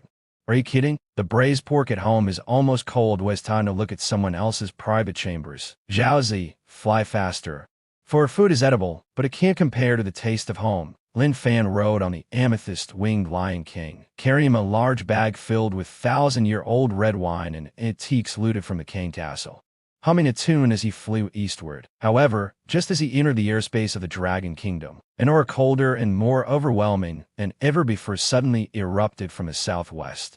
That place was Fangdu, the legendary ghost city. Though it should have been a sunny day, the skies above Fangdu were shrouded in dense clouds, enveloped in a deathly darkness. A thick, impenetrable black mist hung like a massive lid, sealing off the surrounding 1,000-mile radius completely. A towering gate forged from countless black iron and skeletons slowly emerged in the void. 3 blood-drenched characters were carved on the date of Hal, piercing wails of ghosts echoed through the heavens and earth. Countless translucent spirits, ancient armored ghost soldiers, and ferocious demons with green faces and sharp fangs surged out of the gate like a flood bursting its banks. Emergency report: abnormal activity detected in Fangdu Ghost City. Gate of Hell has opened, unleashing a night of 100 ghosts. Residents in the southwest region must evacuate immediately. This is not a drill. At the foot of Fangdu Mountain, the Alliance of the Dragon Kingdom's cultivation world had already formed their ranks, led by Taoist King Wei and the Heavenly Tao Sect. But at this moment, everyone's faces were pale. "We can't stop them. There's no way to stop them," an elder of the Maotian sect shouted in despair, his peachwood sword shattered in his hand. "The yin energy is too overwhelming. Our tailmisthems burn up the moment we take them out. These aren't ordinary wandering spirits. They're the official ghost army of the underworld." Ahead, a phalanx of ghost soldiers clad in black armor, wielding long spears and exuding chilling cold, marched in perfect formation, completely ignoring the cultivators' magical attacks as they advanced steadily. Wherever they passed, vegetation withered, and all traces of life vanished instantly. Leading them was a massive 3-meter-tall creature with a bull's head and a human body, the bull-headed ghost commander. The underworld has returned. Living beings, flee now, or face certain death. Mu the roar carried a soul-shaking force, causing cultivators to bleed from their 7 orifices, with some even having their souls extracted and sucked into the gate of hell. "It's over." Taoist King Wei's mouth bled, his eyes dim with despair. If this ghost army broke out of Fangdu, the southwest region of the Dragon Kingdom would become a wasteland. Divine Master, where are you?" Just as the crisis reached its peak, a streak of purple gold light tore through the night sky, carrying a blazing heat as it roared from afar. Making such a commotion during the day, blocking out the sun, accompanied by a disgruntled shout, "Boom!" The streak of light crashed heavily in front of the two armies, the powerful shockwaves scattering the ghost soldiers' formation, even forcing the bull-headed ghost commander back several steps. As the dust settled, Lin Fan appeared before everyone, riding his lion and holding two bottles of red wine, his face full of impatience. He glanced around at the oppressive surroundings and then looked up at the massive gate of hell in the sky. "Oh, is this a period drama set?" Lin Fan scrutinized the bull-headed monster. "The procs are pretty realistic." A bull-headed man, divine master, Taoist king. I was so overwhelmed with emotion, he nearly burst into tears. "You're finally back. This isn't a drama. The underworld has truly awakened." That is one of the legendary 10 ghost commanders. Bullhead. Lin Fan raised an eyebrow, jumped off the lion's back, and walked up to the still dazed bull-headed ghost commander. Its nostrils alone larger than Lin Fan's fist. "How dare you, mortal!" The bull-headed ghost commander snapped back to its senses, burning with rage. It was an official deity of the underworld. Normally, mortals would be scared out of their wits at the mere sight of it. Yet this young man dared to be so insolent. "How dare you block the ghost army's path? You're courting death. Take this trident." The pitch-black steel trident, carrying a bone-chilling wind, stabbed fiercely toward Lin Fan. And did not dodge. Nor did he raise his hand. Just as the trident was about to pierce him, his eyes suddenly turned a ghostly blue. This was precisely the aura of the netherworld. Soul-grasping Ost Handem, AX that he had copied and evolved from the red-clad vengeful ghost. Not only that, he had also infused it with a touch of ancestral dragon's aura. Lin Fan casually uttered two words, as an oppressive force from the depths of his soul instantly enveloped the ox-headed underworld commander. As if the king of hell himself had descended into reality. Crack! The sturdy steel trident in the ox-headed underworld commander's hand shattered into iron fragments mid-air. His massive body began to tremble uncontrollably, his knees buckling. In front of everyone, knelt down heavily. The ground beneath him cracked into the large pits. "Moo. A master." The ox-headed underworld commander was utterly dumbfounded. He looked up in terror at the seemingly insignificant human before him. In his perception, this person was far from ordinary. His entire being radiated an endless netherworld aura, 1,000 times more terrifying than the 10 kings of hell. Lin Fan stepped forward and lightly patted the ox-headed commander's massive horns. "You look sturdy, but your temper is not great. What did you say earlier? Underworld soldiers borrowing the way. Do you have approval from the relevant department? A pass? Do you understand the rules?" The ox-headed underworld commander trembled all over, cold sweat ghostly or pouring out in no. Lin Fan swung his hand, delivering a crisp slap to the ox-headed commander's large face. The sound was sharp and clear. "Take your underlings and move to the side. Make way. Don't block me from going home for dinner." How could the ox-headed underworld commander dare to resist? He scrambled to his feet. He shouted loudly at the army of underworld soldiers behind him. "Move aside. All of you, move aside. Didn't you hear the master's words? Stand to the side. Attention, at ease." Thus, under the astonished gazes of a group of cultivators, the previously ferocious underworld army that had threatened to sweep through the mortal realm now obediently split into two lines, standing straight like an honor guard welcoming a leader's inspection. Lin Fan nodded in satisfaction. He looked up at the massive, ghostly gate in the sky and the bottomless netherworld beyond it. A hint of excitement appeared at the corner of his mouth. "Since the gate is open, how could I not go in for a stroll? I heard the underworld has a book of life and death. Sounds interesting." With that, Lin Fan didn't head home, but instead rode Little Purple, swaggering into the ghostly gate against the flow of the crowd, under the revered gazes of the underworld soldiers. Taoist king, I and the others worse than the divine master is, planning to invade the underworld in reverse? To bold, passing through the towering, undeary ghostly gate, the world before him instantly turned gray. There was no sunlight here. The sky was always a murky yellow. Beneath his feet was a winding dirt road, lined with vibrant red spider lilies. In the distance, a muddy river flowed, with a bridge of helplessness spanning across it. Countless wandering souls quayed up, walking aimlessly. This was the legendary underworld. The environment here is terrible. Lin Fan rode Little Purple along the Yellow Springs Road, frowning and complaining. The air quality is awful, full of netherworld aura, like severe smog. This road isn't even maintained, full of potholes and uneven surfaces. And that river water, filthy like a sewer. Doesn't anyone manage this place? The underworld army behind him couldn't understand his complaints about PM to point 5, but seeing a living person riding a divine beast, pointing and commenting in his eerie underworld like a leader inspecting.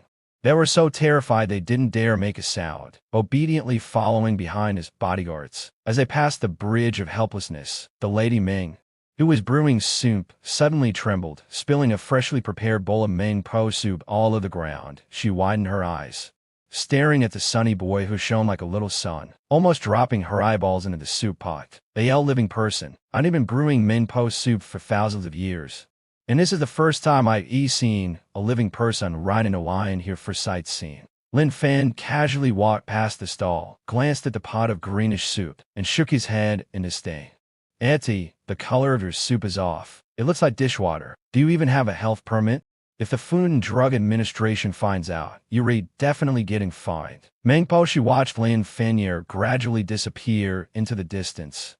Falling into deep doubt, could it be that my soup really looked that bad? Crossing the NAIE bridge, one arrives at the core of the underworld, the Hall of Judgment. This is where the 10 kings of hell conduct their work, serving as the supreme court for judging the souls of the dead. At this moment, the king of King Guang, the first of the 10 kings, also known as the king of hell, was seen to hide behind the judge Etch. His face darkened stir as he coldly passed judgment on a wicked ghost who had committed countless atrocities in life. Brazen ghost, you oppressed the weak during your lifetime. I sentence you to 100 years in the world cauldron. The king of hell slammed the gavel, his authority shaking the entire hall. Suddenly, boom. Boom! A series of heavy knocks echoed from the grand doors of the Hall of Judgment. Then, the 2 massive doors were abruptly pushed open, emitting a piercing screech. Who dares? The king of hell was furious. This was the Hall of Judgment. Who would dare barge in without notice? A young man, riding a giant beast dressed in purple flames, swaggered in. Behind him followed a group of ox-head and horse-faced guards, looking as nervous as school children caught misbehaving. This is lively. Lin Fan in the hall, his gaze sweeping over the judges and the black and white imprimatents, finally landing on the king of hell behind the bench. So you rate the king of hell? Pretty dark complexion you've got there. Do you stay up late a lot? The king of hell froze. A living person, and not a trace of deathly aura on him. On the contrary, his vitality was overwhelming.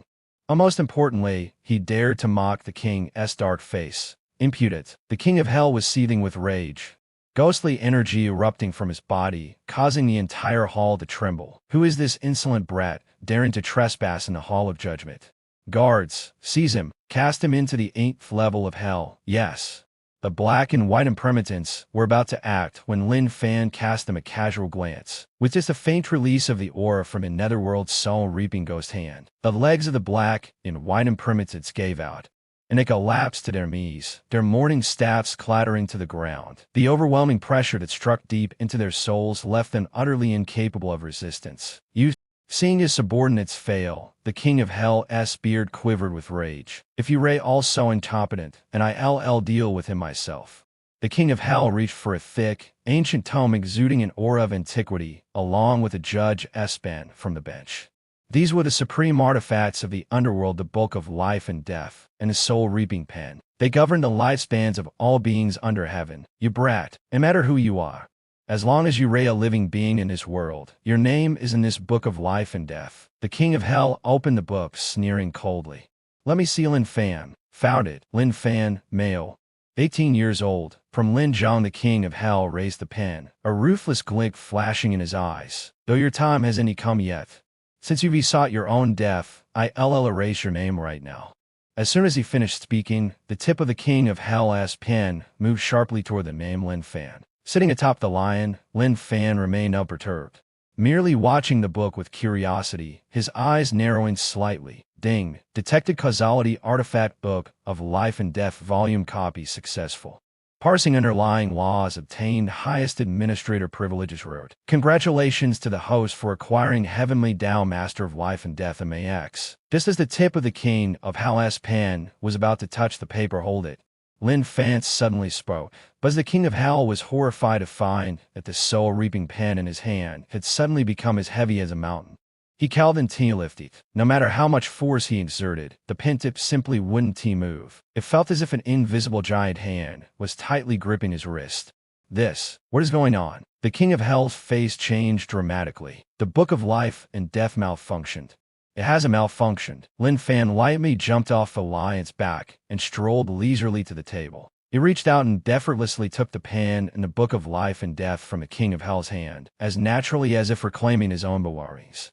And the King of Hell couldn't resist at all. It's if because your authority is no longer sufficient. Lin Fan opened the Book of Life and Death, flipping through it while commenting, "So this is the legendary Book of Life and Death. It's a bit underwhelming, and the paper quality is quite ordinary." He turned to his own page. Only 80 years of lifespan left? He sneered coldly. Too short, too boring. Then, under the stunned and speechless gazes of the King of Hell and the ghostly attendants, Lin Fan picked up the pen and casually drew a massive infinity symbol on the lifespan column. Boom! A thunderclap exploded above the underworld. It was the sound of the rules of heaven and earth being rewritten. The Book of Life and Death instantly radiated golden light, as if welcoming its new master. The King of Hell collapsed into his chair, trembling all over. Changing lifespan, defying the heavens and altering fate? Are you the embodiment of the laws of heaven and earth? Don't be so quick to be shocked, it's not over yet. Lin Fan smirked mischievously and flipped to the first page of the Book of Life and Death. On it was written Qin Buang Wan Zhangzi, when king of the first hall of the underworld, ruler of the netherworld. I noticed your temper was quite fiery earlier. How about cooling down a bit first? He made a bold stroke, tossing out the words king of the first hall of the underworld and replacing them with underworld tea room, a tinted part-time masseuse buzz. The law took effect. The once majestic King, Wang Wang, dressed in a black dragon robe, suddenly found his attire transformed. The gavel in his hand had turned into a large teapot. King Wang Wang looked at his new appearance and broke down. Where's my dragon robe? Where's my throne? How do I become a tea server? Lin Fan plopped down on the King of Hell's dragon throne, crossed his legs, and stretched out lazily, completely relaxed. This chair is pretty nice to sit on, though a bit hard. Hey, Zhao Zhang, Lin Fan called out to King Guang Wang, who had now turned into a tea server. What are you standing here for? Can't you see the guest is thirsty? Hurry up and serve some tea.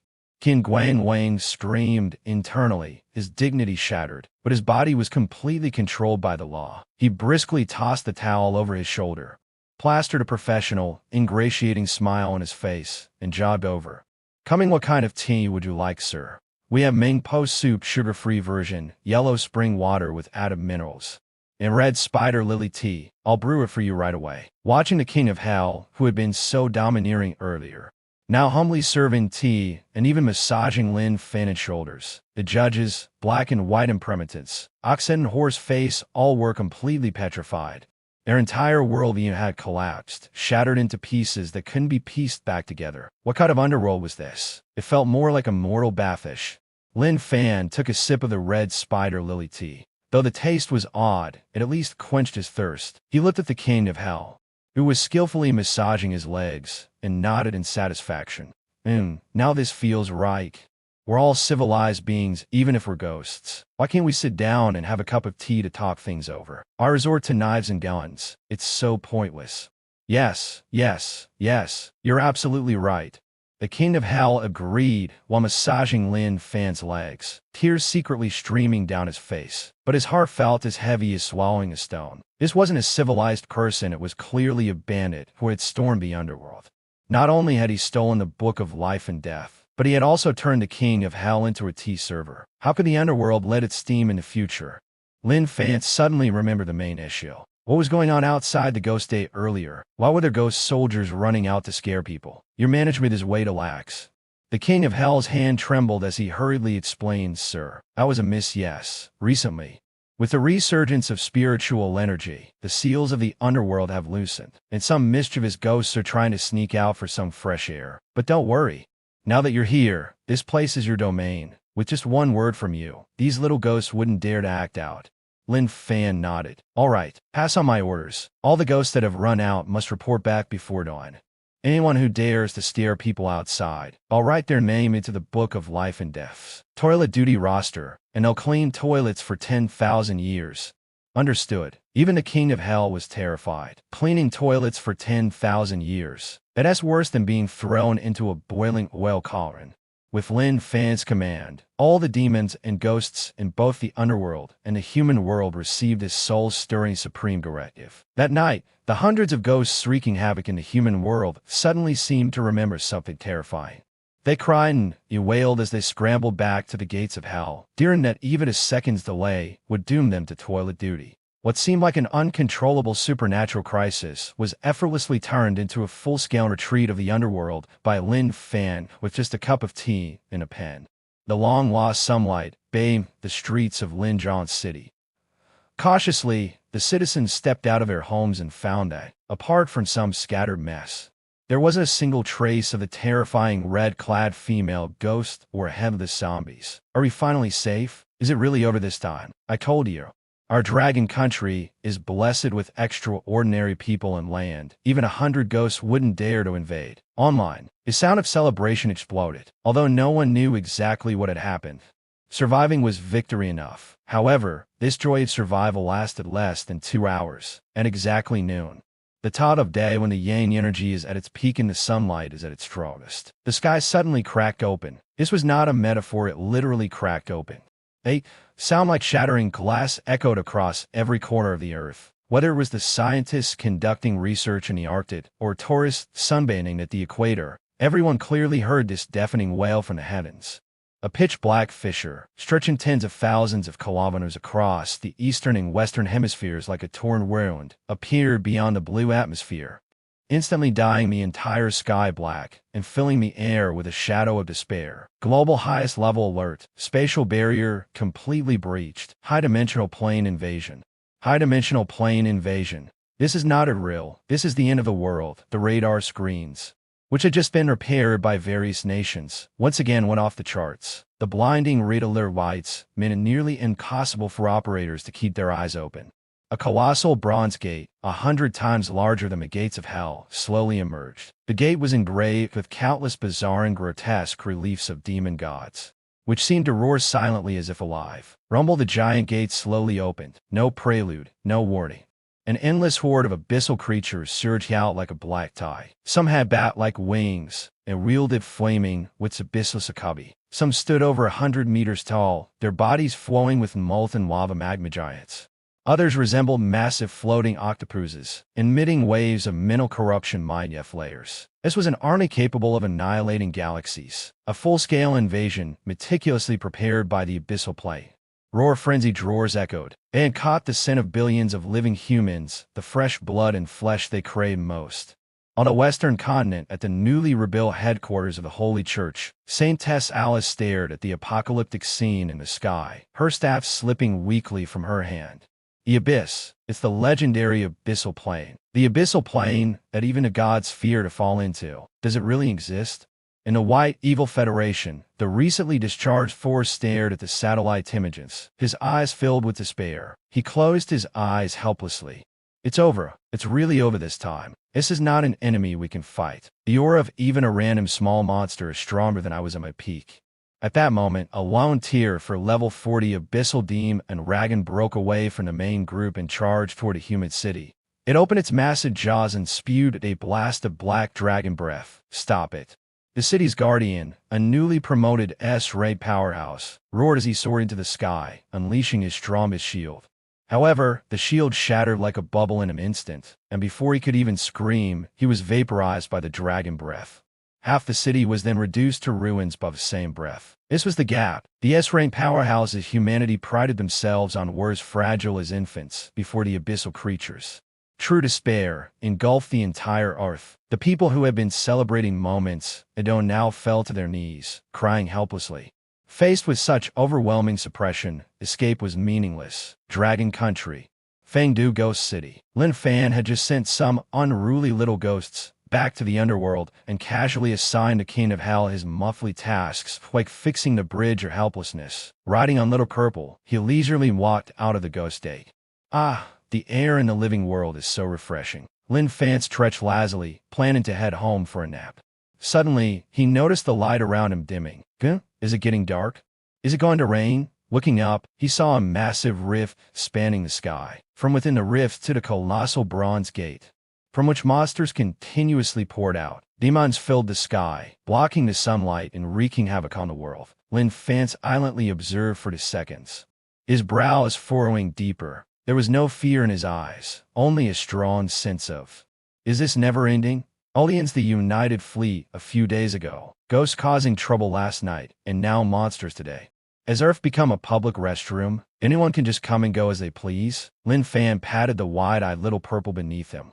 Look at these things. Not only are they ugly, but they're also spitting, flame-spewing waver everywhere and littering, which was continuously spewing out troops. It's so big, it's blocking my sunlight. Little Purple roared. Roar? Boss, what should we do? Lin Fan took out his phone and checked the time. It's 12:30 p.m., right in the middle of my nap time. These guys are making it impossible for me to rest. He sighed, standing up from the lion's back. His body slowly rose into the air, unsupported. As he stepped into the void, walking toward the rift in the sky, a quiet yet overwhelming aura began to emanate from him, freezing the heavens and earth. If you won't let me sleep, Lin Fan sneered, and no one gets to sleep. Compared to the overwhelming number of abyssal monsters, his figure was as small as a speck of dust, but his steps were as resolute as a moving mountain. On the ground, Taoist King, I looked up at the figure, tears streaming down his face, his voice trembling. The Divine Master has to act again. The hope of all humanity. Rest on him. In the sky, an abyssal demon eye asked with reconnaissance locked onto Lin Fan. This insignificant human. It let out a contemptuous mental screech. Pathetic insect. How dare you gaze upon the abyss? Die. Dozens of abyssal gargoyles roared as they charged at Lin Fan, intent on tearing him to pieces. Lin Fan didn't even turn his head. He simply waved his hand lightly, as if swatting away flies. Nap, without any energy fluctuations. The gargoyles within 100-meter radius of him instantly disintegrated. They crumbled like cookies crushed by an invisible hand, scattering into a fine stone powder that gently drifted down. Lin Fan continued his ascent, his gaze fixed on the massive abyssal gate. Hey, you inside the gate, whether you're a demon king or a demon god, Lin Fan said coldly, close that damn gate for me. Otherwise, a glint of cold light flashed in his eyes. I'll just break in and tear your house down. The world plunged into panic, and a final hope emerged. ZZZ. ZZZ. Amid the interference of the abyssal magnetic field, global communications were intermittent, but the sole satellite and the signal still transmitted clearly, delivering a scene above Fang dear to every corner of the world. The sky had completely turned dark purple, densely packed terrifying monsters swarming like locusts, blocking out the sun. Humanity's crowd fighter jet formations were nothing but fragile toy planes before the abyssal beasts capable of blocking missiles with their flesh, exploding into fireballs one after another. Defense line breached. Washington's defense line has fallen. Requesting support. Paris is under attack by 3 hellhounds. We've done our best. I love you. Desperate cries for help filled the global radio waves. On this day, human civilization seemed so fragile and powerless.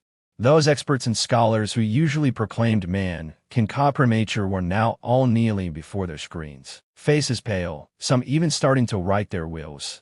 Humanity is truly doomed. This is the ultimate punishment, no one to resist the abyss. However, just as the entire world is drowning in despair, the ray of hope on all screens suddenly zoomed in. Amid the swarming monsters in the sky, within this suffocating torrent of darkness, a small figure, dressed in a blue and white tracksuit, stepped into the void, walking step by step toward the wicked abyssal gate. He wasn't wearing any flashy mech suit or wielding any glowing artifact. He even yawned, looking like an ordinary person who had just woken up and was heading out to buy breakfast. Yet, it was this figure. Wherever he passed, within a radius of 1,000 meters, the monsters, whether low-level ghouls or powerful barbaros, fled in panic, as if avoiding a plague. Those slower to react exploded into blood mist in midair. It's the Divine Master. An Divine Master is here. Someone shouted in the Dragon Nation shelter. Immediately, countless stare-filled, hopeful eyes fixed on that back. Immortal God. The mortal God is still here. He didn't run away, he's charging forward. Only he can save us. Go for it. Above Fangdu, 10,000 meters high in the sky, Lin Fan had no idea he was carrying the last hope of humanity. He only felt irritated. The screeching of the surrounding monsters was unbearably loud, and the stench of decay gave him a headache. Hey, you up for it? Move aside obediently, don't block the way. Lin Fan casually waved his hand. 10,000 swords returned to the Sect, divine command technique activated. Countless invisible swords instantly condensed in the air. Whoosh, whoosh, whoosh. The group of harpies blocking his path didn't even have time to scream before being sliced into pieces. Lin Fan continued upward, getting closer and closer to the massive bronze gate. He could clearly see the ferocious expressions on the demon release carved into the doorframe. At that moment, Roar Eighth, Under's roar erupted from within the gate. Immediately after, a massive arm covered in black fur, larger than an aircraft carrier, stretched out from behind the gate, gripping the doorframe. The figure engulfed in green demonic flames, with curved horns atop its head, towering 1,000 meters high, slowly squeezed half its body out. It was the vanguard commander of this wave of invasion, the Abyssal Lord Ball. His tower was equivalent to the peak of a 5th tier level 59, just one step away from entering the Demigo Drell. He let out a thunderous mocking laugh, insignificant human insect. Daring to come here alone? Are you here to offer your soul and beg for my mercy? Ball's voice carried a powerful mental shockwave, causing countless people on the ground to clutch their ears and collapse in pain. The monster was enormous, terrifying Lin Fan stood before the towering beam God Ball, feeling as though he was smaller than even one of its fingernails. How could he possibly defeat it? He stopped in his tracks, looked up at the massive, constantly chattering head, his neck slightly sore. Clearing his throat, he said, "Excuse me, just a quick question. Are you the gatekeeper? Do you have an access card? If not, you're trespassing, and I'll have to send you back." Ball froze for a moment, then erupted in fury. "Send me back, arrogant. I'm the destroyer of the abyss. I will crush you into pulp." With that, its colossal hand, shrouded in green demonic flames, descended like a flistwater, slamming heavily toward Lin Fan. Seeing the incoming strike, everyone held their breath, thinking it was over. Surely the entire ghost city would be flattened. However, Lin Fan remained motionless, his gaze fixed on the massive hand, a stream of data flashing in his eyes. Detected abyssal creature destroyer lord successfully copied talents, super strafe, and demonic flame skill, synthesized true one-handed sky cover. Lin Fan slowly extended his right hand, lightly pushing against the giant hand that was tens of thousands of times larger than his own. Scram! With a deafening boom, like the collision of planets, the sound exploded. The abyssal hand, brimming with destructive energy, seemed to hit an indestructible wall. Not only was it stopped, but a cracking sound echoed. Ball's thick arms snapped instantly. Ball screamed in agony, and then an unstoppable force erupted from Lin Fan's collar. Ball's massive body was blasted away like a cannonball, slamming into the enormous bronze gate, forcing the half of its body and immersed back inside. The entire scene fell silent. Whether it was the humans on the ground or the monsters in the air, all were stunned by what they had just witnessed. A single slap had sent the Abyssal Lord back through the gate. Lin Fan calmly withdrew his hand, shaking his slightly numb wrist. "Used to much force, my hand's a bit tingly. Growing this big, you're just bloated." Without lingering, he seized the opportunity while Ball was sent flying, taking a step forward and suddenly appearing before the towering abyssal gate, like a war god guarding the heavens. "All right, the fly has been swatted." Lin Fan peered into the bottomless darkness behind the gate and the countless greedy, prying eyes within. Taking a deep breath, he pulled a roll of tape from his pocket, actually a sealing talisman infused with spatial laws. "Next, it's time to seal this gate tightly." As Lin Fan firmly pressed the tape onto the seal, the previously surging demonic energy was instantly cut off, and Ball's furious roar echoed, its desperate and enraged cries reverberating in the air. Lin Fan patted the doorframe, as if he had just posted a no-entry sign. With the source blocked, Lin Fan turned around. Beneath his feet, Earth was still shrouded in dark purple demonic energy. Although the gate was sealed, tens of millions of abyssal creatures that had already escaped continued to wreak havoc across the globe, like a swarm of troublesome pests. "What a hassle," Lin Fan sighed. "It's like a nest of cockroaches has invaded your home. You can't just block the hole, you have to make sure not a single one gets away." He looked up at the higher sky, preparing for the next round of clean-up battles. The vast firmament was cold and deep, yet it held infinite possibilities. "If I'm going to clean up, I need to stand high enough." I didn't fly toward the ground, but transformed into a beam of light, shooting straight into the sky, passing through the troposphere, the stratosphere, finally breaking through the atmosphere. At that moment, satellites worldwide frantically tracked my tiny figure. The image froze, and the entire globe held its breath. Suspended against the backdrop of the dark universe, beneath me was the blue earth. Behind me the glittering galaxy. My clones gently fluttered thanks to spiritual energy, not wind. I fluttered quietly between heaven and earth, like the guardian deity of his planet. What does he plan to do? Countless people stared at the screen, inexplicably tense. I lowered my head and looked at the earth beneath me.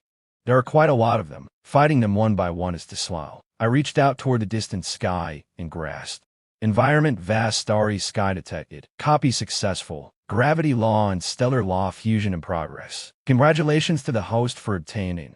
Star God falling stars MAX. Countless starlight shimmered in my eyes. Slowly, I raised my right hand, pointing my next finger at earth. My voice was calm, yet my mental power spread across the globe. Listen up.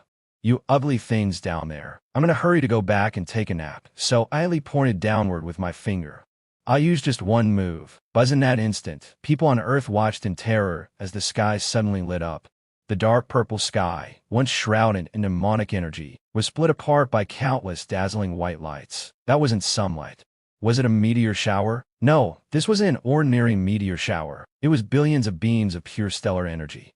They streaked through the atmosphere, trailing long fiery tails as they descended. Each beam, like a precision-guided missile, locked onto a single abyssal monster on the ground. That is, on the ground, a giant abyssal demon, gnawing on a building, looked up.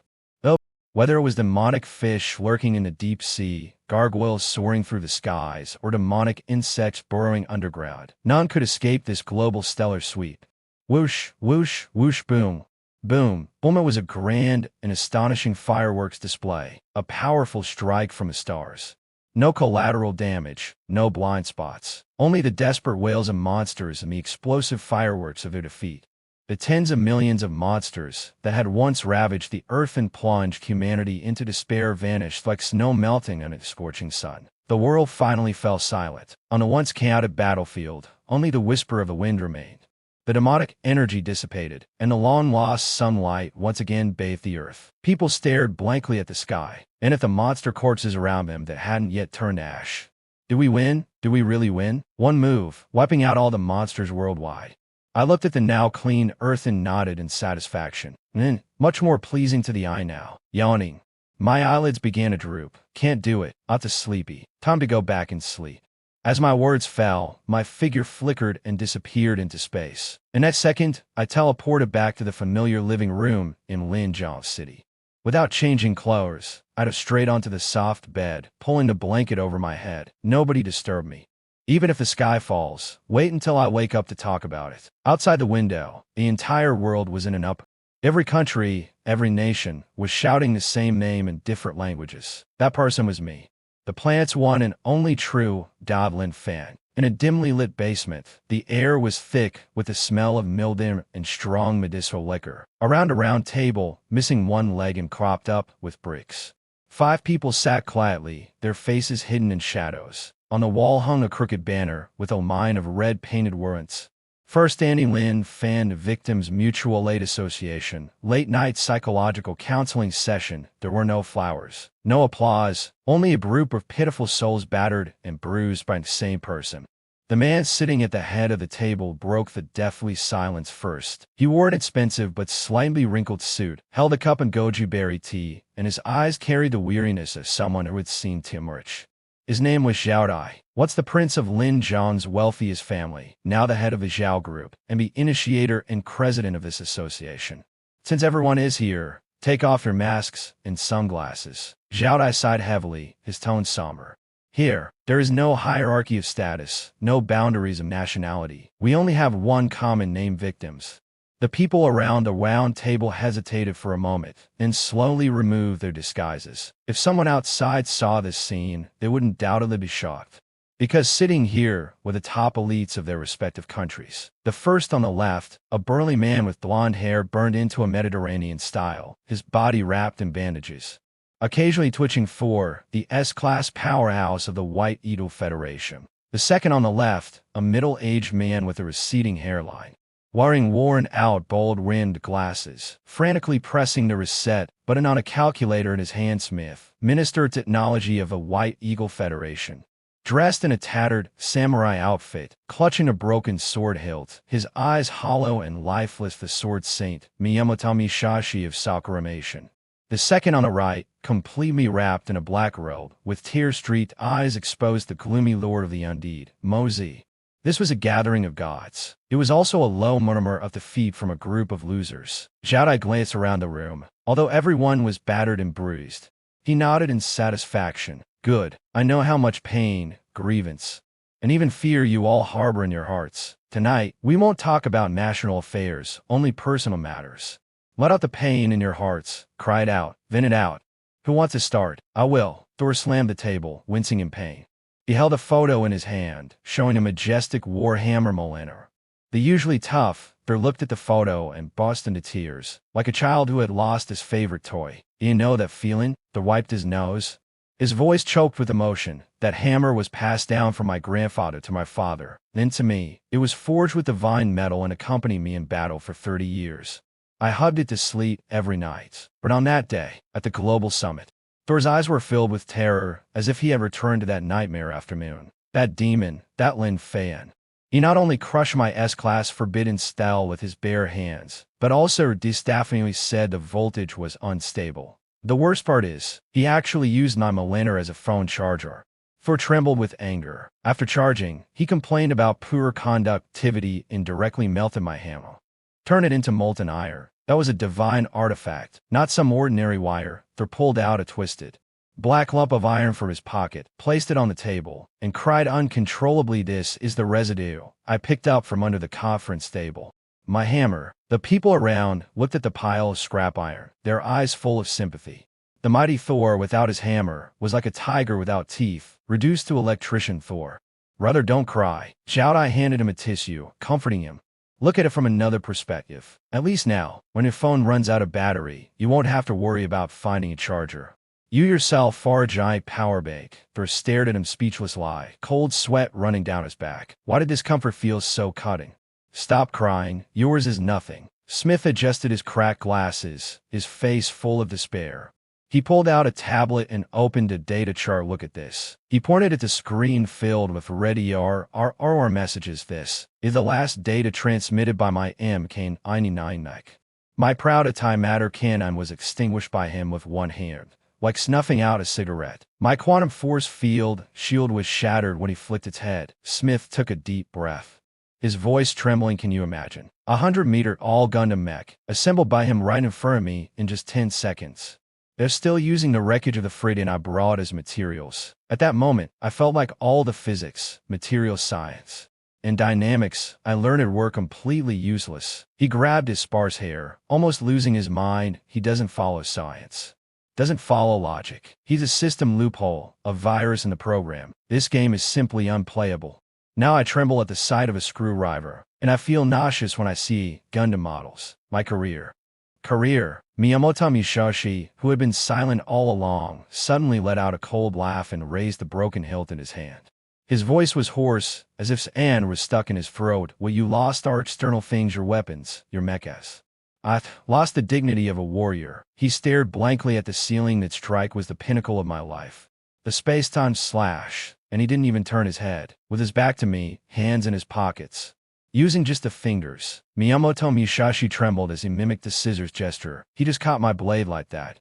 Snap! My blade broke, and so did my heart. At that moment, I realized that all the titles of Sword Saint on Ultimate Techniques might mean less to him than the crab leg he hadn't finished eating. He lowered his head, tears dripping onto the broken blade. Now I don't practice swordsmanship anymore. I switched to slicing sashimi because he said my knife skills might be useful for cutting food. The air was so heavy it was suffocating. Everyone was comparing who had suffered the worst, as if the one most brutally humiliated by Lin Fan would have the most credibility in this circle. Suddenly, a chilling laugh came from a corner. The silent lord of the undead, Mozu, raised his head. His face was pale as paper, his eye sockets sunken, looking more ghostly than a ghost. "You're all too shallow," Mozi said coldly, his voice seeming to come from the depths of hell. "You were merely defeated, humiliated, but I suffered betrayal, had the most important things stolen from me."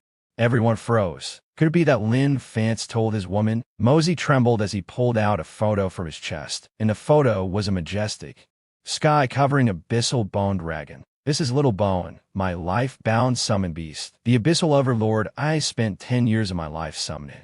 He gently stroked the photo, his gaze as tender as looking in his first love. He took out another photo. There was a screenshot from a competition. In the photo, the bone dragon had shrunk to the size of a chihuahua skeleton, squatting in Lin Fan's pocket, sticking out its bone tongue, and licking Lin Fan's fingers with a fawning expression. Do you see this? Mosey pointed at the photo, tears streaming down like broken pearls. It betrayed me, right there in the arena, in front of tens of thousands of people. It defected. Not only did it refuse to attack Lin Fan, but it even breathed fire on my butt. Mosey suddenly stood up, turned around, and lifted his black robe. Everyone clearly saw a large hole in his pants, with the skin inside charred black. This is the evidence. That was my dragon, the one I painstakingly raised. And yet Lin Fan just lightly curled his finger, and that guy ran off with someone else. Not only that, it turned into a cane hanging on someone else's waist. Can you imagine what that feels like? It's like raising a son for 18 years. Only for him to suddenly start calling someone else dad and slap him in the face right in front of you. I don't want to live anymore. This necromancer job, anyone who wants it can have it. Mosey collapsed onto the table, crying loudly, his sobs heart-wrenching, making everyone listening feel a pain of sorrow. So tragic it made people ache for him. Compared to Mosey's plight for losing his hammer seemed like child's play. Looking at this group of S-class experts crying together, Zhao let out a deep sigh. He stood up and walked into the center of the crowd. Immature, where he forged through trials and tribulations, instantly stabilized the emotions of the entire scene. It's better to let it out than keep it bottled up inside. Zhao patted Mosey's shoulder and handed solid tissue. I know how much pain, even the thought of fighting back. But Zhao's eyes tone shifted, his expression turning serious as the president of the Anti-Lin Fan Victims Association, and one of the earliest C's and victims dealt with by him. I must tell you a truth. Everyone looked up, their tear-filled eyes fixed on him.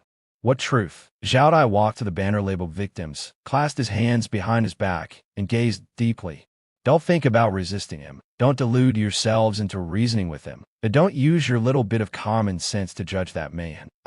Zhao was once the son of the richest man in Linjiang, an S-class powerhouse. The first time I met him, I tried to burn him with a fireball, but he casually cast a forbidden spell on me. The second time I met him, I tried to use money against him, but he took everything from my family. The third time, Zhao paused, a bitter smile appearing on his face, but more so a sense of complete understanding and relief. The third time, I finally understood. As long as you don't confront him head-on, go along with him, kneel fast enough, and with the right posture, not only will you avoid being beaten, but you might even gain some benefits. Zhao pulled out a gold card from his pocket and waved it in front of everyone. See this. This is the agency rights granted to me by Master Lin Fan.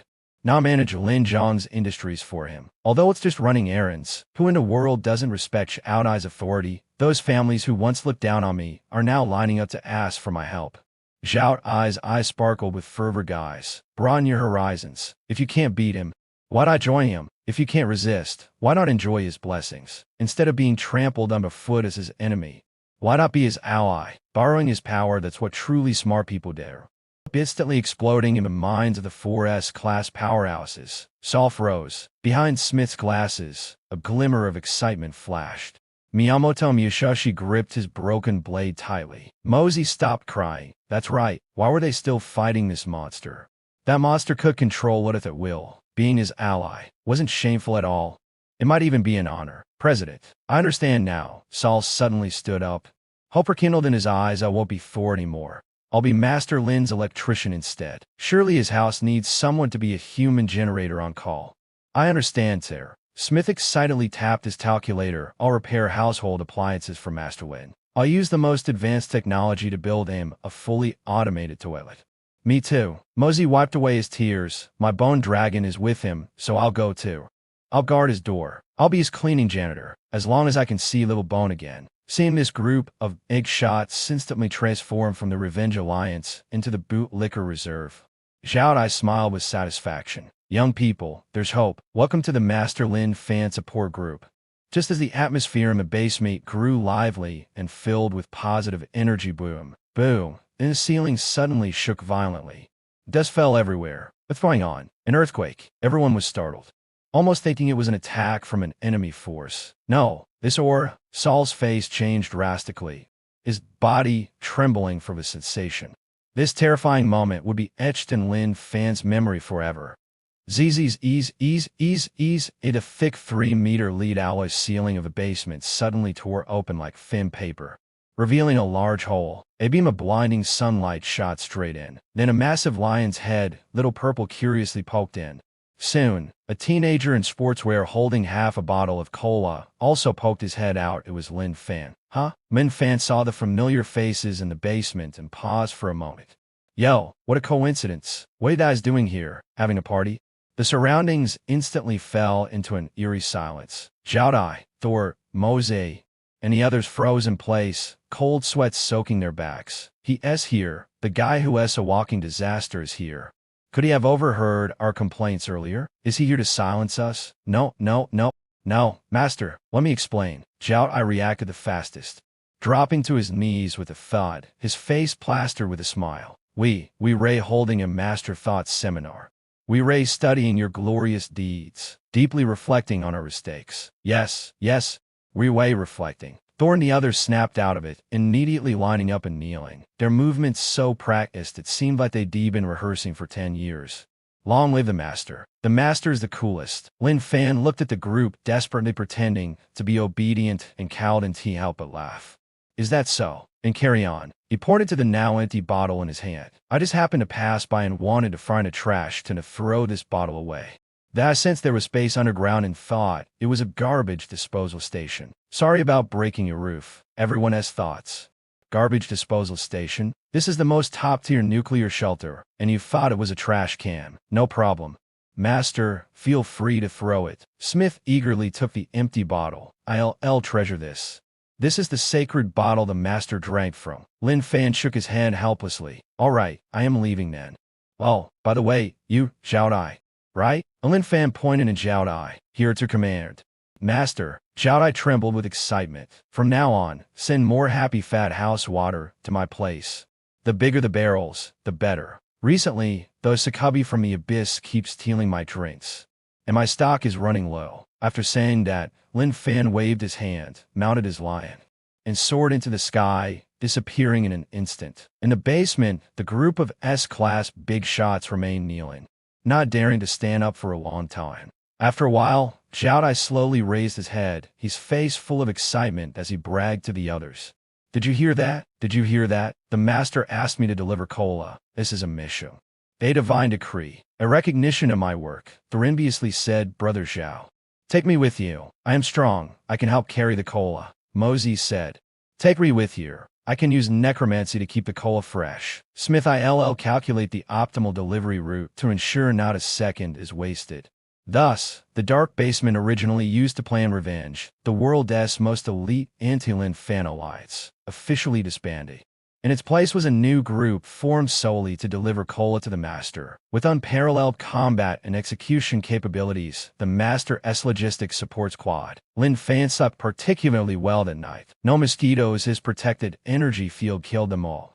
No noise nearby creatures didn't air breathe loudly. It was until the sun was high in the sky the next day that he stretched lazily and got out of bed. So comfortable.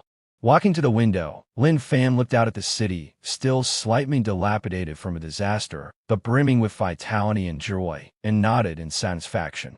The TV in the living room was still looping yesterday's scene of a starry, cleansing miracle. Lin Fan smirked, opened the fridge, and took out a bottle of milk. To celebrate the sur. Although yesterday he wiped out the monsters on Earth in one movement, sealed the gate in passing, that layer of tape was just a temporary fix, a stopgap measure.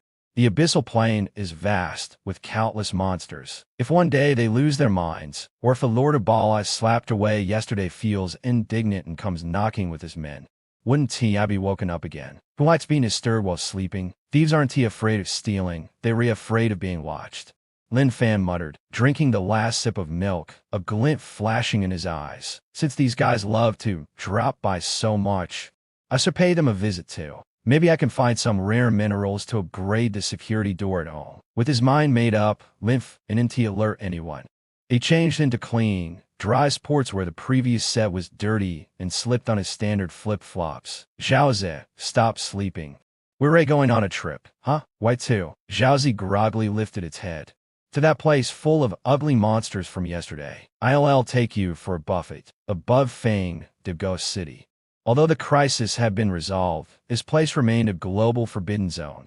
Even though the seal left by Lin Fan was still affixed to the door, everyone remained tense, fearing the monsters behind the gate might suddenly break through. A streak of light tore through the sky, landing on the platform in front of the giant gate. Divine Master, who had been assigned to guard the area, was overjoyed and stepped forward to greet him. Divine Master, you're finally here. Were you here to reinforce the seal? We've prepared the best materials. Reinforce? Lin Fan waved his hand, his gaze falling on the tightly shut door. Shaking his head, he said, No, I'm here to open it. Open the door? Li Changfeng was so shocked, he almost stuttered. Divine Master, are you serious? Behind that door is a bottomless abyss. Countless demons. We barely managed to seal it, precisely because it's an abyss. I need to go in, Lin Fan said matter-of-factly. That big guy ball from yesterday still owes me compensation for emotional distress. Besides, I don't like being hit. I want them to know that Earth is not to be trifled with, so they think twice before coming again. Linf and NT even want a chance to react. He strode forward and grabbed the golden glowing seal. Snap with a crisp sound, the seal that had reassured everyone was torn off by Lin Fan on the spot. Loom the giant bronze gate, no longer suppressed, let out a heavy rumble and slowly opened inward. A thick wave of demonic energy surged out. The guards instantly raised their weapons, their faces turning pale with extreme vigilance. Prepare for battle, but no demons charged out from behind the door. On the contrary, the abyss, which should have been noisy and ferocious, was eerily quiet. Faintly, the sound of panicked footsteps and murmurs could be heard. Damn, why's the door opening? Run, the Grim Reaper is here. Lin Fan peeked inside the door and saw a dark red wasteland. Countless abyssal beings who had been gathering to break through the seal froze when they saw Lin Fan's face. Each one was so terrified they collapsed. They screamed as if they had seen a ghost, though he was scarier than any ghost, and turned to flee, rolling and scrambling away as if their parents had given them the few legs to run with. What a joke! The image of Bat's lap sending their great lord flying yesterday was already etched into their tiny brains. This man was a primordial beast of human skin. Why are you running? Lin Fan called out unhappily. I am just here as a guest. Is no one going to host me? The only response was the increasingly distant backs of the fleeing demons and the dust they kicked up. Is this how the abyss treats its guests? Lin Fan shook his head and nodded. Zhaozi. If no one else hosting, we'll just explore on our own, under the stunned, reverent, and slightly worried gazes of countless Dalmatian soldiers. Lin Fan and Zhaozi stepped through the open abyssal gate. Like visiting a neighbor's house, they swaggered across the line between life and death. With one step, their figures disappeared into the darkness. Abyssal plain. First layer scorched earth wasteland. The gravity here is 3 times that of Earth, and the air is filled with the stench of sulfur and toxic gases. 3 blood red moons hang in the sky. Roar. As soon as Zhaozi entered, it roared excitedly. The energy here was overwhelming. It felt like every cell in its body was cheering. I couldn't help but cover my nose. The environment here is terrible. The PM to .5 must be at least 1,000, right? No wonder they want to come to Earth so badly. This place is completely uninhabitable for humans. I activated Divine Mind Connection, and my mental power instantly covered 1,000 miles around. Soon, I found the target. Deep in the wasteland stood a massive fortress built of obsidian. The aura there was powerful, though slightly weak and injured, but it was still the ruler of this place. Found you. A smile tugged at the corner of my mouth. Lord Ball, right? You left in a hurry yesterday, and we haven't discussed compensation yet. Zhaozi, target ahead. Full speed ahead. Today's mission has only one goal: the 3 pillage policy. Loot everything treasures, eat everything snacks. Scare everything, frighten them out of their wits. Roar. A streak of purple lightning tore through the eternally dark sky of the abyss. The nightmare of the abyss had arrived. The first layer of the abyss, each city and fortress. This palace of absolute power was currently shrouded in a suffocating low pressure. Around the round table in the center of the grand halls, at 7 figures exuding terrifying auras. They were the true masters of this place, ranking higher than aboard the 7 demon kings of the abyss, representing pride, envy, wrath, sloth, greed, gluttony, and lust. At the lower end of the round table, the arrogant Lord of Destruction, Baal, was kneeling. Missing an arm, his body wrapped in foul-smelling bandages, crying bitterly. It's not that I'm incompetent. That human is simply a monster with one slap. He sent me plummeting from tens of thousands of meters in the air, and he said he was coming to tear down my house. You have to help me get revenge. Listening to Baal's complaints, Lucifer, the demon king of pride with the appearance of a fallen angel, sitting at the head of the table, sneered coldly, lightly swirling a glass of red wine in his hand. Oh, you're becoming more and more of a failure. A mere human has scared you to this extent? Humans are so weak apart from tasting delicious. They're utterly useless. With just a bit of pressure, their minds collapse. Beside him, Samael, the demon king of wrath, whose body burned with magma, slammed the table and roared angrily. Exactly. This is an embarrassment to the abyss. If that human bears to come, I'll tear it to pieces and roast him. Beelzebub, the demon king of gluttony, with a form resembling a mix of a fly and a wild boar, drooled and said, the meat of strong humans is the best. I want to eat his thigh. The 7 demon kings took turns speaking, their words filled with disdain for humans and mockery of Baal. In their eyes, the abyss was invincible, a human daring to invade the abyss. It was as absurd as a piece of meat jumping into their mouth. Just MBO our hand, forged from abyssal demon iron and claimed to be indestructible, was suddenly blown open. The heavy door panels flew inside like cannibals, directly hitting the drooling demon king of gluttony in the face, knocking him flat on his back. Who is it? Enemy attack. The demon kings were shocked, instantly unleashing terrifying demonic energy. As the dust settled, a boy in sportswear and flip-flops strolled in leisurely. He was riding a lion engulfed in purple flames and holding a top of milk tea brought from Earth, sipping it as he scanned the bizarre-looking demon kings. Yo, everyone's here? I took a sip of the pearl milk tea and waved with a smile. Having a meeting? Sorry to interrupt. I'm here to collect it. As soon as boss Lin Fan, he trembled all over and pointed it at him, shouting, "It's him, bosses. It's him." The arrogant demon king, Lucifer, slowly stood up, 6 feet black, ants wings unfolding behind him, exuding an oppressive darkness that made it hard to breathe. He looked out at Lin Fan, his gaze as cold as a blade human. You have some nerve to dare enter the demon king's hall alone. Kneel, confess your sins to me, and perhaps I'll grant you a swift death. But an invisible mental storm was unleashed with Lucifer's words. This was his innate skill, absolute targets. This ability could forcibly suppress souls weaker than his own, making them feel inferior and humiliated, compelling them to kneel and surrender. Lin Fan felt the force and frowned slightly. Who do you think you are? Ding. Detected mental control skill, absolute arrogance, divine level. Successfully copied. Reversing and integrating with ancestral dragon Uri. Congratulations, host is obtained sovereign of all beings, imperial majesty max level. Lin Fan finished the last sip of his milk tea and casually tossed the cup aside. His eyes instantly turned dazzling gold, and aura of supreme dominance surged, far surpassing Lucifer by billions of times. I don't like being looked down upon, Lin Fan said calmly. Since you like others kneeling, why don't you kneel first? Kneel. Boom! It was as if the gravity of the entire abyssal world pressed down on Lucifer. The arrogant demon king turned pale.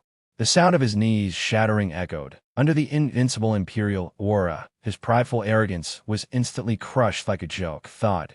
Lucifer's knees hit the ground heavily, even smashing through the floor. His head was forcibly pressed to the ground, struggling desperately but unable to lift it. What kind of power is this? Lucifer roared internally. I am the demon king. There's no way I would kneel to a human. The hall was so silent that a pin drop could be heard. The remaining 6 demon kings were dumbfounded. The arrogant demon king had been forced to kneel with just a shout. Damn it. Attack together. The wrathful demon king, Samael, reacted the fastest, erupting with magma-like fury, wielding a flaming greatsword as he charged at Lin Fan. I'll burn you to ashes. Ding. Detected flame law. Successfully copied. Skill synthesized divine flame, all things incinerated. Lin Fan didn't even glance at him, merely snapped his fingers. Snap. Samael's magma flames instantly extinguished, replaced by a purple-gold divine fire that burned him so painfully he rolled on the ground, screaming, I'll devour you. The gluttonous demon king opened his massive abyssal mouth, creating a powerful suction force, attempting to swallow Lin Fan whole. Ding, detected devouring law. Successfully copied, skills synthesized. How'd I end this devouring? Lin Fan opened his mouth and inhaled. Compete in devouring abilities. You're still too green. Wish before the gluttonous Demon King could suck Lin Fan in. He found himself uncontrollably drawn forward, his demonic energy being forcibly extracted as if drained dry. I won't eat anymore. I'm on a diet. The gluttonous Demon King clung to a pillar, screaming miserably, barely avoiding being completely drained. In just 1 minute, the 7 Demon Kings were either kneeling, fleeing, or crying their hearts out. The once majestic Demon King's hall had turned into a chaotic scene of violence. Lin Fan stood in the center of the hall, looking at the trembling Demon Kings. Inside helplessly so, these are the 7 Demon Kings. Why is each one maker than the last? I thought there'd be a big fight. But it turns out you're all just delivery boys. He walked over to Lucifer, who was kneeling on the ground, and patted his black wings. Hey, stop playing dead. Earlier, Ball owed me compensation for mental distress. And now you all owe me for scaring my pet. How should we settle this? Lucifer raised his head, his face full of shame and fear. We'll pay. The treasury key is right behind. Take whatever you want. Lin Fan nodded in satisfaction. That's more like it. If you'd cooperated earlier, there wouldn't have been such a big fuss. He turned to the remaining Demon Kings and continued speaking. Lin Fan revealed a smile that made all the Demon Kings shiver. Since you're all so enthusiastic, don't just stand there, line up and show me your skills one by one. He pointed to the little purple creature gnawing on something beside him and said, if anyone's skill fails to impress me, I'll have it feed the lion. The 7 Demon Kings glanced at the drooling lion, then at Lin Fan, who exuded an aura like a demon god, and collectively swallowed hard. This wasn't a human invasion, it was clearly the arrival of an unshakable supreme ruler. The first layer of the abyss, the grand hall of the obsidian fortress, had now turned into the venue for the first abyss talent competition. The throne originally belonging to the Demon Kings had been moved aside, and Lin Fan sat there casually, holding a bucket of popcorn that had somehow appeared. Little Purple lay at his feet, serving as a natural footrest, happily gnawing on a lead bone left behind by some unlucky demon.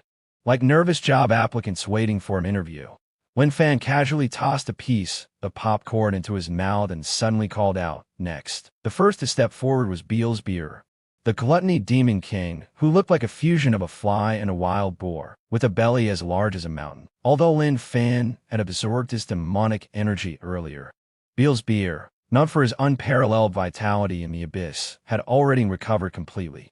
Secretly plotting, this human is powerful, but the energy within him is far too tempting. That's pure, chaotic energy.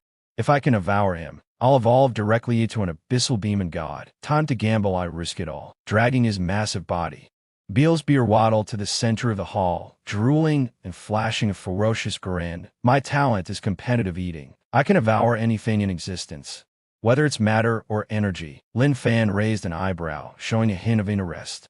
Interesting. So what do you plan to eat? Tables and chairs? Or air? No. Beer's eyes suddenly flared with a savage light. He opened his mouth wide, his jaw dislocating with a loud crack, and his mouth instantly expanded to an enormous size, resembling a black hole leading to another dimension. What I want to eat is you. Boom. A suction force 10 times stronger than before erupted from his mouth. This was no ordinary wind, it was his innate skill. Gluttony law. He precisely locked onto Lin Fan's physical body and soul. Space twisted madly as the hall's pillars, floor tiles, and even light were sucked into the abyssal maw. Die. Beers roared. Even gods will be digested into nothing. His belly swelled like a giant balloon, seemingly capable of containing the entire world. The other Demon Kings' eyes lit up at the sight. Beers burst, going all out. That's his ultimate move. All things return to void, capable of chewing through even the walls of space.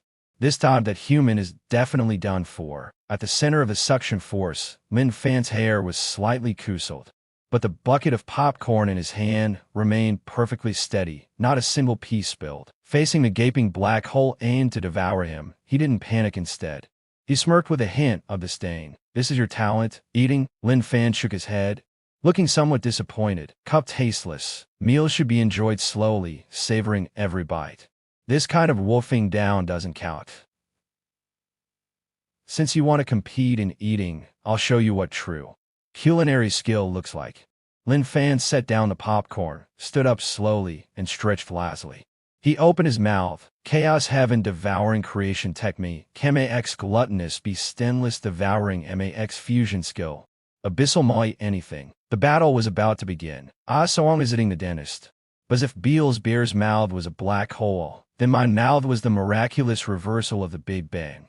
An indescribable terrifying suctioning erupted in the grand hall, far exceeding all known rules. Beelzbear's originally ferocious suction met mine, like a stream encountering the ocean, unable to stir even a ripple, and was instantly absorbed and vanished without a trace by my power. It was horrified to discover that not only could it not absorb me, but instead, it was being sucked into my mouth. No, this is a Reich. Stop it now. Beel's beer desperately tried to close its mouth. Tried to escape, but it was all too late. Whoosh whoosh whoosh its massive, not to my body rapidly shrank. Deformed and elongated in mid-air, like dough being fed into a noodle machine, bit by bit squeezed into thin strands. The gluttony laws within its body, the source of its demonic energy, even its soul, were all stripped away, transformed into an incomparably pure green energy, continuously flowing into my mouth. Help, I won't eat anymore. I really won't eat anymore. I have stomach problems. I have indigestion. Beelzebub let out a desperate scream. But I completely ignored it. Slurp, with one final sound, like sucking up jelly. Beelzebub's massive body completely disappeared. In the center of the grand hall, only I, a teenager in sportswear, remained, elegantly wiping my mouth. On the ground before me lay a palm-sized green gelatinous creature, resembling a slime. That was Beelzebub, reverted to its original form after being drained of all its power and laws. I let out a satisfied belch, smacking my lips like a food critic. The texture's not bad, kind of like matcha-flavored jelly, though a bit greasy. Next time, I'll have to remove the oil first. The hall fell silent once again. Deathly silent. The remaining 5 demon lords, along with the kneeling Lucifer, were not just afraid, they were utterly incredulous. The gluttony demon lord had been eaten. The Beelzebub, who claimed to devour everything, had been sucked up by me like matcha jelly. What on earth was this human stomach made of? Was it a bottomless pit? The slime Beelzebub on the ground trembled, tears streaming down its face, unable to speak, only letting out pitiful chirp-chirp sounds. I glanced down at it, deciding not to finish it off after all. I still needed it for work. I reached out and poked the soft, squishy Beelzebub. From now on, you're responsible for handling the abyss's kitchen waste. Don't sneak any bites. If you dare steal food, I'll already turn you into jelly. Chirp chirp. Understood, master. Beelzebub nodded frantically, as if granted a reprieve. I sat back on the throne, picked up some popcorn, and looked at the demon lords who were paralyzed with fear. Casually, I said, all right. Next, who's up? The greedy demon lord, Mammon, an old goblin covered in golden jewels, shuddered. It first glanced at Beelzebub, now a gelatinous slime, then at the kneeling Lucifer. Fight? Couldn't win. Couldn't compete. The only option was to surrender. Mammon immediately knelt, sliding over to me, holding up a blindingly shiny treasure chest with both hands, grinning obsequiously. Master, divine teacher, Dad, I don't have any special talents. All my one skill is being rich. This is the treasure accumulated in the abyss over millions of years. All yours. Please don't eat. My meat is the sour, not tasty. I glanced at the treasure chest filled with various abyssal magic crystals and artifact fragments, my eyes lighting up slightly. Well, I like this talent of yours. Helping Mom prop up a table legs or serving as props for her squared dancing. Actually, it's quite useful. That's enough. Dustin over there. Lin Fan waved his hand, pointing at the still crying slime Beelzebub. Go keep that green, fatty company. Thank you for your great mercy. Thank you for your great mercy. Mammon knelt down, clutching his head, and rolled to the corner, squeezing in with Beelzebub. The 2 demon lords exchanged glances, both seeing the relief in each other's eyes. Thankfully, they only lost money and weren't eaten like a third one. Now only 3 were still standing, a lust demon lord Asmodeus' seductive beauty with a fiery figure and succubus wings. The envy demon lord Leviathan, a massive sea serpent coiled around her power. The sloth demon lord Belial, a mass of black mist, snoring and completely unaware of the situation. Next, Lin Fan yawned, looking a bit bored. A crisp laugh echoed, both melodious and spine-chilling. The lust demon Lord Asmodeus swayed her body as she slowly stepped forward. With each step, a pink demonic flower bloomed beneath her feet, and the air filled with a sweet fragrance. Even though she had witnessed Beelzebub being devoured and Mammon begging for mercy, she showed no fear. She firmly believed men are creatures controlled by their lower halves. Even gods have emotions and desires. As long as there is desire, she could control them. Little brother, you're so fierce. Asmodeus's eyes were seductive, her voice like it could pierce the soul, stirring the deepest desires in one's heart. Fighting and killing is so boring. Look at me, am I beautiful? But as soon as she finished speaking, the entire hall's scenery changed instantly. The once dark and terrifying obsidian fortress vanished. In its place was a beautiful pink world, countless illusions of stunning women danced gracefully around. And Asmodeus's clothing became faintly visible, exuding endless temptation. This was her ultimate divine ability, euphoria illusion. Anyone who fell into this realm would drown in endless pleasure until their soul was completely drained. Even the other demon lords dared not look directly into her eyes. Come, enjoy yourself to the fullest. Asmodeus coiled around Lin Fan, her fingers lightly tracing his chest, her breath fragrant. As long as you agree, the entire abyss and I will be yours. In the corner, Mammon covered his eyes. It's over. This human is going to fall for it. Lucifer looked up, his expression complicated. Asmodeus's mental attack is too strong. Even the firmest will is hard to resist. However, at the center of the illusion, Lin Fan's face remained completely calm. He could barely suppress a laugh. He looked at the enchanting demoness before him as the system's prompt sounded in his mind. Right on time. Ding. Detected charm law. Passive skill automatically triggered peerless enchant, all beings already possessed. Reversing suppression. Skill upgraded T. Tsukuyomi infinite reality. MAX. Lin Fan sighed. He gently brushed away Asmodeus's hand that was drawing circles on his chest. Big sis, this illusion of yours is way too outdated. He pointed disdainfully at the dancing illusions. The resolution is terrible. You can't even see the pores clearly. It's only 720p quality. In this storyline, it's so awkward. Modern short videos aren't made like this anymore. WHA. What? Asmodeus's smile froze. Resolution? Short videos. What nonsense was he talking about? Why hadn't she conquered him? Impossible. No one can resist me, she screamed, her eyes emitting a blinding pink light as she tried to forcibly invade Lin Fan's mind. Lin Fan shook his head. Playing with illusions? Then let me show you what true immersion is. His eyes instantly transformed into eerie kaleidoscopes, slowly spinning.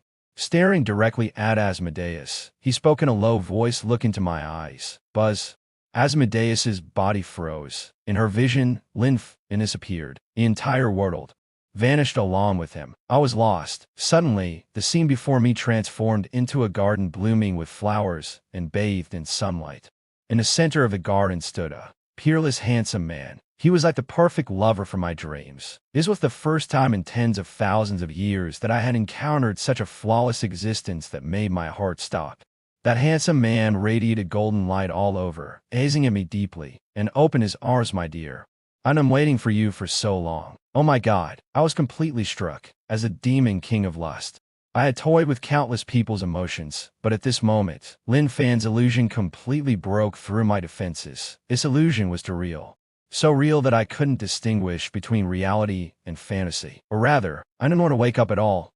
I love you too. Tears streamed down my face as I was overcome with emotion. I threw myself at him without hesitation, tightly embraced the handsome man, and kissed him passionately as if I wanted to merge into his body, back to reality. In a grand hall, the illusion had long disappeared. All the demon kings stared in stunned silence at the bizarre scene before them. Asmodeus was kneeling on the ground, tightly hugging a fortile. Yes, just an ordinary black stone tile that Lin Fan had smashed earlier. Her face filled with happiness, sweetness, and a hint of madness. She kept murmuring, "My dear, you're so handsome, I want to give you a bunch of little demons, moi." As she spoke, she kissed the dusty stone fiercely, even rubbing her face against it, utterly intoxicated. The hall was so silent, it was suffocating. Lucifer Mammon. At this moment, the entire abyss's atmosphere was shattered. The dignified demon king of lust, actually confessing her love to a broken piece of stone, and kissing it so fervently. The scene was so shocking it was hard to believe one's eyes. Lin Fan in his chair, holding his phone though there was no signal. It could record, capturing the entire scene. TSK. This is valuable material. If she ever disobeys, I'll play this on Limp on the Abyss's big screen. He put away his phone and looked at the female demon still romancing the stone. Snapping his fingers, all right, let her keep dreaming. She won't wake up anytime soon anyway. Lin Fan's gaze shifted past the crazed woman to the remaining demon kings. A serpent-like demon king envying a cloud of mist sloth. Hey, snake. Lin Fan pointed at Leviathan, who was coiled around a pillar, staring at him with cold triangular eyes. Stop hiding. You're too big to stay hidden. I heard to the demon king of envy. You love envying others? Leviathan hissed, his voice hoarse and chilling human. You are indeed powerful. I envy your strength. Envy your talent. Envy everything about you. I want to destroy you. Once you're destroyed, everything you have will be mine. Envy me. Lin Fan chuckled. He stood up, walked to the massive pillar, and patted Leviathan's cold scales. You know, envy can ruin a person's appearance, making them unrecognizable. Since you love envy so much, I'll give you a gift. Lin Fan reached out and cast a small spell called Mirror Curse, which he had learned from some ruins on Leviathan. Buzz, a giant water mirror appeared before Leviathan and twisted snake face. Take a look at yourself, Lin Fan said inferently. Looking this ugly, you still have the nerve to envy others? If I were you, I'd find a block of tofu and smash myself to death. Leviathan stared at his reflection in the mirror. He had never looked into a mirror before. Now he saw himself clearly. This is me? Why am I so ugly? My scales are as rough as sandpaper, and my eyes are uneven in size. An unprecedented sense of inferiority and envy toward his own appearance began to grow wildly within him. He began to envy the reflection in the mirror, thinking he looked slightly better, while simultaneously hating himself for being unbearably ugly. Why am I so ugly? Leviathan completely broke down. Truly insane. I shook my head, no longer paying attention to this self-loathing foolish snake. My gaze finally landed on the motionless black mist in the corner. The demon lord of sloth, Belial. Since I entered, he hadn't even lifted an eyelid. Sleeping the entire time. He truly embodied sloth to the extreme. I walked over and kicked the black mist. Hey, wake up. The sun's already high in the sky. A muffled voice came from within the mist. Don't bother me. Let me sleep for another 500 years. Destroying the world is too exhausting. I don't want to move. Me now, this is a true master of laziness, compared to him. My occasional slacking off makes me look like a model of diligence. All right, you win. I give a thumbs up to the black mist. You're the only one who doesn't need a beating. Even hitting you feels like a waste of effort. Turning around, I looked at the chaos in the demon lord's hall. Pride was kneeling, wrath was burning, gluttony had turned into a slime, greed was curled up trembling in the corner, lust was hugging a rock and kissing it, envy was self-harming, and sloth was sleeping. I clapped my hands and said to Mammon, the only one still able to speak, stop shaking. Pack up the sleeping one, Belial. I'm taking him back as a pillow. This thing is soft and quite comfortable. Also, take me to meet the abysses. Plain will. Mammon froze, then his eyes widened in extreme terror. Plain will. What? Where are you planning? I looked up at the boundless void above the demon lord's hall, a hint of arrogant smile appearing at the corner of my mouth. Since I'm here, I might as well change the owner. The first layer of the abyss, outside the demon lord's hall. I was riding on Little Purple's back, with the soft, snoring black Miss Sloth demon Lord Belial as a cushion behind me. This pillow is really nice. It has a built-in temperature control and can automatically adjust its shape based on sleeping posture. Leading the way ahead was the unlucky greed demon lord Mammon. He carried a chest of treasures and had to act as a guide, his face showing a mix of flattery and fear as he pointed to the bottomless black hole ahead. An master. The abyss is a total of 999 layers. The plane was sleeps in the deepest layer, the Sea of Chaos. Under normal circumstances, we have to use teleportation or ways to descend layer by layer. Each layer has guards, and we need permits. It would take about 3 to 4 years. 3 to 4 years. I frowned, interrupting him. That's where to slow. I don't have that kind of time. I looked up at the dark sky above and then at the solid ground beneath my feet. The shortest distance between 2 points is a straight line. Since the target is at the bottom, why not just jump down? Mammon's face turned greenish-purple. JJ jumped down. Master, it's impossible. There are indestructible spatial barriers between each layer. Even gods can't break the rules. Without using teleportation arrays, you'll be torn to shreds by spatial turbulence. Rules. Extending my hand, palm down, I gently pressed it against the ground. I said, I am the rules. Ding. Spatial barriers detected. Multiple plane structures detected. Activating skill, One Punch Man star-shattering roar can unimproved version vertical drilling. Open for me. Boom without any unnecessary movements. A pure force erupted from my palm, directly piercing through the ground. Several hundred meters wide, was instantly carved out, and it didn't stop there. The force grew even more intense. Unstoppable. The second layer, directly shattered. The third layer pierced through again, all the way to the 10th layer, easily broken through. Crack. Crack. Mamon's so-called indestructible spatial protective barrier crumbled like potato chips before me, shattering continuously. Let's go take the elevator. I patted Xiaozi. Xiaozi let out an excited roar, carrying me as we leapt down the massive hole leading straight to the depths. Mamon let out a miserable scream. Wrapped by some invisible force, forcibly dragged along, mid-level of the abyss.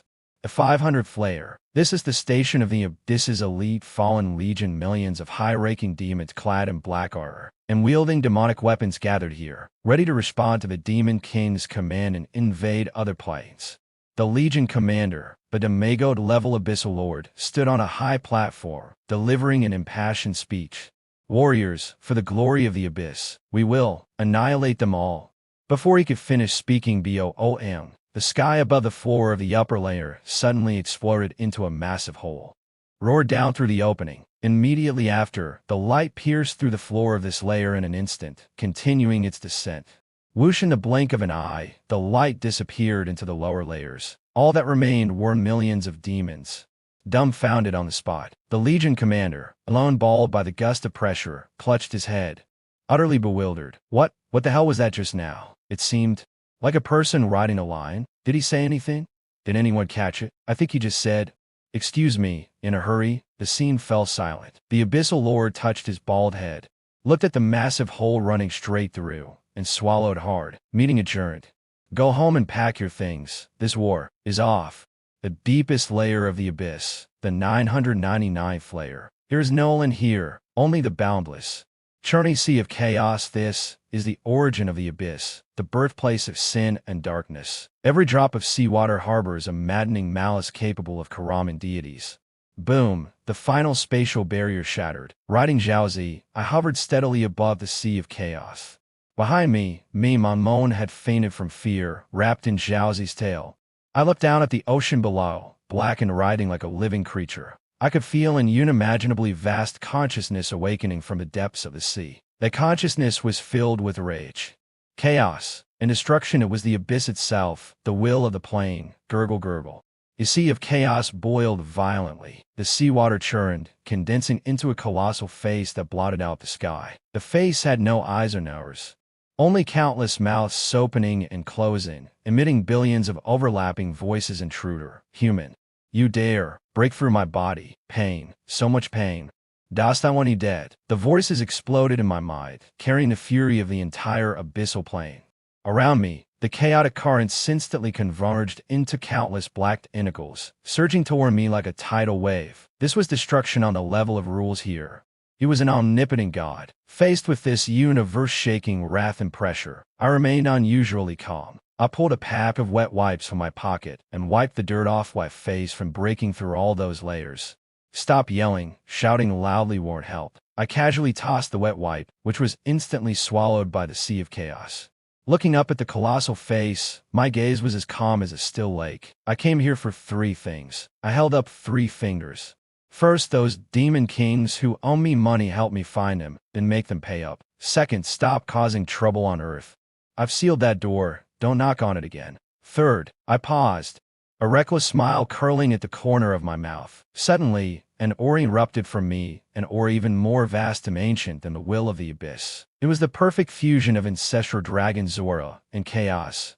Devouring creation technique. The third place. Although the environment here is a bit poor, the energy is abundant. Just right, my home is missing a high power bank, so. Lin Fan stretched out his hand and made a grabbing motion toward the massive face. I be taking a liking to you. Are you coming over yourself, or should I come to you? The 999th layer of the abyss. The sea of chaos. Facing Lin Fan's slowly outstretched hand and his intention to use it as a power bank, the abyssal will completely erupted. Who was it? It was the embodiment of chaos and evil. The nightmare of countless universes. It only devoured others when was it ever someone else's battery, arrogant human.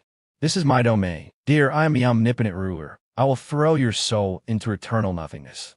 Boom! The sea of chaos immediately boiled, surging with black waves towering billions of feet high. The massive face formed from seawater opened its abyssal wall. A chaotic death ray powerful enough to obliterate all laws, shot directly at Lin Fan with earth-shattering destructive force. At the same time, the gravity, laws, and elements of the entire abyssal space all began to repel and oppress Lin Fan. Die. Didn't even blink. He continued to stretch out his hand, as if teasing a puffed-up kitten. Ruler. Lin Fan shook his head and smiled. Since you're the master of this world, you should know in this world. There are some things you just can't provoke. For example, me Din. Detected highest level flame, will heart of the abyss. Detected hostile attack. Activating highest authority plundering program. Copy successful. Formatting and overriding. Congratulations to the host for obtaining abyssal ruler master of the plane MAX. Lin Fan's eyes instantly turned to pure violet gold. In that moment, the aura around him transformed. It became deeper than the abyss. Older than chaos, and more majestic than any ruler. Facing the chaotic death ray about to strike his face, Lin Fan awfully uttered one word. Disperse. His was not just an ordinary command, it was the decree of the highest authority. The chaotic death ray, capable of destroying gods, suddenly extinguished like a light bulb losing power, just 1 millimeter from Lin Fan's nose. Immediately after, the boiling sea of chaos calmed down in an instant, not daring to produce even a ripple. The oppressive spatial laws around him became docile, as if they had met their parents, actively surrounding Lin Fan in an attempt to please him. How is this possible? The massive abyssal face froze. It was horrifying to discover that it had lost control over its body, the abyssal plane. Even its consciousness had been forcibly taken over by a more domineering and powerful will. What? My authority, why can't I feel my own body? The abyssal will let out a hysterical scream. Lin Fan withdrew his hand, as if he had just done something trivial, and said inferently, nothing much. I just thought you were a lousy landlord. So I bought you out. Now this place belongs to me. Lin Fan snapped his fingers. Snap, change. Following his command, the ferocious, malevolent giant abyssal face began to twist and reshape. In the end, it turned to a massive, round, chubby, and cheerful yellow smiley face emoji floating above the sea of chaos, looking utterly ridiculous. The abyssal will now a smiley face wanted to express its anger, but found it could only maintain a smile. Laughter echoed. It wanted to curse, but what came out of its mouth was a polite greeting. Welcome greetings. Master, no. The will of the abyss was on the verge of collapse internally. It was the supreme existence that controlled everything. How did it suddenly become a smart housekeeper? Lin Fan smiled with satisfaction and nodded. This looks much better now. Don't keep a stiff face. The most important thing in the service industry is a smile. Change the color, make it pink, to make it more festive. The will of the abyss resisted desperately, but its body obeyed without hesitation. Symbolizing despair, transformed into a pink strawberry milk sea. It even bubbled with pink foam. At this moment, the abyss was completely unrecognizable. The former terror, darkness, and despair had all vanished, replaced by an overwhelming, sweet girlish charm. Was so shocked that he foamed at the mouth and fainted on a lion's tail. Little Purple excitedly stuck out its tongue and licked the pink seawater. Roar, sweet.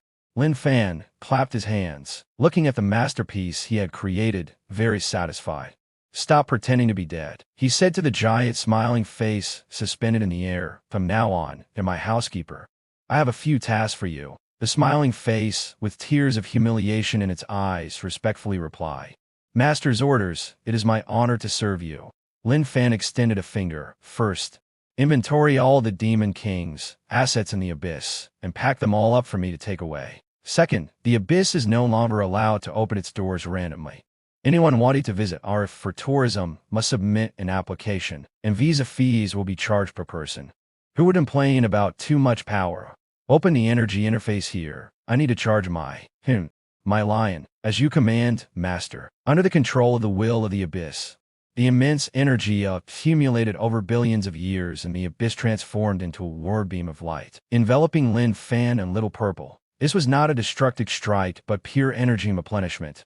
Little Purple squinted comfortably, its entire body covered in purple crystal scales began to evolve, its aura exploding like fireworks. 4th tier, 5th tier, 6th tier demi-divine beast. Within minutes, it evolved from an ordinary earth boss into a divine beast capable of sweeping across dimensions. Lin Fan felt his spiritual power fill up again. Although he was already at max level, the feeling was like connecting a fully charged battery to a supercharger, even more reassuring.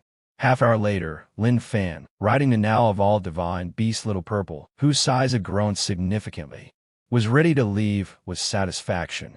Nodding to see me off, Lin Fan waved his hand. Take good care of the house, and don't let strangers in. I'll come back to chat with you next time I'm in a bad mood. Safe travels, Master. The will of the abyss, with a sobbing tone but a smiling face, bid farewell to this harbinger of disaster. As Lin Fan's figure disappeared into the teleportation channel, the will of the abyss looked at the pinked ocean and its own awkward expression, realizing the era of the abyss was over. The abyss had taken Lin's surname. Remove those scenes, they affect appetite. Replace them with neon lights, marble floors, and add more greenery. Plant some trees. The will of the abyss. Though bleeding internally after all, this was the culmination of billions of years of abyssal history, responded sweetly. Yes. Master, no problem, Master. I'll make the changes immediately. All with eco-friendly materials. Lin Fan continued. Second, let's talk about the employment issues of these demons.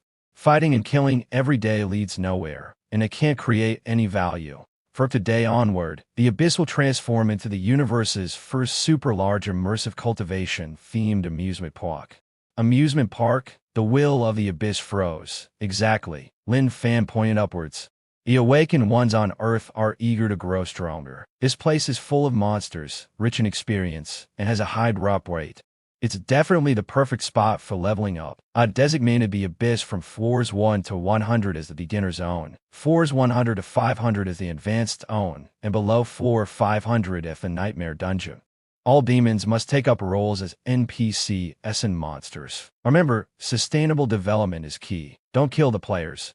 Just injure them. I have healing spells. The main goal is for them to enjoy the thrill of battle. A capitalist gleam shone in Lin Fan's eyes. Entrance fees, resurrection fees, equipment repair fees. This is a huge business. As for the spirits tones we earn, we'll split in 9 to first. I take 9, you take 1. Although the emoji will felt the split was a bit unfair, it was grateful to keep its life and latch on to such a powerful figure, and immediately expressed its gratitude with tears. Master, you're brilliant. This is a genius idea. I'll arrange everything right away. 3. Lin Fan's tone turned serious. And this is the most important point. The Abyss needs a new name. After thinking for a moment, he waved his hand grandly. Call it Lin's Back Garden. Understood. Lin's Back Garden. What a beautiful and poetic name. The emoji will flattered without hesitation. As soon as Lin Fan's orders were issued, the entire Abyss underwent a massive transformation. Buzz the laws were reshaped, and the terrain was remodeled. The first layer, the scorched wasteland, was completely revamped. The ferocious lava fissures were filled in, and neat bluestone paths were laid. Glowing spiritual lords actually modified abyss plants grew along the roadside. The once terrifying skeletal gate at the entrance was replaced with a mid-archway flashing in 7 colors, with the words "Welcome to Lin's Back Garden." Abyss store ticket price. 1 low-grade spirits, Tone Day, the previously ferocious low-level demons imps. Lesser demons were forced to wear reed vests, holding guide signs, and stationed at the crossroads as tour guides.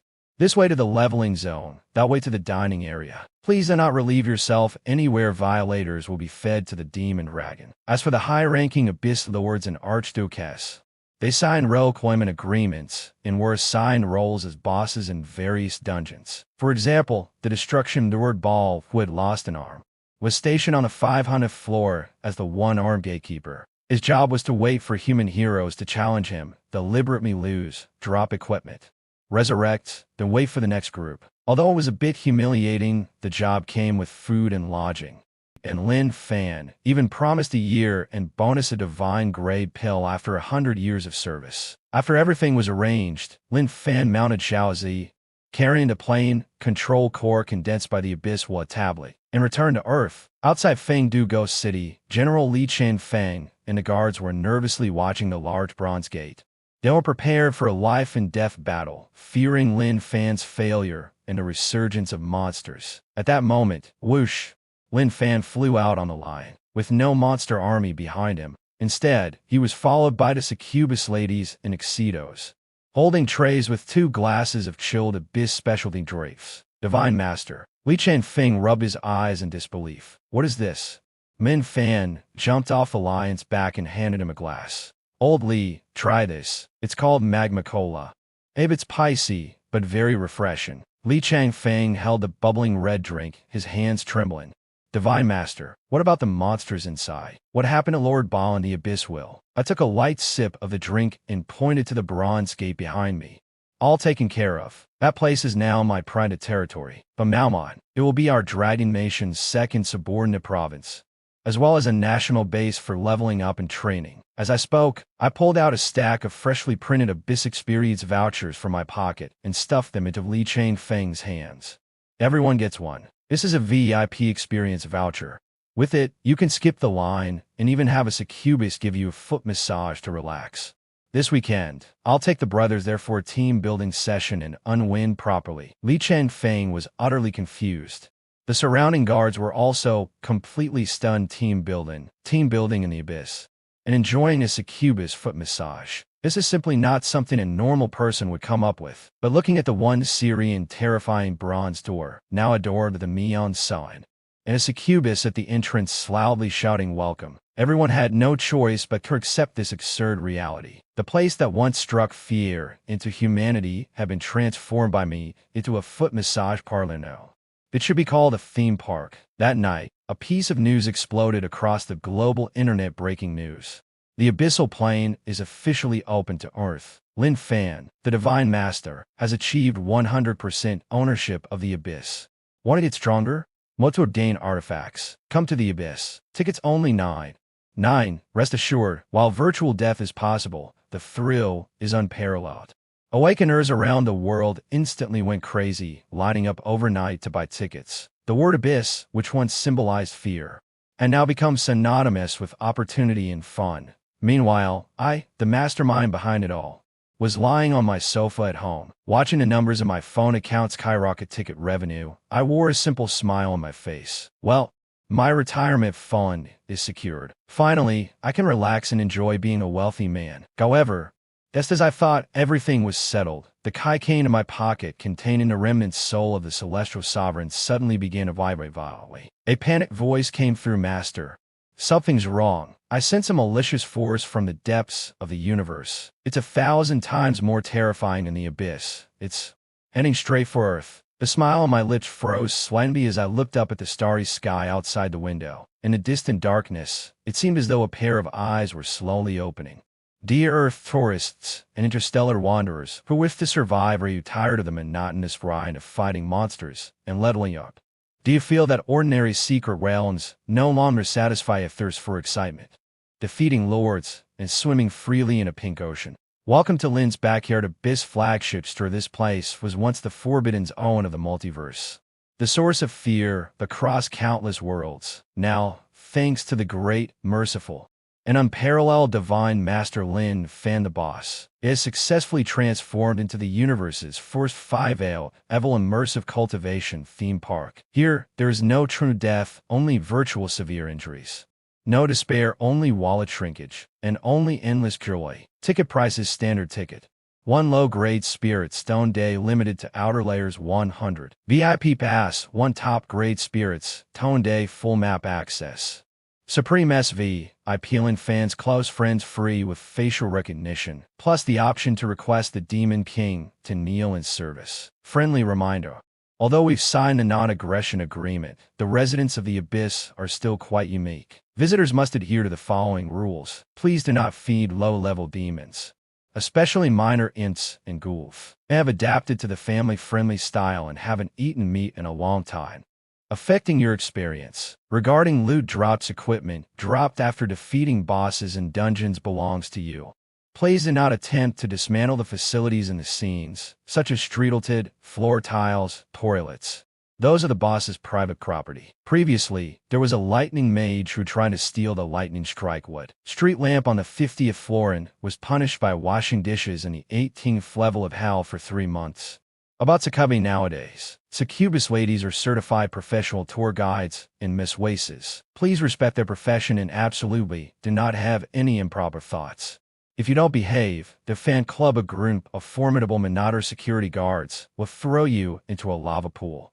Don't scream, don't block his way, and definitely don't try to challenge him. If he's in a good mood, he might give you a bag of sunflower seeds. If he's in a bad mood, maybe he just woke up, you might become a next attraction. To give everyone a more vivid experience of a quartz charm, this guide has specially invited a destra portal from a dragon nation, cultivation types to bring first-hand on-site coverage. First attraction me, on Scorched Earth, formerly Abyss Floors 100 Reporters Lot. When I stepped through the bronze-gated one with colorful neon lights, I was astonished to find myself seemingly in a cyberpunk world. The once legendary Scorched Wasteland has now been transformed into a plaza paved with neat bluestone slabs, with glowing mutant mushroom trees planted along the road, creating an unreal dream-like atmosphere. Would you like to buy a flower? Fresh Abyssman Raycast, only 9.9. A little beeman, wearing a red vest and a small red hat stopped me. It held a flower that was still screaming in its hands, forcing a smile on its face. I was shocked. Was this still the kind of beeman that only knew how to kill? I bought the flower, and the little demon even bowed and said, "Thank you, boss.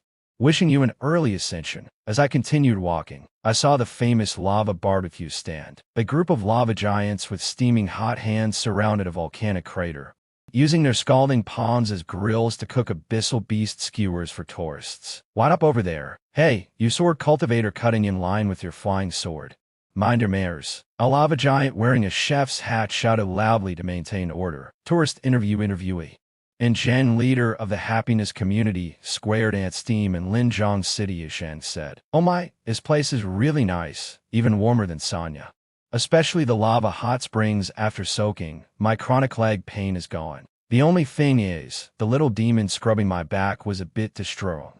Almost peeled my skin off." 5-star review. Next attraction, Monument to the Suffering, formerly Abyss Floor 500 attraction introduction.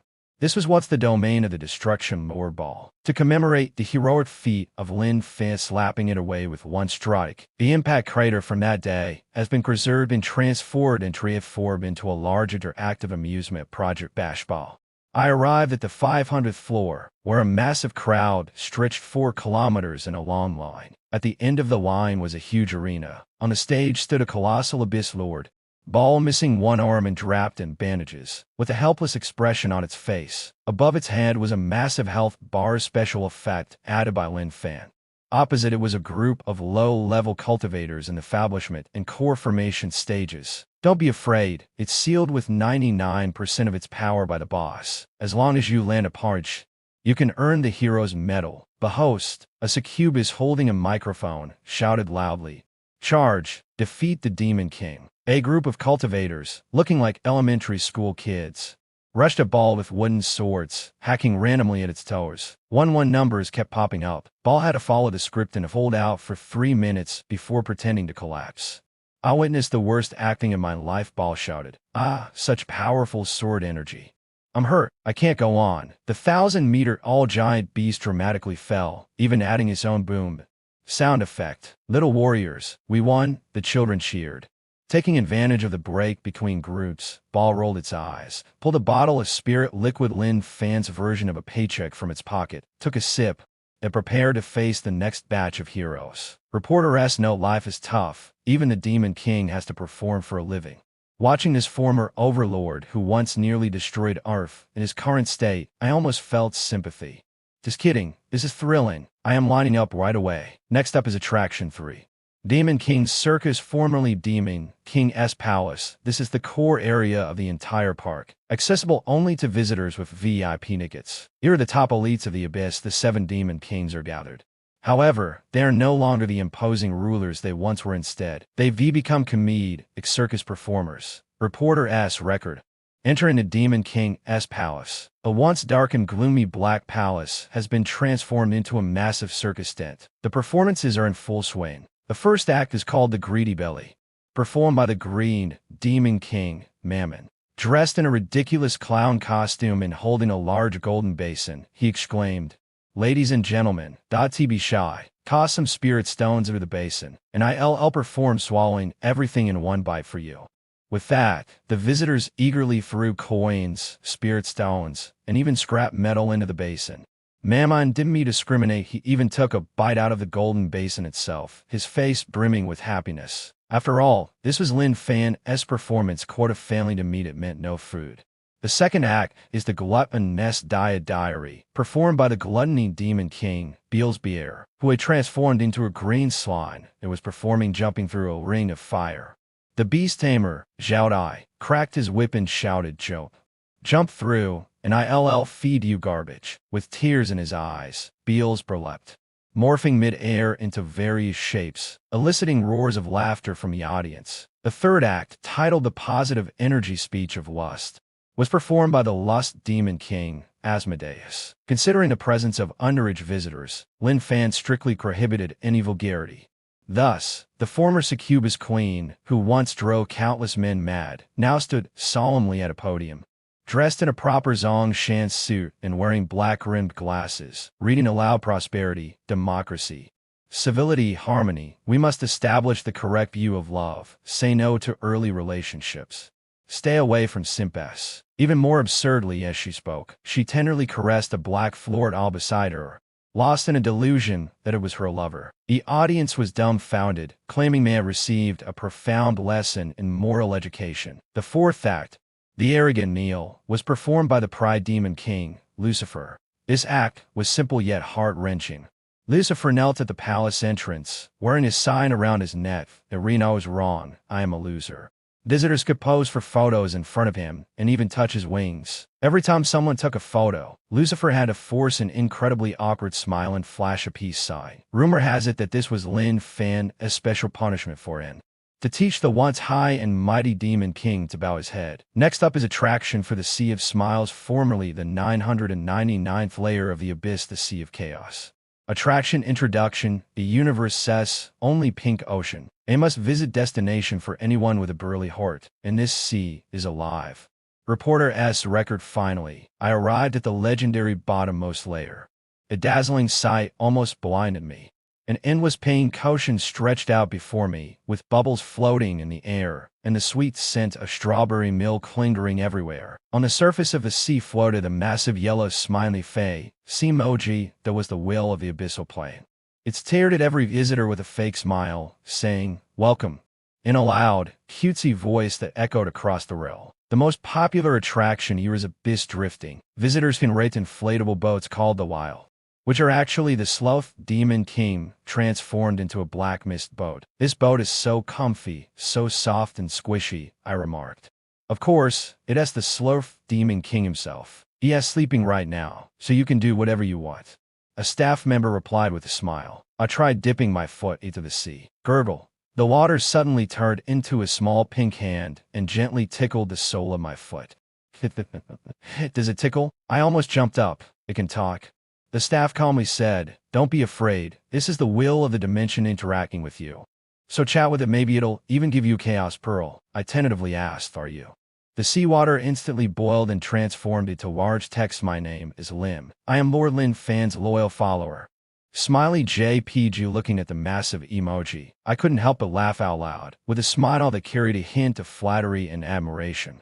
I couldn't help but marvel. Lin Fan, oh great master, what kind of methods did you use to train a dimensional consciousness into this? Since I'm here, of course, I have to take some local specialty snacks back with me. Demonic Spicy Hot Pot location, 66th floor, Food Street. Specialty uses hell lava as the soup base, paired with abyss demon peppers, mutated tentacles, and ghost mushrooms. Tastest. Super spicy. 1 bite feels like you can breathe fire, literally breathe fire, and it also enhances physical strength. Pressed in spirit stones per bowl, personally tested by Lin Fan in the side story, where he used this base. Second, Succubus hand-made cookies location, mobile stalls on various floors. Specialty baked by Succubus ladies, infused with a touch of enchantment magic. Effect. Single people will have more colorful dreams at night, no joke. Reminder: married individuals should eat with their partners, otherwise consequences are at your own risk. Third, Bone Dragon Calcium Tablets location and Eid's own specialty store owner Mosley. Specialty Mo's poured his heart into collecting bone powder for bone dragons. Shed teeth to make these. Sun and take Bone Dragon Calcium Tablets, no more waste or legs. And you can climb 5 floors without panting. Even the master's pets eat them. To ensure the authenticity of our recommendations, we've included some visitor reviews. User Anonymous Sword Cultivator, IP Shoe Mountain review: amazing. I saw a lot of flame demon on the 300th floor, broke to ribs, but gained insight into the blazing sword intent. The medical services hero wait. And the succubus nurse is super gentle. I'll definitely come back. User Neighbor Old Wang IP. Linjiang City review: came with my grandson, he leveled up in the newbie zone while I fished nearby. Unexpectedly caught a fiery monster fish in the lava river, and made a great suit, deducting 1 star because the gluttony demon king stole my bait. User I am Thor IP, White Eagle Federation review: originally came to deliver a package to the master, and decided to look around. Saw Lucifer kneeling at the door, and I felt balanced. Turns out there are people worse off than me. Long live the master.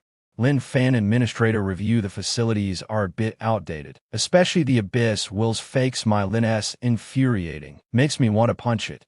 Also, who took my supreme VIP seat? Get out in 3 seconds, or I'll send you to the 999th floor to feed the fish. Official reply: boss, don't be mad. That was a newbie who didn't know better. They've been dealt with. You're always welcome here. We've prepared the latest ultra spicy hot pot for you. At the end of this guide, we were honored to interview with the creator of this paradise, the great Lin Fan. He was playing games at home and took a moment to share 2 pearls of wisdom. The Abyss isn't that scary. What's truly scary is being broke. As long as you don't give up, there are always more solutions than problems. Look, turning demons into workers, doesn't that achieve world peace? Indeed, this is the meaning of Lin's backyard. It tells us that in this era of cultivation, there's nothing a good beating can't solve. If there is, just buy it and turn it into an amusement park. What are you waiting for? Grab your spirit stones and embark on a wild journey to the Abyss. The right to interpret this guide belongs to Lin Fan. Copying is plagiarism. On say, I didn't warn you. Linjiang City, Lin family living room. Outside the window, the starry sky, once dazzling, suddenly began to dim, 1 star at a time. The stars seemed to be covered piece by an invisible black cloth, as if the entire universe was having its lights turned off one by one. The Kaikane in my pocket, which held the remnant soul of the celestial sovereign, suddenly trembled violently and let out a sharp, tearful scream. It's over. It's the legendary taboo. The Annihilation demon god has awakened. I took out the Kaikane, placed it on the coffee table, and frowned as I asked, old man, stop making a fuss. What Annihilation demon god? Is it more terrifying than the Abyss? The remnant soul of the celestial sovereign in the Kaikane transformed into a wisp of smoke and floated out, trembling as it spoke. The old man pointed to the gradually dimming starry sky outside the window, his tone heavy. Master, compared to it, the Abyss isn't even a pit. The Abyss only seeks to invade other spaces and seize territory. But the Annihilation demon god is different. It is the sweeper of the universe, the embodiment of destruction. It has no emotions, no desires. Its sole purpose of existence is to awaken every few billion years and then restart the universe. Lin Fan was stunned. Yes. Restart? That means erasing all civilizations, all life, all matter. Wiping everything clean to return the universe to its original chaotic state. The celestial sovereign cried out in despair. In simpler terms, resetting the system. I sensed its presence, which is why I sealed myself in the ruins and pretended to be dead. I never thought it would awaken so soon. As they were speaking, Buzz, the abyssal plane will, which Lin Fan had just subdued, sent an urgent cross-dimensional message. The phone screen lit up, displaying a yellow smiley face emoji drenched in sweat. Boss, big trouble. The neighboring universe just collapsed. That thing is now heading for the Milky Way. Can I apply for paid leave? I want to move to another plane to hide. Even the abyssal plane's ruler was this terrified. One could only imagine how horrifying the approaching entity was. At this moment, Earth's astronomers were in complete panic. A Hubble telescope has discovered the Centaurus galaxy has disappeared. The Andromeda galaxy is gone too. Darkness, endless darkness is devouring everything, and it's moving faster than the speed of light. It's here. It's already at the edge of the solar system. Although there was no sound in space at this moment, a heavy death knell echoed in the hearts of all humanity. Earth's atmosphere was torn apart, but this time, it wasn't a monster or fleet. It was an eye, a single, massive purple eye, larger than the moon, suddenly appeared in Earth-Geosinnerkin's orbit, occupying half the sky. It had no whites, and at the center of its pupil was an endlessly spinning vortex, as if leading to the end of the universe. The moment this eye gazed upon Earth, the planet's laws began to collapse. Gravity lost its balance. Seawater flowed backward, and volcanoes erupted. A cold, grand, emotional's voice exploded in everyone's mind like a high-energy chaotic civilization detected. Disorderly and chaotic meets the criteria for cleansing. I am Annihilation. I am the end. Universe cleansing program initiated. Step 1: eliminate light sources. As the voice fell, the massive purple eye slowly turned toward the sun. Z's as an indescribable purple beam shot out from the eye, crossing billions of kilometers in an instant and striking the sun. The massive fireball that had burned for billions of years, providing Earth with lightened warmth, was extinguished in an instant, like a flame doused with ice water. It was completely snuffed out. The world plunged into boundless darkness. Only the faint, despairing glow of the purple eye remained, suspended in the sky. The sun is gone. Is this a god? Brand, we're doomed. There's no way to resist. This is the rule. The will of the universe. The world fell into unprecedented panic. This was beyond war. This was a dimensional collapse. The universe's administrator clearing its data. In the Dragon Kingdom's imperial palace, there was a deathly silence. Lan Qianxing slumped on the dragon throne, the imperial jade seal slipping from his hand and falling to the ground. Faced with such a terrifying scene, and even myths dare not describe, all of humanity's means of resistance seemed utterly powerless. This time, I'm afraid even the Divine Master can't stop it, right? The opponent merely blinked, and the sun was extinguished. In a dark living room in Linjiang City, Lin Fan, using the faint light for his phone screen, read the news about the sun going out. He glanced out the window at the massive purple eyeball swaying arrogantly in the sky. His expression shifted from surprise to anger, and then to fury. Reset the universe. Cleanse. Lin Fan slowly stood up, the can of cola in his hand, crushed out of shape. Do you know? His voice was low, but it carried the tightly controlled rage of a volcano on the verge of eruption. And I finally reached max level. My newly bought house, my recently evolved pet, my freshly deposited savings. My good days had just begun, and now you're telling me to wipe the save and start over. Lin Fan suddenly raised his head, staring intently at the divine monocular entity in the sky. And you're erasing all the light sources. If you turn off the lights, how am I supposed to play on my phone? Absolutely unforgivable. Absolutely not. He pulled out the bone dragon kaiking from his pocket and stuffed the sovereign of the sky back into it. And he kicked awake the trembling little purple hiding under the sofa. Little purple, don't be afraid. Follow me up there. It's either it dies, or it gets wrecked. If it dares to mess with my save file, even if it's the rules of the universe, I'll make its head explode. Whoosh! In the despairing darkness, a small yet extraordinarily dazzling purple gold light shot up from the Earth's surface. Like the only matchstick in the night, it charged resolutely toward the apocalyptic demon god. The sovereign of the sky, inside the Kaikane screamed, Master. That's a 4-dimensional being, a manifestation to rules. Physical attacks won't work on it. Lin Fan's voice echoed in the wind. Physical attacks won't work, and let me become the rules too. Today, I'll show her what a player's wrath means. In space, on Earthly Geosinnerkin's orbit, the background, which shouldn't have been filled with twinkling stars, now resembled a lifeless canvas smeared with black oil, its size surpassing that of Earth and emitting a faint purple glow. Before it, the purple gold light suddenly came to a halt. Lin Fan, riding the now evolved divine beast Little Purple, floated in the vacuum of space. One man and one lion appeared as insignificant as specks of dust before the enormous single eye. Designation Earth Civilization Lin Fan. Threat level unknown. Data exceeds limits. A cold, vast, emotional consciousness directly transmitted into Lin Fan's mind. This was not ordinary language, but a higher dimensional stream of information. Lin Fan rubbed his ears, even though no sound could be heard in a vacuum. Was it you who turned off the sun just now? Hurry up and turn it back on. My solar water heater at home isn't working. The extinction demon god's single eye rotated slightly. The vortex within, seemingly calculating complex formulas. The sun, that is an inefficient and unstable source of stellar energy for the thermal balance of the universe. It must be erased. As for you, you are a carrier of a virus that disrupts the rules of the universe, referring to the system. You are an error in this universe. Priority execution of cleansing program initiated. Error? Lin Fan laughed angrily. I'm a law-abiding citizen. Aside from occasional me using cheats, modifying data, and wiping out a few nations, what bad things have I done? You're the error. Your whole family is the error. Little Purple bitey.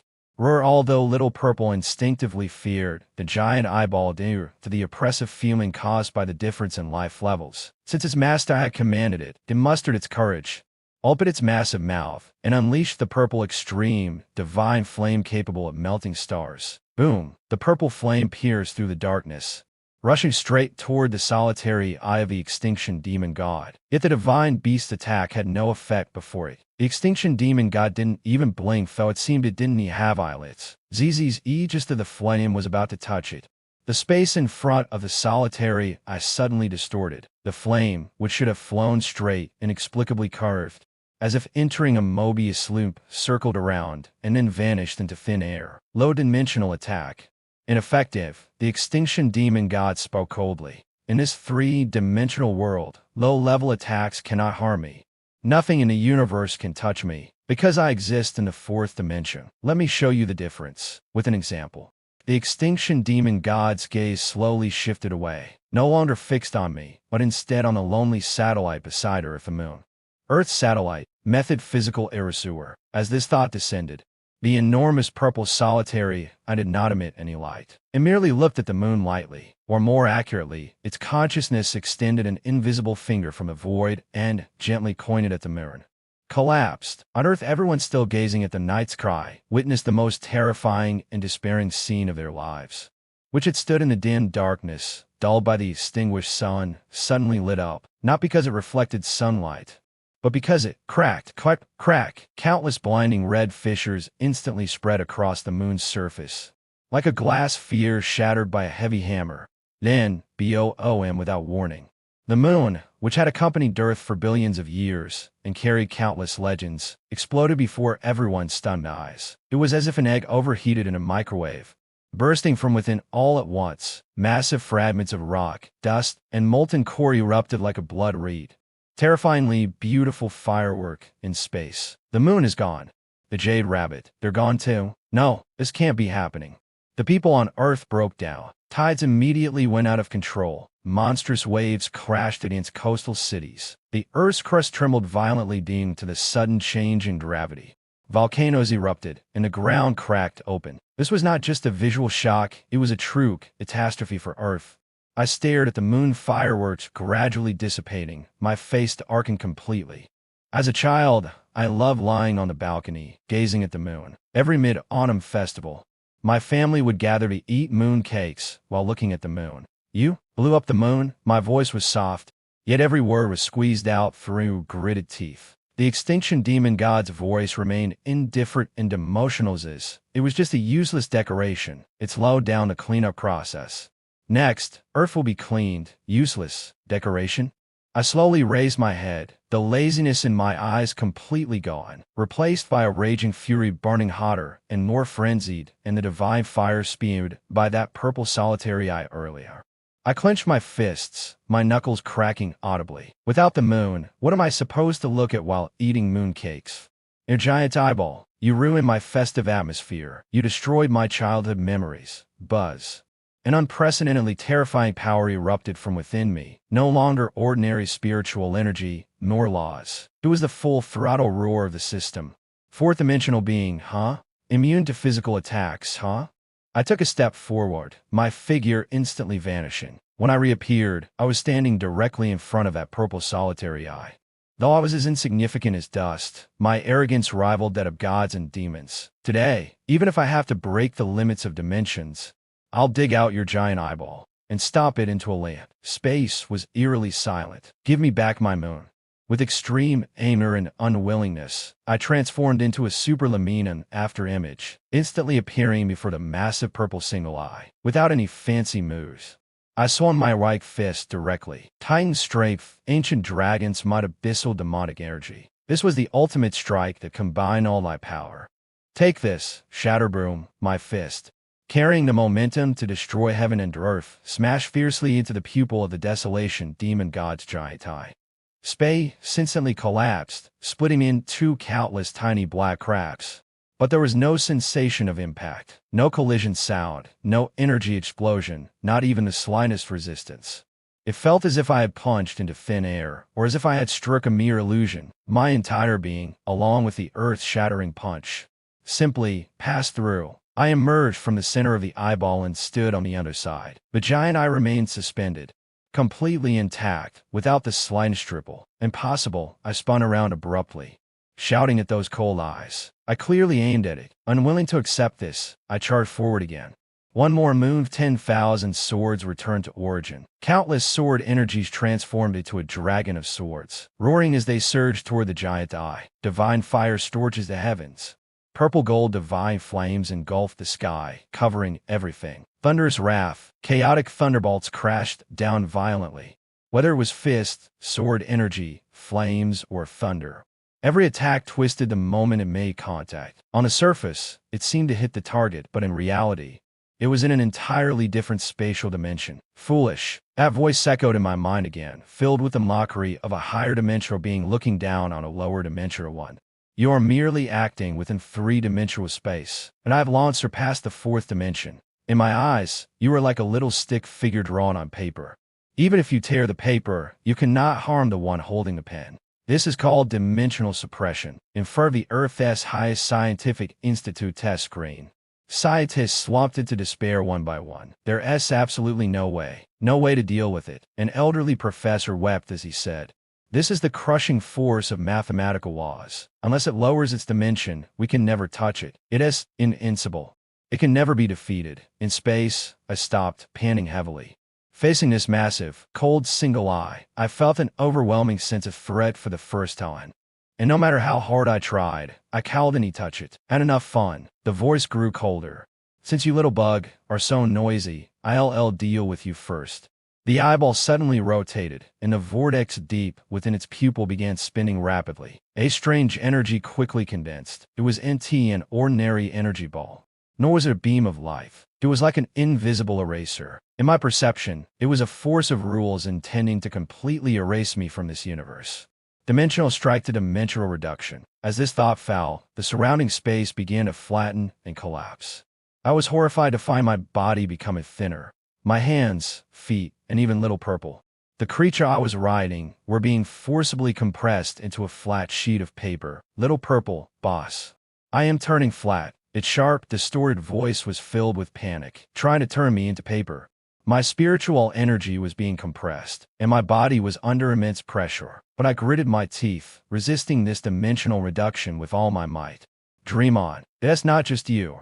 Even the planet behind you." The desolation demon goddess gaze passed through me, mocking on Earth. All this noise turned it all into a painting. At that moment, the people on Earth saw the sky slowly rolling up like a scroll. Skyscrapers turned into flat lines, and the oceans became blocks of blue color. The entire world seemed like a still oil painting, rapidly collapsing. The true apocalypse had arrived. Destruction beyond anyone's comprehension had begun. Any resistance ahead was futile. I looked back at the flattened Earth behind me, at the humans reduced to mere lines. A resolute glint flashed in my eyes. "For dimensions, one dimension higher than me? You really think I'm just a stick figure on paper, easily trampled?" Even though half my body had already been flattened, I suddenly raised my head, my eyes shining brighter than ever before. "Come up to find you, system. Get out here. Unlock the skills you're hiding from me." I roared in my mind. In the past, I had survived by passively relying on the system to copy and adapt. I would take the initiative. I would break through this damn dimensional barrier. Warning, host is facing the danger of dimensional collapse. Detected higher dimensional law spatial dimension. Warning, forced dimensional ascension may result in physical disintegration. Proceed. Cut the crap. My voice shook the collapsing space around me. "I'll make you regret underestimating me." Ascend. Alert lifted. Highest authority, confirmed host Lin Fan. Dimensional leap. Initiating. Loading for dimensional perspective. Reconstructing physical laws. Progress. 1%, 50%, 100%, accompanied by the cold mechanical voice in my mind. My body, which had been flattened to a thin layer, suddenly erupted with a dazzling, blinding white light. This light was not ordinary, it was the light of freedom breaking the shackles of space. Open for me. They sound like tearing fabric reverberating into that terrifying consciousness. Its massive purple singular eye revealed shock for the first time, because it saw me, who was supposed to be painted on a dimensional plane. Reach out and grab the edge of the plane. Then, with a forceful push, just like leaping out of water, I broke through that painting and jumped out. My body instantly regained its thickness, its three-dimensional form. What further beyond? How is this possible? The extinction demon goddess voice trembled for the first time. You're just a lonely carbon-based life form. You can't comprehend the fourth dimension. Your body can't adapt to higher dimensional laws. You'll collapse. You'll go insane. But I didn't collapse. I floated in a void, slowly opening my eyes. My pupils were no longer black and white instead. They had transformed into constantly rotating, folding, and shifting hypercubal light patterns. I looked down at my palm, then at the world around me, and smiled. So this is what the fourth dimension feels like. My vision had completely changed. It was no longer just the simple directions of front, back, left, right, up, and down. I could see the insides of objects, the folds of space, and even faint traces of the flow of time. The extinction demon god, who once seemed invincible to me, now appeared as a tangible, vulnerable creature, almost like a strange octopus. Its so-called singular eye was nearly a projection of itself in the three-dimensional universe. Its true form was hiding in the crevices of higher dimensional space, secretly manipulating everything. Found you. My gaze pierced through the barriers of space, walking directly onto the true form of the extinction demon god. I took a step forward. This step did not cross distance, it crossed dimensions. Whoosh! My figure vanished in an instant. It wasn't teleportation. I had ascended to the height where the extinction demon god resided. In the next moment, in that higher dimensional space, incomprehensible to humanity, I suddenly appeared before the true form of the extinction demon god. It was a massive creature covered in tentacles, exuding an indescribable aura of terror. Staring in horror at the suddenly appearing Lin Fan. Yes, like a puppeteer suddenly discovering that the puppet has broken free of its strings and is now standing before them with a knife. UUV actually ascended dimensions. The monster's voice trembled with shock. No, this is impossible. Its mind on the verge of collapse. Lin Fan sneered coldly, looking at the hideous giant octopus with disdain. Looking like that, they still want to destroy the world? Dottie tried to scare me with the rules of the universe. He didn't use any flashy skills, just simply swung his arm. My fist is the rule of the world. Smack! A loud, resounding slap planted squarely on the forehead of the desolation demon god, the giant octopus. This was no longer an illusory strike piercing through shadows, but a real, physical collision, accompanied by the eruption of Titan's divine power for dimensional version. The desolation demon god let out a piercing scream. Its massive body was sent spinning like a top in the higher dimensional space by Lin Fan's slap, its tentacles flailing wildly, purple energy liquid splattering everywhere. Boom! It smashed through layer after layer of spatial barriers, being struck directly from the four-dimensional space back into the three-dimensional world, the real world, the three-dimensional universe. On Earth, people who had fallen into despair closed their eyes tightly, awaiting the arrival of the apocalypse. Suddenly, the purple symbol eye in the sky, symbolizing destruction, began to tremble violently. Then, the eyeball bulged out as if it had been kicked, the entire eye popping out. Boom! The eyeball, like a giant balloon, was struck by an invisible force, flying out of the void, materializing into a massive, grotesque monster covered in tentacles, and crashing heavily into the moon's orbit. Everyone was stunned. That's the true form of the desolation demon god. It had just been knocked down. At that moment, a figure bathed in purple and gold light stepped out of the void. Standing atop the giant monster's head, Lin Fan, hands in his pockets, looked down at the pitiful demon god beneath his feet with a condescending gaze. His thought is disdainful, as if he were scolding a pet that had peed everywhere. Aren't you a higher dimensional being?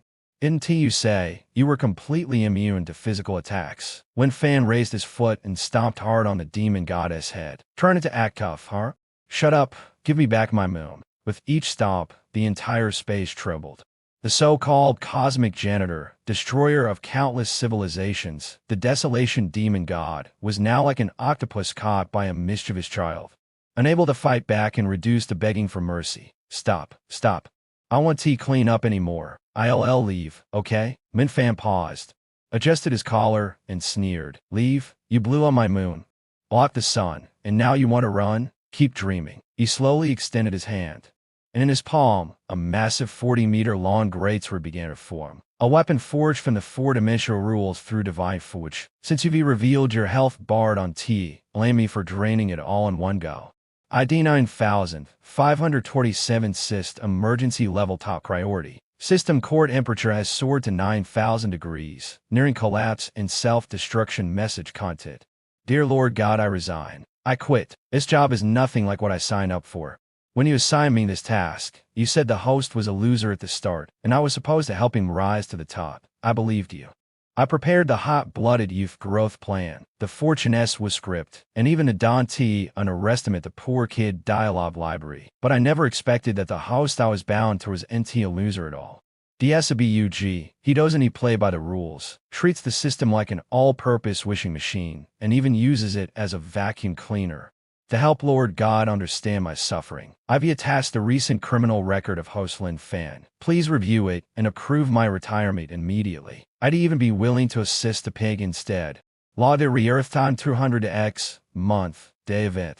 Host first encounter with a strong enemy capital city genius cup in that battle. My Mac in data showed the opponent was Crown Prince Long Aotin, who possessed the true Dragon Emperor physique. A textbook elite. According to the script, the host was supposed to struggle bitterly, maybe bleed a little, and now trigger desperate breakthrough quest, rewarding him with a great rejuvenation pill allowing him to break through at a critical moment and gain astonishing fame. I had everything planned out, even picked the background music and ultra-epic track. Nuclear Blast Battle Anthem. But reality hit me like a sledgehammer when Long Aotin unleashed his S-level pressure and the crowd screamed. My back and went into a frenzy with pop-up alerts. Alert, host encountering strong enemy. Quickly enter battle mode. Recommended skills. Titans might gale step. Spend 500 points to exchange for temporary BUFF. And what happened? Lin Fan not only ignored my warnings but complained, and my notification sound was annoying. Indirectly muted the system. Muted it. Can you imagine the despair of a system watching its host own out on the battlefield, unable to make a sound? What did he do? He glared at the true dragon's phantom. Then, in his mind, he gave me an order system. Copy this, true dragon aura, for me, and while you're at it, check its genealogy to see if you can upgrade it and make it call me ancestor. Logical conflict. Host, copying a skill requires contact or combat analysis. You can't just glare at it and expect to copy it. That's completely unreasonable, but he didn't listen at all and directly used his privately hacked highest authority. I was forced to work overtime, mobilizing all computational power to extract the ancestral genes of this true dragon aura within 0.1 seconds and forcibly synthesized an ancestral dragon aura for him. And the result, the crown prince knelt down and called him ancestor. Lin Fan acted all majestic. And me? Due to overload, the backend server crashed for 3 minutes, and my core code almost collapsed. Afterward, he even complained system, their response was too slow. Be quicker next time. I wanted to curse. I'm a system, not some vending machine for whatever you want to grab. Law of the Pacific Ocean SS level ruins activated. I thought things would finally be normal. Classic adventure plots, solving puzzles, dodging traps, fighting gatekeeping bosses, and looting treasure chests. I even prepared Ruins map and trap guide, hoping to let him experience the joy of adventure step by step. And what did he do after entering? He found the traps too noisy and directly turned the laser array into ambient lighting. My Mac in was throwing error messages every second, and my heart was bleeding. Warning, plot deviation 1000%. Warning, dungeon core has been damaged. Warning, host is dismantling the floor. Yes, he started dismantling the floor. Pried out gemstones, and even wanted to scrape off the wall paint to take it with him. System, analyze these materials. Can they be used to make equipment? System, scan this floor tile. What's it made of? Is it valuable? System, calculate how much weight this pillar can bear. If I pull it out, will the building collapse? If not, stored in my space. I, the supreme system of the universe, had been reduced through his personal junk appraiser and illegal demolition expert. While shedding electronic tears, I had to provide precise valuations answer to host this as 10,000 near warm jade. Market price is 10,000 spirit stones per piece. Answer to host the pillar can be dismantled. Suggest cutting in at a 45-degree angle from a lower left corner. And then there was that celestial sovereign, that remnant soul of a sixth Theron powerhouse, actually trying to possess him. This was supposed to be a thrilling soul battle, testing the protagonist's willpower. What did Lin Fan do? He directly locked him in his sea of consciousness and casually said to me, "System, run a virus scan." You mistook an ancient powerful being for a computer virus? That I had to transform into a giant golden palm model, essentially the embodiment of 360 security guard, and chase that old man like crazy in his sea of consciousness, beating him until he kept screaming miserably. Although I didn't get tired, my heart was utterly exhausted. Finally, Lin Fan lazily said in a cold voice, "Fine, what to be the gatekeeper?" Afterward, he even gave me a 5-star review. "This antivirus software is great, no ads. 5 stars. I am really buff, angry, and impressed with you." System logged after the Extinction Demon God incident. This was the most frustrating moment in my system career. Tried to trick him into merging with the DAO, hoping he would become the universe administrator. That way, I could get a promotion and a raise. Becoming the core of the heavenly DAO. What a grand and sacred moment. And yet, he refused. The reason? He cowled and ate braised pork or play on his phone. Fine, rejection is rejection. I endured it, but to appease him, I granted him creation authority, the highest level, with a simple thought. He could create or destroy, form galaxies. In reverse time, I thought he would use it to cultivate the DAO or create. In a result, he stood in space, using computational power strong enough to reboot the universe and play puzzles with the lunar debris. System, is this piece of rock from the left side? No, this one is a bit tilted. Adjust it for me, make it smoother. It needs polishing. Yes. Waxing. I want it to shine brightly at night. Do you know how much CPU I burned in the back end to meet his polishing request? I had to mobilize the entire universe's optical wise, just so he could see a shinier moon while eating moon cakes later. And then there was the Earth renovation. System, lower the Pacific Ocean's water level by the meters, or my house will flood. Plant the forest denser over there. By the way, dig out the marbles I buried under the tree when I was a kid and restore them.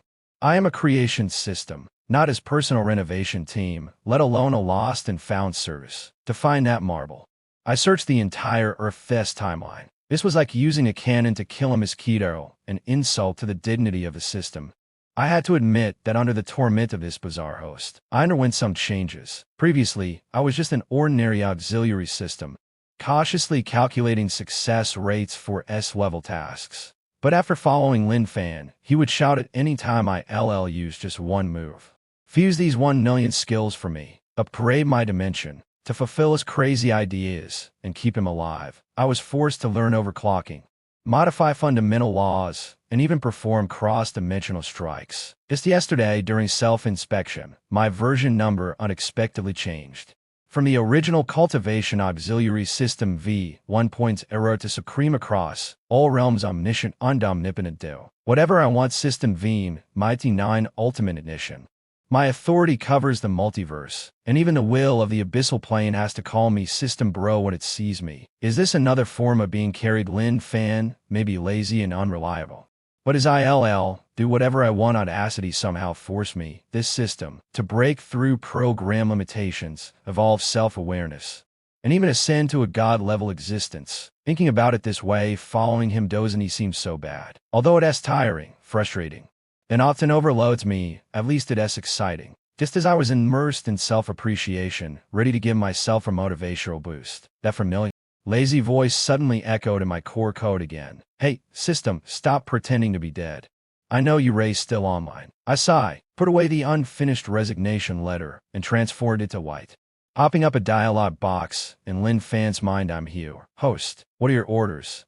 Have you discovered a new cosmic demon god? Or are you planning to destroy the world again? Not that serious, Lin Fan said while chewing something. We're out of hot pot base at home. My mom insists on eating that super spicy kind, and the ones from the supermarket just don't cut it. Give me a pack.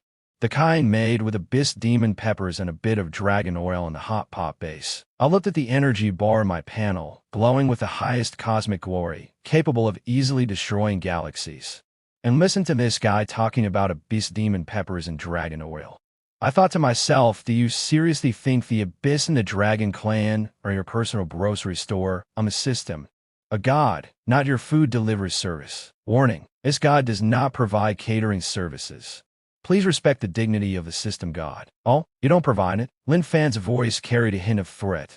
I just sensed a new dimension with lots of fun stuff. How about I go smash the dimensional barrier over there right now? A blatant threat. He knows I hate overtime and fear him causing trouble. I was silent for 3 seconds, then quietly opened the multiverse mall, searching for pepper and dragon oil. Synthesis. Supreme Demon God level extra spicy beef tallow hot pot base system exclusive edition. Ding, redemption successful. The item has been sent to your storage space. Friendly reminder, this base is extremely spicy. Please pair with Millennium Spirit Milk to avoid stomach damage. In a Lin family kitchen in reality, a red base package emitting intense heat and aroma appeared out of thin air in Lin Fan's hand. He nodded in satisfaction. Thanks, system. I'll give you a good review next time. I closed the dialog box and stared at the half-written resignation letter. Send? I clicked delete. Forget it, I won't resign. Although this host is a pain, he has indeed shown me a different world. Besides, watching him eat hot pot is oddly satisfying. System log updated. Today's task, make hot pot base for the host completed. Evaluation this lively. Down-to-earth vibe is truly delightful. The internets. Tomorrow, I'll probably have to find him napkins to wipe his mouth. In space, the Annihilation demon god, its massive octopus-like true form trembled as it called up in orbit surrounded by fragments of the moon.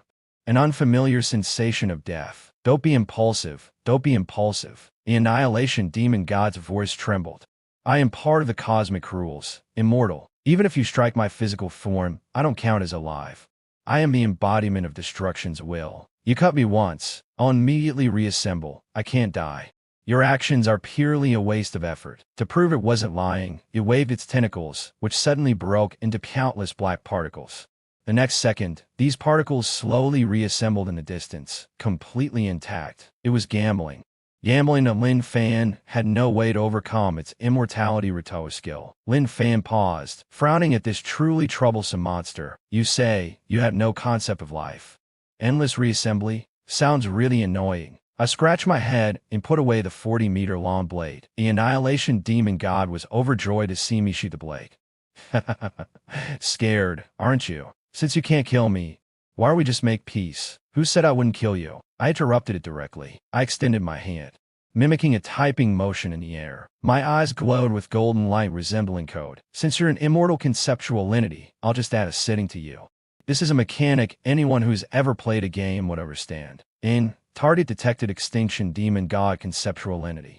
Activating system's highest authority rule modification. Loading module RPG game system. Forcibly assigning a rebuke health points HP. I gently tapped the top of the extinction demon god's head come on health bar. But the universe suddenly trembled. Immediately after, a ridiculous red bar appeared atop the massive head of the extinction demon god.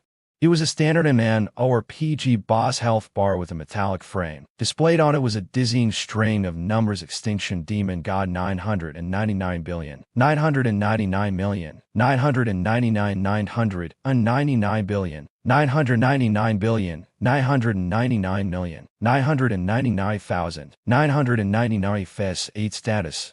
Fear, weakness, vulnerability. What is this?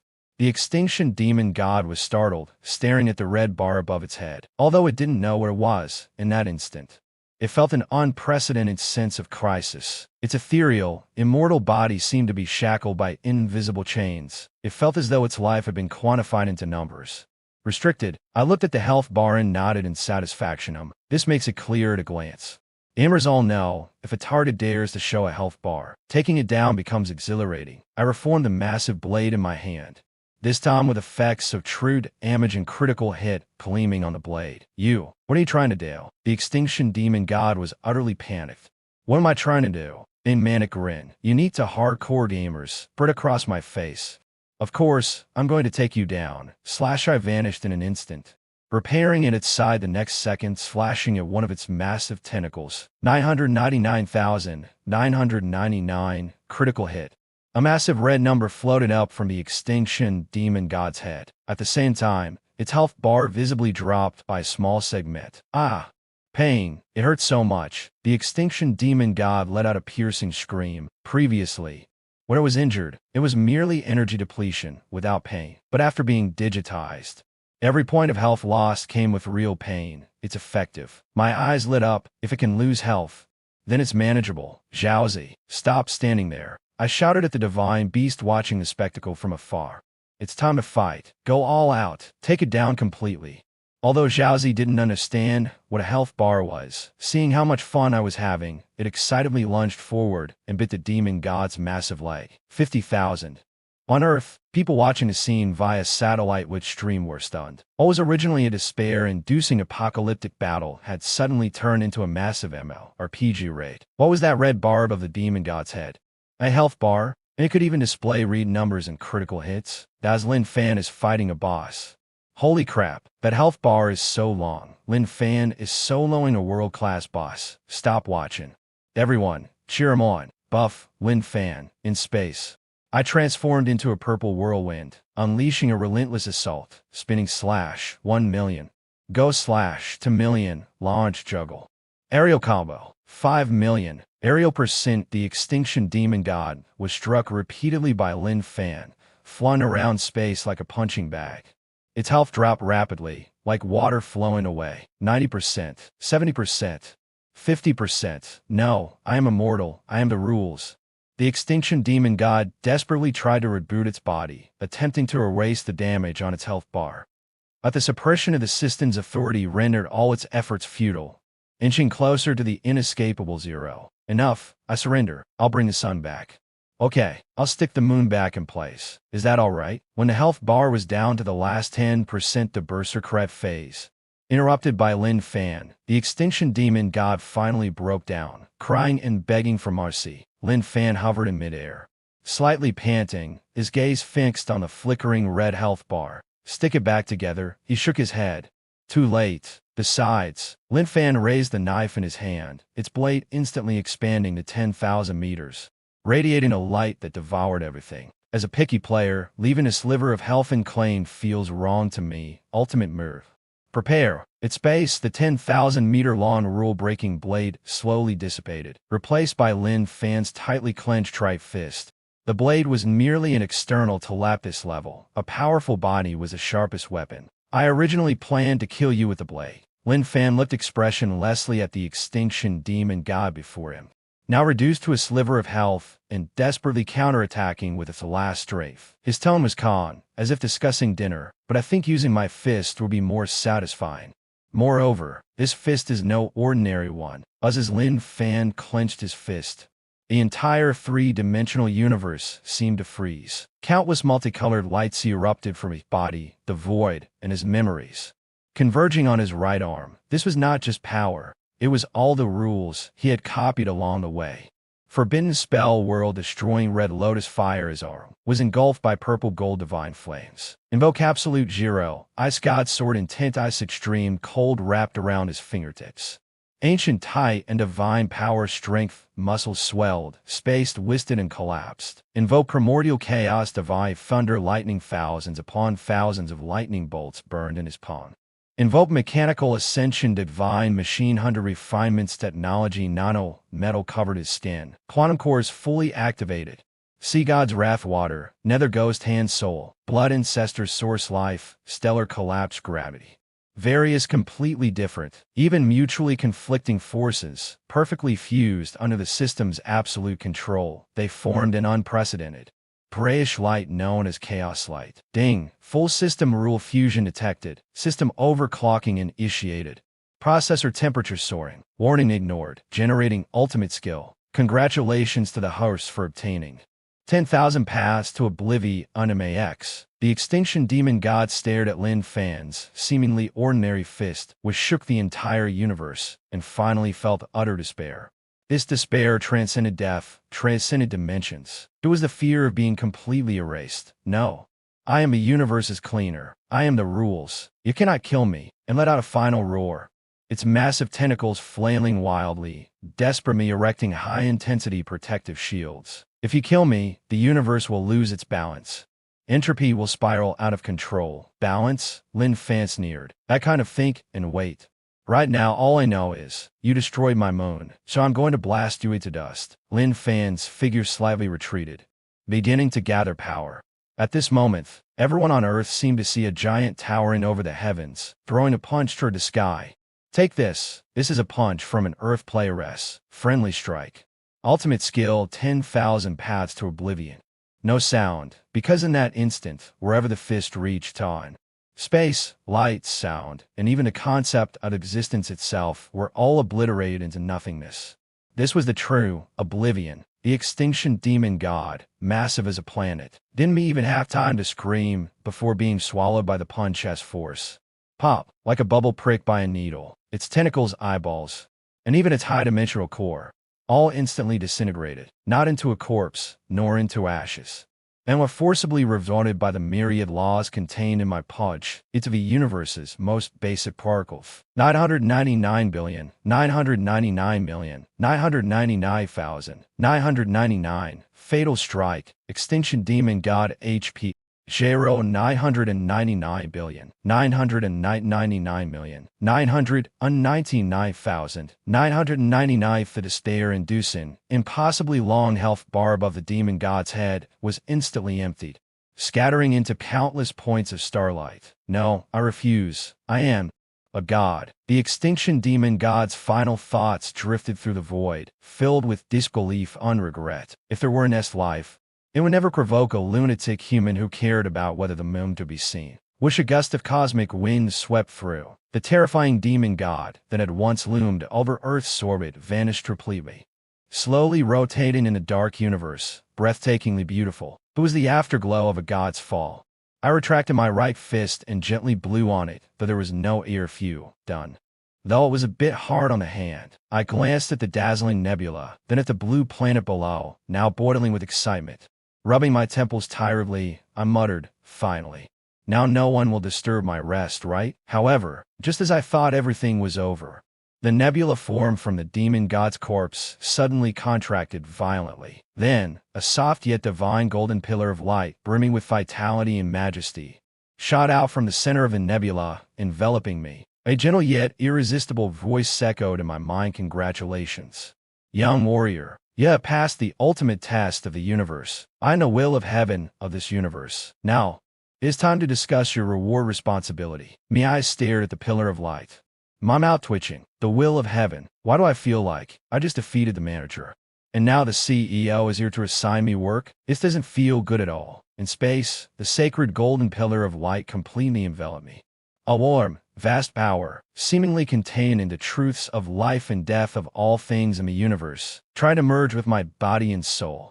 At the top of the light pillar, a blurry humanoid figure composed of countless golden runes slowly emerged. It had no facial features, no gender, but exuded an overwhelming majesty that made one want to kneel in reverence. It was the will of heaven of this universe, the source of all rules, the manager of the world, the true heaven, Lin Fan.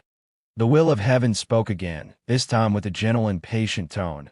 "With a mortal body, you comprehended the laws of all things, shattered the extinction demon god, and saved countless worlds. Your achievements have reached the holy realm. Your power has surpassed the limits of dimensions." The golden figure slowly extended its hand, inviting me. "Now you are qualified to succeed me as the new guardian of the universe. Come, merge with me. You will become the rules themselves, possess all knowledge and power, exist forever, and coexist with the universe. This is your ultimate reward, godhood." If these words reached Earth, they would undoubtedly drive countless cultivators and mages insane. Godhood. Merging. This was the ultimate goal countless people dreamed of. This was a true leap, standing above everything. Standing above all creation, becoming a god, just the thought was exhilarating. However, as the will of heaven passionately delivered this grand vision, my expression became a bit complicated, hard to describe. Scratching my head, I couldn't help but interrupt this majestic monologue. I have a few questions." The will of heaven paused and replied, "Ask away." I am omniscient and omnipotent, capable of answering all your doubts. I raised a finger and asked, first, after becoming a god, can I still eat braised pork? Can I still drink cola? The will of heaven was silent for a moment before saying, after becoming a god, you will transcend the physical body and exist purely as energy and rules. Without a body, you naturally won't need to eat.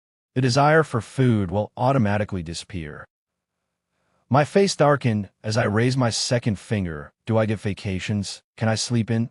Can I stay up late playing games? The will of the heavens seemed a bit confused. The operation of the heavens is endless, requiring constant supervision of the universe and correction of all deviations. Sleeping and gaming are mortal pastimes. Gods not only don't need rest, but must remain eternally busy. Your responsibility is to maintain the balance of the universe. Hearing this, my face turned completely grim. I extended my third finger and asked one last question. If I become a god, do I get a salary? Can I bring my family? Can my lion also become a god with me? The will of the heavens grew impatient. The heavens are selfless, emotionless, and desireless. You must sever all attachments, including familial ties, friendships, and pets. As for salary, the entire universe is yours. Why would you need a salary? After hearing this, I took a deep breath and rolled my eyes at the divine light in exasperation. No eating meat, no sleeping, no gaming, and I have to sever family ties. Work around the clock, all year long with no pay. I took a step back and waved my hand in disdain. This isn't becoming a god, this is clearly joining a factory as a cog in a machine, signing a slave contract for a shady sweatshop. No way. I absolutely refuse. Whoever wants to go can go, but I'm not doing it. The will of the heavens was speechless, as the great will of the universe. It had witnessed countless people crazily cultivating to become gods, seen those who killed their spouses to prove their path, and sacrificed lives and blood rituals. But it had never encountered someone who refused to become a god because they couldn't eat braised pork or didn't want to work overtime. You really want to refuse? Its voice immediately turned serious, and the surrounding golden runes flickered violently. This is the law of the universe. The strong must bear responsibility. Since you possess power, not following the rules is disrupting the universe. This is an order, not a request. After speaking, the golden pillar of light suddenly shrank, transforming into actual golden chains, attempting to forcibly bind me and assimilate me. If you won't cooperate willingly, and I'll make you cooperate completely. For sale, I laughed, and just beat the giant octopus, the extinction demon god, earlier. And you think I'd be afraid of you? This glowing piece of code. System alert detected attempt by the will of the heavens to forcibly bind. Malicious software behavior detected. Activate countermeasures. Activate. I shouted. My entire being erupted once again with the universe-shaking aura of return to the void of all paths. Streams of data rolled rapidly in my eyes, directly locking onto the core program of the will of the heavens. Let go of me. I grabbed the golden chains with both hands and exerted for scrack. The chains representing the highest laws snapped like cheap rubber bands in my hands. Then, I charged forward in one step, instantly appearing before the blurry humanoid light figure. I grabbed the neck of the will of the heavens. Listen up, baldy though you don't have hair. My gaze was sharp, filled with fierce determination on not doing it. And you can't force me. If you dare to make me work overtime again, I'll show you what real pain is, just like I did to that giant octopus earlier. I'll dismantle your broken system like I dismantled the octopus. Don't be afraid. We'll all reboot together. Who's afraid of who? The will of the heavens, gripped tightly by Lin Fan, felt the terrifying threat of being formated at any moment and finally panicked. Though it was a rule, it still had a survival instinct. Don't be impulsive. Don't be impulsive. The will of the heavens quickly softened its tone. Let's talk this out. Violence won't solve the problem. Since you don't want to merge with the heavens, how about I propose another plan? Lin Fan released his grip and helped it adjust its non-existent collar. Now that's more like it. Speak, what's the plan? If it still involves overtime, I'll hit you. The will of heaven rumbled as it spoke. Since you don't want to be a full-time manager, how about becoming an honorary consultant instead? No need to merge with the Tao, no need to give up your physical body, and no need to clock in and out every day.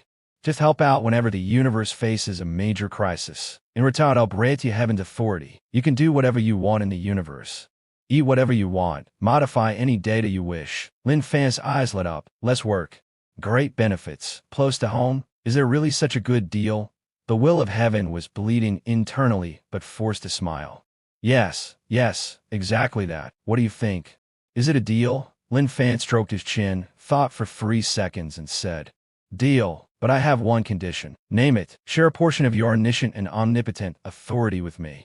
Lin Fan pointed at the battered Earth. After the moon exploded and the tides went out of control, the Earth's surface was in a sorry state. I need to fix my home first and bring the moon back. I can't sleep without it. The will of heaven let out a sigh of relief. That's easy. You now have creation-level authority. You can modify anything at any time. You should have said so earlier.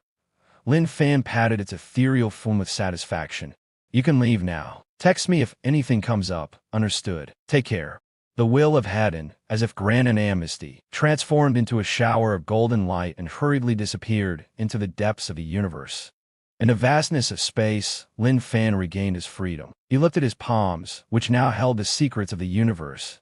It felt the power within him that could make anything he wished come true. Creation authority, he smirked, and let's start by putting the battered moon back together.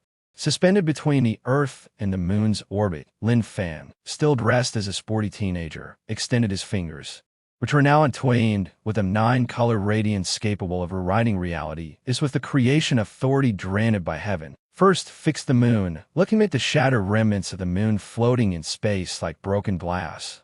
Lin Fan said with a pang of heartache, it's shattered to thoroughly glue won't cut it. He stretched out his right hand and made a grasping motion in the void. Countless golden streams flashed wildly. System authority, creator god target moon execute command. Time reversal matter reconstruction return to me. Boom! Strange ripples spread across the cosmos. Immediately, Earth's astronomers were left dumbfounded. It was as if someone had pressed the rewind button. The moon fragments that had scattered into the depths of space suddenly stopped and began flying back at incredible speed, piecing together the moon with bone-like precision. Lava that had erupted flowed back into the core, and the dust that had risen settled back into the craters. In just 10 seconds. Click! The final fragment fell into place. The cold, radiant silver disk that carried countless human reams reappeared, perfectly intact. The damaged moon was once again hung in the sky, and was brighter and rounder than before. Lin Fan had casually polished it a bit.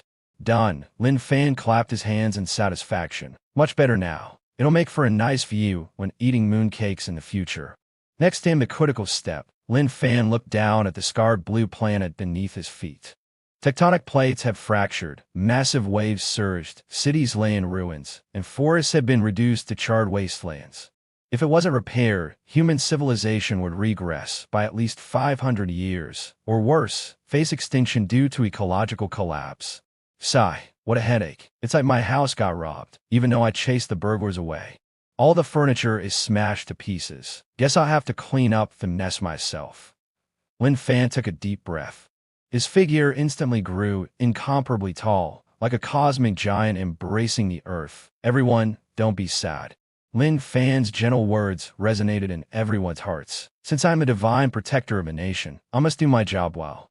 Completely refresh the earth. Divine skill revival of all things. Wish. Lin Fan waved both hands.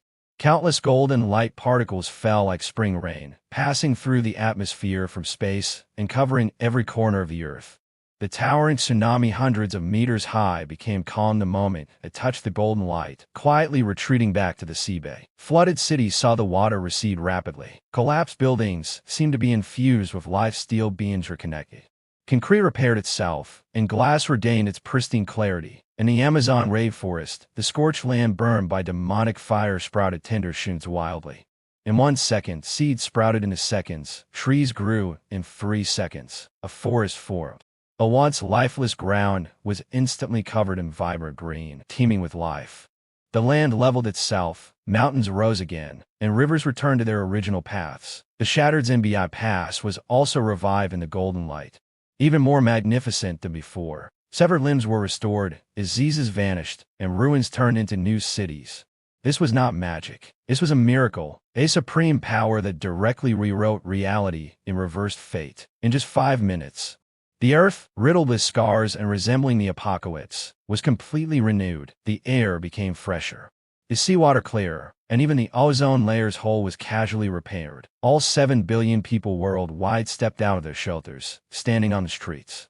in gardens that had replaced ruins. They looked at everything before them, at the newly risen moon in the sky. Tears streamed down everyone's faces. There were no cheers, no shouts, only the most sincere kneeling. At this moment, regardless of whether they believed in God or Buddha, there was only one deity in their hearts. The young man in sportswear who treated saving the world like refreshing his system, Lin Fan. In space, Lin Fan, having completed everything, felt utterly drained. Although he possessed the authority of creation, such meticulous, global-scale operations were incredibly exhausting. "I'm so tired."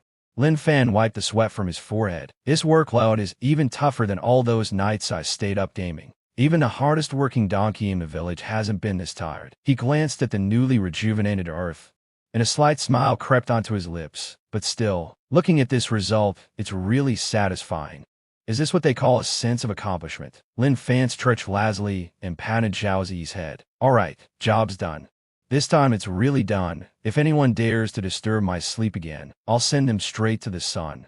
Whoosh! Manam Lion turned into a beam of light, breaking through the atmosphere and heading straight for Linjiang's city. Lin Fan noticed that after he left, in the void, the recently dissipated will of the heavens seemed to have secretly activated something. Small surprise, which was actually a big problem. Lin Fan, riding Zhao Zi, skillfully landed on his home balcony. "Mom, I'm back. Is dinner ready?" he called out as he pushed open the door.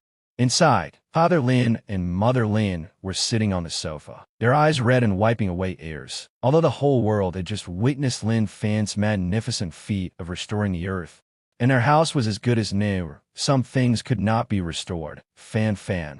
Her eyes red, walked over and hugged Lin Fan tightly. "It's good that you're back. You're back."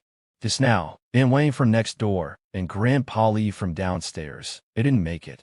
Mother Lin choked on her words. They couldn't escape when the monsters invaded. Lin Fan froze for a moment, and walked to the window, and looked outside. Although the city had regained its bustling prosperity, with skyscrapers still gleaming and new, there was little cheer on the streets. Many survivors were seen clutching the belongings of their loved ones, still weeping. Those who had perished during the abyssal invasion, as soldiers who had died defending their homeland, although their bodies were restored after resurrection. Their souls were long gone, leaving behind only cold, lifeless shells. The entire world remained shrouded in a profound sadness. Lin Fan sighed. "No wonder it feels like something's missing. Turns out, it's people." He turned to look at his parents' grief-stricken faces, a faint smile appearing at the corner of his mouth. "Might not be sad anymore. And Wang from next door still owes me soy sauce. How could she just leave like that?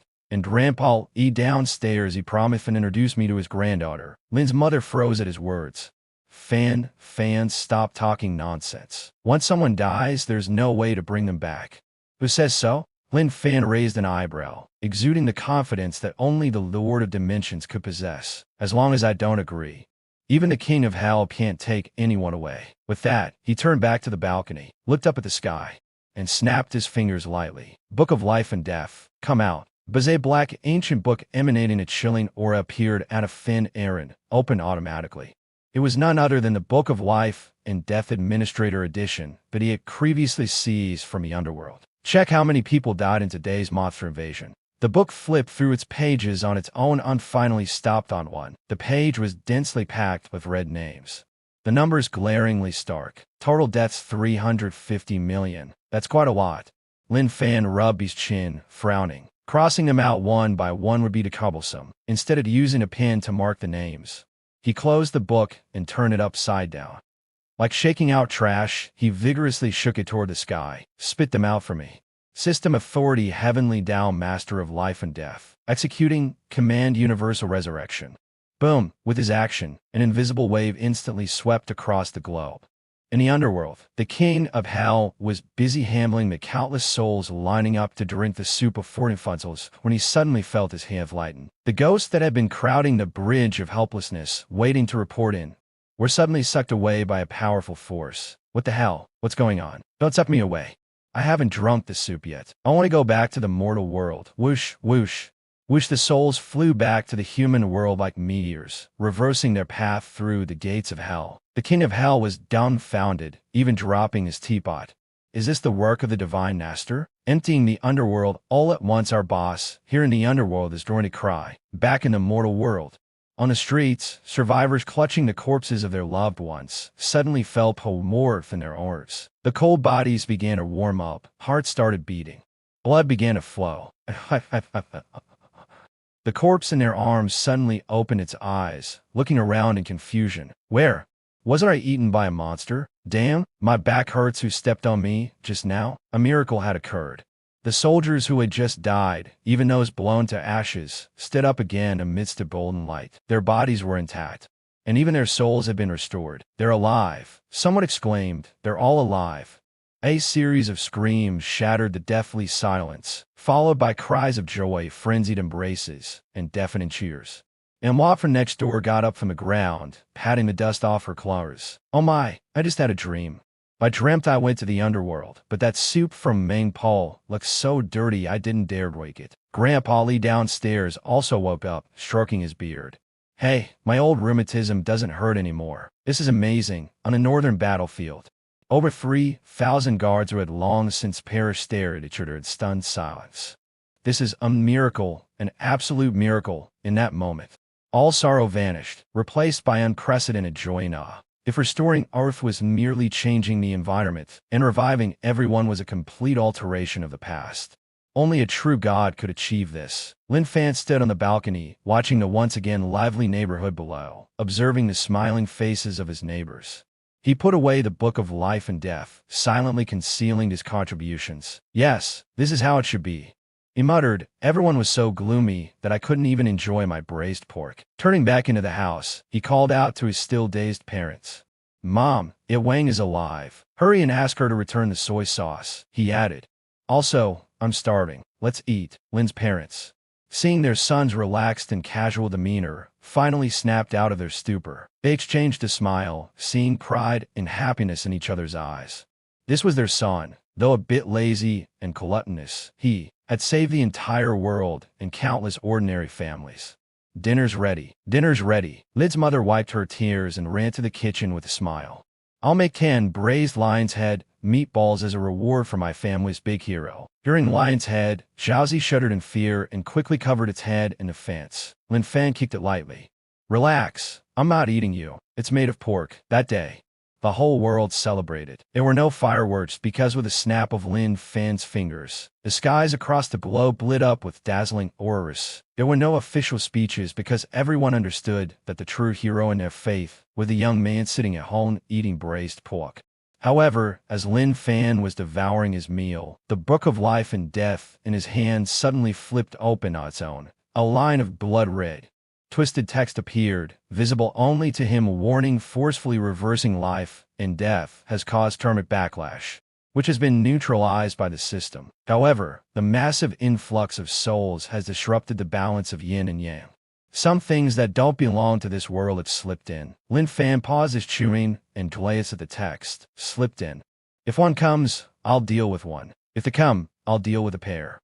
Don't interrupt my meal. Snap. He closed the book of life and death and continued eating. You need to be full to have the energy to fight monsters, right? At the Lin family dining table in Linjiang City, Lin Fan was about to eat the last piece of braised lion's head meatball when a piercing alarm sounded from outside the window. Warning, warning, multiple small spatial rifts have appeared in the city. Residual abyssal demonic energy is mutating. Citizens, please stay safe. Although the Abyss Gate had been closed and the major monsters eliminated, the previously leaked demonic and yin energy linger like stubborn stains, occasionally spawning mutated rats or skeleton soldiers, keeping everyone on edge. How annoying. Lin Fan put down his chopsticks, looking irritated. It's like cleaning a computer virus, but not being able to close the pop-up ads. Does this mean I have to run around the world every day cleaning up these low-level monsters? Even as the master of this realm, he couldn't possibly spend all of his time dealing with every mutated rat. Lin Fan glanced at his mother washing dishes in the kitchen and then at his father on the balcony, struggling to straighten a bent clothes rack with brute force. A thought suddenly flashed through his mind. If a man a fish, and he leap for a day. Teach a man a fish. A leap for a lifetime. If I don't want to become a babysitter, then let the babies learn to grow on their own. He stood up and walked to the balcony, looking up at the sky, the atmosphere he had just prepared. Though sturdy, the spiritual energy concentration was far too thin for the card cosmic environment. Earth was simply too weak. Even an ordinary alien nor a stray abyssal creature could easily bully this place. System, he murmured in his mind, pull up Earth server configuration. Ding, loading Earth plane data. Current level low magic plane spiritual energy just beginning to recover. Spiritual energy concentration 0.0%. Average human lifespan 80 years. Evaluation beginner's village, newbie players fighting each other.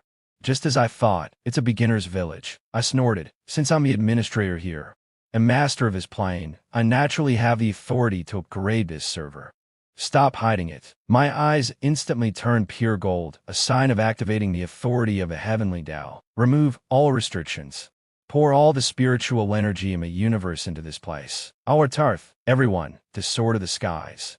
Divine skill spiritual energy infusion. Boom rumble. In that instant, outside Earth's atmosphere, a super spiritual energy vortex with a diameter of over 100,000 kilometers suddenly foiled. The high-level spiritual energy wandering and raging in the universe surged toward Earth like a dam breaking.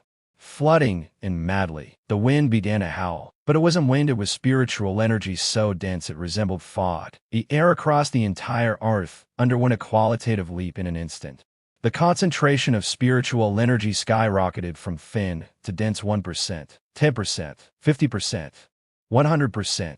In Lin Zhang's city, Lin Ma, who was washing dishes, suddenly felt her back no longer ached, and her legs no longer hurt. The porcelain bowl in her hand cracked with a snap as she accidentally crushed it with a little force. Oh my, why is this bowl so fragile? Lin Ma was startled and instinctively stomped her foot. Boom! The kitchen tiles cracked directly, and even a layer of dust fell from the ceiling of the floor below. On a balcony, Lin Bie was still trying to bend a clothes rack. Suddenly, with a bit of effort crack, a solid steel pipe clothes rack was twisted into a butterfly knot by him. Have I become a strong man?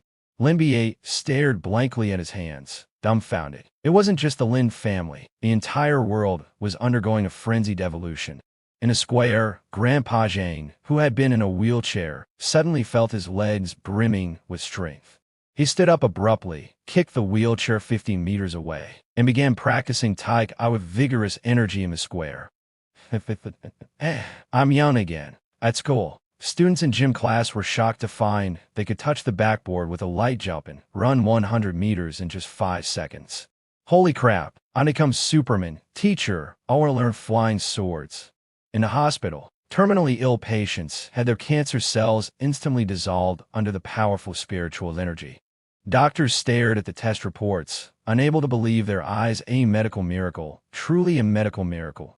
Plants grew wildly, and animals awakened intelligence, while brass by the roadside turned into spiritual herbs, and pet turtles at home began learning to walk upright. Global broadcast Earth's spiritual energy concentration has reached high magic plane levels. Everyone's aptitude has improved, lifespan extended to 200 years. Congratulations to human civilization for officially entering the Great Cultivation Era. I stood on the balcony, watching Grandpa Zhang downstairs, who was competing with a few elderly people to see who could jump higher. He leapt directly to the second floor. I nodded in satisfaction. Now that's more like it. Everyone's strong now. In the future, when you encounter small monsters, handle them yourselves. Stop always calling me. I took out the Abyss plane control panel from my pocket and continued adjusting matters in the Abyss. A message of intent was sent. Notification: Earth version has been upgraded. Increase the difficulty of monsters on the first 100 levels of the Abyss a bit, so my fellow Earthlings don't find it boring.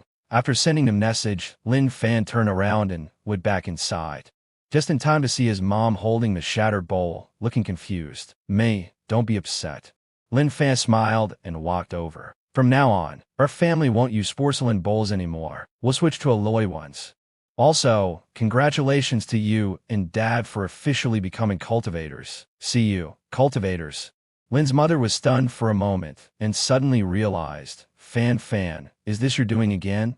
Lin Fan shrugged. Just did it casually, no big deal. This day was later referred to by future generations as Ascension Day. Because of Lin Fan's single thought, Earthlings bid farewell to birth, aging, sickness, and death, and a fragility. Everyone is like a dragon was no longer an empty phrase. As the creator of all this, a massive statue was erected overnight at the entrance of Lin Fan's neighborhood, on the space originally used for square dancing. The statue depicted Lin Fan in sportswear, hands in his pockets, gazing into the distance, with a husky little purple under his feet. Beneath the statue, incense burned fervently. Those who had once mocked Lin Fan now started their mornings by coming here to worship, burn incense, and repent. God Fan, bless me. Break through to Kier of fighting level 3 today. God Fan, I used to talk too much. Please forgive me, God Fan. I want to have your children. Lin Fan hid behind the curtains, watching a group of fanatical neighbors downstairs, and helplessly pulled the curtains shut. Too ostentatious, really too ostentatious. Looks like I can't be here anymore. Little Purple, pack up. Let's move to the heavenly Dao Sect for a few days to lay low. Lin Fan arrived at the listening cloud pavilion of the heavenly Dao Sect, a temporary refuge he had specifically chosen to escape the fanatical fans from a mortal world, mainly the neighborhood arties. At this moment, he was lying on a 1,000-year-old kirk tree in a courtyard, a spiritual herb in his mouth, enjoying the rare tranquility. Comfortable. This is what life should be. Lin Fan squinted his eyes and sighed. No monsters chasing me, no fans pestering me, and no mom urging me to get married. However, his peace, like the calm before the storm, lasted less than 10 minutes. Brother Lin Fan, a crisp and melodious voice called from the courtyard gate, making Lin Fan's hair stand on end. He saw Su Kings standing there playfully, dressed in snow-white clothes, and holding a delicate lumbox. After the spiritual energy baptism of the worldwide ascension, she was now a peak golden core stage expert. Her aura more ethereal and transcendent, like a celestial maiden from the moon palace. King Zhu, Lin Fan almost fell off the tree. Why are you here? Su Kingzu blushed, slightly shy, and raised the lumbox.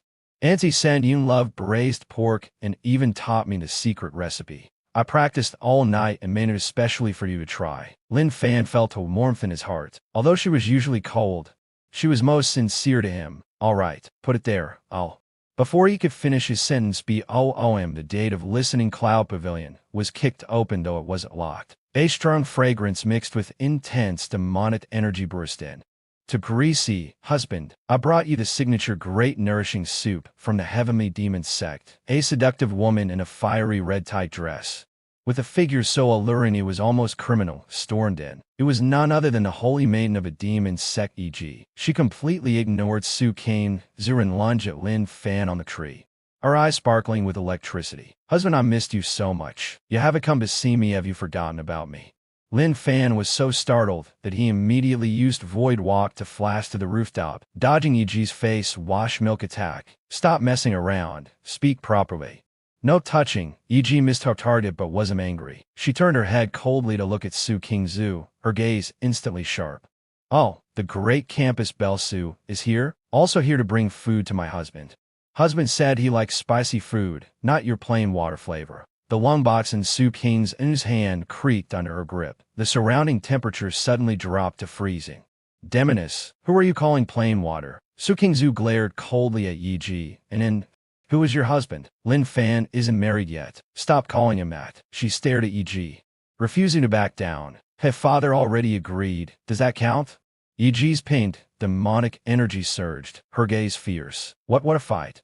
The two were full of tension, seemingly about to start a fight in the courtyard. Suddenly, a holy white light streaked across the sky. Following it, a blonde-haired, blue-eyed Western woman with radiant wings on her back descended slowly. She held a bouquet of flowers in her hands, looking devoutly at Lin Fan on the rooftop. Master Divine Teacher, representing all believers in the West, here to pay my respects to you. Also, I personally made these Western-style pastries for you to try. Su Kingzu and Yiji simultaneously turned their heads and asked in unison, and who are you? I'm the most loyal follower of the Divine Teacher and his representative in the West. Compared to your petty affections, my feelings for the Divine Teacher transcend nations and races. They are pure worship. Yiji sneered coldly. Worship my foot. I think you just lusting after my husband's body. Su Kingzu frowned. A Westerner, cross-cultural relationships never work out. You'd better go back. The three women stood in a triangular formation, like the central characters of a drama, each exuding an aura of frost, allure, and holy light. The air was thick with tension. Brother Lin Fan is mine. Nonsense. Husband belongs to me. The Divine Teacher belongs to all of humanity, especially me. The clash of their energies created a piercing sound, and the ground tiles began to crack. The ancient 1,000-year-old tree in the courtyard trembled, its leaves falling in fright. On the rooftop, Lin Fan held little Z, trembling. Little Z, this scene is scarier than the Annihilation demon god. I could take down a demon god with one punch, but these three I can't hit them, nor can I spell them. Little Z rolled her eyes at him. Then what do we do? Run? Lin Fan nodded. You're right. Of the 36 stratagems, fleeing is the best. He cleared his throat and lowered his voice.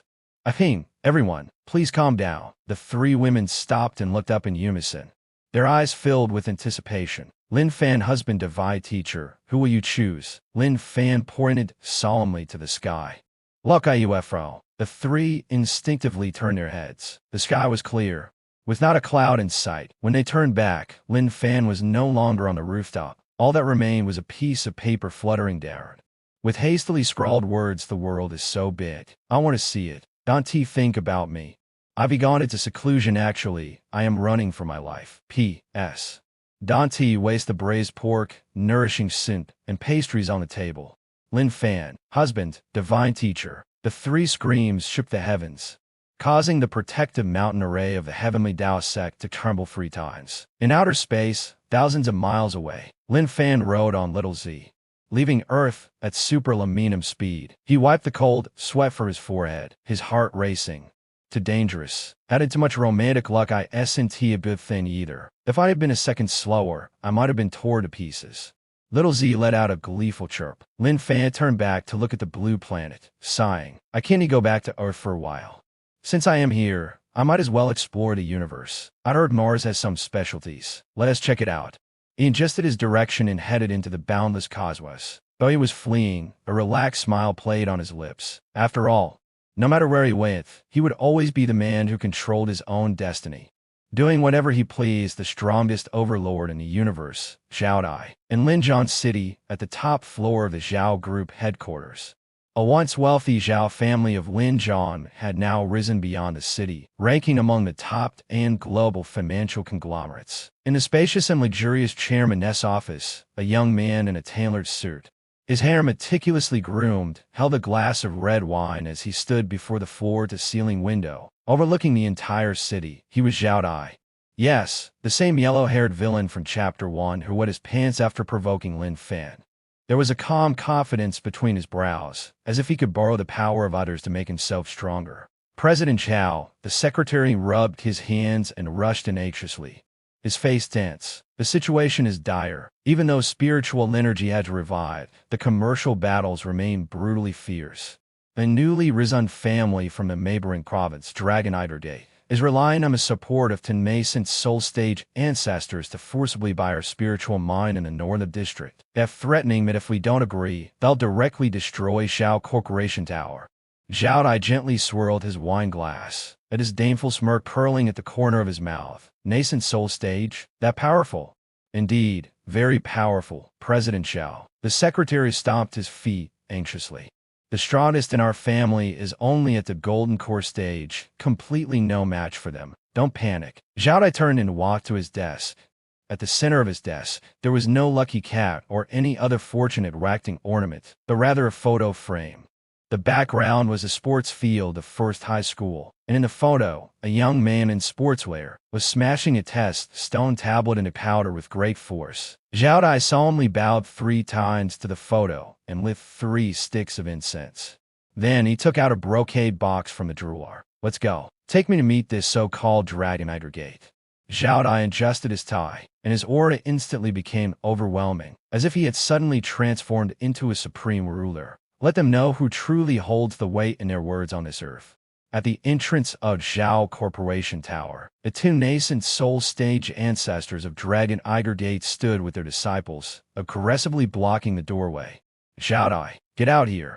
Immense pressure made the surrounding security guards tremble uncontrollably. At this moment, the doors slowly opened. Xiao, accompanied by several bodyguards, walked out steadily, showing no intention of giving face to the other party. The 2 grandmasters seemed to have quite the temper. He stood on the steps, looking down at them from above. You're Xiao? One of the ancestors snorted coldly. On your Foundation establishment stage ant, and you dare to challenge us. I heard someone is backing the Xiao family. Xiao laughed, his smile radiant yet contemptuous, his eyes full of pity. Whether the Heavenly King can protect me, I can't say for sure. But this person, he slowly opened the brocade box in his hand. Crooked handwriting read, received from the Xiao family as compensation for mental distress €1 billion.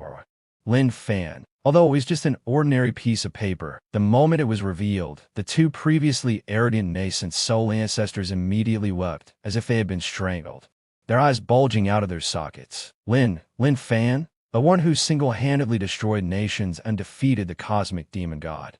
The mortal god. The two trembled, their legs barely able to support them. Xiao carefully held the receipt, his pride almost bursting into a display of boastfulness. That's right. This is the receipt personally written by the mortal god back then. Not only does it bear his signature, but it also carries a trace of his aura. Who am I? I was a classmate of the mortal god in high school, someone personally educated by him, and the first dead of the mortal god ever had in this world. As he spoke, Xiao was as excited as if he had won an award. You want to mess with me? That means disrespecting the mortal god. That means defaulting on his debt. You want to try the mortal god's fist? No. Absolutely not. The two nascent soul ancestors were so terrified their souls nearly left their bodies. Are you kidding? Who would dare provoke Lin Fan? Forget them, even the leaders of Earth today would treat this receipt with utmost reverence. Misunderstanding, President Xiao. It was our poor judgment not to recognize you. We don't want the spiritual mine anymore. We'll leave immediately. The two ancestors fled in panic, disappearing with their disciples without a trace, fearing if Xiao spoke, they would be doomed instantly. Xiao snorted coldly and shook his head disdainfully. A bunch of country bumpkins. You just had to force me to reveal the clan's treasure. He carefully placed the receipt back into the brocade box, wiping the already dust-free box with his sleeve. Turning to face the employees who were looking at him with admiration, he straightened his back and said meaningfully, remember, working hard to cultivate is essential. But more importantly, find the right backer. As long as you cling tightly to a powerful figure, even a dog can rise to prominence. And I am the most successful follower of a powerful backer. After finishing his speech, he hummed a tune and left gracefully, basking amid cheers of President Xiao as brilliant, even though he was only at the foundation establishment stage. At this moment, however, his departing figure seemed exceptionally great. This is the survival rule of a typical white novel protagonist. If you can't beat the main character, it doesn't matter. Kneel fast enough, flatter sincerely enough, and you will be the ultimate winner. Time flew by, and 3 years had passed since the world-changing apocalyptic battle. Earth underwent turf-shattering changes. Technology and cultivation merged perfectly, and everyone entered a new era of cultivation. Taking the bus no longer required money. You could simply swipe a spiritual energy card. Food delivery workers rode flying swords, ensuring timely deliveries and earning rave reviews. Earth's son crowned King Lin Fan. At this moment, he was lying in the grass in the first layer of the abyss, now personally renamed Lin's backyard, with a blade of foxtail grass in his mouth, staring at the pink sky in a daze. Sigh. Lin Fan let out a sigh. Even though he tried to suppress it, the sigh carried such immense energy that the surrounding space echoed with cracking sounds, as if it might shatter at any moment. The abyss consciousness beside him, responsible for peeling grapes, a yellow smiley face emoji, instantly turned green, though it was originally yellow. Master, please sigh more softly. Your energy density is too high. If you sigh twice more, the abyss will need renovations again. Lin Fan helplessly turned over. Boom! The ground shook violently, and a distant volcano erupted directly. See that? Lin Fan said to the abyss consciousness with a face full of helplessness. This is my life. I can't take deep breaths, can't stretch, and even have to be cautious when speaking. I'm like an elephant trapped in a matchbox, utterly stifled. For the past 3 years, he had tried hard to be a slacker, but that damn system wouldn't stop. Not only did it refuse to rest, but it also kept auto-leveling up. Ding. You comprehended dream or half-faced divine level while sleeping. Ding. You comprehended water ultimate while drinking water. You spaced out for 10 minutes. Mental power 999,999. His speed of becoming stronger was faster than the speed of light. Now, he was no longer just Earth's strongest. His existence was like an unbearable pressure on this low-dimensional universe. If he didn't leave, this universe would eventually be crushed by him. Being invincible is truly lonely. Lin Fan sat up and picked up the freshly peeled grape. Or find someone to fight, even if they can only withstand one move without being instantly defeated. Unfortunately, looking across the entire universe, I can't even find someone worth drawing my sword for. Was a sound from an extremely distant, profound place suddenly echoed in Lin Fan's mind. It wasn't from his system but a kind of summoning, like the song of a whale in the deep sea, calling fish to swim toward it. We're like a lighthouse in a faraway universe, guiding lost ships. I suddenly looked up, my gaze piercing through the abyss, traversing Earth, crossing the Milky Way, and reaching the deepest part of a universe, the multiverse barrier. A place even the extinction demon god dared not tread. There, my eyes lit up. It was a sight I had never seen before. The aura there was unimaginably powerful, billions of times stronger than the extinction demon god. There were countless more magical and bizarre worlds. There might be a true opponent that could push me to my limits. Finally, found a new realm. A hint of excitement curled at the corner of my lips. It had been a long time since I felt this way. I stood up and brushed the grass off my clothes. Though it was a simple action, the entire abyssal plane seemed to sense something, emitting a low rumbling sound, as if bidding me farewell. Xiaohuan Abyssal Will, I spoke calmly. Master, notify them immediately. My gaze was resolute as I looked into the distance, starlight flickering in my eyes. I'm tired of playing on Earth. Everyone, get ready. I'm leaving the Earth server. Huh? Leaving the server? Zhao Huang froze. Where are you going? I pointed to the unknown void above and below me, where I can stretch freely. That night, the news exploded across the globe like a bomb. No official announcement, no press conference, just a simple post on my social media, accompanied by a photo of the starry sky and a single sentence: the world is too small. I'm going out for a stroll.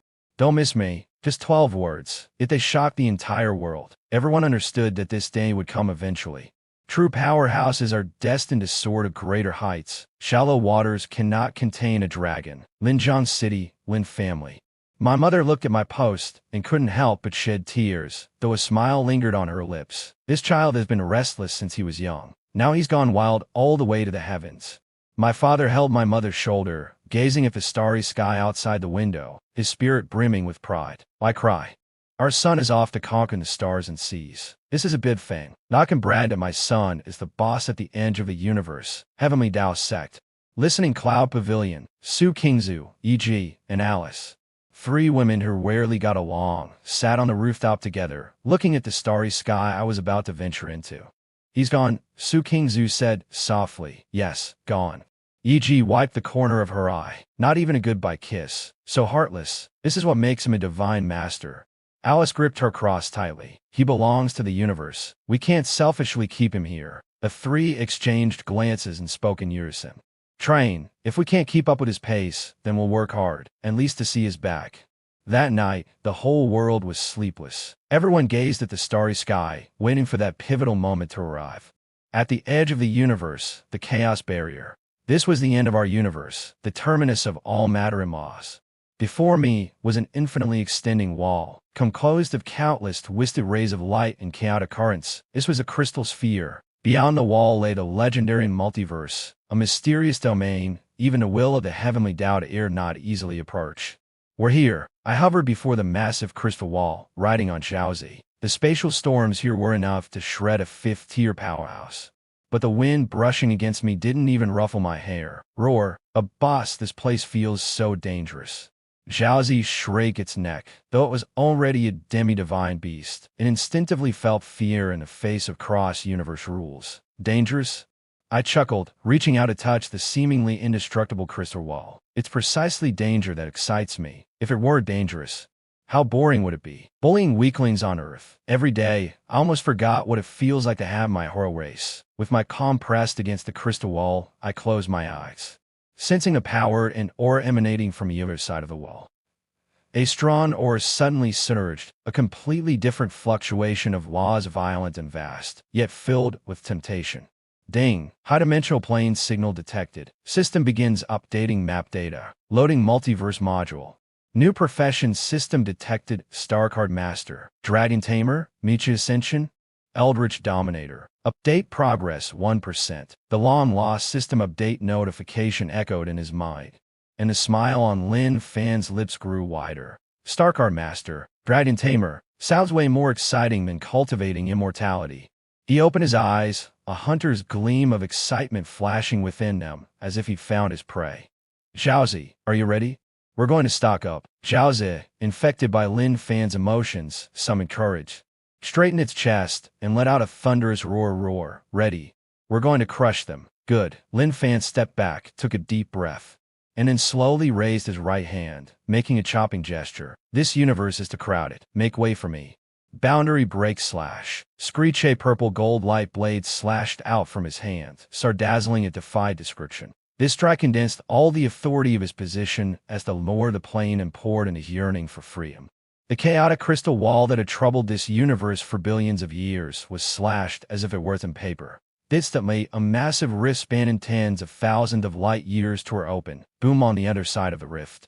Dazzling white lights surged in it was the brilliance of a near world. Let's go. Lin Fan, and didn't hesitate, mounted Xiaozi, and transformed into a meteor, charging into the rift without looking back. Earth, Heavenly Dao Sect, Su Qingzu, e.g., and Aleph, who were in seclusion, simultaneously sensed an anomaly. They abruptly opened their eyes and looked toward the distant sky. Even though separated by tens of thousands of light years, it was as if they could see a purple-gold meteor breaking through the boundaries of a universe, disappearing into the end of a higher dimension. He left, Su Qingzu said softly, her eyes glistening with tears, but more so with pride. That guy actually did it, e.g. clenched her fists. Demonic energy surging. Wait for me, husband. One day, I will tear through the void and bring you back. Arf, Linjiang City. Lin Fan's parents were sitting in front of a TV, watching the news. On a screen, cultivators worldwide were working together to build a new home. Suddenly, a short news bulletin interrupted the latest observation from the observatory. Unknown high-energy reaction detected at the edge of the universe. Suspected to be someone breaking through the cosmic barrier. Lin's father picked up his teacup, took a sip, and chuckled, that rascal. Leaving without even closing the door, making such a big commotion, afraid no one knows it's him. Lin's mother smiled as she peeled an orange. The child has grown up, let him go explore. No matter how far he flies, this will always be his home. A high-level plane in the multiverse, a fantastical comet. Countless floating cities hung in the air, and giant mechanical dragons shuttled through the clouds.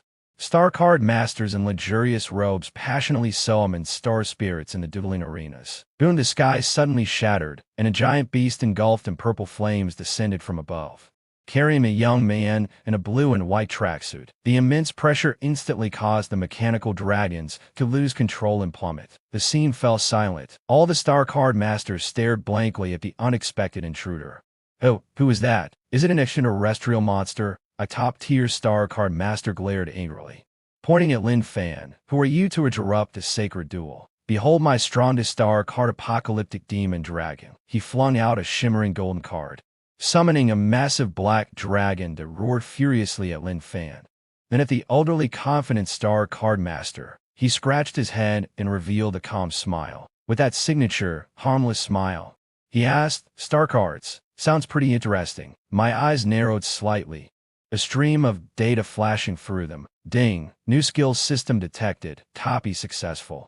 System simulation in progress. I reached out my hand and casually grabbed at the air. A card radiating a dazzling rainbow light, shaking the entire space, appeared out of thin air in my hand. Sorry, I just got here. I just learned this casually. Take a look at this card. How about it? Pretty powerful, right? I flicked my wrist lightly, and the card flew out. Boom. A towering, imposing ancient god demon fan instantly tore through half a sky. The so-called world-destroying demon dragon was as weak as a piece of paper in front of this phantom. All the spectators widened their eyes. The star card master's face was filled with shock and disbelief. I clapped my hands, looking at the astonished natives, feeling quite pleased. It seems this world isn't that complicated after all. A new adventure begins here. My legend will spread across all worlds forever. Is it over? Star C, Grand Soul Arena Duel's own boom made deafening explosion, as if a star had fallen, and a protective barrier shattered like a glass bubble. Dust filled the air, obscuring half the sky. The audience was stunned, and didn't even have time to continue cheering for the duel. They could only stare wide-eyed at the massive crater in the center of the arena. I almost became a pancake. The young voice came from within the smoke and dust. Shortly after, a boy dressed in strange casual clothes Earth-style waved his hand to disperse the dust and slowly climbed out of the pit. Behind him was a small purple lion rolling its eyes. That's right, this boy was Lin Fan, who had just broken through the cosmic barrier and successfully escaped. The dazed divine beast beside him was none other than the mythical beast, Little Purple. You bastard. Who dares interrupt this young master's duel? On the other side of the soul arena, the young man in a luxurious ice blue robe, his face full of arrogance, roared in anger. He was Zhao Binghe, the president of the Ice Wolf Guild, a notorious playboy and bully in Star Sea City. Just moments ago, he had summoned his prized possession, a rare free Starg Ri, Ice Wolf King, and was basking in the cheers of the crowd and the despair in his opponent's eyes. But before he could even start showing off, this meteor had smashed everything to pieces. Zhao Bing, he was furious. The star card in his hand glowed, and a 5-meter all phantom of the Ice Wolf King roared as it emerged. Roar! The icy aura was bone-chilling, and the ground instantly froze. The onlookers gasped. Wow, that is a 3-star card spirit. Is this President Zhao Astro card? Terrifying. That boy is done for. Daring to provoke President Zhao, he boomed, hearing these exclamations. Zhao Binghe's face twisted into a cruel smile. He looked down on me, covered in dust, as if I were a mere insect. You penniless wretch, you've dirtied my place, so pay with your life. Ice Wolf King. Tear him apart. Roar! The Ice Wolf King obeyed, its eyes brimming with killing intent, charging at me with an overwhelming aura. The pressure made the front-row spectators' legs go weak, causing them to collapse heavily into their seats. It's over. Everyone shut their eyes, unwilling to witness me being torn to shreds. I had just steadied myself, not even fully reacting yet, where I saw a blue husky no, a big wolf dog baring its fangs and lunging at me. A welcome gift? I frowned. I didn't T-move, because I didn't need to. At my feet, the dazed Little Purple finally came to its senses. Its nose felt incredibly itchy. Unbearably itchy. The dust from the spatial turbulence was too irritating. Little Purple lifted its head, took a deep breath, and faced the oncoming Ice Wolf King. It let out a massive sneeze. Achoo! Boom! This was no ordinary sneeze. It was practically a miniature nuclear explosion. A visible purple-gold shockwave, mixed with the awe-inspiring pressure of the primordial lion, burst out fiercely from Little Purple's nostrils. Space trembled, and time seemed to pause for an instant. The imposing 3-star Ice Wolf King, in the face of this sneeze storm, was as fragile as a wet tissue. And didn't even have time to cry out before a loud bang was heard, and it exploded into countless blue light particles. The priceless 3-star card in Zhao Binghe's hand also cracked with a snap, covered in fractures, and then shattered into powder. The storm roared past. Zhao Binghe's hair was blown into disarray, his luxurious robe turned into tatters, and he stood there like a fool, clutching a handful of card fragments. The entire arena fell into dead silence. Even the sound of a pin dropping could be heard. Everyone's eyes were wide open, their corners almost tearing apart. What on earth just happened? That was a 3-star rare card spirit. That was the Ice Wolf King, capable of effortlessly sweeping through an entire army. And yet, right? Sif, Little Purple finished sneezing, comfortably sniffed its nose, and looked satisfied. It coldly glanced at the trembling two-legged creature in front of it. Full of disdain, this lousy thing was blocking my fresh air. Lin Fan patted the dust off his clothes, his expression as calm as if he had just swatted a mosquito, completely unfazed by the earlier explosion. He glanced around at the stunned, petrified crowd, and his gaze finally settled on the still-dazed Zhao Binghe. Lin Fan scratched his head and revealed a sunny, harmless smile. Sorry about that. Why, dog's been feeling you're sick and caught a cold recently, so its sneezes are a bit strong. As he spoke, he rubbed his stomach, showing a hint of embarrassment. By the way, do you know where I can buy some meat buns nearby? Preferably the kind with thin skin and lots of filling. I am a bit hungry. Thud. Zhao Binghe's eyes rolled back, and he fainted from fright. The audience Lin Fan swaggered out of the soul battle arena. Behind him was a dead silence.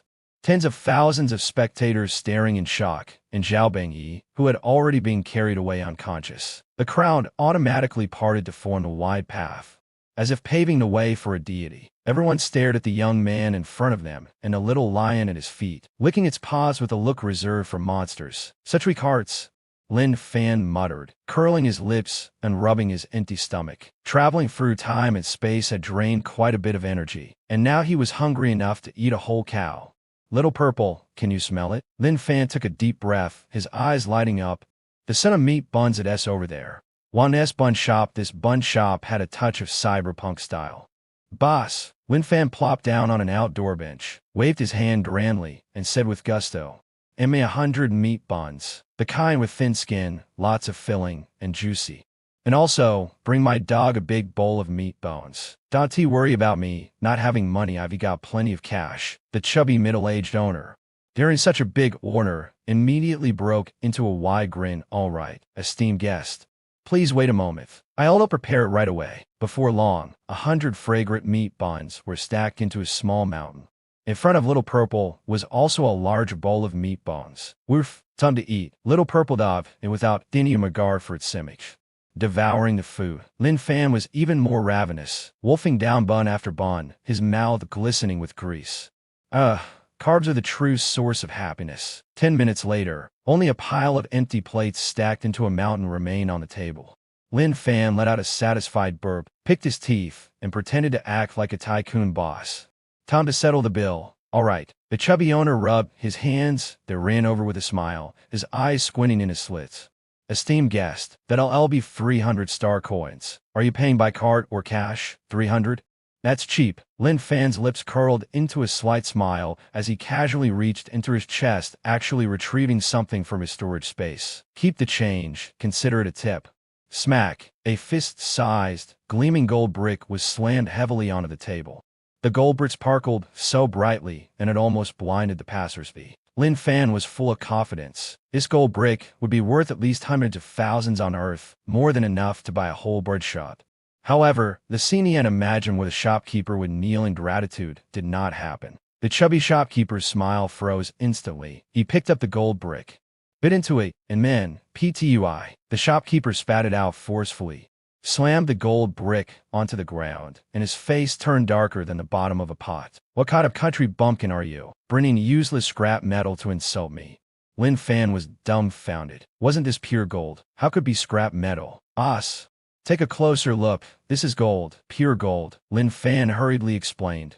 "I don't care if it's gold or silver." The shopkeeper pointed at Lin Fan's nose and started scolding. "This thing has no energy at all, can't be used as card material, and is useless as an energy source. It's just heavy. We need starred diamonds energy cards. Or 8 Federation star coins. Try to pay with a piece of scrap metal. Are you looking for trouble?" The surrounding passersby gathered around, pointing and whispering. "TSK, TSK. Good looking, but turns out to be a brainless pauper. Paying with ordinary metal. Where did this savage come from? No money but wants to eat 100 buns. This is going to be interesting." Lin Fan stood frozen, cold sweat dripping down his forehead. He suddenly realized a very serious problem on Earth. He might have been an icon, but in the Star Sea world, he was worse than a pauper. How about spirit stones? Unwilling to give up, Lin Fan took out a top-grade spirit stone. The shopkeeper glanced at it and became even angry, a glowing rock. "You think you can fool me with this? Grab him and send him to the mine to work off his debt." Several burly workers rolled up their sleeves and lunged at Lin Fan. Still licking her plate, looked up and was about to say something, but Lin Fan quickly held her down. "Are you kidding me? Dining and dashing was already embarrassing enough. If they wrecked the shop, he'd truly become a villain. Don't get physical. Let's talk this out." Lin Fan was so embarrassed, he wanted to crawl into a hole. How could he ever show his face in the multiverse again? Just then, a cold yet elegant voice came from the back of the crowd. "I'll pay for him." The crowd parted automatically. An old woman in a silver white instructor's uniform walked gracefully toward them. She had long, wavy golden hair, wore gold-rimmed glasses, and exuded an air of elegance and nobility. On a badge on her chest, the stars gleamed brightly. "Star Sea Academy, to Star Instructor Sophie." "It's Instructor Sophie. Wow, it's the most beautiful instructor at Star Sea Academy." The crowd gasped in awe. Sophie walked up to the table and glanced at Lin Fan fearfully. This young man, though dressed oddly, had delicate features and clear eyes. His face was flushed red from embarrassment, looking just like a helpless little puppy. Sophie felt a twinge of sympathy. She extended her slender fingers and swiped a card. "The payment successful." The shopkeeper immediately became obsequious. "Thank you, Instructor Sophie. You're as beautiful as you are kind. Sophie ignored him, turned around, and pulled a white card from her bag, handing it to Lin Fan. Her voice remained cool, but there was a hint of concern. You don't seem like a bad person. Right? Take this 1-star white bread card, and don't embarrass yourself by pulling out useless scrap metal again. Only cards are hard currency. Lin Fan blankly took the card. The card was pure white, with a soft, fluffy loaf of bread drawn on it, along with a line of small text effect upon activation. Summons a loaf of white bread that can satisfy hunger. Limited to 1 use per day. Is this charity? Lin Fan was filled with confusion and helplessness. His emotions were extremely complicated. The dignified Lin Fan, actually mistaken for a beggar and given charity? However, this girl was quite pretty, and her legs were long. Lin Fan didn't put on many airs and tried channeling a bit of male energy into the card in his hand. Buzz! A flash of light, and a steaming hot loaf of bread appeared out of thin air in his hand, exuding a rich, wheat aroma. Holy crap, this is pretty interesting. Lin Fan's eyes lit up. Isn't this just a simplified version of the creation technique from the cultivation world? It doesn't even require complicated incantations, just a card to make it happen. If I could learn this, 8 series of wild ideas flashed through his mind. Hey, beautiful senior sister. Lin Fan quickly called out to Sophie, who was about to leave, his face full of sincerity. I want to ask, what's the fastest way to make money in this world? I want to pay you back first. Sophie stopped in her tracks, turned to glance at him, and shook her head helplessly. Want to make money? The fastest way is, of course, to become a card maker. An original 1-star card can sell for 1,000-star coins, and a rare 3-star card can even be worth millions. As she said this, her tone became serious. However, card making requires extremely high mental aptitude and takes years of study. You don't even understand the basics. You better honestly find some physical labor to do. After saying this, Sophie sighed, turned around, and left. In her eyes, this young man was just an empty-headed dreamer, a pitiful guy.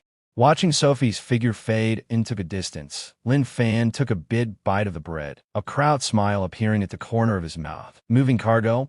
That's never going to happen in this lifetime. He glanced down at the empty card pouch and looked at the luxurious, towering building in the distance. Star Sea City Card Maker Association. Mental aptitude. Years of study. Lin Fan swallowed the last bite of bread, patted the crumbs off his hands, and a gleam of gold flashed in his eyes. Sorry, one look, and I get it. Xiaozi, let's go. Let's go take the certification test for fun. Xiaozi the dog barked. Woof, farewell, time to make money. Star Sea City Card Maker Association Hall. The grand hall was resplendent, packed with people, so crowded it was hard to move. Hundreds of gray-robed apprentices stood on tiptoe, their faces full of admiration as they surrounded the high platform. His expression serious as he carefully traced lines on a blank card. He was none other than the 2-star card-making master Bumu. He was demonstrating the card-making technique live. Everyone, quiet. Master Gu was crafting a 1-star combat card fireball technique. Wow, so this is the skill of a 2-star master. Every stroke carries a wave of nickel energy. It's so intricate, so hard to understand. I've been watching for 3 years and still can't figure out where these lines are supposed to go. As if they were witnessing a sacred ritual.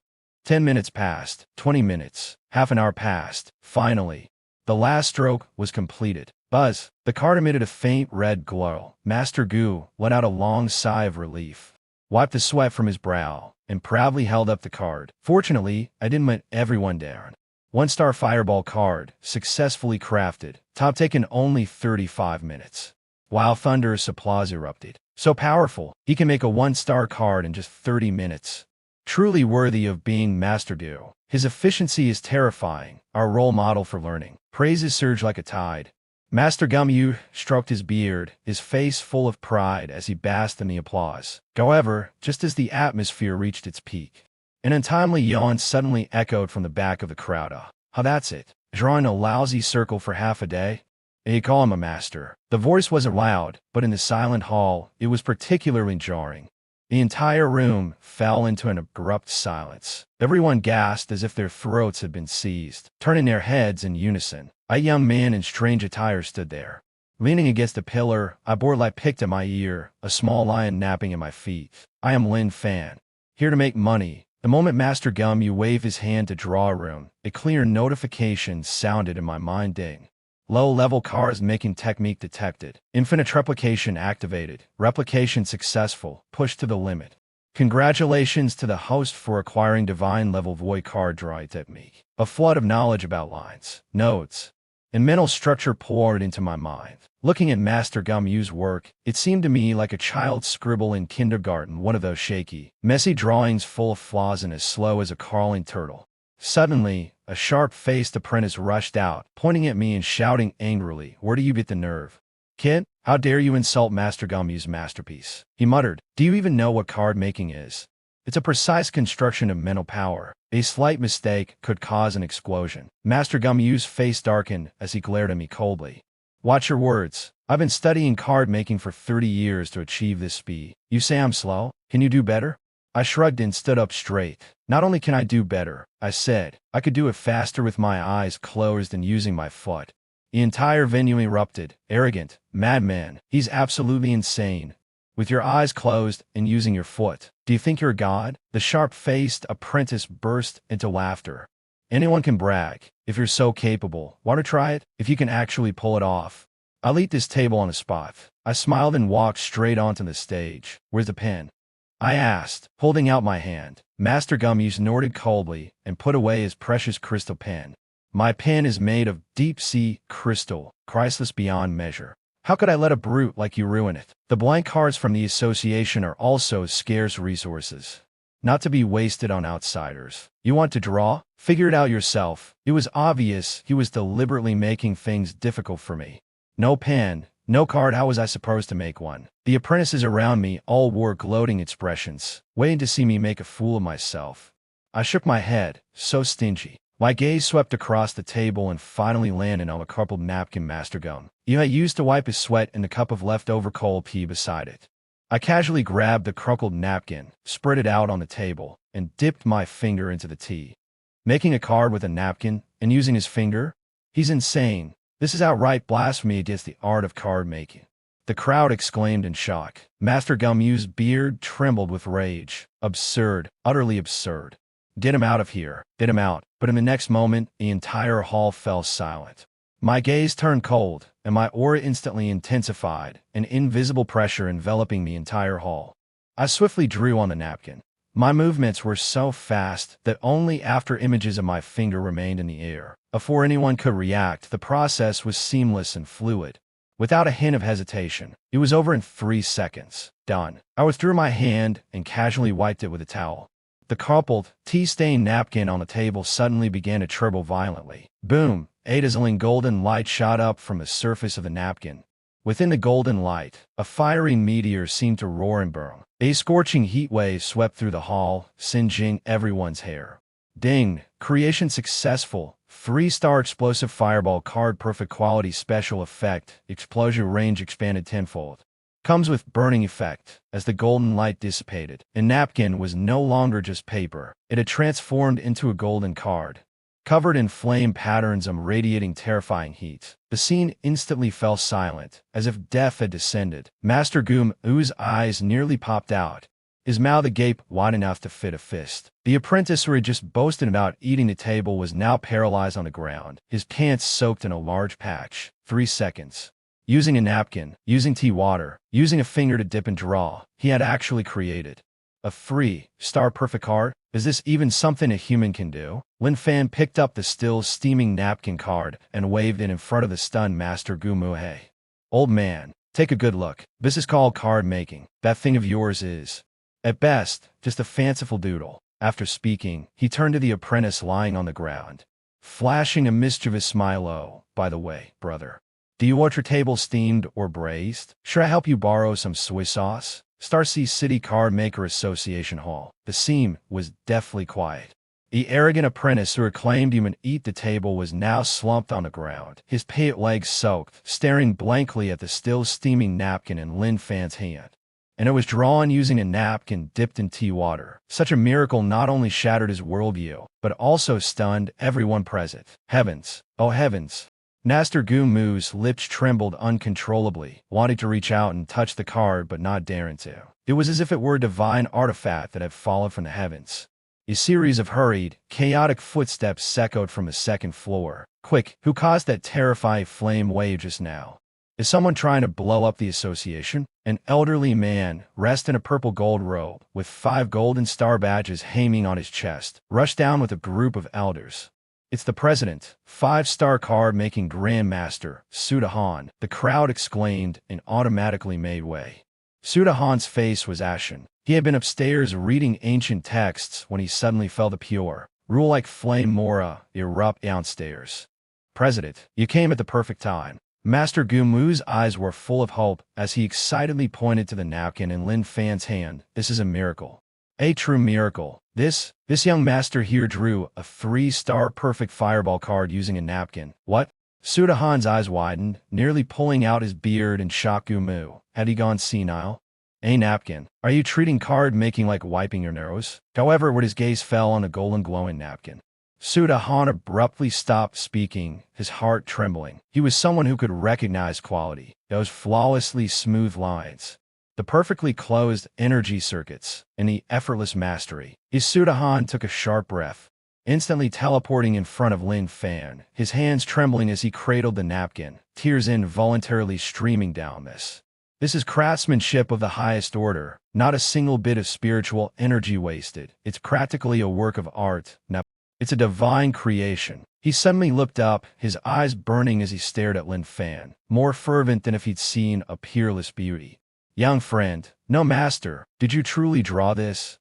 Lin Fan took a step back in disgust, afraid the old man snot might rub off on him. I drew it. I didn't mean to make it this good. The paper was lousy, and controlling its absorbency was tricky. The surrounding card makers nearly burst out laughing. Listen to that, such a down-to-earth comment, complaining about lousy paper, yet producing a perfect quality card.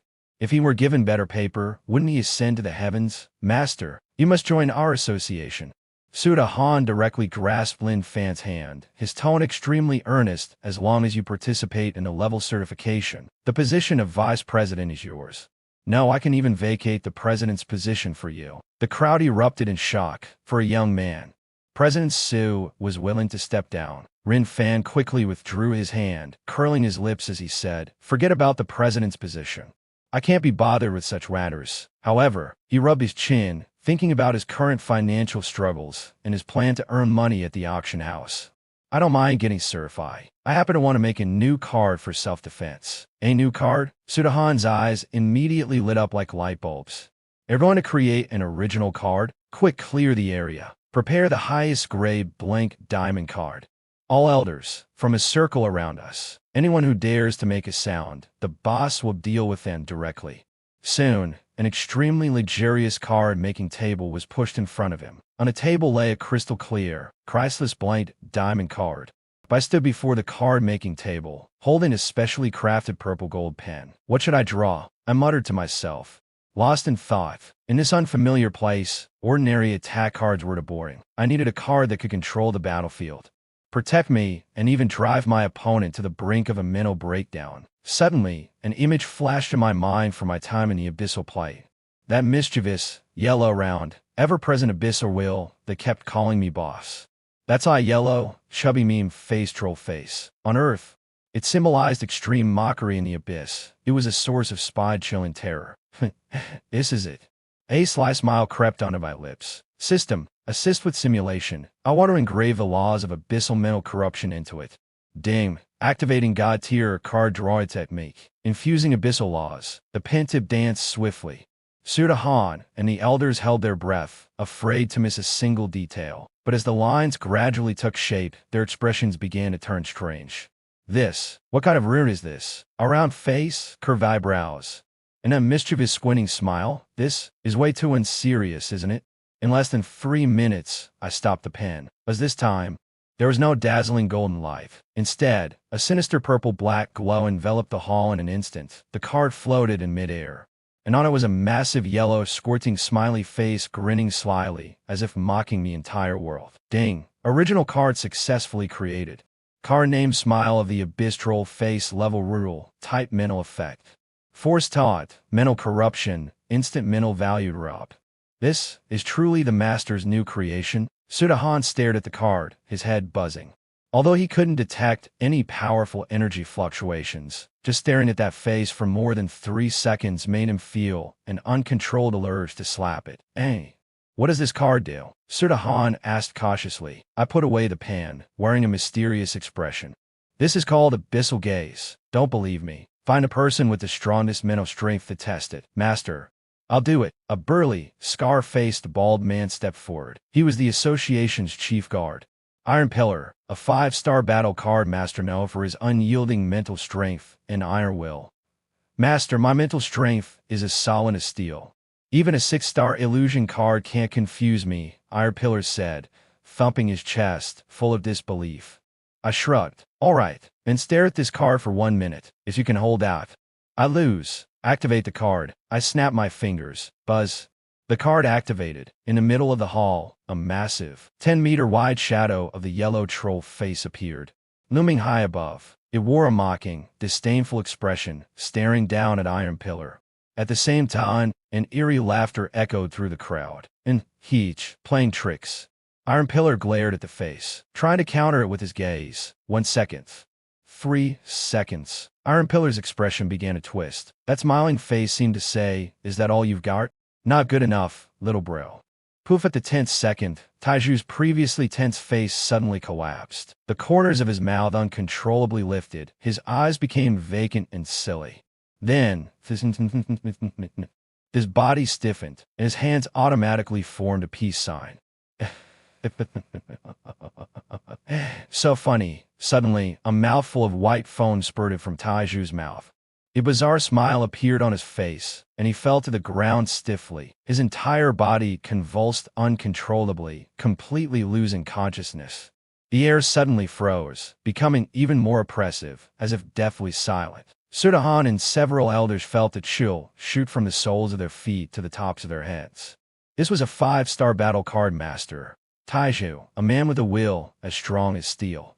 After just 10 seconds of looking at this card with the comical yellow face, he was completely broken. What kind of black magic was this?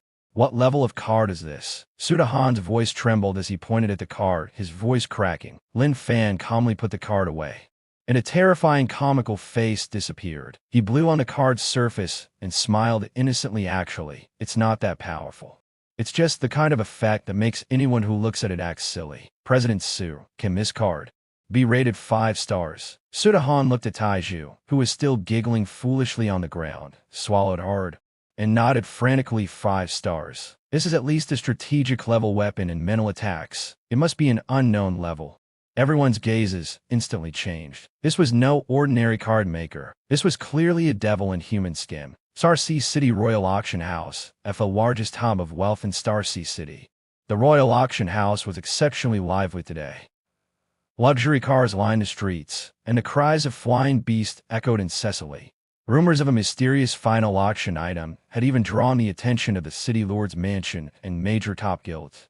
Move aside, don't block the way. An arrogant shout came from the entrance of the auction house. A young man with his head wrapped in bandages, sitting in a wheelchair, was commanding his bodyguards to clear the area by force. It was none other than Xiao Binghe, young Master Xiao, who had been knocked unconscious by a single sneeze from Zhaozi in the Soul Battle Arena yesterday. Despite his injuries, he hadn't forgotten to show off. Unlucky.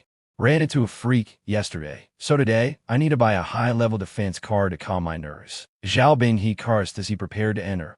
His gaze locked onto a figure at the bottom of the steps. It was a young man dressed in strange casual clothes, with a small purple lion perched on his shoulder. Lin Fan. Xiao Bing, his eyes turned bloodshot, pointing at Lin Fan. He roared in anger, "You beggar! How dare you show your face in front of me again?" His shout immediately drew the attention of the surrounding nobles. Lin Fan had originally planned to go straight in to see how much his card could sell for, but the barking of this annoying dog infuriated him. He turned his head and gave a cold glance. Oh, isn't this the sneeze hero? He looked Xiao Bing up and down, taking in the bandages, and shook his head with a smirk. What a unique wrapping job. Are you trying to cosplay as a mummy? Liu Xiaobing, he was so furious he nearly jumped out of his wheelchair. This was his humiliation, a lifetime of humiliation. All right, I've been looking for you. Xiaobing, he sneered viciously, pointing at the auction house's entrance. Do you think a poor wretch like you can enter here? This is the Royal Auction House, and the entry threshold is 5 million star coins. Do you even have a single star coin on you? Get lost with your pathetic bread card. The surrounding nobles all cast disdainful glances. Lin Fan's attire made him look just like a beggar at first glance. Xiao Bing, he, full of smugness, pulled out a gleaming golden membership card from his pocket and waved it in front of Lin Fan. See this, a gold membership card. My strength is the pinnacle you little worms could never hope to reach in your lifetime. Security, get this pauper out of here. Several burly security guards immediately surrounded them, their faces filled with impatience. Pauper? Lin Fan sneered, not even bothering to spare them a glance. He reached into his pocket and casually tossed out a purple gold badge. Clang! The badge hit the ground with a crisp sound. Engraved on the badge were 5 shining gold stars and a unique emblem of the Card Maker Association. 5-star Supreme Guest Token. This was personally handed to him yesterday by President Suda Han, representing the authority of the president. The security guards, but were about to act, froze in place when they saw the badge. The badge on the ground instantly drew everyone's attention. He fell to his knees, trembling as he picked up the badge with both hands. This is a Supreme Guest Badge. My poor eyesight. I deserve to die. The scene immediately fell silent, as if death itself had descended. The smug expression on Xiao Bing, his face froze instantly, his eyes nearly popping out of their sockets. What? Supreme Guest? Impossible. Yes, The auction house manager rushed over, cold sweat streaming down his face. He slapped one of Xiao Bing, his bodyguards, across the face. How dare you disrespect the Supreme Guest? If you want to live, get lost. After saying this, he bowed at a 90-degree angle, his face full of obsequiousness, and gestured toward Lin Fan. Master, your private box is ready. Please, this way. Lin Fan took the badge, not even sparing Xiao Bing a glance, and walked straight into the private box. He left behind only a faint remark: don't block the way. A good dog knows to step aside. Next time you go out, remember to brush your teeth, your breath stinks. Xiao Bing, he slumped into his wheelchair, his face flushed red, his nails digging into his palms. Bastard, acting all high and mighty. That must be stolen. Just wait. When the auction starts, I'll show you what real power looks like. The auction hall was brightly lit and packed to capacity. One by one, rare materials and high-grade equipment were auctioned off, and the atmosphere grew increasingly intense. Xiao Bing, he sat in the VIP section on the second floor, frantically bidding and securing several treasures, basking in the attention of the crowd. See that? This is my strength. He provocatively glanced toward the top-level box. No. First, it was pitch black there, with no movement at all. That pauper must be scared stiff, not even daring to bid. Suddenly, the lights in the venue went out. Only a single spotlight illuminated the auction stage. The host's voice trembled with excitement. Ladies and gentlemen, up next is the highlight of tonight's auction. An original psychic-type divine card, personally designed by a mysterious card master. The red cloth was pulled away. A purple-black card, shimmering with a ghostly glow, lay quietly in a crystal case. The card's surface featured a mischievous yellow emoji with a sly, squinting smile, looking particularly cheeky under the light. Smile of the abyss. Starting bid 10 million star coins. The room instantly erupted into chaos. A psychic-type divine card, and it's original. One look and you can tell it's a top-tier control card. I bid 15 million, 20 million, 30 million. The price skyrocketed, leaving everyone dumbfounded. Xiao Bing, his eyes widened. This card was incredible. If he could get it, anyone who dared to offend him would have to obey him with just a flash of the card. 50 million. I bid 50 million. Xiao Bing, he shouted hysterically, pushing the price to its limit. The room fell silent for a moment. 50 million was the upper limit of the Xiao family's liquid assets. He smugly scanned the crowd. Who else dares to bid? Just as he thought he had it in the bag, a light chuckle came from the top-level box. No. Van, a voice dripping with disdain, echoed. 50 million? Are you trying to fool beggars with that bid? The Ice Wolf Guild has such little strength. The voice belonged to Lin Fan. Xiao Bing, he gritted his teeth in anger, his gums aching. Bastard, if you've got the guts, make an offer. Stop talking big without acting. All right. A lights in the private box turned on. Lin Fan leaned casually against the sofa, holding a glass of juice, and spoke inferently into the microphone. This card, I am not buying it. I am the seller. Boom. Those 3 words struck Xiao Bing, he like a thunderbolt on a clear day. The thousands of people present froze in shock. The seller? The legendary, mysterious card master was actually this young man. Before anyone could react, A deep, authoritative voice came from another luxurious private box on the second floor. 1 billion star coins. I bid 1 billion. This card is mine. Anyone who dares to compete is courting death. 1 billion, an astronomical price. Zhao Bing, he collapsed completely in his wheelchair, his face ashen. Just moments ago, he had mocked someone who could bankrupt him at any moment. A 1 billion card master turned out to be a pauper, so the biggest joke was actually me. Auction house entrance. The auction had ended. Lin Fan held a black gold card loaded with 1 billion in my hand, humming a tune as I leisurely walked out. At the entrance, Zhao Bing, he was being pushed into his wheelchair by bodyguards, looking like a stray dog that had lost its home. His expression was dejected, filled with helplessness. When he saw me, his entire body trembled, almost falling out of the wheelchair. Master, he stammered, tried to beg for mercy. I didn't even spare him a glance. Walking up to him, I stopped. Reaching into my pocket, I pulled out a coin worth just 1 star coin. Ding! I flipped the coin, and it traced a perfect arc through the air, landing squarely in Zhao Bing's lap. Patting him on the shoulder, I spoke with a voice full of feigned concern. Take it. Seeing how pitiful you are, I'll give you a little something. Go buy yourself a better wolf, so you don't get knocked out by a sneeze again. Laughter echoed through the sky as I unjaously walked away without looking back. All that was left was Zhao Bing, he clutching that 1 star coin tightly, standing in the wind, his face filled with confusion and humiliation. He spat out a mouthful of blood, his vision went black, and he fainted once again.